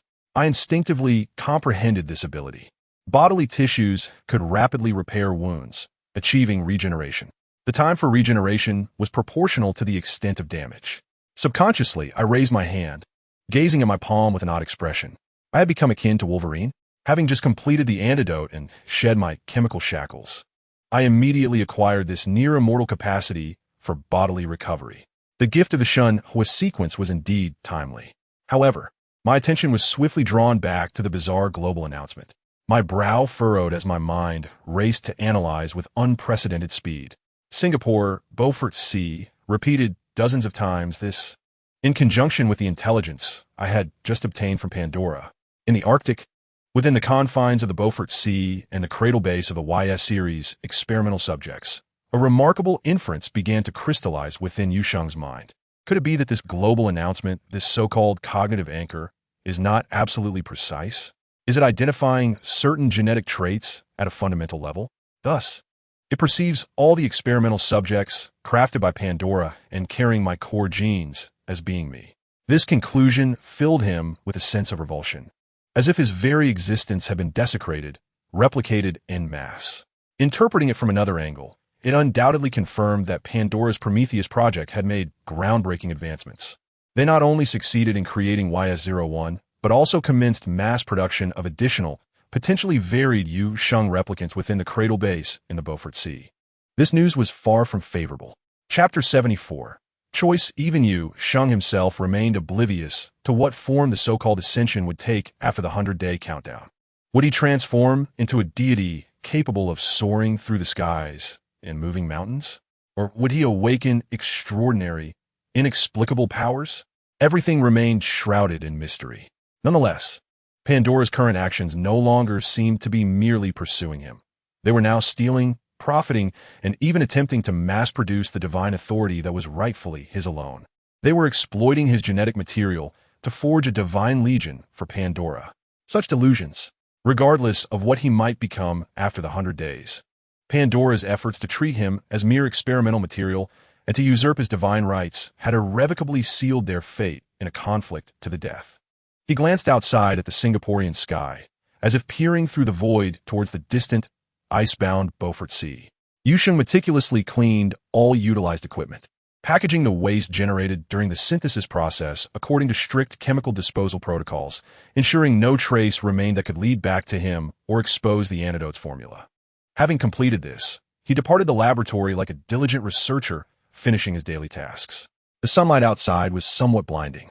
After consuming the antidote, the haunting emptiness and vague longing within him vanished, replaced by a long-lost sensation of absolute control over his body.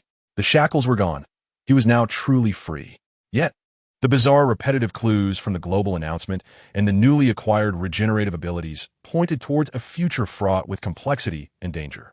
He had only 38 days remaining. Standing at the bustling intersection, Yu Sheng found himself engulfed in profound contemplation. Two starkly different paths lay before him. The first path entailed complete concealment, seeking an absolutely safe haven to evade the final 38 days. It sounded like the most prudent course of action. However, the question persisted. What exactly is this ascension? Soaring through the skies?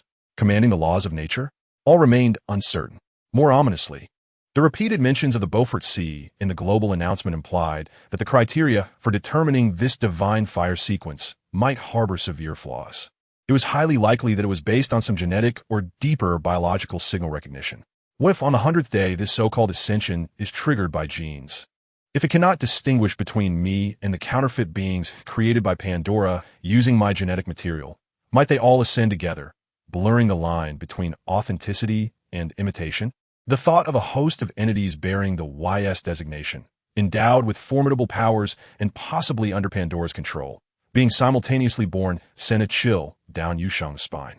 That would not be ascension. It would unleash an uncontrollable global disaster. Pandora might seize divine authority through this and subjugate the world. Such an outcome was utterly unacceptable to him. The second path proposed a proactive approach to thwart Pandora's plans. The target would be the cradle base in the Arctic Beaufort Sea. Taking advantage of the potential immaturity of the YS series and any possible misconceptions Pandora may harbor regarding the divine fire, he could strike first, destroy those experimental subjects, obliterate all research data, and fundamentally sever Pandora's chances of usurping divine authority. This path, without a doubt, was exceedingly perilous. The cradle represented Pandora's core stronghold, its defenses likely far more formidable than those of the seventh biological paradise, with Dr. Xiao's presiding over it. Yet, the advantages were glaring. He could seize control of his fate, ensuring that the qualification for ascension remained singular, or at the very least, would not fall into the hands of his enemies. Should he hide away, gambling on an unknown ascension and a flawed determination mechanism? Or should he take the initiative, personally ending this farce and ensuring his uniqueness? Yu Sheng was never one to sit idly by. His previous evasion and concealment were merely temporary measures born from a lack of strength. Now, having shed the chemical shackles and acquired the life-saving skill of regeneration, more crucially, Pandora had crossed his threshold. They not only regarded him as an experimental subject, but also attempted mass replication, seeking to steal his unparalleled qualification. This transcended the realm of mere pursuit and counter-pursuit. If they dared to covet the divine throne, let them see who would plunge into the abyss first. He lifted his gaze, as if piercing through the clouds, traversing latitudes and longitudes, landing upon the ice and snow-covered northern sea. The decision was made. Yu Sheng returned to the hotel, swiftly packing his scant belongings, intending to leave Singapore for Malaysia that very day. At precisely 7 o'clock, the encrypted phone used for direct communication with the Prism unexpectedly rang, shattering the silence of the room. The screen displayed an unknown number. Yu Sheng did not answer immediately. He allowed the ringing to continue until it automatically hung up, then quickly retrieved his portable computer and, through several layers of encrypted relay, dialed the number back. It was answered almost instantaneously. The connection was established, but silence prevailed on both ends. Eventually, the other party spoke first. It was that steady yet familiar voice, now laced with an indescribable nuance. We have thoroughly analyzed the intelligence you provided yesterday. This information is crucial. Yu Sheng listened in silence, his movements unceasing as he efficiently slung the pre-packed backpack over his shoulder, checked the concealed weapon and emergency supplies at his waist, gently twisted the door handle, and slipped out of the room, descending along the fire escape. The voice on the other end seemed unperturbed by his lack of response, continuing in a flat tone, casually dropping a bombshell. "You are Yu Sheng, correct?" Yu Sheng's steps faltered imperceptibly, a cold breath escaping his lips, yet he remained silent, quickening his pace as he moved with greater stealth. Han Bing seemed to sense his reaction through the phone, maintaining a calm demeanor.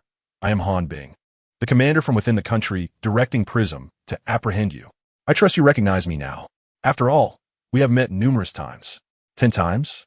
Oh no, 11. Including yesterday at the subway station. Yu Sheng understood that the other party, bold enough to lay all cards on the table, must possess considerable confidence. He did not deny this, rounding a corner in the fire escape, and candidly acknowledged, "How did you deduce that?"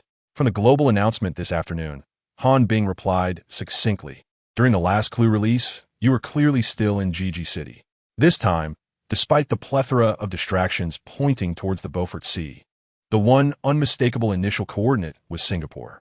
Coupled with the detailed intelligence you provided yesterday regarding YS-01, akin to first-hand experience, it is not difficult to deduce that the informant, in urgent need of rare isotopes, is indeed you. The logic was clear, the chain of reasoning intact. Yu Sheng felt a chill run down his spine. Prism's analytical capabilities exceeded his expectations. So what now? Chapter 75. Han Bing's invitation having reached the bottom floor of the hotel, Yu Sheng slipped out through the back door. Merging into the night, his voice tinged with sarcasm. Is Commander Han personally calling me to persuade me to surrender? Or are you here to inform me that the team sent to apprehend me is waiting downstairs? On the other end of the line, Han Bing paused momentarily before speaking again, his tone imbued with a rare candor. I understand that you do not trust me. However, I must be forthright. Within the confines of the Prism, opinions on how to address your situation are far from unanimous, even to the point of division. Yu Sheng let out a derisive laugh as he briskly crossed a narrow alley. Oh, now that piques my curiosity. I presume the majority of the higher-ups advocate for your immediate elimination? Indeed, Han Bing affirmed his speculation, his voice devoid of any discernible emotion. The overwhelming consensus is that you are deemed an unstable variable that must be eradicated. And what about you? Yu Sheng halted at a street corner, vigilantly surveying his surroundings. From your words, I gather you belong to the dissenting minority? Yes, Han Bing's response was surprisingly unequivocal. I believe that prior to the inevitable day of reckoning, placing you under manageable observation is the least risky option. Manageable? Observation? Yu Sheng pondered these terms, the chill in his tone almost palpable through the receiver. The distinction from Pandora is merely that one conducts overt slice studies while the other cages its subjects under the guise of official sanction. Han Bing, do you think I would acquiesce to such a fate? I am merely stating facts and the prevailing decision-making tendencies within the Prism. Han Bing's voice remained steady. Yet Yu Sheng sensed a faint, subtle deviation from the usual official demeanor. Yu Sheng ceased his idle chatter. Thank you for your honesty, Commander Han. However, my destiny lies solely in my own hands. He continued, unless there is nothing further, Commander Han, I must take my leave. Wait. Han Bing hastily interjected. Yu Sheng remained silent, yet did not sever the connection, indicating he was still listening. Han Bing quickly continued, through the intelligence you provided yesterday, combined with our existing information and the bizarre global announcement made at noon, we conducted an urgent analysis. The conclusion is that the peril posed by Pandora's Prometheus project, from a macro perspective, may surpass that of your individual case. Yu Sheng retorted with intrigue. Oh? Han Bing's tone grew grave. It appears there is a misjudgment in the global announcement regarding the criteria for attaining divinity. The experimental subjects created by Pandora, based on your genes, seem to have been factored into that cognitive anchor. It is highly probable that their assessment criteria are gene-based. Yu Sheng raised an eyebrow, responding, so you're concerned that when the time comes, in addition to me, the legitimate specimen, those experimental subjects under Pandora will also ascend to divinity?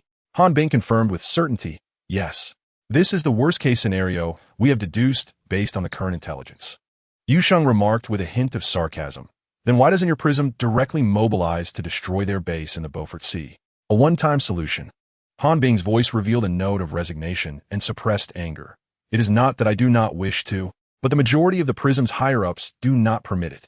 They fear that taking direct military action against Pandora could trigger unpredictable international conflicts, severely impacting relations with the United States and its allies. Pandora's political and business networks in Europe and America are profoundly intricate. I lack the necessary authorization and resources to execute such an operation. Yu Sheng immediately grasped the implication. So you reached out to me? You wish for my assistance in resolving this predicament that your officials are reluctant to tackle? Han Bing candidly affirmed, precisely. Yu Sheng, at least in our mutual objective of dismantling Pandora's mad scheme, our goals align. They are our common enemy. Yu Sheng fell silent for several seconds, not immediately agreeing, before finally stating, understood. I will consider this matter. If you conclude your deliberation, contact me again. I will mobilize all available resources. This time, I will personally intervene. The communication ended there. Yu Sheng did not rush to respond. He needed to verify Han Bing's assertions for himself. He indeed required a visit to the cradle. where the desired items awaited him. In the northern port of Singapore, the night was illuminated, and the sea breeze carried a briny scent. The ferry bound for Johor Bahru, Malaysia, docked at the berth, awaiting passengers to board. However, unlike the typically relaxed atmosphere of departure, an unusual tension enveloped the port this evening. Yu Sheng disguised himself as a weary backpacker burdened with a heavy load, blending into the crowd of waiting travelers, his gaze calmly scanning the vicinity. A temporary inspection checkpoint had been established along the essential route to the boarding passage. Several officers clad in Singapore Police Force uniforms stood there, their expressions stern, scanning each traveler with vigilance. They were not merely checking passports. Equipped with portable identity verification terminals, they occasionally requested additional facial recognition or fingerprint verification, and even conducted random baggage inspections. Please present your passport and boarding pass. Kindly look at this camera. Sir, may I ask you to press your fingerprint here? Please open your backpack. The directives, the beeping of verification devices, and the low murmurs of complaints and inquiries from passengers intertwined with one another. The strictness of the checks exceeded the normal departure procedures. Yu Sheng understood the gravity of the situation. This rigorous protocol was likely aimed directly at him. The global announcement had narrowed its focus to Singapore, imposing immense pressure on this small nation. Whether due to the invisible push from the international community or the influence exerted by Pandora behind the scenes, the Singaporean authorities were compelled to take a stand and conduct thorough inspections. They might not genuinely wish to become embroiled in the vortex of the Divine Fire series, but capturing him and quickly expediting his departure from the country would undoubtedly be the most prudent course of action for a small nation. Nevertheless, Yu Sheng possessed absolute confidence in his disguise skills. His current appearance was not merely a superficial alteration. Even his height, posture, gait, and even gaze had been meticulously adjusted. This was not a simple case of disguise. It was a temporary veneer that approached the essence of the matter. For ordinary police officers, this layer of disguise was nearly impenetrable. The line moved slowly. It was finally Yu Sheng's turn. He feigned a slight impatience born from the lengthy wait and stringent checks. He handed over the nearly flawless forged Singaporean identification and crumpled boarding pass he had created the previous day.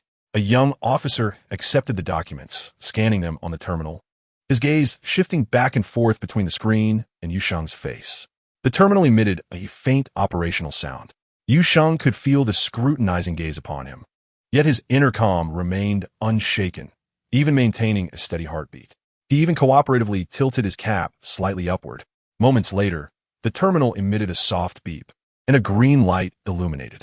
The identity verification passed, and the facial recognition did not trigger an alert. "What is your purpose for traveling to Malaysia?" The officer inquired as a matter of routine, his gaze still fixed on Yu Sheng's face. "Vacation." The officer nodded, returning the documents and boarding pass, his gaze shifting toward the backpack behind Yu Sheng. Yu Sheng obediently placed his backpack on the inspection table and unzipped it. Inside were a few changes of clothes and some electronic devices. There were no suspicious items. The officer briefly rummaged through it and gestured for him to pass. Next, Yu Sheng secured his backpack, hoisted it back onto his shoulders, lowered his head, and stepped through the checkpoint, ascending the gangway that led to the ferry. He found an inconspicuous seat by the window, casting his gaze outside. The ferry gradually set sail, heading towards Malaysia on the opposite shore. The flashing police lights and inspection checkpoint on the dock receded from view, blending into the night. He had left Singapore. Chapter 76. A bunch of lunatics. Yu Sheng checked into an ordinary budget hotel in Johor Bahru, Malaysia. After completing a series of counter-surveillance and security checks, he procured an encrypted phone, disguising his IP address to appear as though he were located in Myanmar through multiple layers of proxies. He then entered a long string of complex digits and dialed number. Once the call connected, Yu Sheng, speaking in a fluent American accent, greeted, "Hello, this is the IRS. Our records indicate that there is an outstanding tax payment linked to your entity that requires your attention." A few minutes later, Yu Sheng ended the call, a glimmer of insight flashing in his eyes and a subtle smirk gracing his lips. He had acquired some pivotal information to validate Han Bing's assertions. Without hesitation, he picked up another phone designated for communication with Han Bing and returned the call. After a few rings, the call was answered, and Han Bing's voice resonated. "I knew you'd call me back." Yu Sheng replied coldly, "Don't be overconfident." Han Bing maintained his unwavering tone. "I trust my judgment." "Heh, Yu Sheng let out a cryptic chuckle. Back in Jing'an City, you made a miscalculation that allowed me to slip away right under your nose. Indeed, Han Bing conceded that error, but swiftly redirected the conversation. However, this time I am certain. I have meticulously reviewed all your movements. Yu Sheng, you have never killed anyone domestically, including those you manipulated and involved in the incidents. Liang Shi and your fake girlfriend Alan, with your capabilities, should have been able to discern that they posed no real threat to you. Even those Prism team members who attempted to capture you, you chose non-lethal means to evade them. Yu Sheng's tone remained unchanged as he retorted, "Are you certain? I have dealt with quite a few individuals in Pandora's 7th biological paradise." A moment of silence ensued on the other end, before Han Bing spoke again. His voice laced with suppressed anger and a sense of resolve. They deserve to die. Yu Sheng, disinterested in his moral judgments, cut to the chase. Enough of this nonsense. Discuss your plan regarding how to deal with the cradle beneath both you'd see. The plan is to first arrive at Chukotka, Russia, near the Bering Strait. Upon hearing this, Han Bing's voice abruptly halted, leaving only their breaths to fill the silence. Yu Sheng assumed Han Bing was organizing the complex phrases for the subsequent actions and patiently awaited his response. 30 seconds passed without a word from Han Bing. What now? Speak. There is no what now. We'll go there first and meet the individuals involved in this operation. This answer evidently did not satisfy Yu Sheng. He required further information to assess the risks and feasibility. Who else? He pressed, his voice low. Han Bing seemed to take a deep breath before slowly revealing the list. On our Prism side, including myself, there are 4 people. And then there are the Ascension sect members. The Ascension sect? Yu Sheng was taken aback, as this was beyond his expectations. In his previous encounters and knowledge, the Ascension sect had always been an enigmatic force, possessing considerable power, operating in secrecy, and existing on the fringes of the Shinhua sequence incidents. Unlike Pandora, which exploited technological advantages, or Prism, which represented official pursuits, they seemed more like a group of spectators. He instantly recalled the chaos at the 7th biological paradise and sought confirmation, asking, the attack on Pandora's 7th paradise yesterday was orchestrated by them, wasn't it? Han Bing affirmed it. Yes. Our intelligence confirms that a team from them launched the peripheral destruction, creating significant noise that effectively restrained Pandora's defensive capabilities. He tentatively added, in a sense, they indirectly created an opportunity for you. Yu Sheng was more concerned about the details of this organization that would soon become a temporary ally. How much do you know about this Ascension sect? I require specific intelligence. They are exceedingly mysterious, with origins tracing back to an ancient underground society in Europe. However, their modern structure is loose, with members scattered globally, recruiting various exceptional talents. You could interpret them as a religious force, but of the most peculiar kind. Moreover, their members tend to exhibit eccentricities. In what way eccentric? Yu Sheng pressed, needing to ascertain the potential variables these allies might introduce.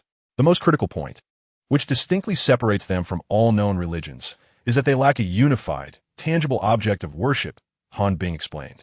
In normal understanding, a religion must have a deity to venerate, such as God, Allah, or Buddha, but they do not. Their core doctrine revolves around the nebulous concept of ascension itself, and the entry requirement is simply possessing an extreme, unwavering faith, regardless of what one believes. What? This indeed exceeds the bounds of my common knowledge. So abstract. Faith in a void. Yes, precisely that abstraction. This leads to their members holding beliefs that are bizarre and diverse, even absurd, Han Bing noted, his tone reflecting a hint of absurdity as he began listing some known examples. For instance, some worship UFOs, firmly believing that extraterrestrial civilizations guide humanity towards ascension. Their mode of prayer involves long periods of stargazing and attempting to receive cosmic signals.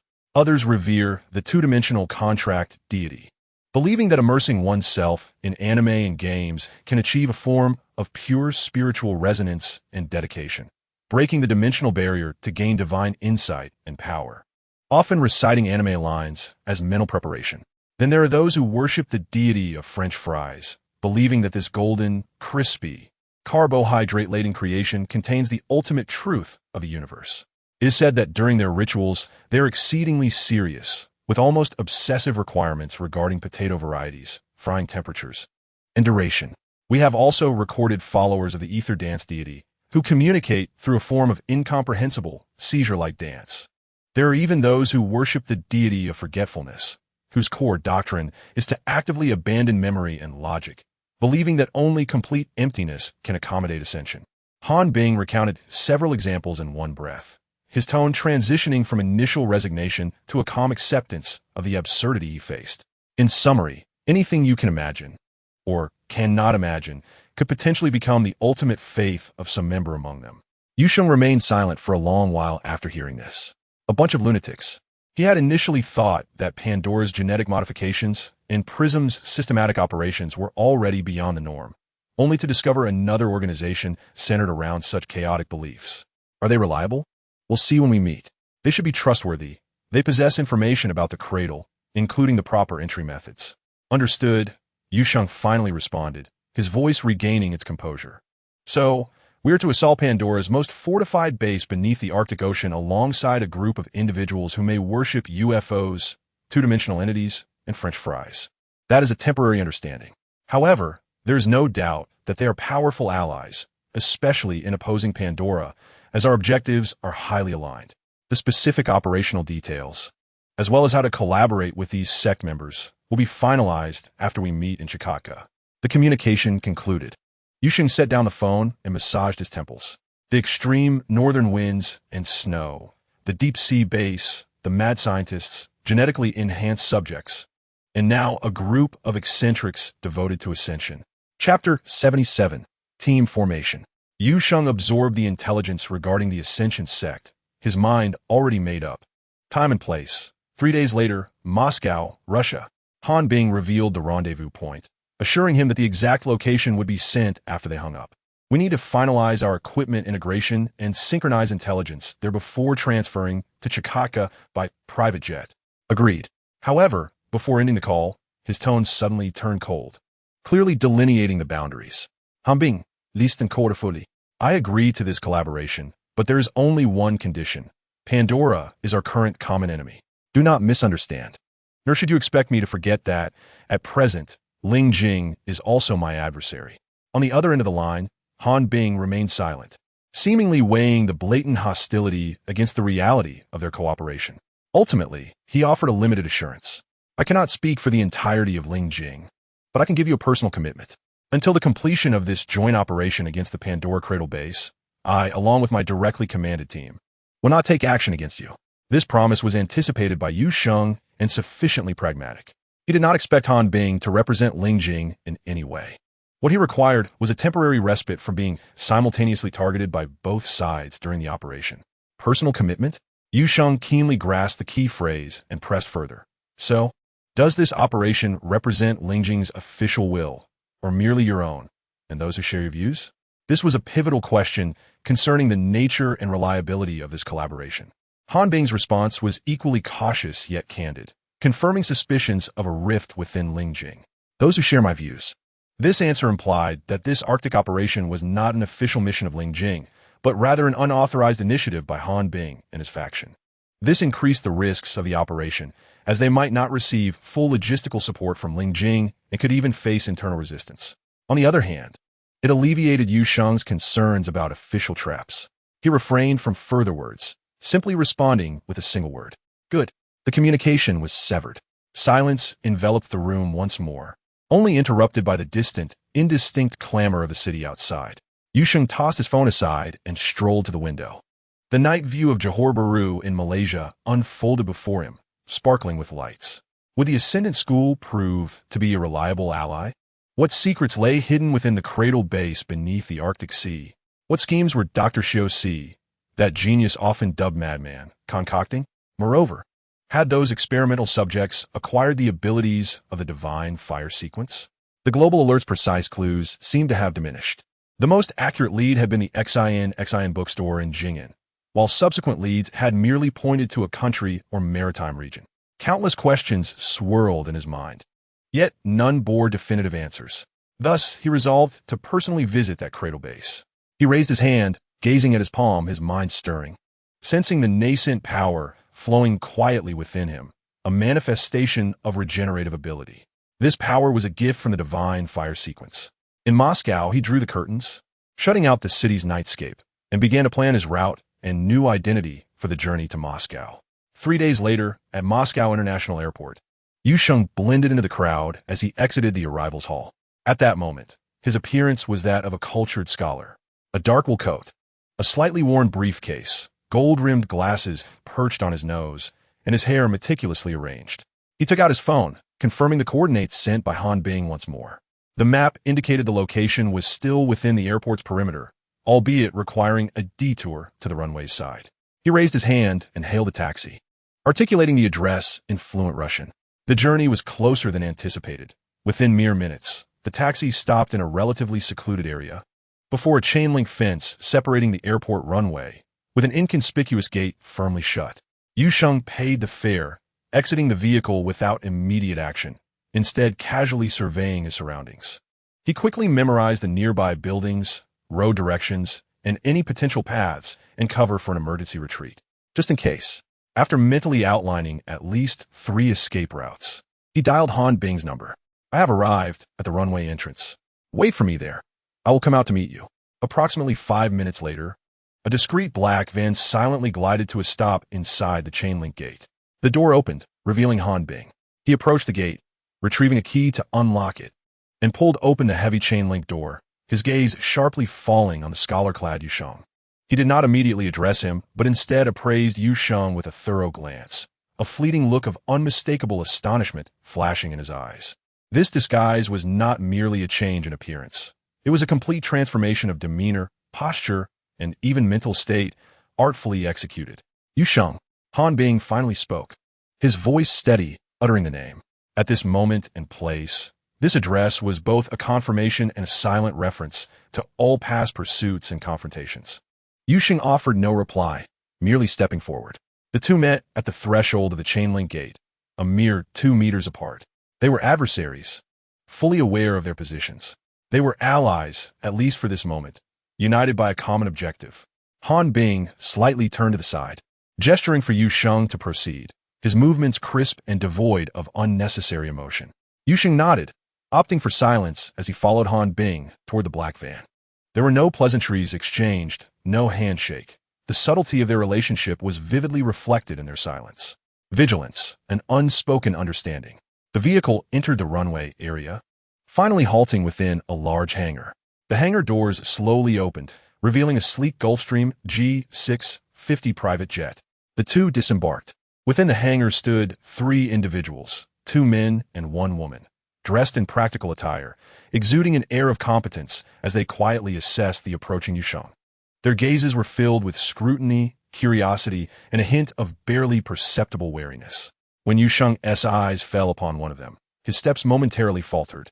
It was a tall, robust man, wearing a somewhat nonchalant expression, arms crossed, the corners of his mouth curling into a not entirely friendly, but rather familiar arc. Lu Fei, an old acquaintance, the Lingjing operative he had once rendered unconscious with a plate and subsequently let go aboard the Odyssey. As Yu Sheng approached, Han Bing succinctly introduced our team members. Ing Yen, responsible for long-range support and intelligence integration. Ling Hu, tasked with close reconnaissance and infiltration. Lu Fei, the assaulter. He refrained from divulging their real names, opting for code names or titles, a customary practice during operations. Ing Yen nodded slightly in acknowledgement of Yu Sheng.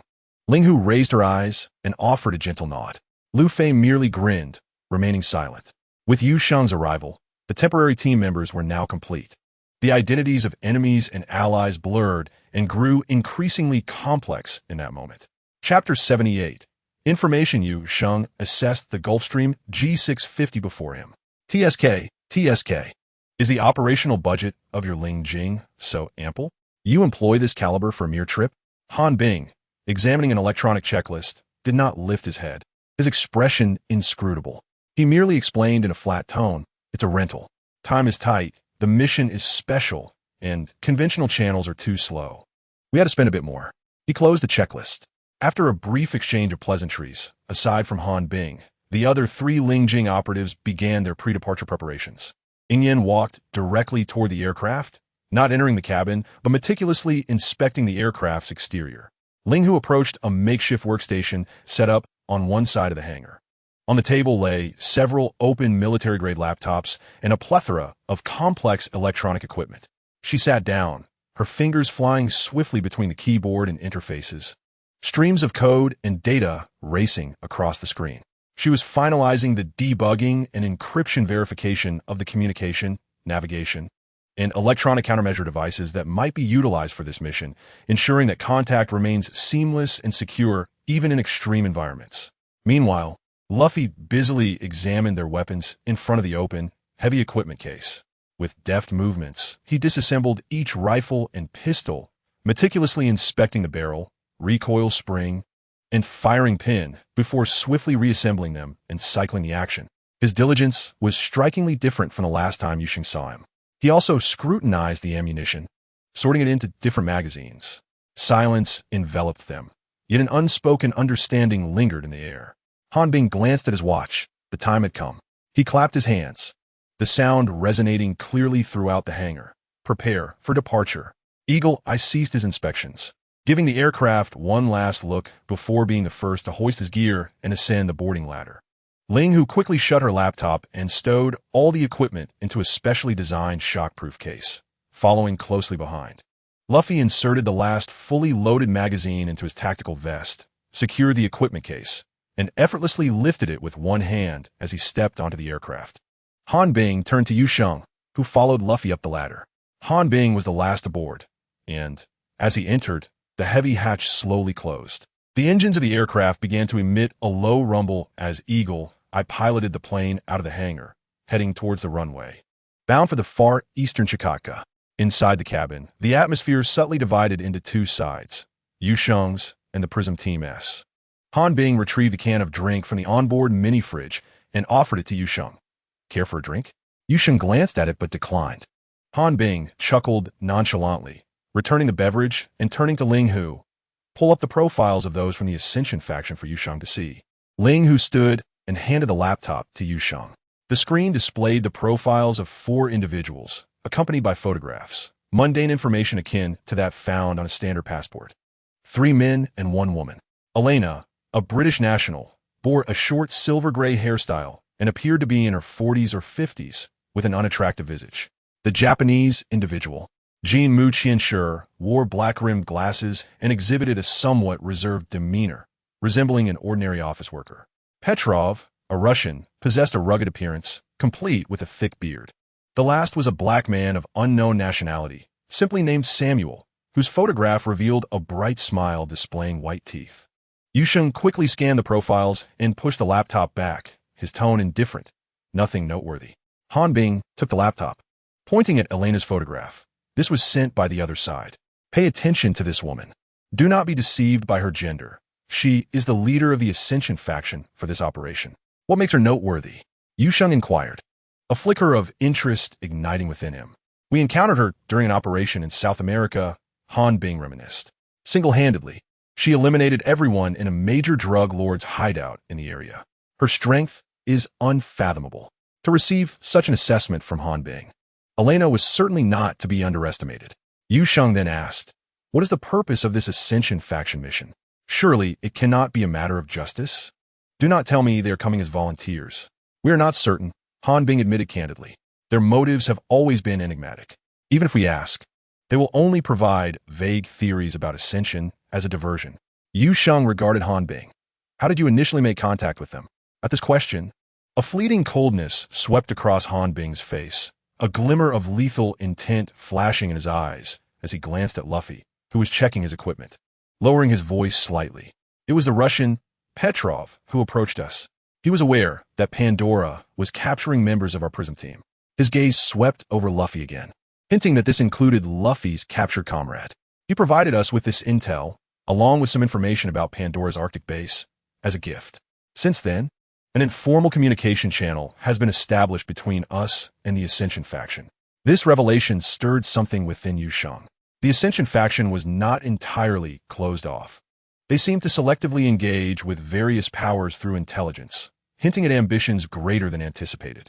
So this time, it was you who reached out to the Ascension faction?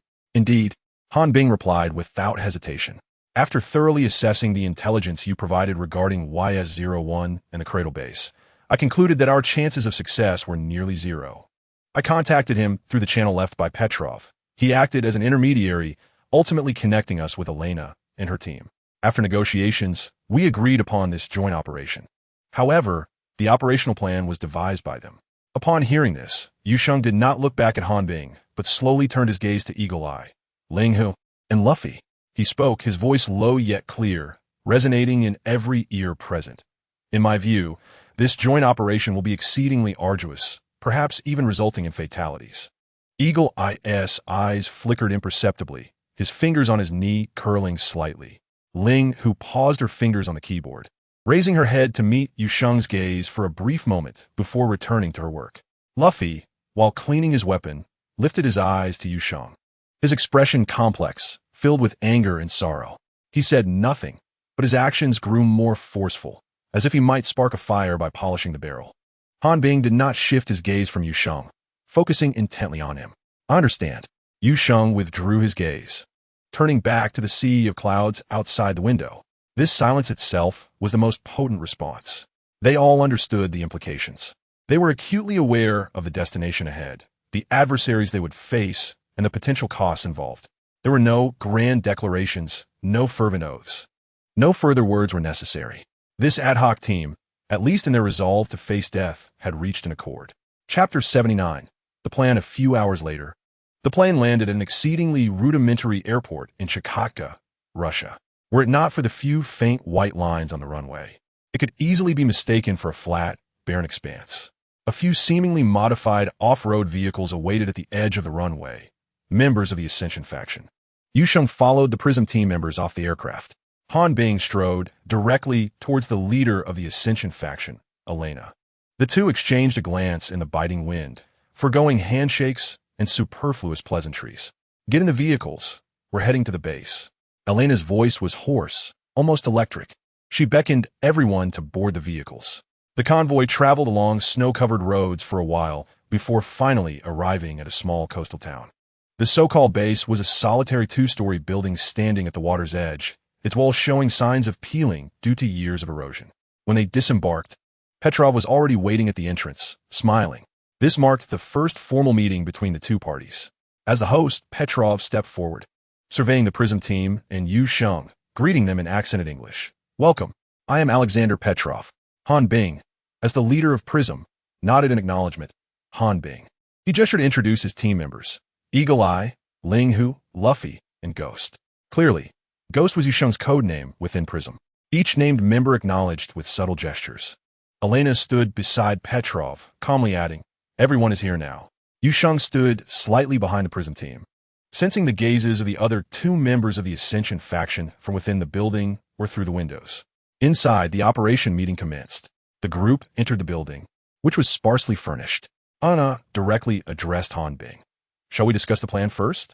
Han Bing nodded, Seta in Li. The plan is as follows. I, Lina, approached the table.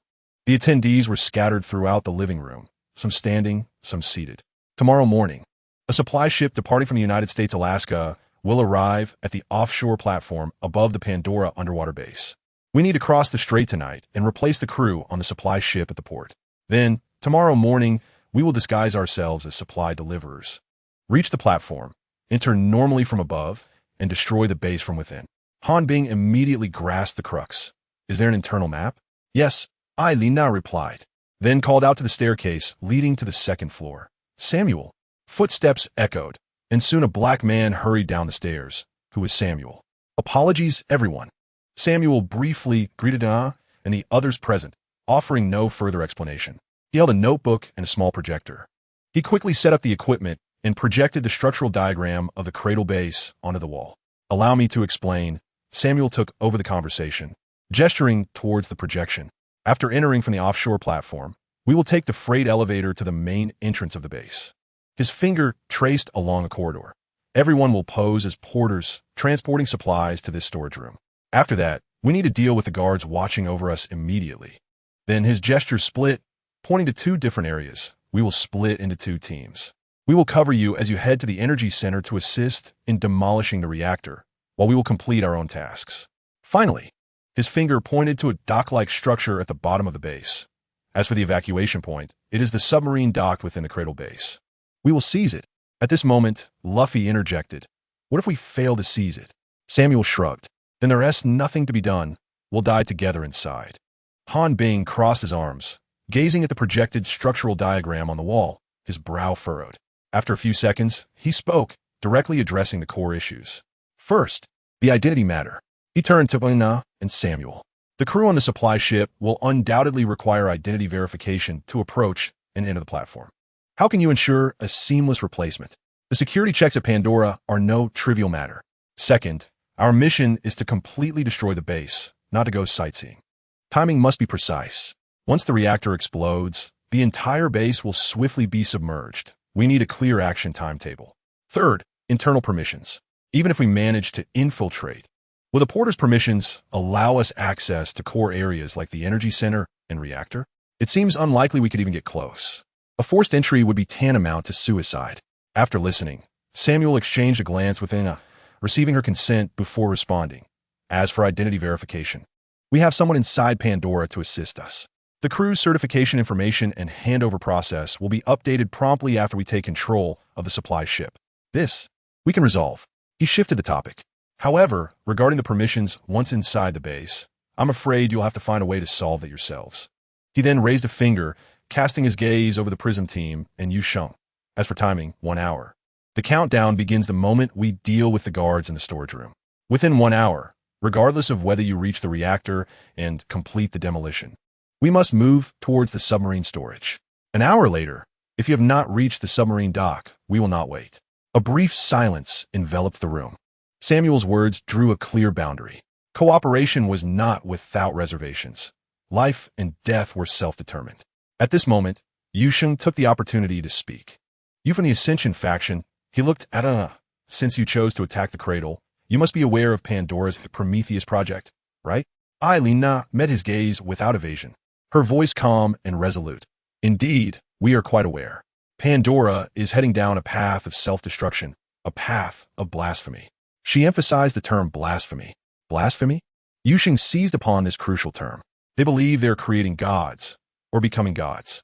Anna elaborated, her tone laced with profound disdain, using genetic editing, mechanical augmentation, and methods that defy the laws of nature to forcibly elevate the essence of life. This, in itself, is a profound desecration of the most fundamental laws of existence. Yu Sheng nodded, continuing to inquire. Then, you must also be aware of their results, such as the YS series experimental subjects. Lina did not deny it, merely nodding slightly to indicate he should continue. How do you view these experimental subjects? Yu Sheng's question was direct, his gaze fixed on Lina. The others in the room also turned their attention towards her. Chapter 80, Doubts. Lina's response was unwavering. They should all be destroyed. Her hoarse voice echoed in the room. Those twisted products are proof of Pandora's blasphemous ambition. Their very existence is a form of pollution. Yu Sheng met her unwavering gaze and asked the most crucial question. Then, how do you view that true deity? In an instant, the eyes of the entire Prism team, including Han Bing, Eagle Eye, Ling Hu, and Luffy, all focused intently on Yu Sheng. The room was so quiet that one could hear a pin drop. Even the sound of the projector's fans seemed to have faded. They all knew whom Yu Sheng referred to and recognized the bluntness of the question. Appeared unfazed. She paused for a moment, as if weighing her words, before slowly responding. If he is truly a deity, she emphasized the word truly, then for us in the Ascension faction is not a threat, but rather a good thing. She surveyed the room, her gaze sweeping over her companions before returning to Yu Sheng, her tone taking on an almost reverent quality, because this precisely proves that the divine truly exists and can be attained through a correct path. This aligns perfectly with the fundamental doctrine of our Ascension faction. She paused briefly before adding a more impactful statement. Our prophet has foretold that he may very well pave a new path for our Ascension faction. Prophet? Prophecy? Yu Sheng fixed his gaze on her. So, the Ascension faction holds a positive view of that individual? Indeed, Anna affirmed with a nod. It can be said so. Yu Sheng received the answer he sought. No longer speaking, he nodded slightly, retreated a few steps, and sat back down on the old sofa behind him. Han Bing's gaze flickered between Yu Sheng and his expression contemplative. This brief interlude did not disrupt the advancement of the plan. The two parties continued to engage in fervent discussion for about half an hour regarding infiltration, internal routes, and contingency plans for various unexpected situations, striving for meticulousness in every aspect. Ultimately, Ina summarized, overall, the routes for entry and evacuation have been planned. Beyond that, we can only adapt as circumstances dictate. She straightened, glancing at the darkening sky outside, noting that there was still some time before the operation commenced. Everyone should take a break. There are a few vacant rooms upstairs. Feel free to choose. Han Bing arranged for the 3 members of the Prism team to share a room while he and Yu Sheng took the one next door. The room was small, containing only 2 simple beds and an old armchair. Yu Sheng looked at Han Bing, who had followed him in, and said, "I prefer to be alone." Han Bing seemed not to hear, directly sitting in the armchair, leaning back slightly, his gaze unfocused, clearly lost in thought. Seeing this, Yu Sheng said nothing further, leaning against the bed and closing his eyes to rest. Only the faint sound of the wind could be heard from outside. After a moment, Han Bing suddenly stood up, retrieving a palm-sized device from his gear. Wordlessly, he began meticulously inspecting the corners of the room, the light fixtures, and the crevices of the furniture. Yu Sheng opened his eyes and watched quietly, aware that Han Bing was searching for listening devices. A few minutes later, Han Bing powered down the device, confirming the room was clear. He turned to face Yu Sheng, his voice lowered. "Something feels amiss." Without hesitation, Yu Sheng responded, "You mean Samuel?" "Indeed," Han Bing affirmed. "You thought of that too?" Yu Sheng nodded, sitting upright, his voice equally hushed. Their knowledge of the cradle is too profound. Especially that structural diagram, the details are unnaturally extensive. Even the number of guards and shift times for secondary passages are annotated. "Yes, quite strange," Han Bing remarked as he moved to the door, listening intently to the sounds outside. Afterward, he returned to Yu Sheng's side, continuing, "I do not believe the Ascendance faction possesses the capability to acquire such a level of confidentiality. If this is the core base of our prism, those who can master such detailed blueprints would not exceed 3. So, you mean?" Han Bing strode back to the center of the room, his gaze intense. "Are these individuals truly of the Ascendance faction?" Yu Sheng shook his head, his assessment more specific. "I believe Elena and Petrov are indeed part of it, but Samuel might not be." "Why?" Han Bing pressed. "Since our arrival, we have only seen Elena and Petrov to receive us. Samuel was called down later, and that Japanese individual, Jinmu Qianshi, has yet to show up." Yu Sheng coolly analyzed their interactions, noting that they did not resemble a long-established, cohesive team, but rather seemed like a makeshift assembly. When I inquired about the experimental subjects, Elena and Petrov exhibited the appropriate demeanor, while Samuel displayed none, uncharacteristic of the fervent believers of the Ascendance faction.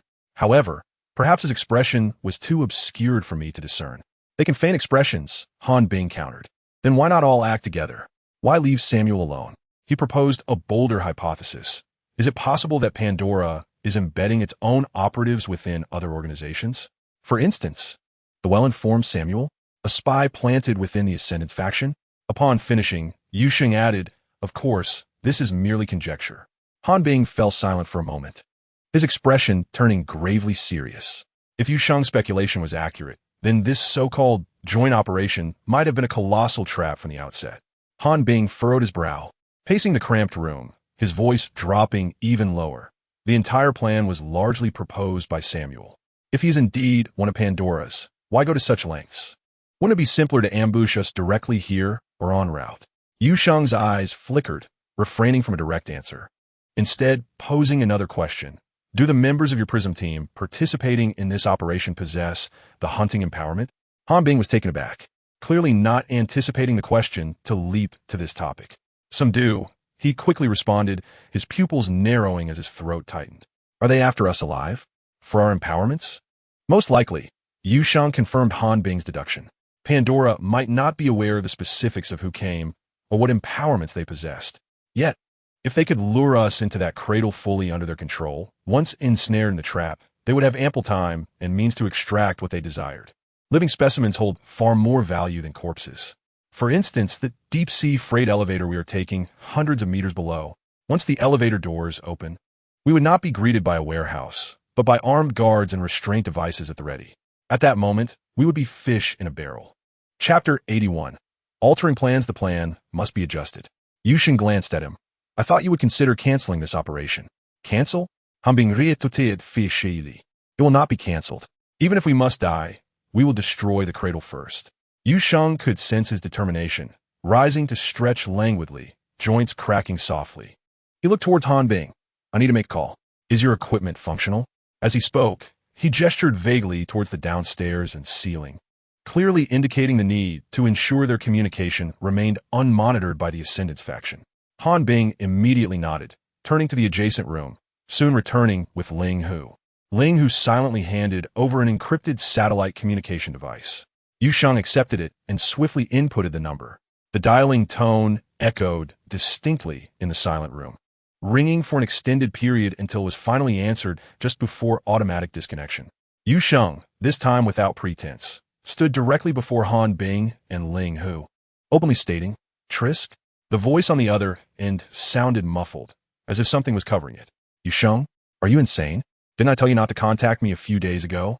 I'm currently reporting at headquarters. I need the latest structural diagram of the cradle, including internal defense details.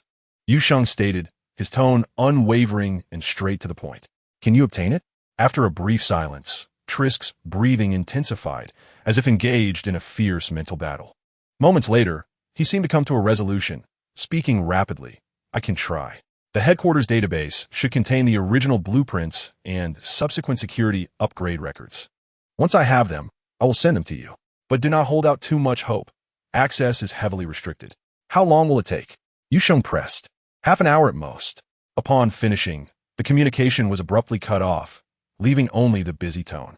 Yu Sheng returned the device to Ling Hu, turning to Han Bing. His expression unreadable. Let us wait. In half an hour, we will know whether this is a trap meticulously prepared for us. After Yu Sheng hung up, Han Bing immediately inquired. Who is he? From Pandora's headquarters? Did they truly help you escape Jingen? Yu Sheng's response was ambiguous. They helped, but not entirely. Then can he actually obtain the structural diagram? Han Bing pressed, recognizing this as the most critical question. Yu Sheng's answer surprised him. I hope he cannot. He paused, then continued under Han Bing's astonished gaze, but most likely he will manage to do so. Han Bing was indeed taken aback. Huh? What do you mean? You should no longer beat around the bush. Trisk is the head of Pandora's 7th biological paradise. I coerced him into acting as my informant within Pandora, assisting me. Moreover, he knows my true identity. Han Bing, not foolish, could analyze the logical chain himself. He attempted to articulate. If Trisk actually sends you the structural diagram, it would prove, Yu Sheng interjected, it would prove that this is indeed a trap. It would confirm that Trisk has already betrayed us once again, returning to Pandora's ranks. He knows I intend to go to the cradle. So, to be precise, Yu Sheng looked to Han Bing. This trap was meticulously laid by Pandora for me.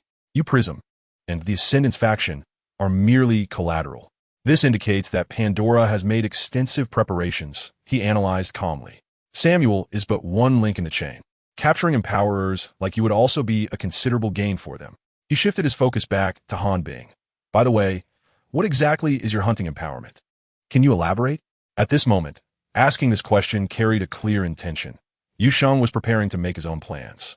Han Bing did not hesitate this time, promptly responding, I possess tactical prediction, leaning towards combat.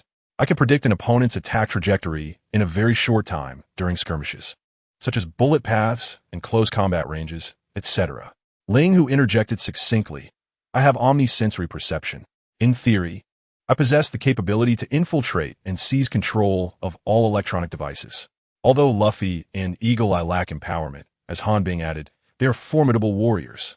After a half hour of anticipation, the device in Ling Hu's possession indeed received an encrypted file. She swiftly manipulated it, projecting the cradle's structural diagram sent by Tsuesi Ko. The three of them gazed in silence at the image, its details, annotations, and even the guard deployment points identical to those Samuel had previously displayed. The schematic now resembled a large cabbage, accessible to anyone. Han Bing turned to Yu Sheng, inquiring about his thoughts. Instead of responding directly, Yu Sheng posed a question. Do you trust me? Han Bing replied emphatically, stating, I have said for this operation, we, the Prism, trust you unconditionally. He gestured for Ling, who to summon Eagle Eye and Luffy. Yu Sheng surveyed the 4 Prism members present and articulated his plan. Very well. For this entry into the cradle, it shall be just Han Bing and me. Tonight, the 2 of us will board the supply ship. Luffy could not contain his surprise. What? Yu Sheng raised his hand to silence Luffy and continued. The 3 of you have other assignments. He looked at Ling Hu, Eagle Eye, and Luffy.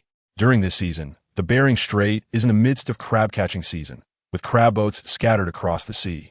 You 3 must procure a vessel and navigate to my designated coordinates, then await my instructions. Ling Hu, can you establish communication between us and the crab boat after we infiltrate the base? Ling Hu extracted a tiny device, merely 2 centimeters long, from her equipment bag and displayed it to everyone. Yes, as long as I can implant this beacon into their internal network. No physical interface is required. Simply placing it near any surveillance camera within the base will allow me to upload a virus, infiltrate their internal network, and establish an independent communication channel. She added the crucial condition that this is contingent upon the absence of an adversary with the same omnipresent perception capabilities, or whose abilities do not cover the entirety of the base. Yu Sheng nodded at Ling Hu. Good. He then turned to Luffy and Eagle Eye. Your task is to create an explosion at the opportune moment outside the cradle. Are you capable of infiltrating approximately 400 meters beneath the sea? Han Bing pondered briefly before affirming. Yes, but specialized submersibles and deep-sea diving suits, along with special explosives, are necessary. We can obtain those, and there are no issues. Yu Sheng began detailing the specific tasks. Approximately 30 minutes after Han Bing and I board the supply vessel, you will descend from the crab boat in the submersible to reach the outer structure of the cradle base. Upon arrival, install remote-controlled explosives at several critical pressure points. Then enter a state of silence, awaiting my command. He confirmed with Luffy and Eagle Eye. Can you accomplish this? Luffy and Eagle Eye exchanged glances, their resolve unwavering. Understood. Yu Sheng, you may proceed with your preparations. They nodded and swiftly exited the room in silence. For the Prism, acquiring deep-sea submersibles and specialized equipment was not a daunting task. The room was left with only Yu Sheng and Han Bing. Han Bing turned to Yu Sheng and directly asked, What about me? Yu Sheng, you will accompany me. Adapt as necessary. Han Bing refrained from further inquiry. Having pledged his trust in Yu Sheng, he simply nodded. Very well. Yu Sheng patted Han Bing's shoulder. Do not worry excessively. Perhaps it is not as perilous as it seems. Han Bing furrowed his brow, unable to comprehend. After all, it was one of Pandora's most crucial bases, and they had already laid traps. How could it not be dangerous? He believed Yu Sheng was merely trying to console him. Yu Sheng perceived his thoughts and spoke slowly. Still perplexed? Han Bing nodded. Yu Sheng, tell me, if you were Pandora, even if I walked into a trap, would you harm me? Han Bing paused, then realized, no. Thus, it follows that among those descending, being with you is the safest. Precisely. However, they will undoubtedly devise ways to control me. Therefore, we must be vigilant regarding those special restraint methods. As for the rest, Yu Sheng expressed with conviction. Even if I wreak havoc below, following Pandora's modus operandi, even if everyone in the base perished, I remain the priority. So in this instance, I'm playing with my cards face up. After a brief discussion regarding additional details, Yu Sheng, Han Bing, and Ling Hu dispersed to rest and gather their strength. Time passed, drawing near to the departure hour. Han Bing handed Yu Sheng a standard Prism combat suit along with a handgun and a military dagger. Once Yu Sheng donned his gear, the two descended together. The 4 members of the Ascendant School awaited on the first floor, in addition to Elena, Petarov, and Samuel. The previously unseen Japanese individual, Jinmu Qianshi, was also present. He appeared even younger than in the photographs. Upon seeing the Prism members descend, Jinmu Qianshi immediately broke into an exuberant smile, revealing a set of bright teeth, and enthusiastically waved his hand, greeting them in slightly accented English. Hey, hello. I am Jinmu Qianshi, finally meeting all my teammates. I look forward to your support in this mission.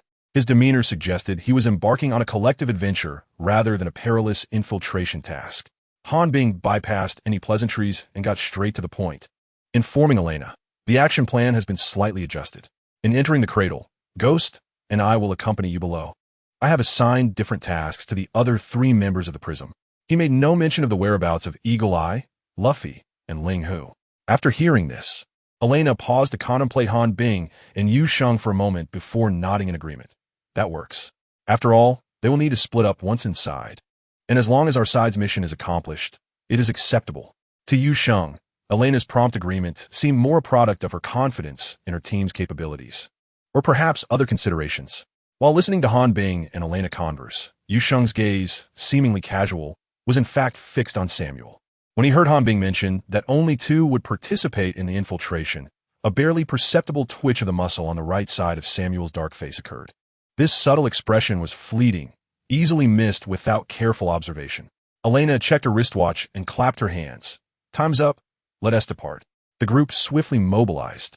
Han Bing and Yu Sheng boarded one vehicle, while the four members of the Ascended School took another, both vehicles heading toward the coastline. Meanwhile, the other three members of the Prism drove a third vehicle in an entirely different direction. They needed to reach another prearranged location to acquire the specialized equipment required for their covert mission. The Alaskan coastal port was shrouded in thick sea fog and cold under the night sky. Beside one of the main cargo areas, a darkened vessel quietly approached the dock, and several shadows swiftly disembarked, merging into the darkness. Yu Sheng, Han Bing, and the four members of the Ascended School swiftly navigated through the stacked containers. As the intelligence indicated, security here was virtually non-existent, with only a few night shift workers lazily patrolling their fixed routes, flashlights in hand. Keep up. Elena led the way as if familiar with her own backyard. Petarov took the rear, while the others remained in the middle of the formation. Jinmu Qianshi appeared quite exhilarated, moving lightly, occasionally mimicking stealthy actions from movies, starkly contrasting with the oppressive atmosphere surrounding them. Samuel, on the other hand, remained much more reserved, occasionally casting his gaze briefly on Yu Sheng and Han Bing. Their target, the supply ship named Polaris, lay quietly docked at a relatively isolated berth. Most areas of the ship were enveloped in darkness, with only the bridge and crew quarters illuminated by scant lights. According to the plan, Elena halted behind a container and whispered about the control room and the crew's lounge, proceeding simultaneously, swift and decisive, without raising any alarms. Elena and Pita Loa formed one team, targeting the cockpit and control room. Han Bing and Yu Sheng, alongside Saimyo and Jinmu Qianshi, were responsible for neutralizing the crew's rest area. The process unfolded with astonishing smoothness. The corridor leading to the crew's lounge was devoid of any personnel. Han Bing pressed against the door, listening intently for a moment, and Yu Sheng nodded in affirmation. Saimyo produced a small canister of gas spray, slowly injecting it through the door's crack. Minutes later, Jinmu Qianshi, silently pried, opened the door lock with a specialized tool. Inside, 7 or 8 crew members lay sprawled on beds and chairs, evidently incapacitated by the potent anesthetic gas that had just been released. All set, Jinmu Qianshi lowered his voice, signaling success with a hand gesture. Meanwhile, Alina's voice came through the communicator, succinct and clear. Control room secured.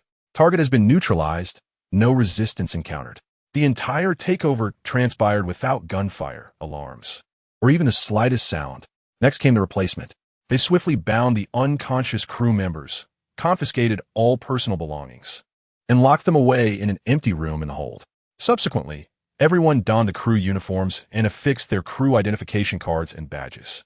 The forged information provided by the internal supporter of the Ascension faction had already overwritten the crew manifest in the Pandora system. They were now the crew of the Beijing Singo. Saimyo adeptly operated the supply ship's control panel, checking the navigation data. Fuel was ample, the course was set, and the cargo list was verified. Han Bing, beside Yu Sheng, remarked in a hushed tone, "This is going too smoothly." Yu Sheng scanned the busy Saimyo, then glanced at the still harbor outside, softly affirming. An hour later, the Beijing Singo set sail slowly under the night sky, turning its bow and departing the harbor. Chapter 83. Attitude. The Beijing Singo supply ship sailed steadily across the sea, with approximately 2 hours remaining to their destination. Alina and Saimyo remained in the cockpit, while Pita Loa monitored the unconscious crew members. Jinmu Qianshi headed to the kitchen, claiming he would prepare some hot food for everyone. Yu Sheng and Han Bing found themselves in the spacious cargo hold, filled with various supplies destined for the cradle. They settled into a relatively clean corner, leaning against a cargo box. After a brief silence, Han finally voiced a question that had been lingering in his mind for some time. When you were at the base, why did you specifically ask Ailina about the Ascension faction's stance towards you? Yu Sheng appeared unperturbed, a slight smile playing on his lips. I thought you wouldn't ask me that. I am indeed quite curious, Han admitted. Instead of directly answering, Yu Sheng countered, what do you think sets me apart from others? Han leaned back, seeking a more comfortable position, reminiscing. We have scrutinized your background countless times. If we're to speak of distinctions, you are an orphan. Does that count? Certainly not. Yu Sheng shook his head. There are too many orphans. We investigated your parents. Han continued, but once you were sent to that orphanage, we could find no further leads. Over 20 years ago, surveillance and household registration were not nearly as sophisticated as they are now.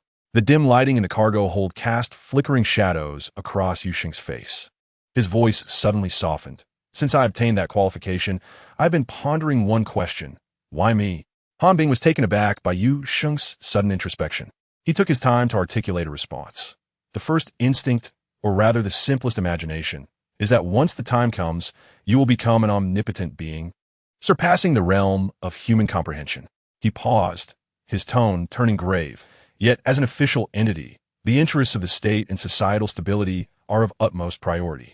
Thus, before you ascend, you are an exceedingly unstable variable, and we hope to control you as soon as possible, or, if necessary, eliminate you in a literal sense.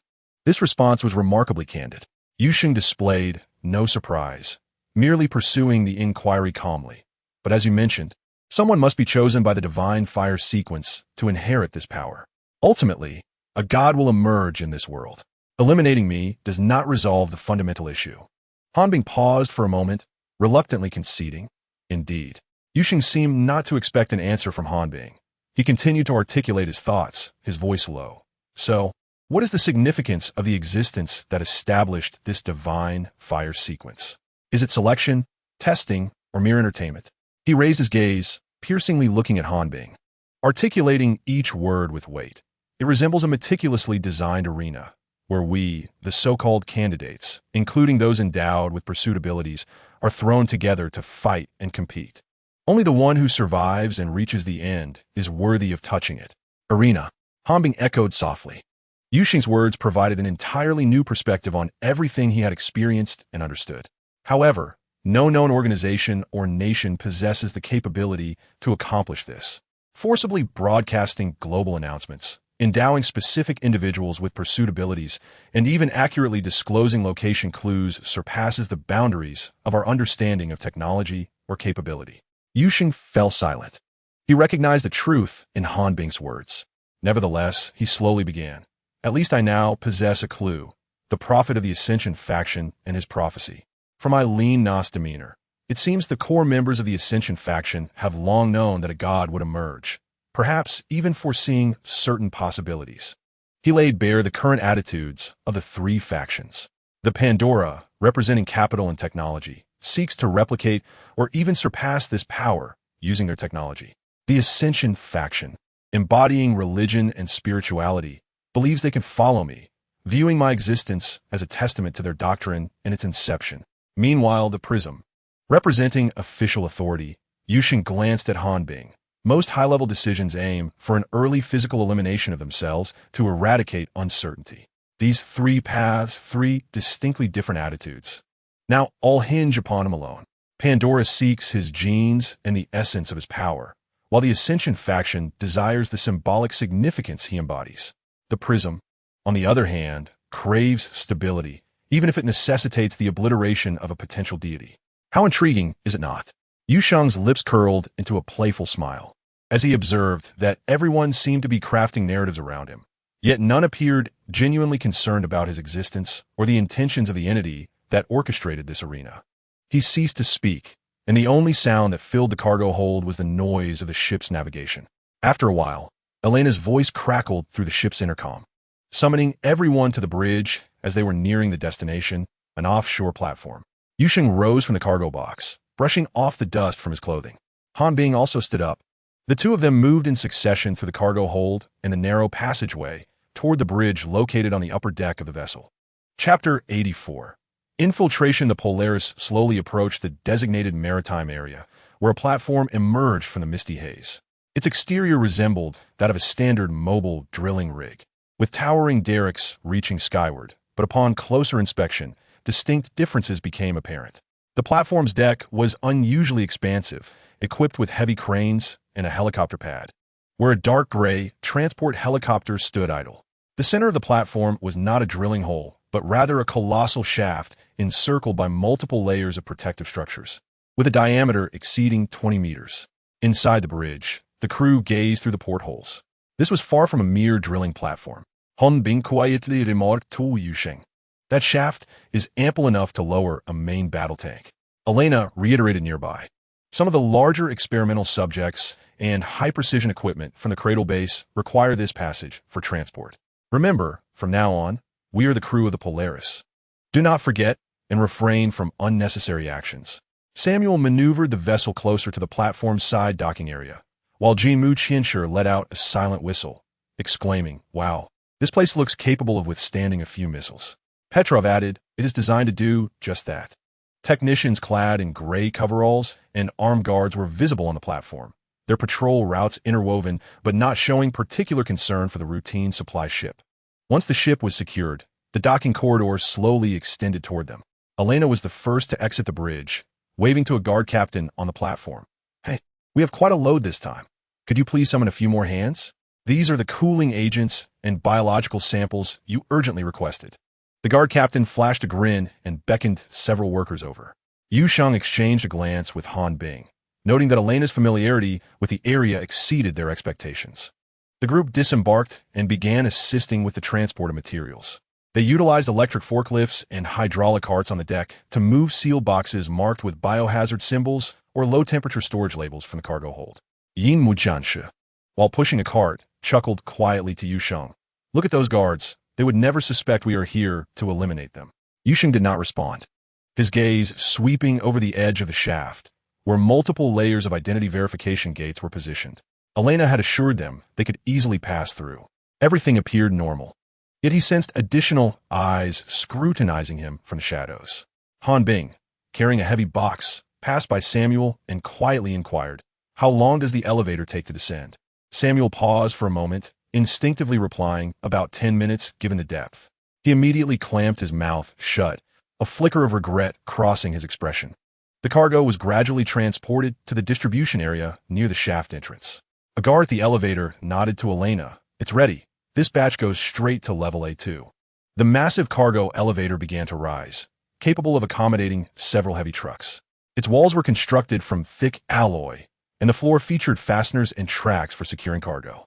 "Everyone, follow the escort," Elena commanded, as she was the first to push the cargo box into the elevator. Yu Sheng and Han Bing brought up the rear. As they stepped onto the metallic floor of the elevator, Yu Sheng noticed the surveillance camera above adjusting its angle slightly. The heavy cargo elevator doors closed slowly, the white lights illuminating, and the elevator began its steady descent. The indicator displayed the target floor, A2, being the last to enter. Yu Sheng deliberately positioned himself against the edge railing of the elevator, cleverly obscuring the camera's view with stacked cargo. He attached the 2-centimeter-long micro-beacon given to him by the Linghu, wedging it into the gap between the metal railing and the inner wall of the shaft. The entire maneuver was completed in a heartbeat. As the elevator descended into the abyss of the shaft, the only sound was the grinding of the elevator gears.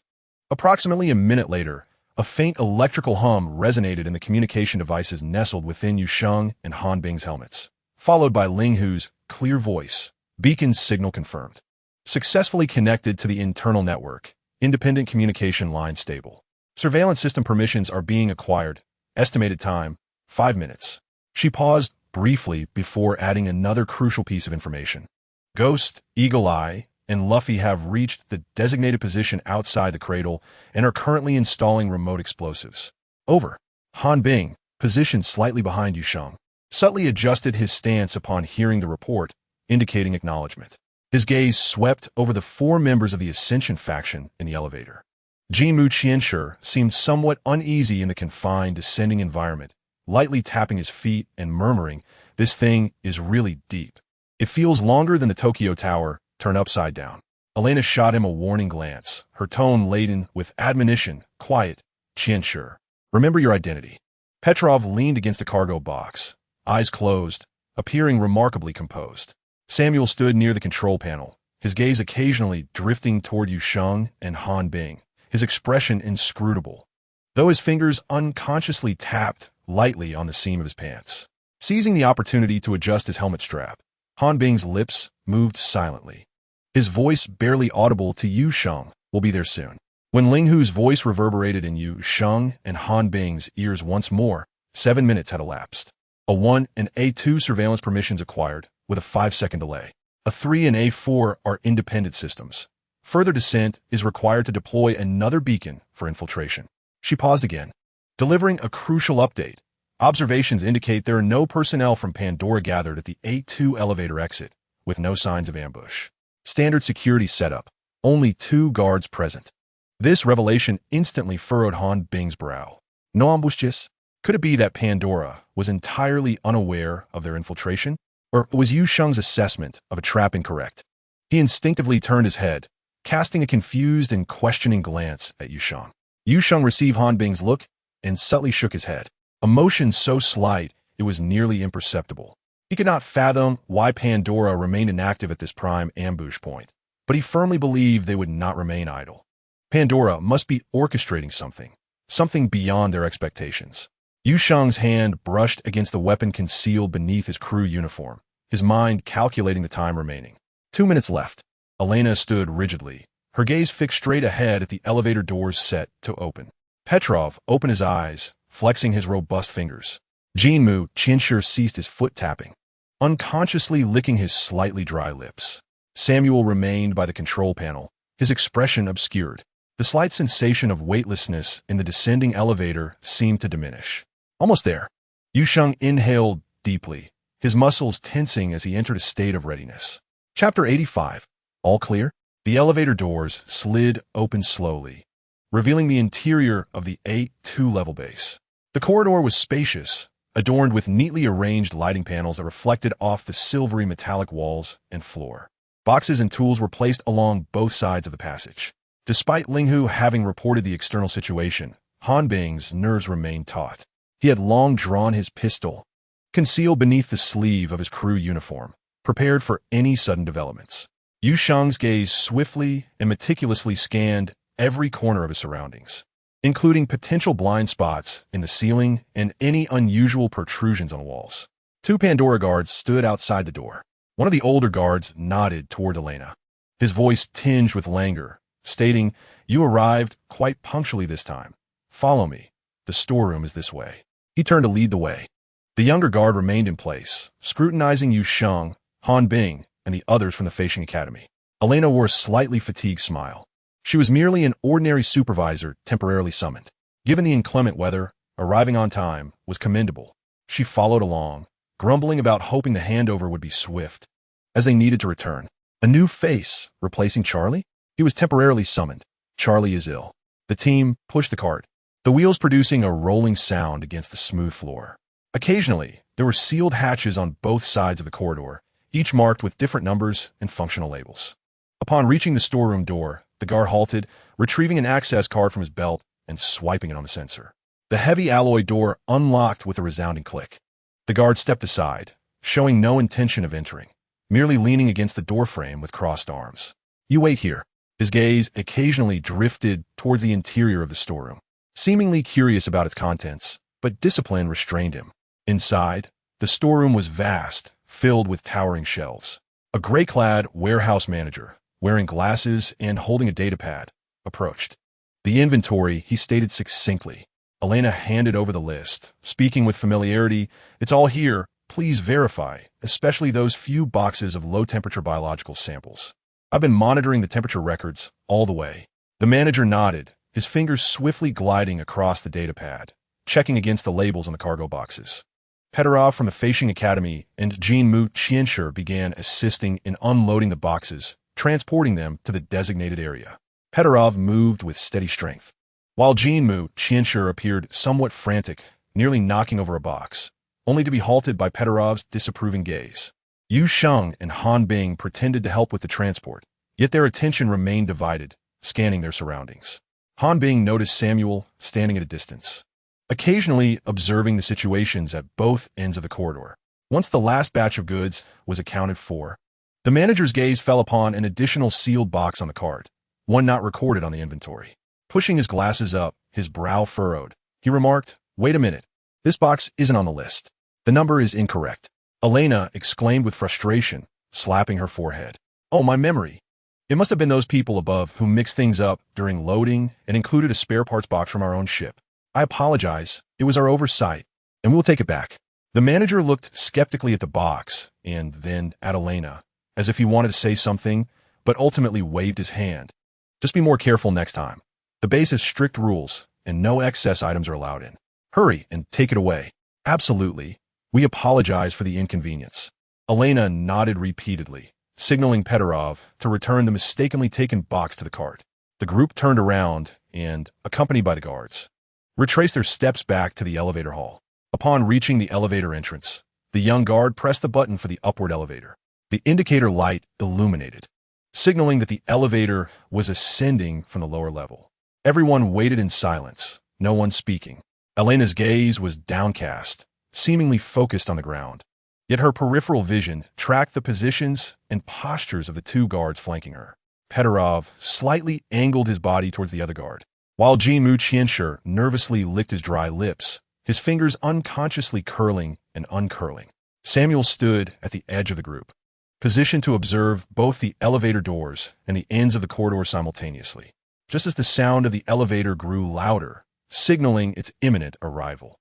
Elena suddenly raised her head, a cold glint in her eyes. Her hand, which had been hanging by her side, swiftly lifted and then swung down fiercely. Action! The knife unsheathed. Like a hunting cheetah, Elena's knife transformed into a silver line, accurately slicing across the neck of the older guard beside her, blood instantly spraying onto the metallic wall. Almost simultaneously, Pedorov, with a speed incongruous to his robust frame, lunged towards the younger guard from the side, one hand clamping over the guard's mouth like an iron vise while the other arm constricted around his neck, twisting with force. The guard fell limply to the ground. "Neck broken. Quick, Elena," he said. Without hesitation, the group swiftly shed their bulky crew jackets and helmets, revealing the black special combat suits they had already donned underneath, their tactical vests brimming with magazines and various gear. The mistakenly taken box was kicked open by Jimu Qianshi, the lid thrown back to reveal neatly arranged assault rifles, high-explosive grenades, and tactical grenades. Weapons were rapidly distributed. Yu Sheng took an assault rifle, skillfully chambering a round in one fluid motion. Elena and Pedorov armed themselves to the teeth. Jimu Qianshi excitedly weighed the submachine gun in his hands, while Samuel silently selected a designated marksman rifle, quickly checking the scope. At that moment, Yu Sheng's heightened hearing detected something amiss. Inside the shaft, the elevator they had called was emitting unusual sounds, low voices and chaotic footsteps, along with the unmistakable sound of guns being chambered. Just then Ling Hu shouted, "Ghost! Captain, there are numerous guards in the elevator." Ding!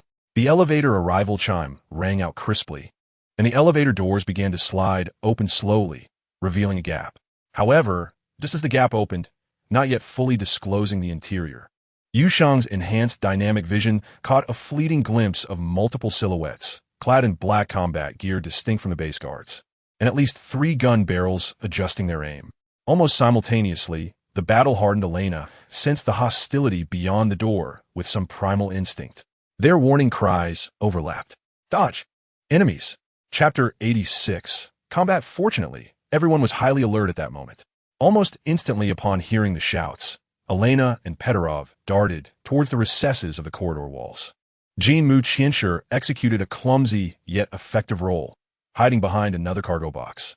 Samuel moved swiftly, crouching behind a sturdy hydraulic support, as Yu Sheng shouted the warning. He had already grabbed Han Bing, who was closest to him, and they both abruptly took cover behind a corner piled high with empty boxes. Just as everyone found their cover, a metallic clattering sound erupted.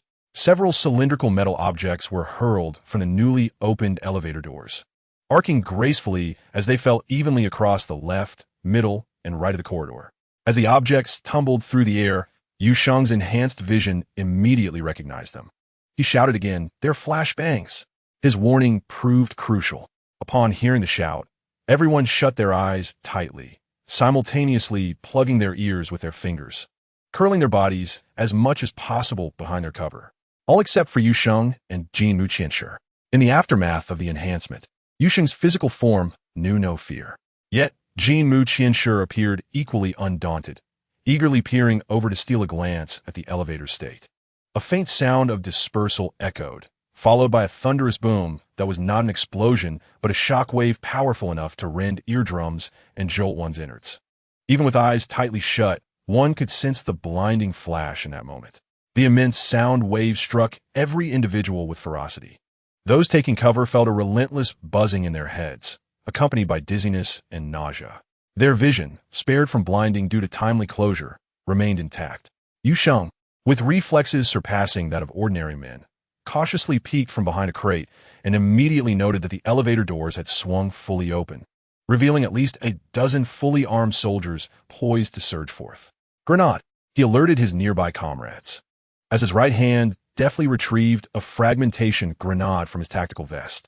With a flick of his thumb, he disengaged the safety pin, and as the fuse ignited, he calculated his angle and hurled the grenade precisely into the elevator compartment. 1, 2, he silently counted. Boom!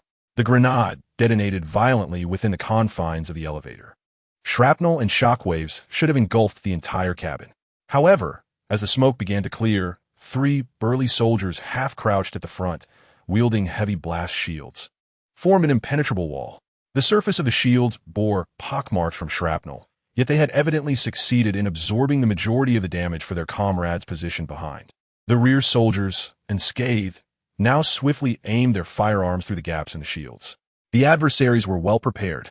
These were not mere base guards, but a specialized team, highly trained and equipped specifically to counter them. Shield soldiers. Han Bing shook his still buzzing head and observed the scene within the elevator, his voice laden with gravity. The enemy's guns were already trained on their concealed position. As the smoke from the grenade lingered, a chorus of gunfire erupted from behind the shield wall.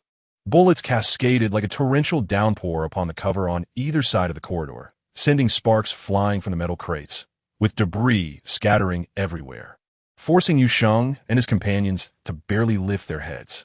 They were under suppressive fire. They were buying time. Han Bing pressed his back against the violently trembling crate and shouted.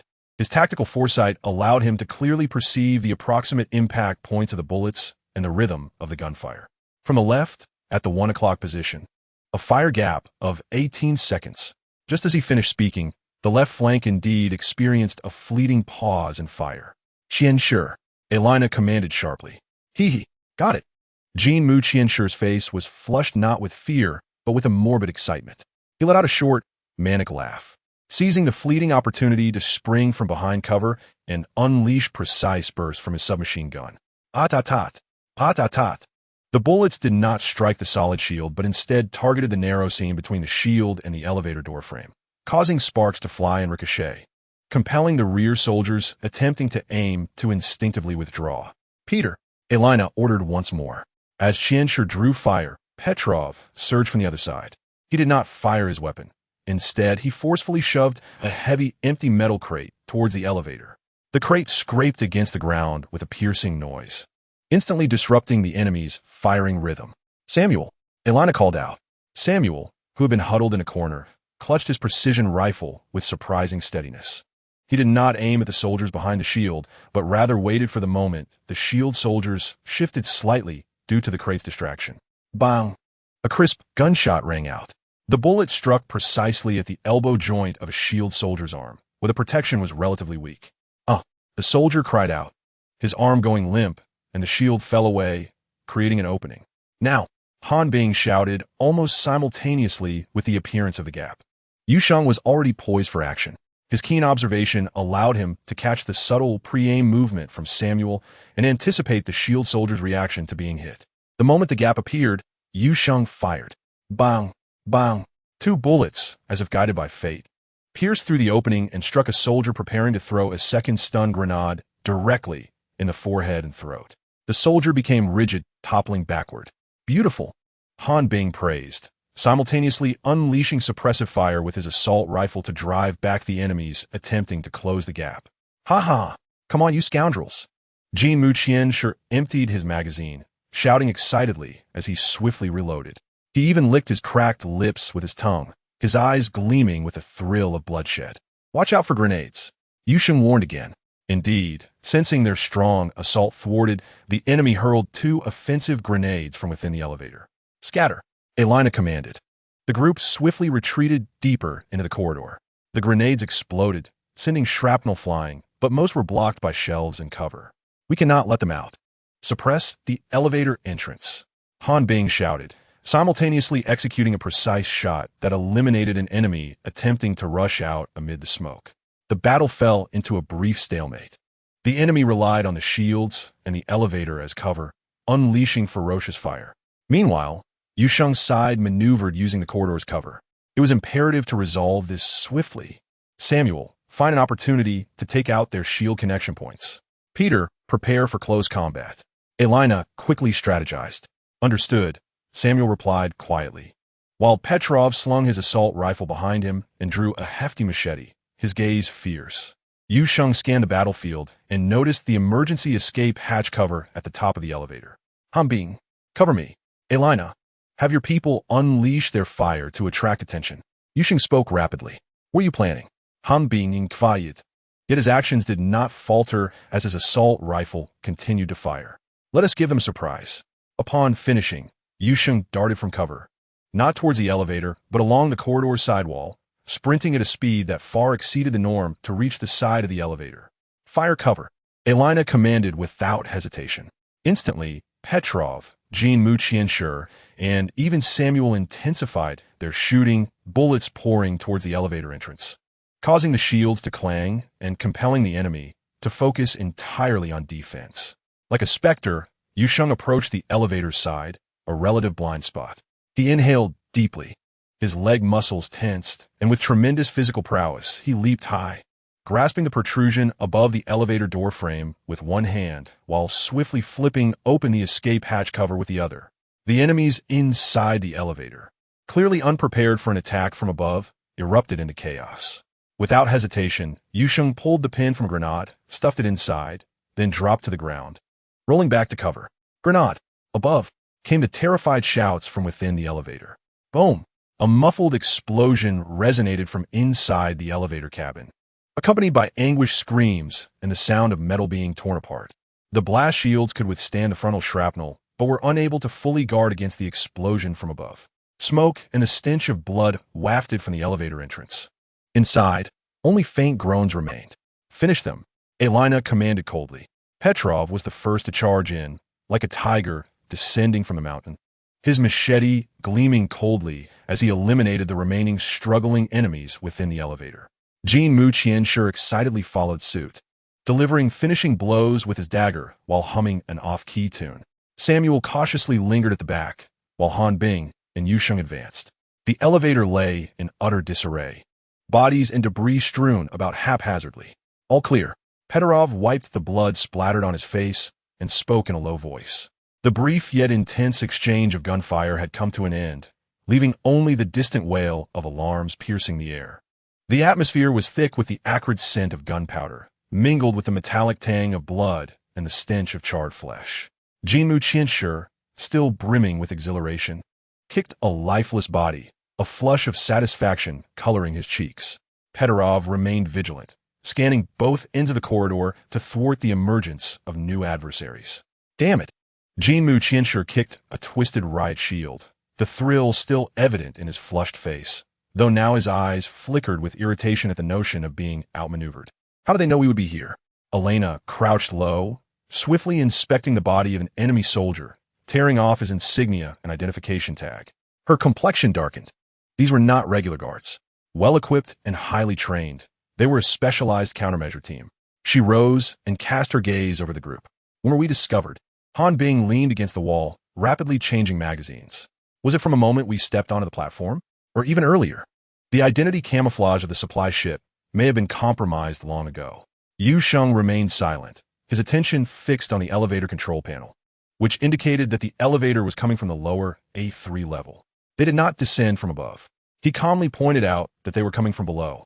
We initially planned to go to A3, but they arrived ahead of us from A3. This implies that their movements had been anticipated to some degree, or perhaps they were simply lying in wait. The plan has changed. Elena decisively stated that the elevator was no longer an option. It was too conspicuous and surely locked down. We will proceed down the maintenance passage. She turned to Petarov and Samuel, directing Peter to check the left corridor and Samuel to the right, instructing them to remain cautious. Over here, Petarov discovered a narrow hatch marked maintenance passage at the end of the left corridor. He pried open the lock with force, revealing a vertical shaft, barely wide enough for a single person, lined with pipes and railings leading up and down. Down to A3, Elena commanded without hesitation. The group quickly entered the maintenance passage in succession, with Petarov leading the way, followed closely by Elena, then Jinmu Qianshi and Samuel, while Han Bing and Yu Sheng brought up the rear. Meanwhile, deep within the cradle base in a control room, a middle-aged man clad in a pristine research suit and with meticulously groomed hair sat leisurely at the console. Before him, a massive screen was divided into numerous small windows, one of which displayed the chaotic scene of battle at the A2 level elevator entrance. A smile of amusement lingered on his face, as if he were enjoying a performance, and he even lightly applauded. Quite impressive indeed. Dr. Xiao's voice resonated with delight, noting the rapid responses, diverse skills, and notable teamwork. Particularly commendable were the man who could precisely identify gaps in fire coverage and the Japanese individual whose observational skills and physical prowess far exceeded the norm. He lifted a steaming cup of coffee from the side and took a gentle sip, as if watching an intriguing sporting event. He murmured to himself, his eyes shimmering with fervor. Setting down his coffee cup, he leaned toward the microphone on the console and issued commands in a relaxed and cheerful tone. Let the Vulture team go out for some exercise. Also, summon Trisk. The staff below promptly responded, their voices coming through the speaker with a hint of reverence. Understood, Dr. Xios. The Vulture team has been deployed and is expected to reach the A3 area within 3 minutes. Dr. Xios reclined contentedly in his chair, his hands crossed over his chest, continuing to enjoy the surveillance screens. He watched with keen interest as the light representing Yu Sheng and the others vanished into the A2 level's blind spots. Entering the maintenance passage. Oh, they opted for the maintenance route? A clever choice, avoiding direct confrontation on the main thoroughfare. He commented, akin to a teacher evaluating a student's problem-solving approach. At this moment, Trisk stood behind him, slightly bowing, his face reflecting respect and a subtle tension. He pointed to the ghostly figure representing Yu Sheng on the screen. Doctor, as you predicted, they have indeed entered. According to the last message from our informant, Prism originally had 5 members, but now only 2 have appeared, and this ghost is likely Yu Sheng himself. Dr. Xios responded with a gentle hum, his fingers tapping the armrest. Then where are the other 3? Could one of them be the real Yu Sheng? What is their intent in dispersing? Trisk hesitated. They lost track of them after they abandoned the vehicle. Do not underestimate any prey, Trisk. Dr. Xios smiled. He switched to another surveillance feed, displaying a rapidly moving squad equipped with powered armor and armed with various cutting-edge weaponry. Let us see if the vultures can catch these elusive mice. Dr. Xiao's tone was filled with anticipation. Watching these individuals strive with all their might only to find themselves ensnared in his grasp would bring him immense joy. Chapter 88. Killing 2 birds with 1 stone. The vertical maintenance passage seemed bottomless, the staircase spiraling downward. The distance from A2 to A3 spanned several dozen meters, emphasizing the vastness and depth of the entire cradle base.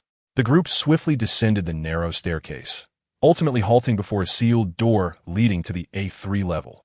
Petarov approached the door cautiously, listening intently before peeking outside. There was no one there. He reported in a hushed tone, yet his expression remained tense. It was too quiet. Something felt amiss. Han Bing tightened his grip on his weapon. They must know we have descended. Elena was about to issue a command when Yu Sheng raised his hand to halt her. Do not move, he whispered, closing his eyes. Instantly, all sounds around surged into Yu Sheng's enhanced perception.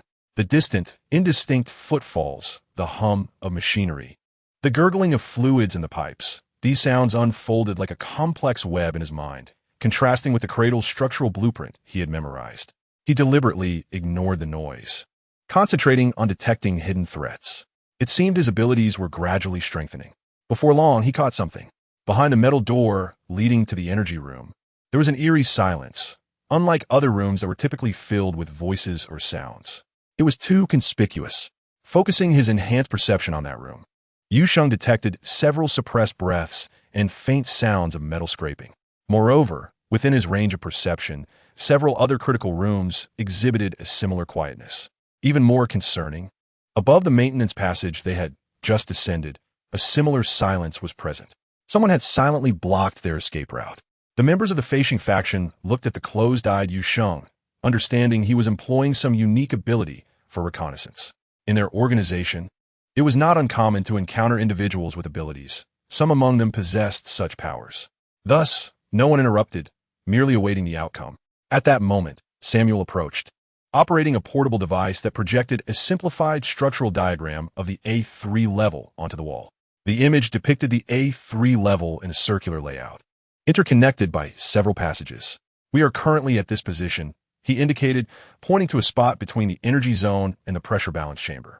"There are two routes available. We can either head directly to the energy zone or take a detour around the pressure balance chamber before reaching the energy zone." The group examined the structural diagram, swiftly weighing the time costs and risks of both routes. Yu Sheng opened his eyes and said, "Both routes have ambushes." Petarov raised his robust wrist, glancing at the countdown on his electronic watch, and spoke to Elena in a low voice. "Time is running out. We must decide quickly." Elena decisively issued the command. "Qianshi, you and the two from the prism proceed directly to the energy zone. Petarov, Samuel, follow me. The three of us will first head to the hydraulic equilibrium chamber to create a commotion and draw fire, ideally luring a portion of the enemies from the energy zone. Then, we will find a way to go directly to A4. Her gaze swept over Yu Sheng and Han Bing. "After we leave for a minute, you will then set off towards the energy zone. After that, it will be up to you," Elena finally said to Qianshi before leaving. "Qianshi, once you escort them to the energy zone, do not linger. Head straight to the biological laboratory at A4 to meet us." Yu Sheng instantly grasped Elena's true intention. The Ascension sect was not genuinely trying to draw fire for the prism. They merely needed to create a brief window of chaos. The so-called plan to attract fire at the hydraulic equilibrium chamber likely involved firing a few random shots or tossing a couple of grenades to create noise, after which they would promptly withdraw, utilizing the 3 to 4 minutes of diversion to hasten towards their actual destination, the biological laboratory on the A4 level. Meanwhile, the task of destroying the energy reactor, which Yu Sheng and Han Bing were to undertake, evidently required more time and generated significant noise, thus becoming the primary target for Pandora's fire, inadvertently creating a safer environment for the Ascension sect's operations at A4. Elena had even specifically asked Jin Mu Qianshi to assist them, rather than enhancing their firepower. It was more about ensuring they could create sufficient commotion in the energy zone on time, killing two birds with one stone. Upon hearing the arrangement, Jin Mu Qianshi not only did not appear displeased, but instead wore an even more excited smile. He elbowed Yu Sheng, speaking in an affectionate tone. "Don't worry, Mr. Phantom. I'll take care of all the small fry on the way. I guarantee you'll reach that big boiler smoothly." He was evidently immersed in his own joy, utterly indifferent to who was the bait and who was the main force. Elena said no more, casting a deep glance at Yu Sheng and Han Bing. She gestured, and Petarov and Samuel immediately followed, the three of them silently slipping into the passage leading to the hydraulic equilibrium chamber. Left behind were only Yu Sheng, Han Bing, and the eager Jin Mu Qianshi. Han Bing's expression remained stern.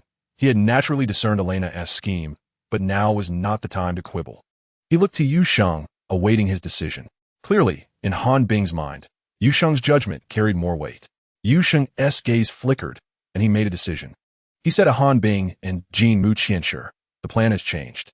We're going directly to A4 now, no longer going to blow up the reactor." Jin Mu Qianshi, who had been excitedly caressing his firearm, paused at the words, instinctively scratching his head. "Huh? Didn't we say we were going to the energy zone for some action?" Disappointment was evident on his face. Yu Sheng remained composed, his tone laced with seduction. "There is something better to blow up below, bigger and louder. Are we going or not?" This statement seemed to touch upon something in Jin Mu Qianshi, his eyes instantly brightening, and his face blossomed with that pure smile once more as he nodded eagerly. "Yes. Yes, yes. Let us blow something big. Let us go, let us go." He immediately cast aside Elena, his orders, and the energy zone from his mind, completely captivated by the prospect of a larger and louder target for destruction. Yu Sheng, maintaining a calm demeanor, gently pushed open a crack in the sealed door to the A3 level, quickly scanning outside to confirm the location of the surveillance cameras. Simultaneously, he affixed the miniature beacon given to him by Ling Hu onto the shadowed edge above their side of the door. With this beacon, Ling Hu would be able to attempt to expand the infiltration of the surveillance network at A3 and A4. Having completed all this, he gestured, and the three of them swiftly descended through the passage leading deeper to A4. As they ran, Yu Sheng couldn't help but steal a glance at the impatient Jean Mu Qianshi beside him. This person was too strange. Such an obviously flawed rationale, suddenly altering the established goal without any reasonable explanation, and he believed it without hesitation. Or rather, he seemingly did not care about the reasoning. He only cared about the outcome of a grand explosion. He did not resemble a member of a mission-driven organization, but rather someone thrust onto the battlefield purely for the thrill of it, a reckless individual seeking amusement. How could there be such a person in the Ascension sect? Chapter 89. A conversation at sea a few hours earlier along the coast of the Bering Strait. In a desolate area, after parting ways with Yu Sheng and the others, the trio from the Prism, Hawkeye, Luffy, and Ling Hu, did not head directly to their destination. Following Ling Hu's rapid formulation of a contingency plan upon hearing Yu Sheng's analysis, they first drove several dozen kilometers to another, even more desolate town. This is the place Ling Hu signaled to stop. The three abandoned their vehicle in a corner of a derelict shipyard, covering it with debris for a simple concealment. This was necessary, the most basic anti-tracking measure to prevent the Ascension sect or potential Pandora spies from following their trail. Subsequently, they utilized another route that Ling Hu had already arranged. An ostensibly ordinary cargo truck arrived at the designated coastal transfer point. The night was deep, accompanied only by the sound of sea winds and waves. At the shore, a weathered medium-sized fishing boat gently bobbed with the waves. Upon boarding the vessel, a large object was clearly visible on the deck, covered with a heavy dark green waterproof tarp. Luffy stepped forward to lift a corner, revealing a compact submersible capable of accommodating 2 to 3 individuals. After inspecting it, the equipment was intact and the fuel was ample. Hawkeye quickly checked the basic conditions of the submersible and the boat before reporting. Although they had lost the majority of resource support from the Prism headquarters, acquiring such equipment was not a difficult task for an elite unit like Han Bing's team. "Let us set off," Ling Hu stated succinctly. The fishing boat cut through the Black Sea waters, heading towards the general direction of the Beaufort Sea and the Cradle Base. Inside the cabin, the atmosphere was somewhat more relaxed compared to when they were at the coastal cabin base. As Luffy chewed on an energy bar, he glanced at the pitch-black sea outside and couldn't help but complain, if only we could receive full support from headquarters, directly dispatch a submarine, or even have the fleet launch a missile barrage to wipe out that cradle from the Earth. It would save us from running around the globe like this, as if we were rushing to an event. While observing the dashboard, Hawkeye shot him a sidelong glance without lifting his head, retorting coldly, "Why don't you suggest we directly request a nuclear bomb for a thorough cleanup? More complete." Luffy chuckled, unperturbed, "Just joking. Don't you think our experience is reminiscent of those animated protagonists? Clearly, there are simpler solutions, yet for various reasons, we must personally take the stage and solve problems in the most arduous way. Otherwise, there would be no intrigue in the story, right?" At this moment, Ling Hu, who was operating electronic devices in an attempt to capture nearby maritime radio signals, raised her head as well, rarely joining in the jest. She looked at Luffy with a hint of mockery in her eyes. Just like in One Piece, even if you live for decades, grow old, or die, the story probably one to end, right, Luffy? She deliberately emphasized the name Luffy, eliciting an eye roll from the young man, whose real name was indeed Luffy. "Oh, don't mention that. I should have let Captain Han choose that code name for me," Luffy lamented, scratching his head. A low chuckle resonated in the cabin, significantly lightening the previously tense atmosphere. Hearing Luffy's complaint, Ling Hu continued her tasks without looking up. At that moment, Hawkeye spoke again. "We all know that the connections between Pandora and the United States are profoundly intertwined, almost a semi-open secret. What consequences would arise from directly employing national forces to bomb their base?" Luffy scoffed and answered without hesitation, War, of course. The action of wiping his weapon halted for a moment as Yin lifted his eyelids and cast a glance at Luffy, then pointed a finger upward in a vague gesture. Do you think those in power would agree to engage in open warfare with the current nominal world's strongest nation? Luffy opened his mouth, but ultimately deflated, leaned back against the cabin wall, and murmured softly, "No." Thus, Yin's voice carried a tone of indifference. Despite knowing that Pandora was inflicting harm upon them and that the experiments being conducted could endanger everyone, they were unwilling to take the most direct and effective action. After weighing the pros and cons, the lives of the few among them, even the grievances of the victims, could be placed on the lighter side of the scale. The cabin fell into a brief silence. After a while, Luffy gazed out at the pitch-black sea, seemingly speaking to himself or summarizing, uttering a perplexing phrase. One does not shed tears until the coffin is seen. This statement, though light, fell like a heavy stone upon the hearts of everyone present. They understood its meaning. Perhaps only when calamity truly struck and became irretrievable would those in power regret their initial cowardice and compromise. Luffy's words rendered the cabin quiet for a moment, but soon he recalled something, his tone tinged with dissatisfaction as he raised his voice slightly. Back when we were at Jing'an, those in power acted with great flamboyance, as if facing a formidable enemy, even issuing orders for us to be shot on the spot. Why did they not seem afraid then? Where was that forceful demeanor? Linghu lifted her gaze from the terminal screen, looking at Luffy with a hint of amusement, her lips curling into a smirk. "Oh, are you defending Yu Sheng?" Luffy sprang to his feet, neck stiffened, unabashedly declaring, "So what? I am defending him, and what of it? Compared to those scoundrels at Pandora, he has at least never actively harmed us. Moreover, if it weren't for him, we might have already perished on this journey." They were all well aware of Yu Sheng's life experiences. Everyone around him spoke of him as a good person, a kind-hearted psychologist. Yin turned the steering wheel, arriving at the same conclusion. Those in power would not tolerate any possibility of an uncontrollable existence rising above them. Even if it were a deity, their first instinct would be to attempt to kill rather than to understand or cooperate. He paused, seemingly feeling the need to clarify his stance, adding a statement as a form of self-reassurance. "Personally, I support controlling rather than eliminating Yu Sheng. After all, until the final outcome is determined, no one can definitively ascertain whether he will become good or evil. Yet, in the eyes of those in power, being uncontrollable is the original sin." As his words fell, the three fell into silence. These sentiments were somewhat heretical, yet it was only among the three of them, adrift on the vast ocean, that they could express such candid thoughts. They all understood that certain boundaries were becoming increasingly blurred. Time for idle chatter always passes swiftly. The fishing vessel arrived at the designated sea area, preparing to descend. Yin and Luffy swiftly sprang into action, checking their equipment and donning deep-sea diving suits. The two entered the small submersible, confirming that the internal systems were functioning correctly. Linghu moved to the crane control position on the deck, operating it with precision. The steel cable gradually tightened, smoothly lifting the submersible off the deck, suspending it outside the ship's railing. As she pressed the release button, the submersible silently submerged into the sea, creating a small splash before vanishing from sight. Linghu returned to the control room, setting the fishing vessel's automated cruise program to allow it to slowly circle within a small area. She sat alone before the flickering console, the sea monitoring system running silently.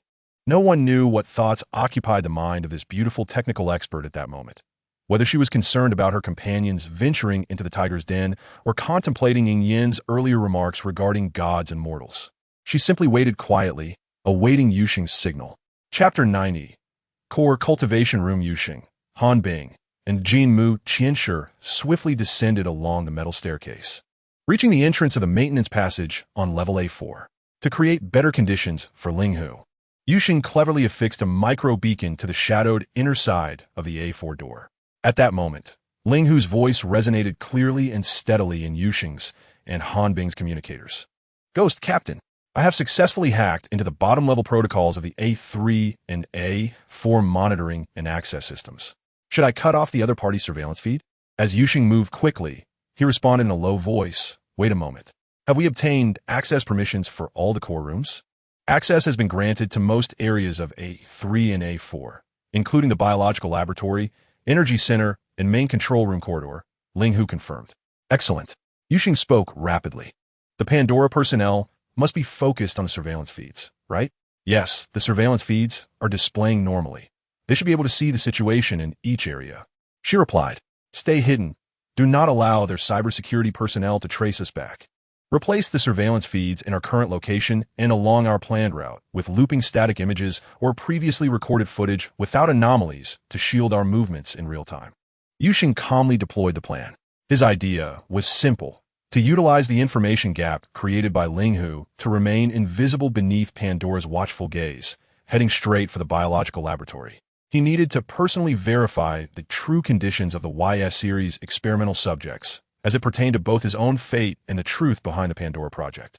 They swiftly and quietly navigated the passage on level A4, following the path indicated on the structural map. Soon, the heavy alloy door marking the biological laboratory loomed ahead. Ling Hu, open the biological laboratory door, Yu Sheng commanded. Seconds later, accompanied by a faint hydraulic sound, the heavy alloy door smoothly rose. Meanwhile, in a certain control room, Dr. Xiao's focused intently on the enormous monitoring screen wall before him, his brow furrowed tightly. He observed that the two individuals led by Elena had entered the water pressure balancing chamber, which was within his expectations, and he had already set an ambush there. However, the other three, Yu Sheng, Han Bing, and a Japanese member of the Ascension sect, seemed to have vanished into thin air. His predictions aligned with Elena's, believing that their primary objective should be to sabotage the reactor in the energy zone. To this end, he had specifically stationed the main force of the Vulture Squad near the energy zone.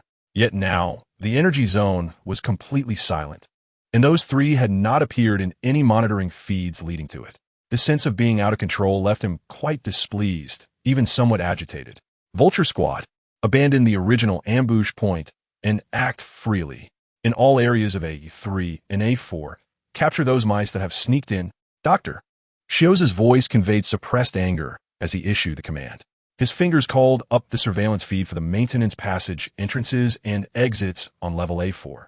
Everything appeared normal, with no signs of personnel entering or exiting.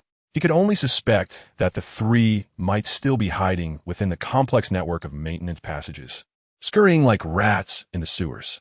He never anticipated that the individuals he sought had already stepped into his most core forbidden area, the biological laboratory, under the cover of his normal surveillance feeds. The asymmetry of information was subtly altering the dynamics of this cat-and-mouse game. The exterior of the biological laboratory resembled a standard top-tier research center, characterized by a sterile environment, blinking instruments, and neatly arranged equipment. However, Yu Sheng's gaze did not linger. He headed directly towards the inner, even more formidable alloy door marking the core cultivation area. Ling Hu, open this door. Seconds later, the alloy door ascended. The sight beyond the door caused even the well-traveled Han Bing and the flamboyant Jin Mu Qianshi to instantly hold their breath. Before him lay an immense expanse, soaring beyond imagination. Hundreds of cylindrical cultivation tanks hung from the ceiling like an inverted forest, densely clustered together. Each transparent tank cradled a nude human form, ranging from curled infants to children whose physiques were just beginning to manifest, and even to individuals exhibiting the features of middle age and beyond. Their eyes were tightly shut, sustained by the nutrient solution within the tanks and connected tubes, suspended in the transparent liquid, creating a surreal tableau. Han Bing stood frozen, his fists clenched tightly, knuckles whitening from strain. He emitted no sound, yet the fury in his eyes seemed almost tangible, and his chest heaved violently. Jin Mu Qianshi momentarily appeared taken aback, but soon his face lit up with intense curiosity. Tilting his head, he examined the peculiar specimens as if they were rare collectibles, even leaning closer to one tank to scrutinize the sleeping boy inside through the glass. Wow, this is quite the grand endeavor, he exclaimed, his tone brimming with awe, lacking any semblance of normalcy, more akin to a critique of an intriguing scene. Yu Sheng seemed oblivious to their reactions, his gaze swiftly scanning the vast breeding ground, his brows furrowing slightly. Ling Hu, why is there no one here? A few seconds later, Ling Hu replied, her voice urgent. I have searched the logs and recent surveillance footage, indicating that all research personnel received an emergency evacuation order approximately 3 hours ago and have since departed. Furthermore, the bad news is that Elena's team is moving in your direction, followed closely by Pandora's forces, numbering significantly. Expected to arrive at the A4 level entrance within 2 minutes. Yu Sheng immediately signaled a warning to Han Bing and Qian Shi, then briskly approached a main control console against the wall. Ling Hu, unlock the permissions on this terminal. I need the experimental data from here. Received. Permissions have been forcibly overridden. Yu Sheng's fingers flew over the control screen as a torrent of encrypted experimental records and genetic sequence data cascaded across the display. He had to race against time to uncover the information he sought. Simultaneously, he calmly issued orders through the communicator. Ling Hu, calculate the arrival time of Elena and her team. Once they enter the biological laboratory, immediately close the main door to temporarily block the pursuers. He intended to use that door to buy precious seconds. In Chapter 91, Experimental Log, Yu Sheng swiftly navigated the control screen, the blue light illuminating his face. A multitude of encrypted experimental records and project logs were forcefully unlocked, unfolding before him. He filtered out the superfluous foundational data, honing in on the core progress report and experimental logs of the Prometheus project. He disregarded irrelevant content, distilling the most crucial information directly. Prometheus Project Overview, Project Objective, based on the acquired original genetic sample. Noted. Source. Yu Sheng, codename, 0, to achieve controllable, directed human evolution. Cultivating a new generation of individuals. Codename, YS Series, with exceptional physical attributes, unique abilities, empowerment, and absolute obedience, thereby establishing Pandora's absolute dominance in the realm of technology, and redefining and controlling the global power landscape. Lead researcher, Dr. Shios. Early experimental stage, gene replication and implantation method, skipping the animal experimentation phase. Directly selecting healthy human volunteers. Some records indicate involuntary conscription as hosts, employing multiple gene editing technologies. Attempts were made to implant fragments of a zero's genetic sequence into the host genome. Results: progress was exceedingly slow, with intense rejection responses. The implanted genes could not express stably, or, upon expression, triggered uncontrollable genetic collapse and organ failure in the host. The success rate was below 0.7. The survival time of the experimental subjects was extremely brief, with no observable, stable hereditary special abilities. Key breakthrough: self-evolution of original genes, discovery. Yu Sheng's original genetic sample exhibited spontaneous and inexplicable substitutions in its previously stable DNA sequence without external intervention. The new sequence did not belong to any known biological map, displaying a complex structure with peculiar energy affinity characteristics. Inference: the original gene is not static, but possesses some form of responsive or evolutionary mechanism beyond our comprehension. The manifestation of its capabilities may be directly linked to real-time changes at the genetic level. This overturns all contemporary genetic understanding. Subsequent progress. Based on this newly emerged unknown sequence, the research team adjusted the implantation and expression regulation protocols. They successfully cultivated the first batch of relatively stable experimental subjects, YS-01, focusing on physical strength and regenerative tendencies. YS-02 observed weak psychic wave interference. In YS-03, abnormally accelerated metabolic rate. They began attempts to combine Pandora's existing biological enhancement technologies, aiming to create prototypes of super soldiers endowed with extraordinary abilities and tactical prowess. Research on experimental subjects YS-04 and YS-05 continued. Recent major discovery: further mutations and chromosomal anomalies. Yu Sheng glanced at the timestamp of this segment, 5 days prior, the day he acquired his new regenerative abilities. Discovery: the original genetic sample underwent even more drastic changes. Not only were multiple sequences updated once again, but an entirely unfamiliar microchromosome also appeared within the nucleus. The information carried by this chromosome could not be deciphered with current technology, yet its presence seemed to greatly stabilize and enhance gene expression, particularly in cellular repair and tissue regeneration. Dr. Shios' notes: a miracle, a divine phenomenon? No. This is a field yet untouched by science. His genes are evolving. Each acquisition of power leaves an indelible, heritable imprint at the genetic level. We are witnessing and documenting the biological process of becoming divine.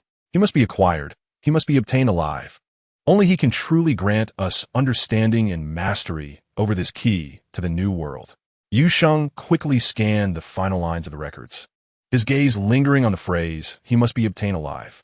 Everything seemed to connect. Since Pandora acquired his genes, every advancement appeared intricately linked to the timing of public announcements and the acquisition of abilities. His genes altered with each global announcement, either directly modifying the DNA or adding a new chromosome.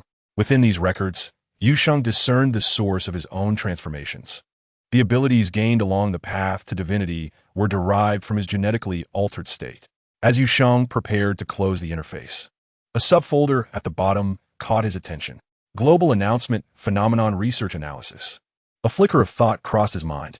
The document unfolded, detailing Pandora's attempts to explain the global announcements within the existing scientific framework. Initial hypothesis, high-energy physics direction. Objective, to reproduce the technology that forces all screens to display and convey specific information. Method, utilizing several large particle collider facilities controlled by Pandora, attempts were made to generate high-energy particle beams of specific frequencies. Employing a pre-established quantum entanglement network for superluminal information transmission, influencing the underlying operational logic of electronic devices. Results: failure. When energy levels reached a critical point, localized electromagnetic pulses could occur, but precise, harmless global screen control and information implantation could not be achieved. The speed and accuracy of information transmission fell far short of the observed instantaneous synchronization and lossless effects. Energy consumption and the scale of the phenomenon were completely disproportionate, violating known physical laws. Midterm transition, quantum theory objective, to comprehend the information transmission mechanism. Method, combining quantum entanglement and theory, hypothesizing the existence of an unknown messenger particle or field that resonates with the foundational particles of all global display devices simultaneously. Attempts were made to simulate this enforced information writing through quantum hedging experiments within a minuscule range. The outcome has yielded exceedingly limited and unstable progress. The report indicates that during a highly precise experiment involving quantum state superposition and collapse, they successfully caused 3 isolated, non-network displays to momentarily flash the same indecipherable garbled text within a picosecond. This phenomenon is non-reproducible, with significant energy dissipation and complete lack of control over the displayed content. The core conclusion: it rules out any feasible technological pathways based on the existing physical framework, whether through particle collisions, quantum transmission, or applications of superstring theory. None can simultaneously satisfy the performance metrics outlined in the global communiqué regarding energy consumption, range of effect, information precision, and controllability. The determination suggests that this phenomenon is likely not a result of conventional matter and energy operations. The most plausible explanation points to some higher dimensional existence or mechanism that directly modifies the local informational reality of our universe in a manner beyond our complete comprehension.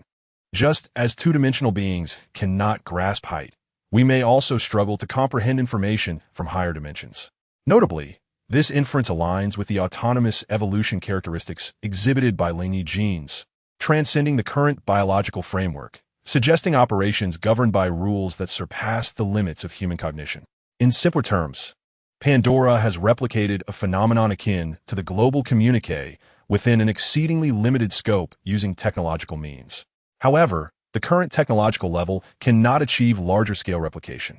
Yu Sheng has also observed changes in the geographical scope of the global communiqué and the reasons for the inability to pinpoint its location later on. Xiuxi speculates that the distraction of the experimental subjects is responsible, yet these details are ultimately inconsequential. After processing the information he sought, Yu Sheng heard voices from outside. It was Elena and her team arriving. His personal mission to enter the cradle has reached its halfway point. Chapter 92, Ascension. The information from the experimental log echoed incessantly in Yu Sheng's mind. The scientists at Pandora, standing at the pinnacle of human knowledge, have reached conclusions that affirm his own conjectures. The concept of becoming divine may not be the mythical ability to summon storms or move mountains. Rather, it appears to represent a fundamental transformation of life forms, an elevation in dimensionality. He, Yu Sheng, is ascending, evolving from a purely three-dimensional being toward a higher dimension and a more complex life form. The astonishing phenomena, the global communique, the countdown on his retina, autonomous genetic changes, the sudden appearance of chromosomes, and the simultaneous emergence of abilities begin to unravel within the framework of higher dimensions. Perhaps higher dimensional beings perceive the lower dimensional world akin to how humans interpret a two-dimensional painting, capable of effortlessly modifying rules at will. His genes are being recompiled by some higher-level regulations. He recalls the state he experienced after acquiring hyper-efficient learning. It was not merely a case of photographic memory. That concept is far too simplistic. The true terror lies in his brain's ability to automatically fill in gaps in knowledge upon encountering fragments, even extrapolating the entirety of a knowledge system structure. For instance, when a physicist posed an academic question to Yu Sheng, one he had never studied, he could still grasp the terminology with minimal contemplation and even engage in discussion with the questioning physicist. Yu Sheng does not need to start from scratch to learn. This phenomenon had already emerged during his exchanges in the seventh biological paradise with Pai Ku. This is not learning. It is an insight into information and rule extrapolation based on a higher dimensional perspective. Meanwhile, Pandora continues to clumsily attempt to analyze higher dimensional phenomena with scientific tools from the three-dimensional realm. All of the above insights are derived from Yu Sheng's utilization of existing information.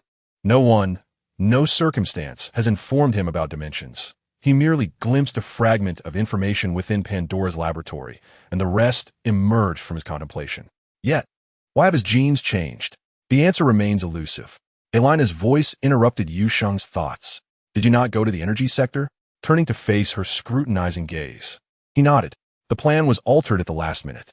He offered no explanation, nor was one necessary. Elina had never considered their survival. At that moment, a loud crash echoed from outside the alloy door. Clearly, the personnel from Pandora had realized that access privileges had been seized and were resorting to the most primitive method, breaking down the door. Elina's eyes scanned Yu Sheng and Han Bing, a dark look of displeasure crossing her features, feeling she had been played. She indeed felt deceived, as the prism's repeated alterations to the plan had thwarted her strategy to draw enemy fire. Yet, completing the mission and acquiring core data remained the primary objective. Suppressing her dissatisfaction, she refrained from further comment and hastened to the main control console, retrieving a specialized terminal from her tactical pouch and connecting it to the interface. The screen flickered to life, displaying that a virus program was being implanted. The Ascendance faction's goal was also this experimental data. What could they possibly want with it? Did they intend to replicate Pandora's research or pursue some ulterior motive? Almost simultaneously, Ling Hu's voice chimed in. Phantom, Captain. A virus is attempting to breach access privileges. The virus implantation progress is at approximately 10. Complete control takeover is expected to take 10 minutes. Should we intervene? 99. Ling Hu understood Yu Sheng's intent. The crashing sounds from outside grew louder, the metal door buckling inward. Just as Elina was fully concentrated on connecting the virus terminal to the control console and the progress bar on the screen crawled upward, the alloy door, which should have been locked by Ling Hu, began to rise under the force of the external assault. Sero had never entered the core cultivation chamber. He had merely remained at the laboratory door. Clearly, he had realized that the moment the door descended, the access privileges had been compromised. He could not allow these individuals to carry the secrets away. Ah, Pandora's loyal servant. Samuel, what are you doing? Elina exclaimed, sensing something was amiss. Lifting her gaze from the console, her voice sharp. Petrov also turned his weapon towards Samuel. But it was too late. Outside, several members of the Vulture Squad, preparing for their next explosive breach, paused momentarily, yet their rigorous training allowed them to react swiftly, surging through the opening the moment the door had created a sufficient gap. Samuel! Elina's roar was filled with disbelief and feelings of betrayal. Petrov's eyes widened in fury as he fired his rifle, bullets ricocheting off the ground near Samuel's feet. Sparking. Traitor!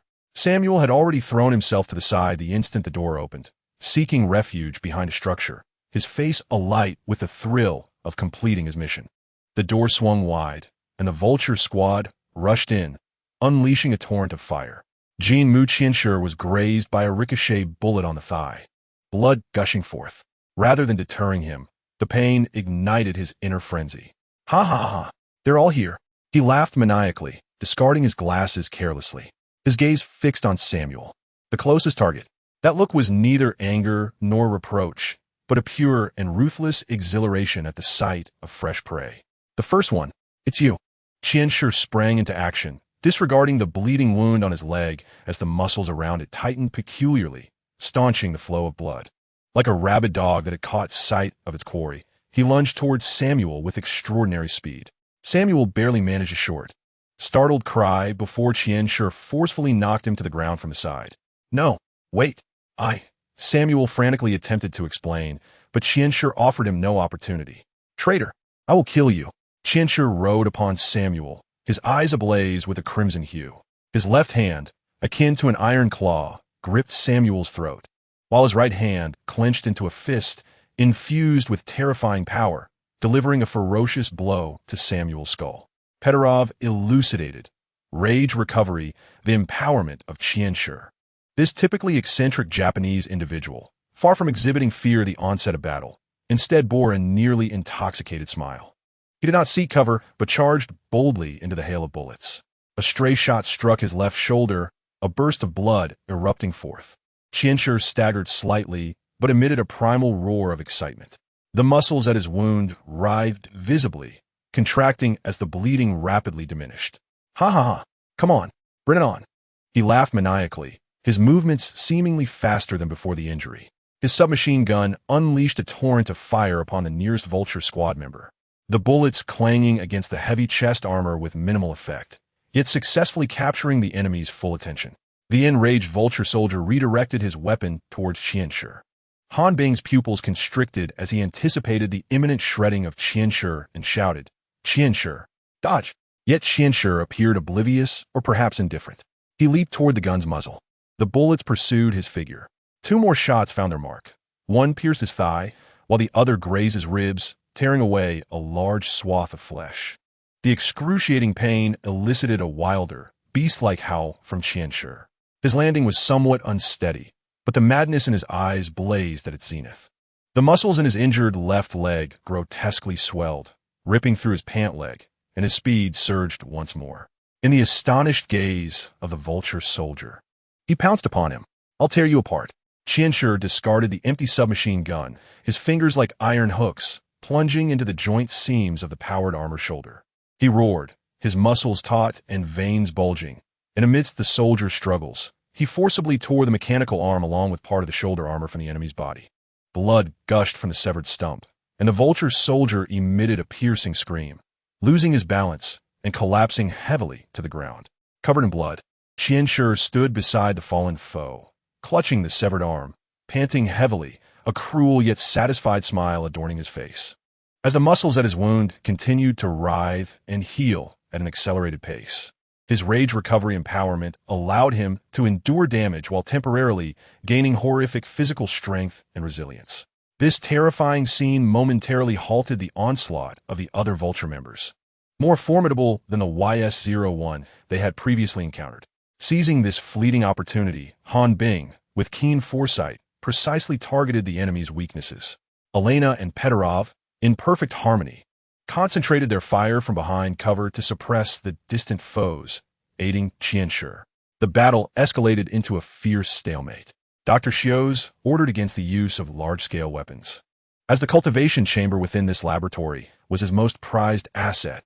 The sounds of powered armor thrusters, gunfire, roars, tearing, grenade explosions, and Qianshi's maniacal laughter and howls reverberated throughout the laboratory, creating a scene of brutal chaos. Outside the shattered laboratory door, Dr. Xiao's and Trisk stood, their expressions grim. He had come personally to witness the destruction of these audacious intruders. He seemed to have forgotten his earlier words to Trisk, never underestimate any prey. Now, he was experiencing that sensation firsthand. Plans that could change in mere seconds had led to a complete failure of his arrangements. As for where Yu Sheng had gone, he stood beneath those cultivation tanks, watching them. Chapter 93. This is not right, is it? Yu Sheng gazed at the cultivation tanks. Inside, the experimental subjects, ranging from infants to the elderly, remained with their eyes tightly shut, unresponsive to the external conflict. Why had Pandora never been able to perfectly control these subjects?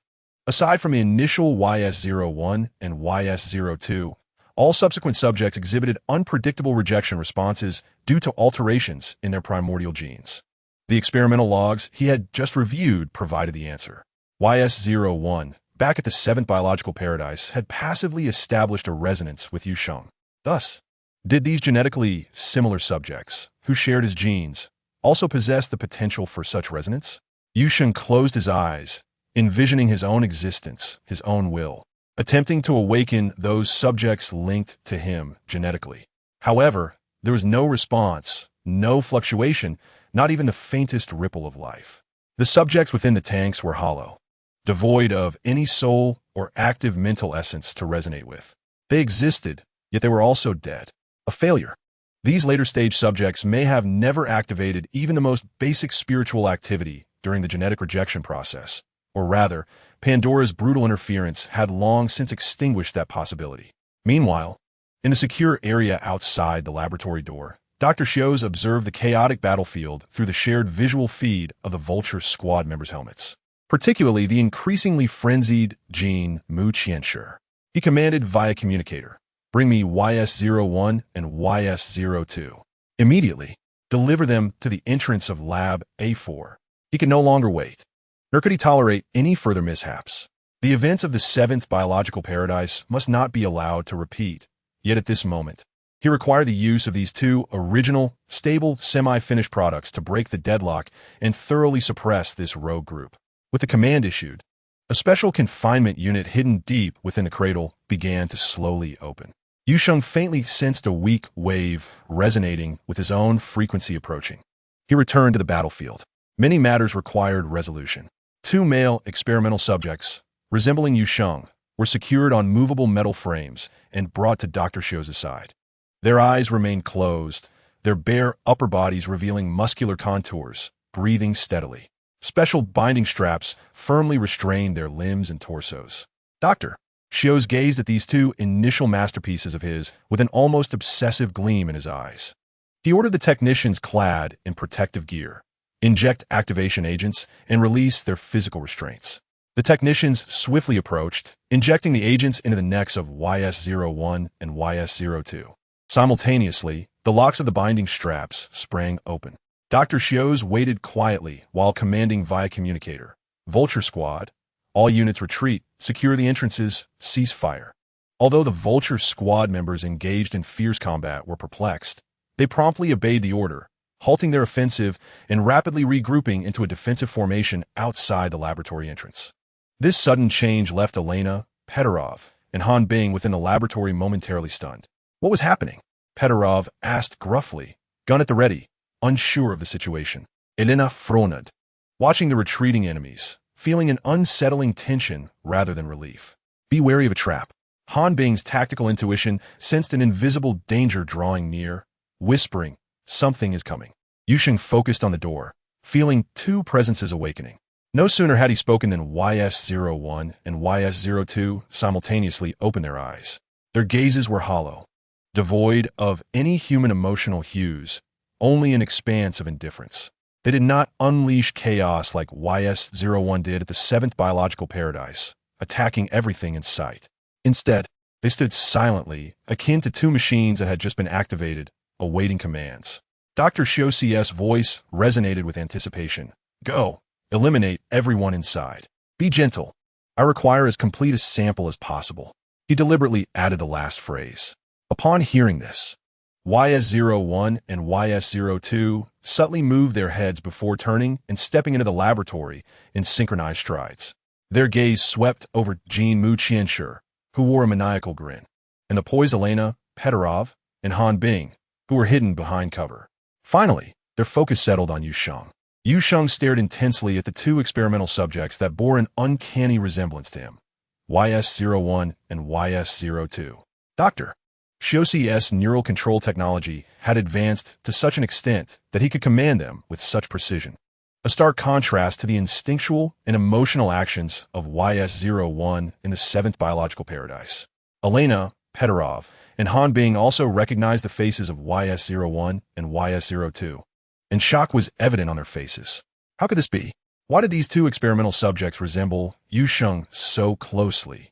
An avalanche of questions surged within them, as the scene before their eyes transcended their comprehension, especially for Elena and Petarov. who were aware of Yu Sheng's appearance, but were oblivious to the fact that the phantom was indeed Yu Sheng, who had maintained his guise as the phantom. However, some were indifferent to such matters. Stronger. Ha ha ha. Come on.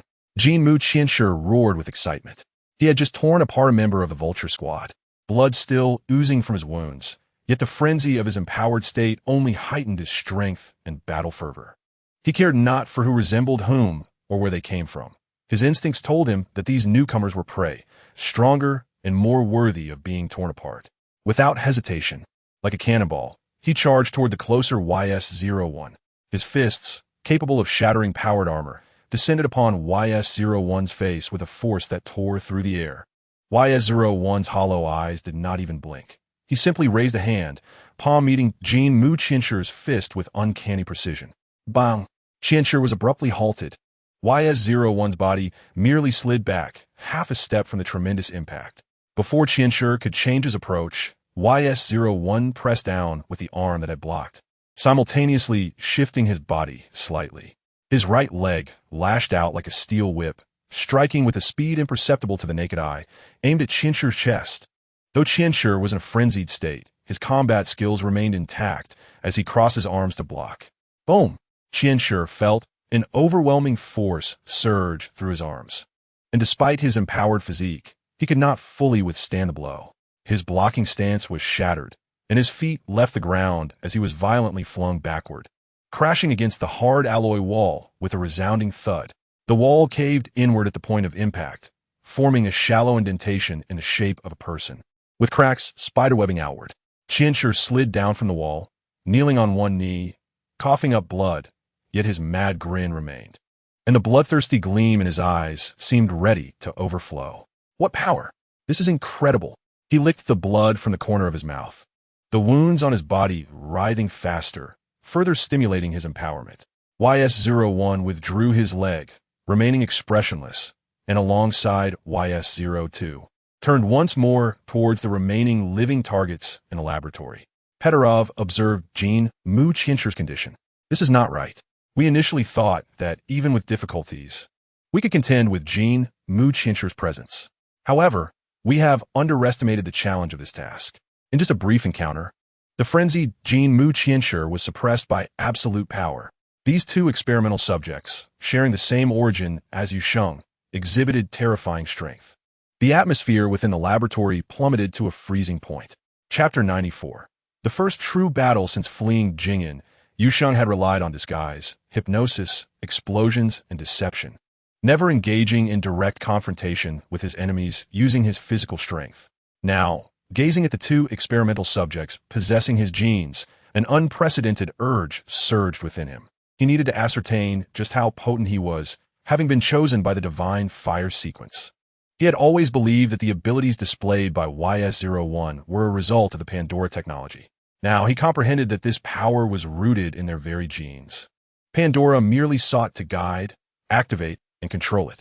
The capabilities bestowed upon Yu Sheng by the divine fire sequence included super-efficient learning, physical enhancement, intellectual enhancement, sensory enhancement, hypnosis, disguise, and regeneration. Logically, these experimental subjects should possess similar abilities. However, upon analysis, Yu Sheng concluded that they only had regeneration and physical enhancement, these two corporeal abilities. As for the other capabilities, they possessed them but did not utilize them. This was because, in Yu Sheng's view, they lacked cognitive function. In other words, YS-01 and YS-02 before him potentially matched him in physical strength and basic perception. They might even be stronger due to being specifically trained for combat. Yet, they lacked the cerebral capacity to employ their abilities flexibly. Just as Yu Sheng's thoughts raced, YS-01 and YS-02 identified their targets and suddenly activated. YS-01 transformed into a fleeting shadow, charging at the blood-soaked Jin Mu Qianshi, who had just risen from the wall, his battle fervor heightened. Clearly, Qianshi's previous display had marked him as a priority threat.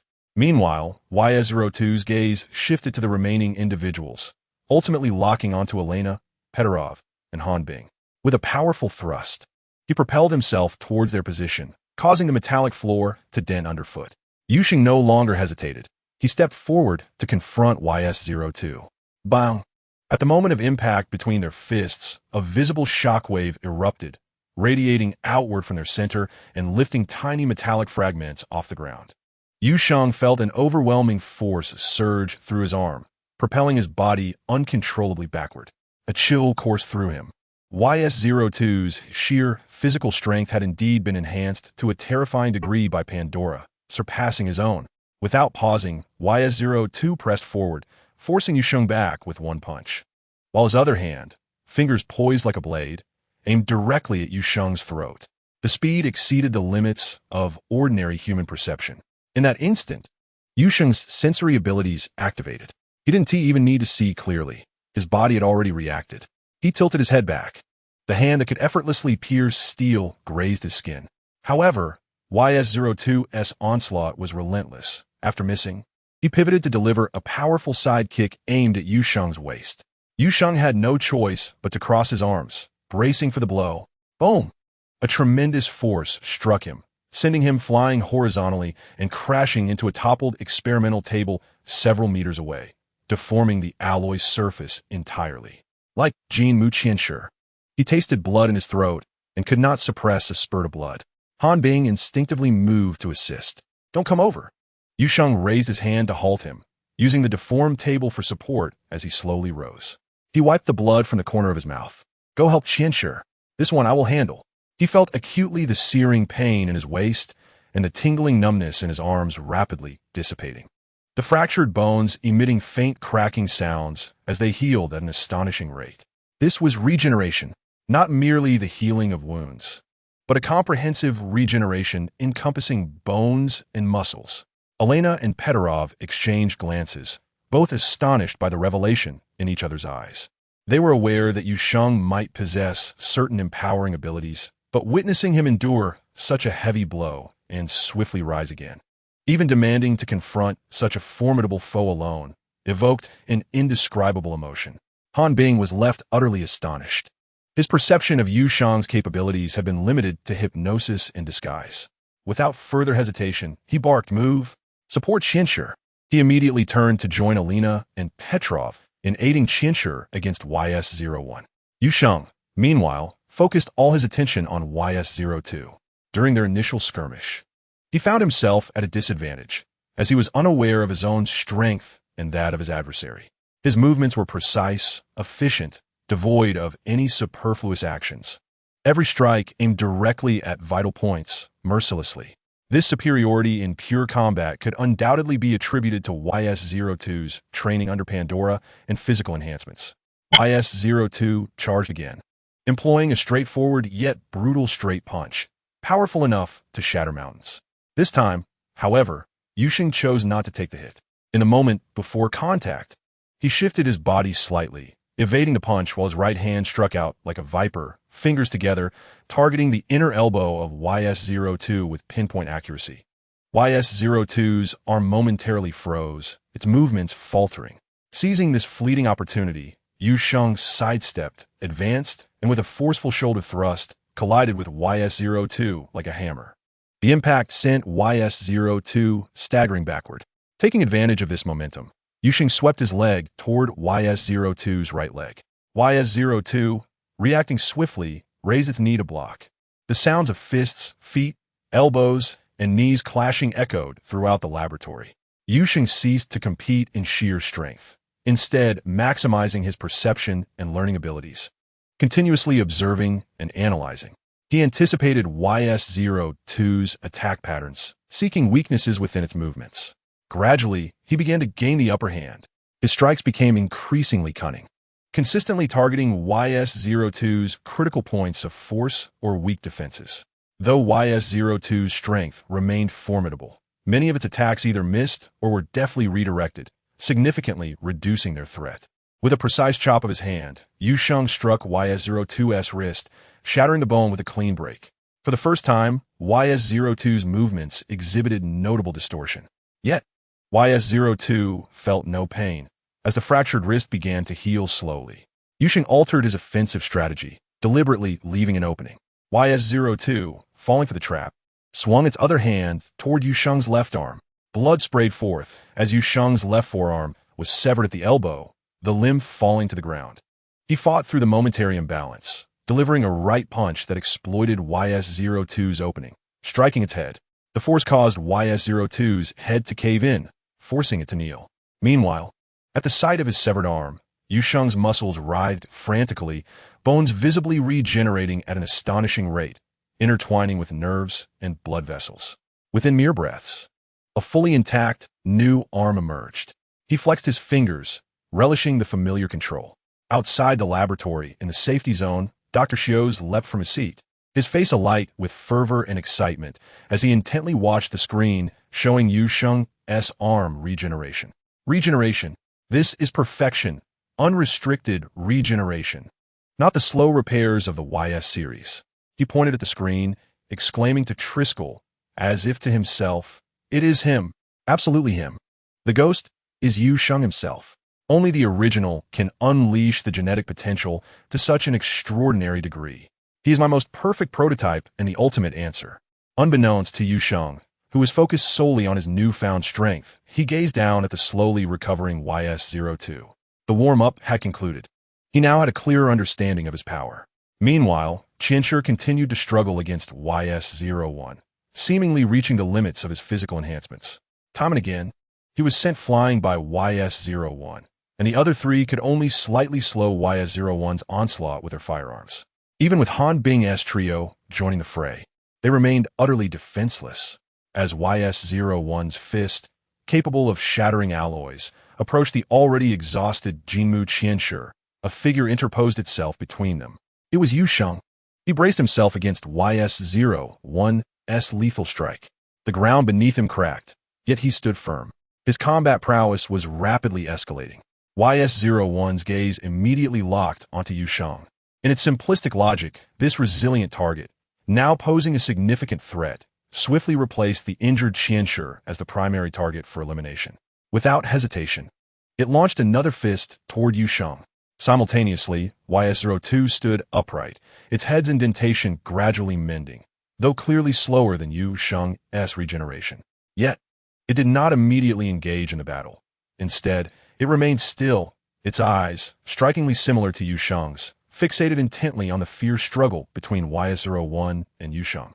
As Yu Sheng fought YS-01 in close quarters, the sounds of their strikes echoed, both combatants evenly matched in speed and power, rendering it difficult to discern a victor.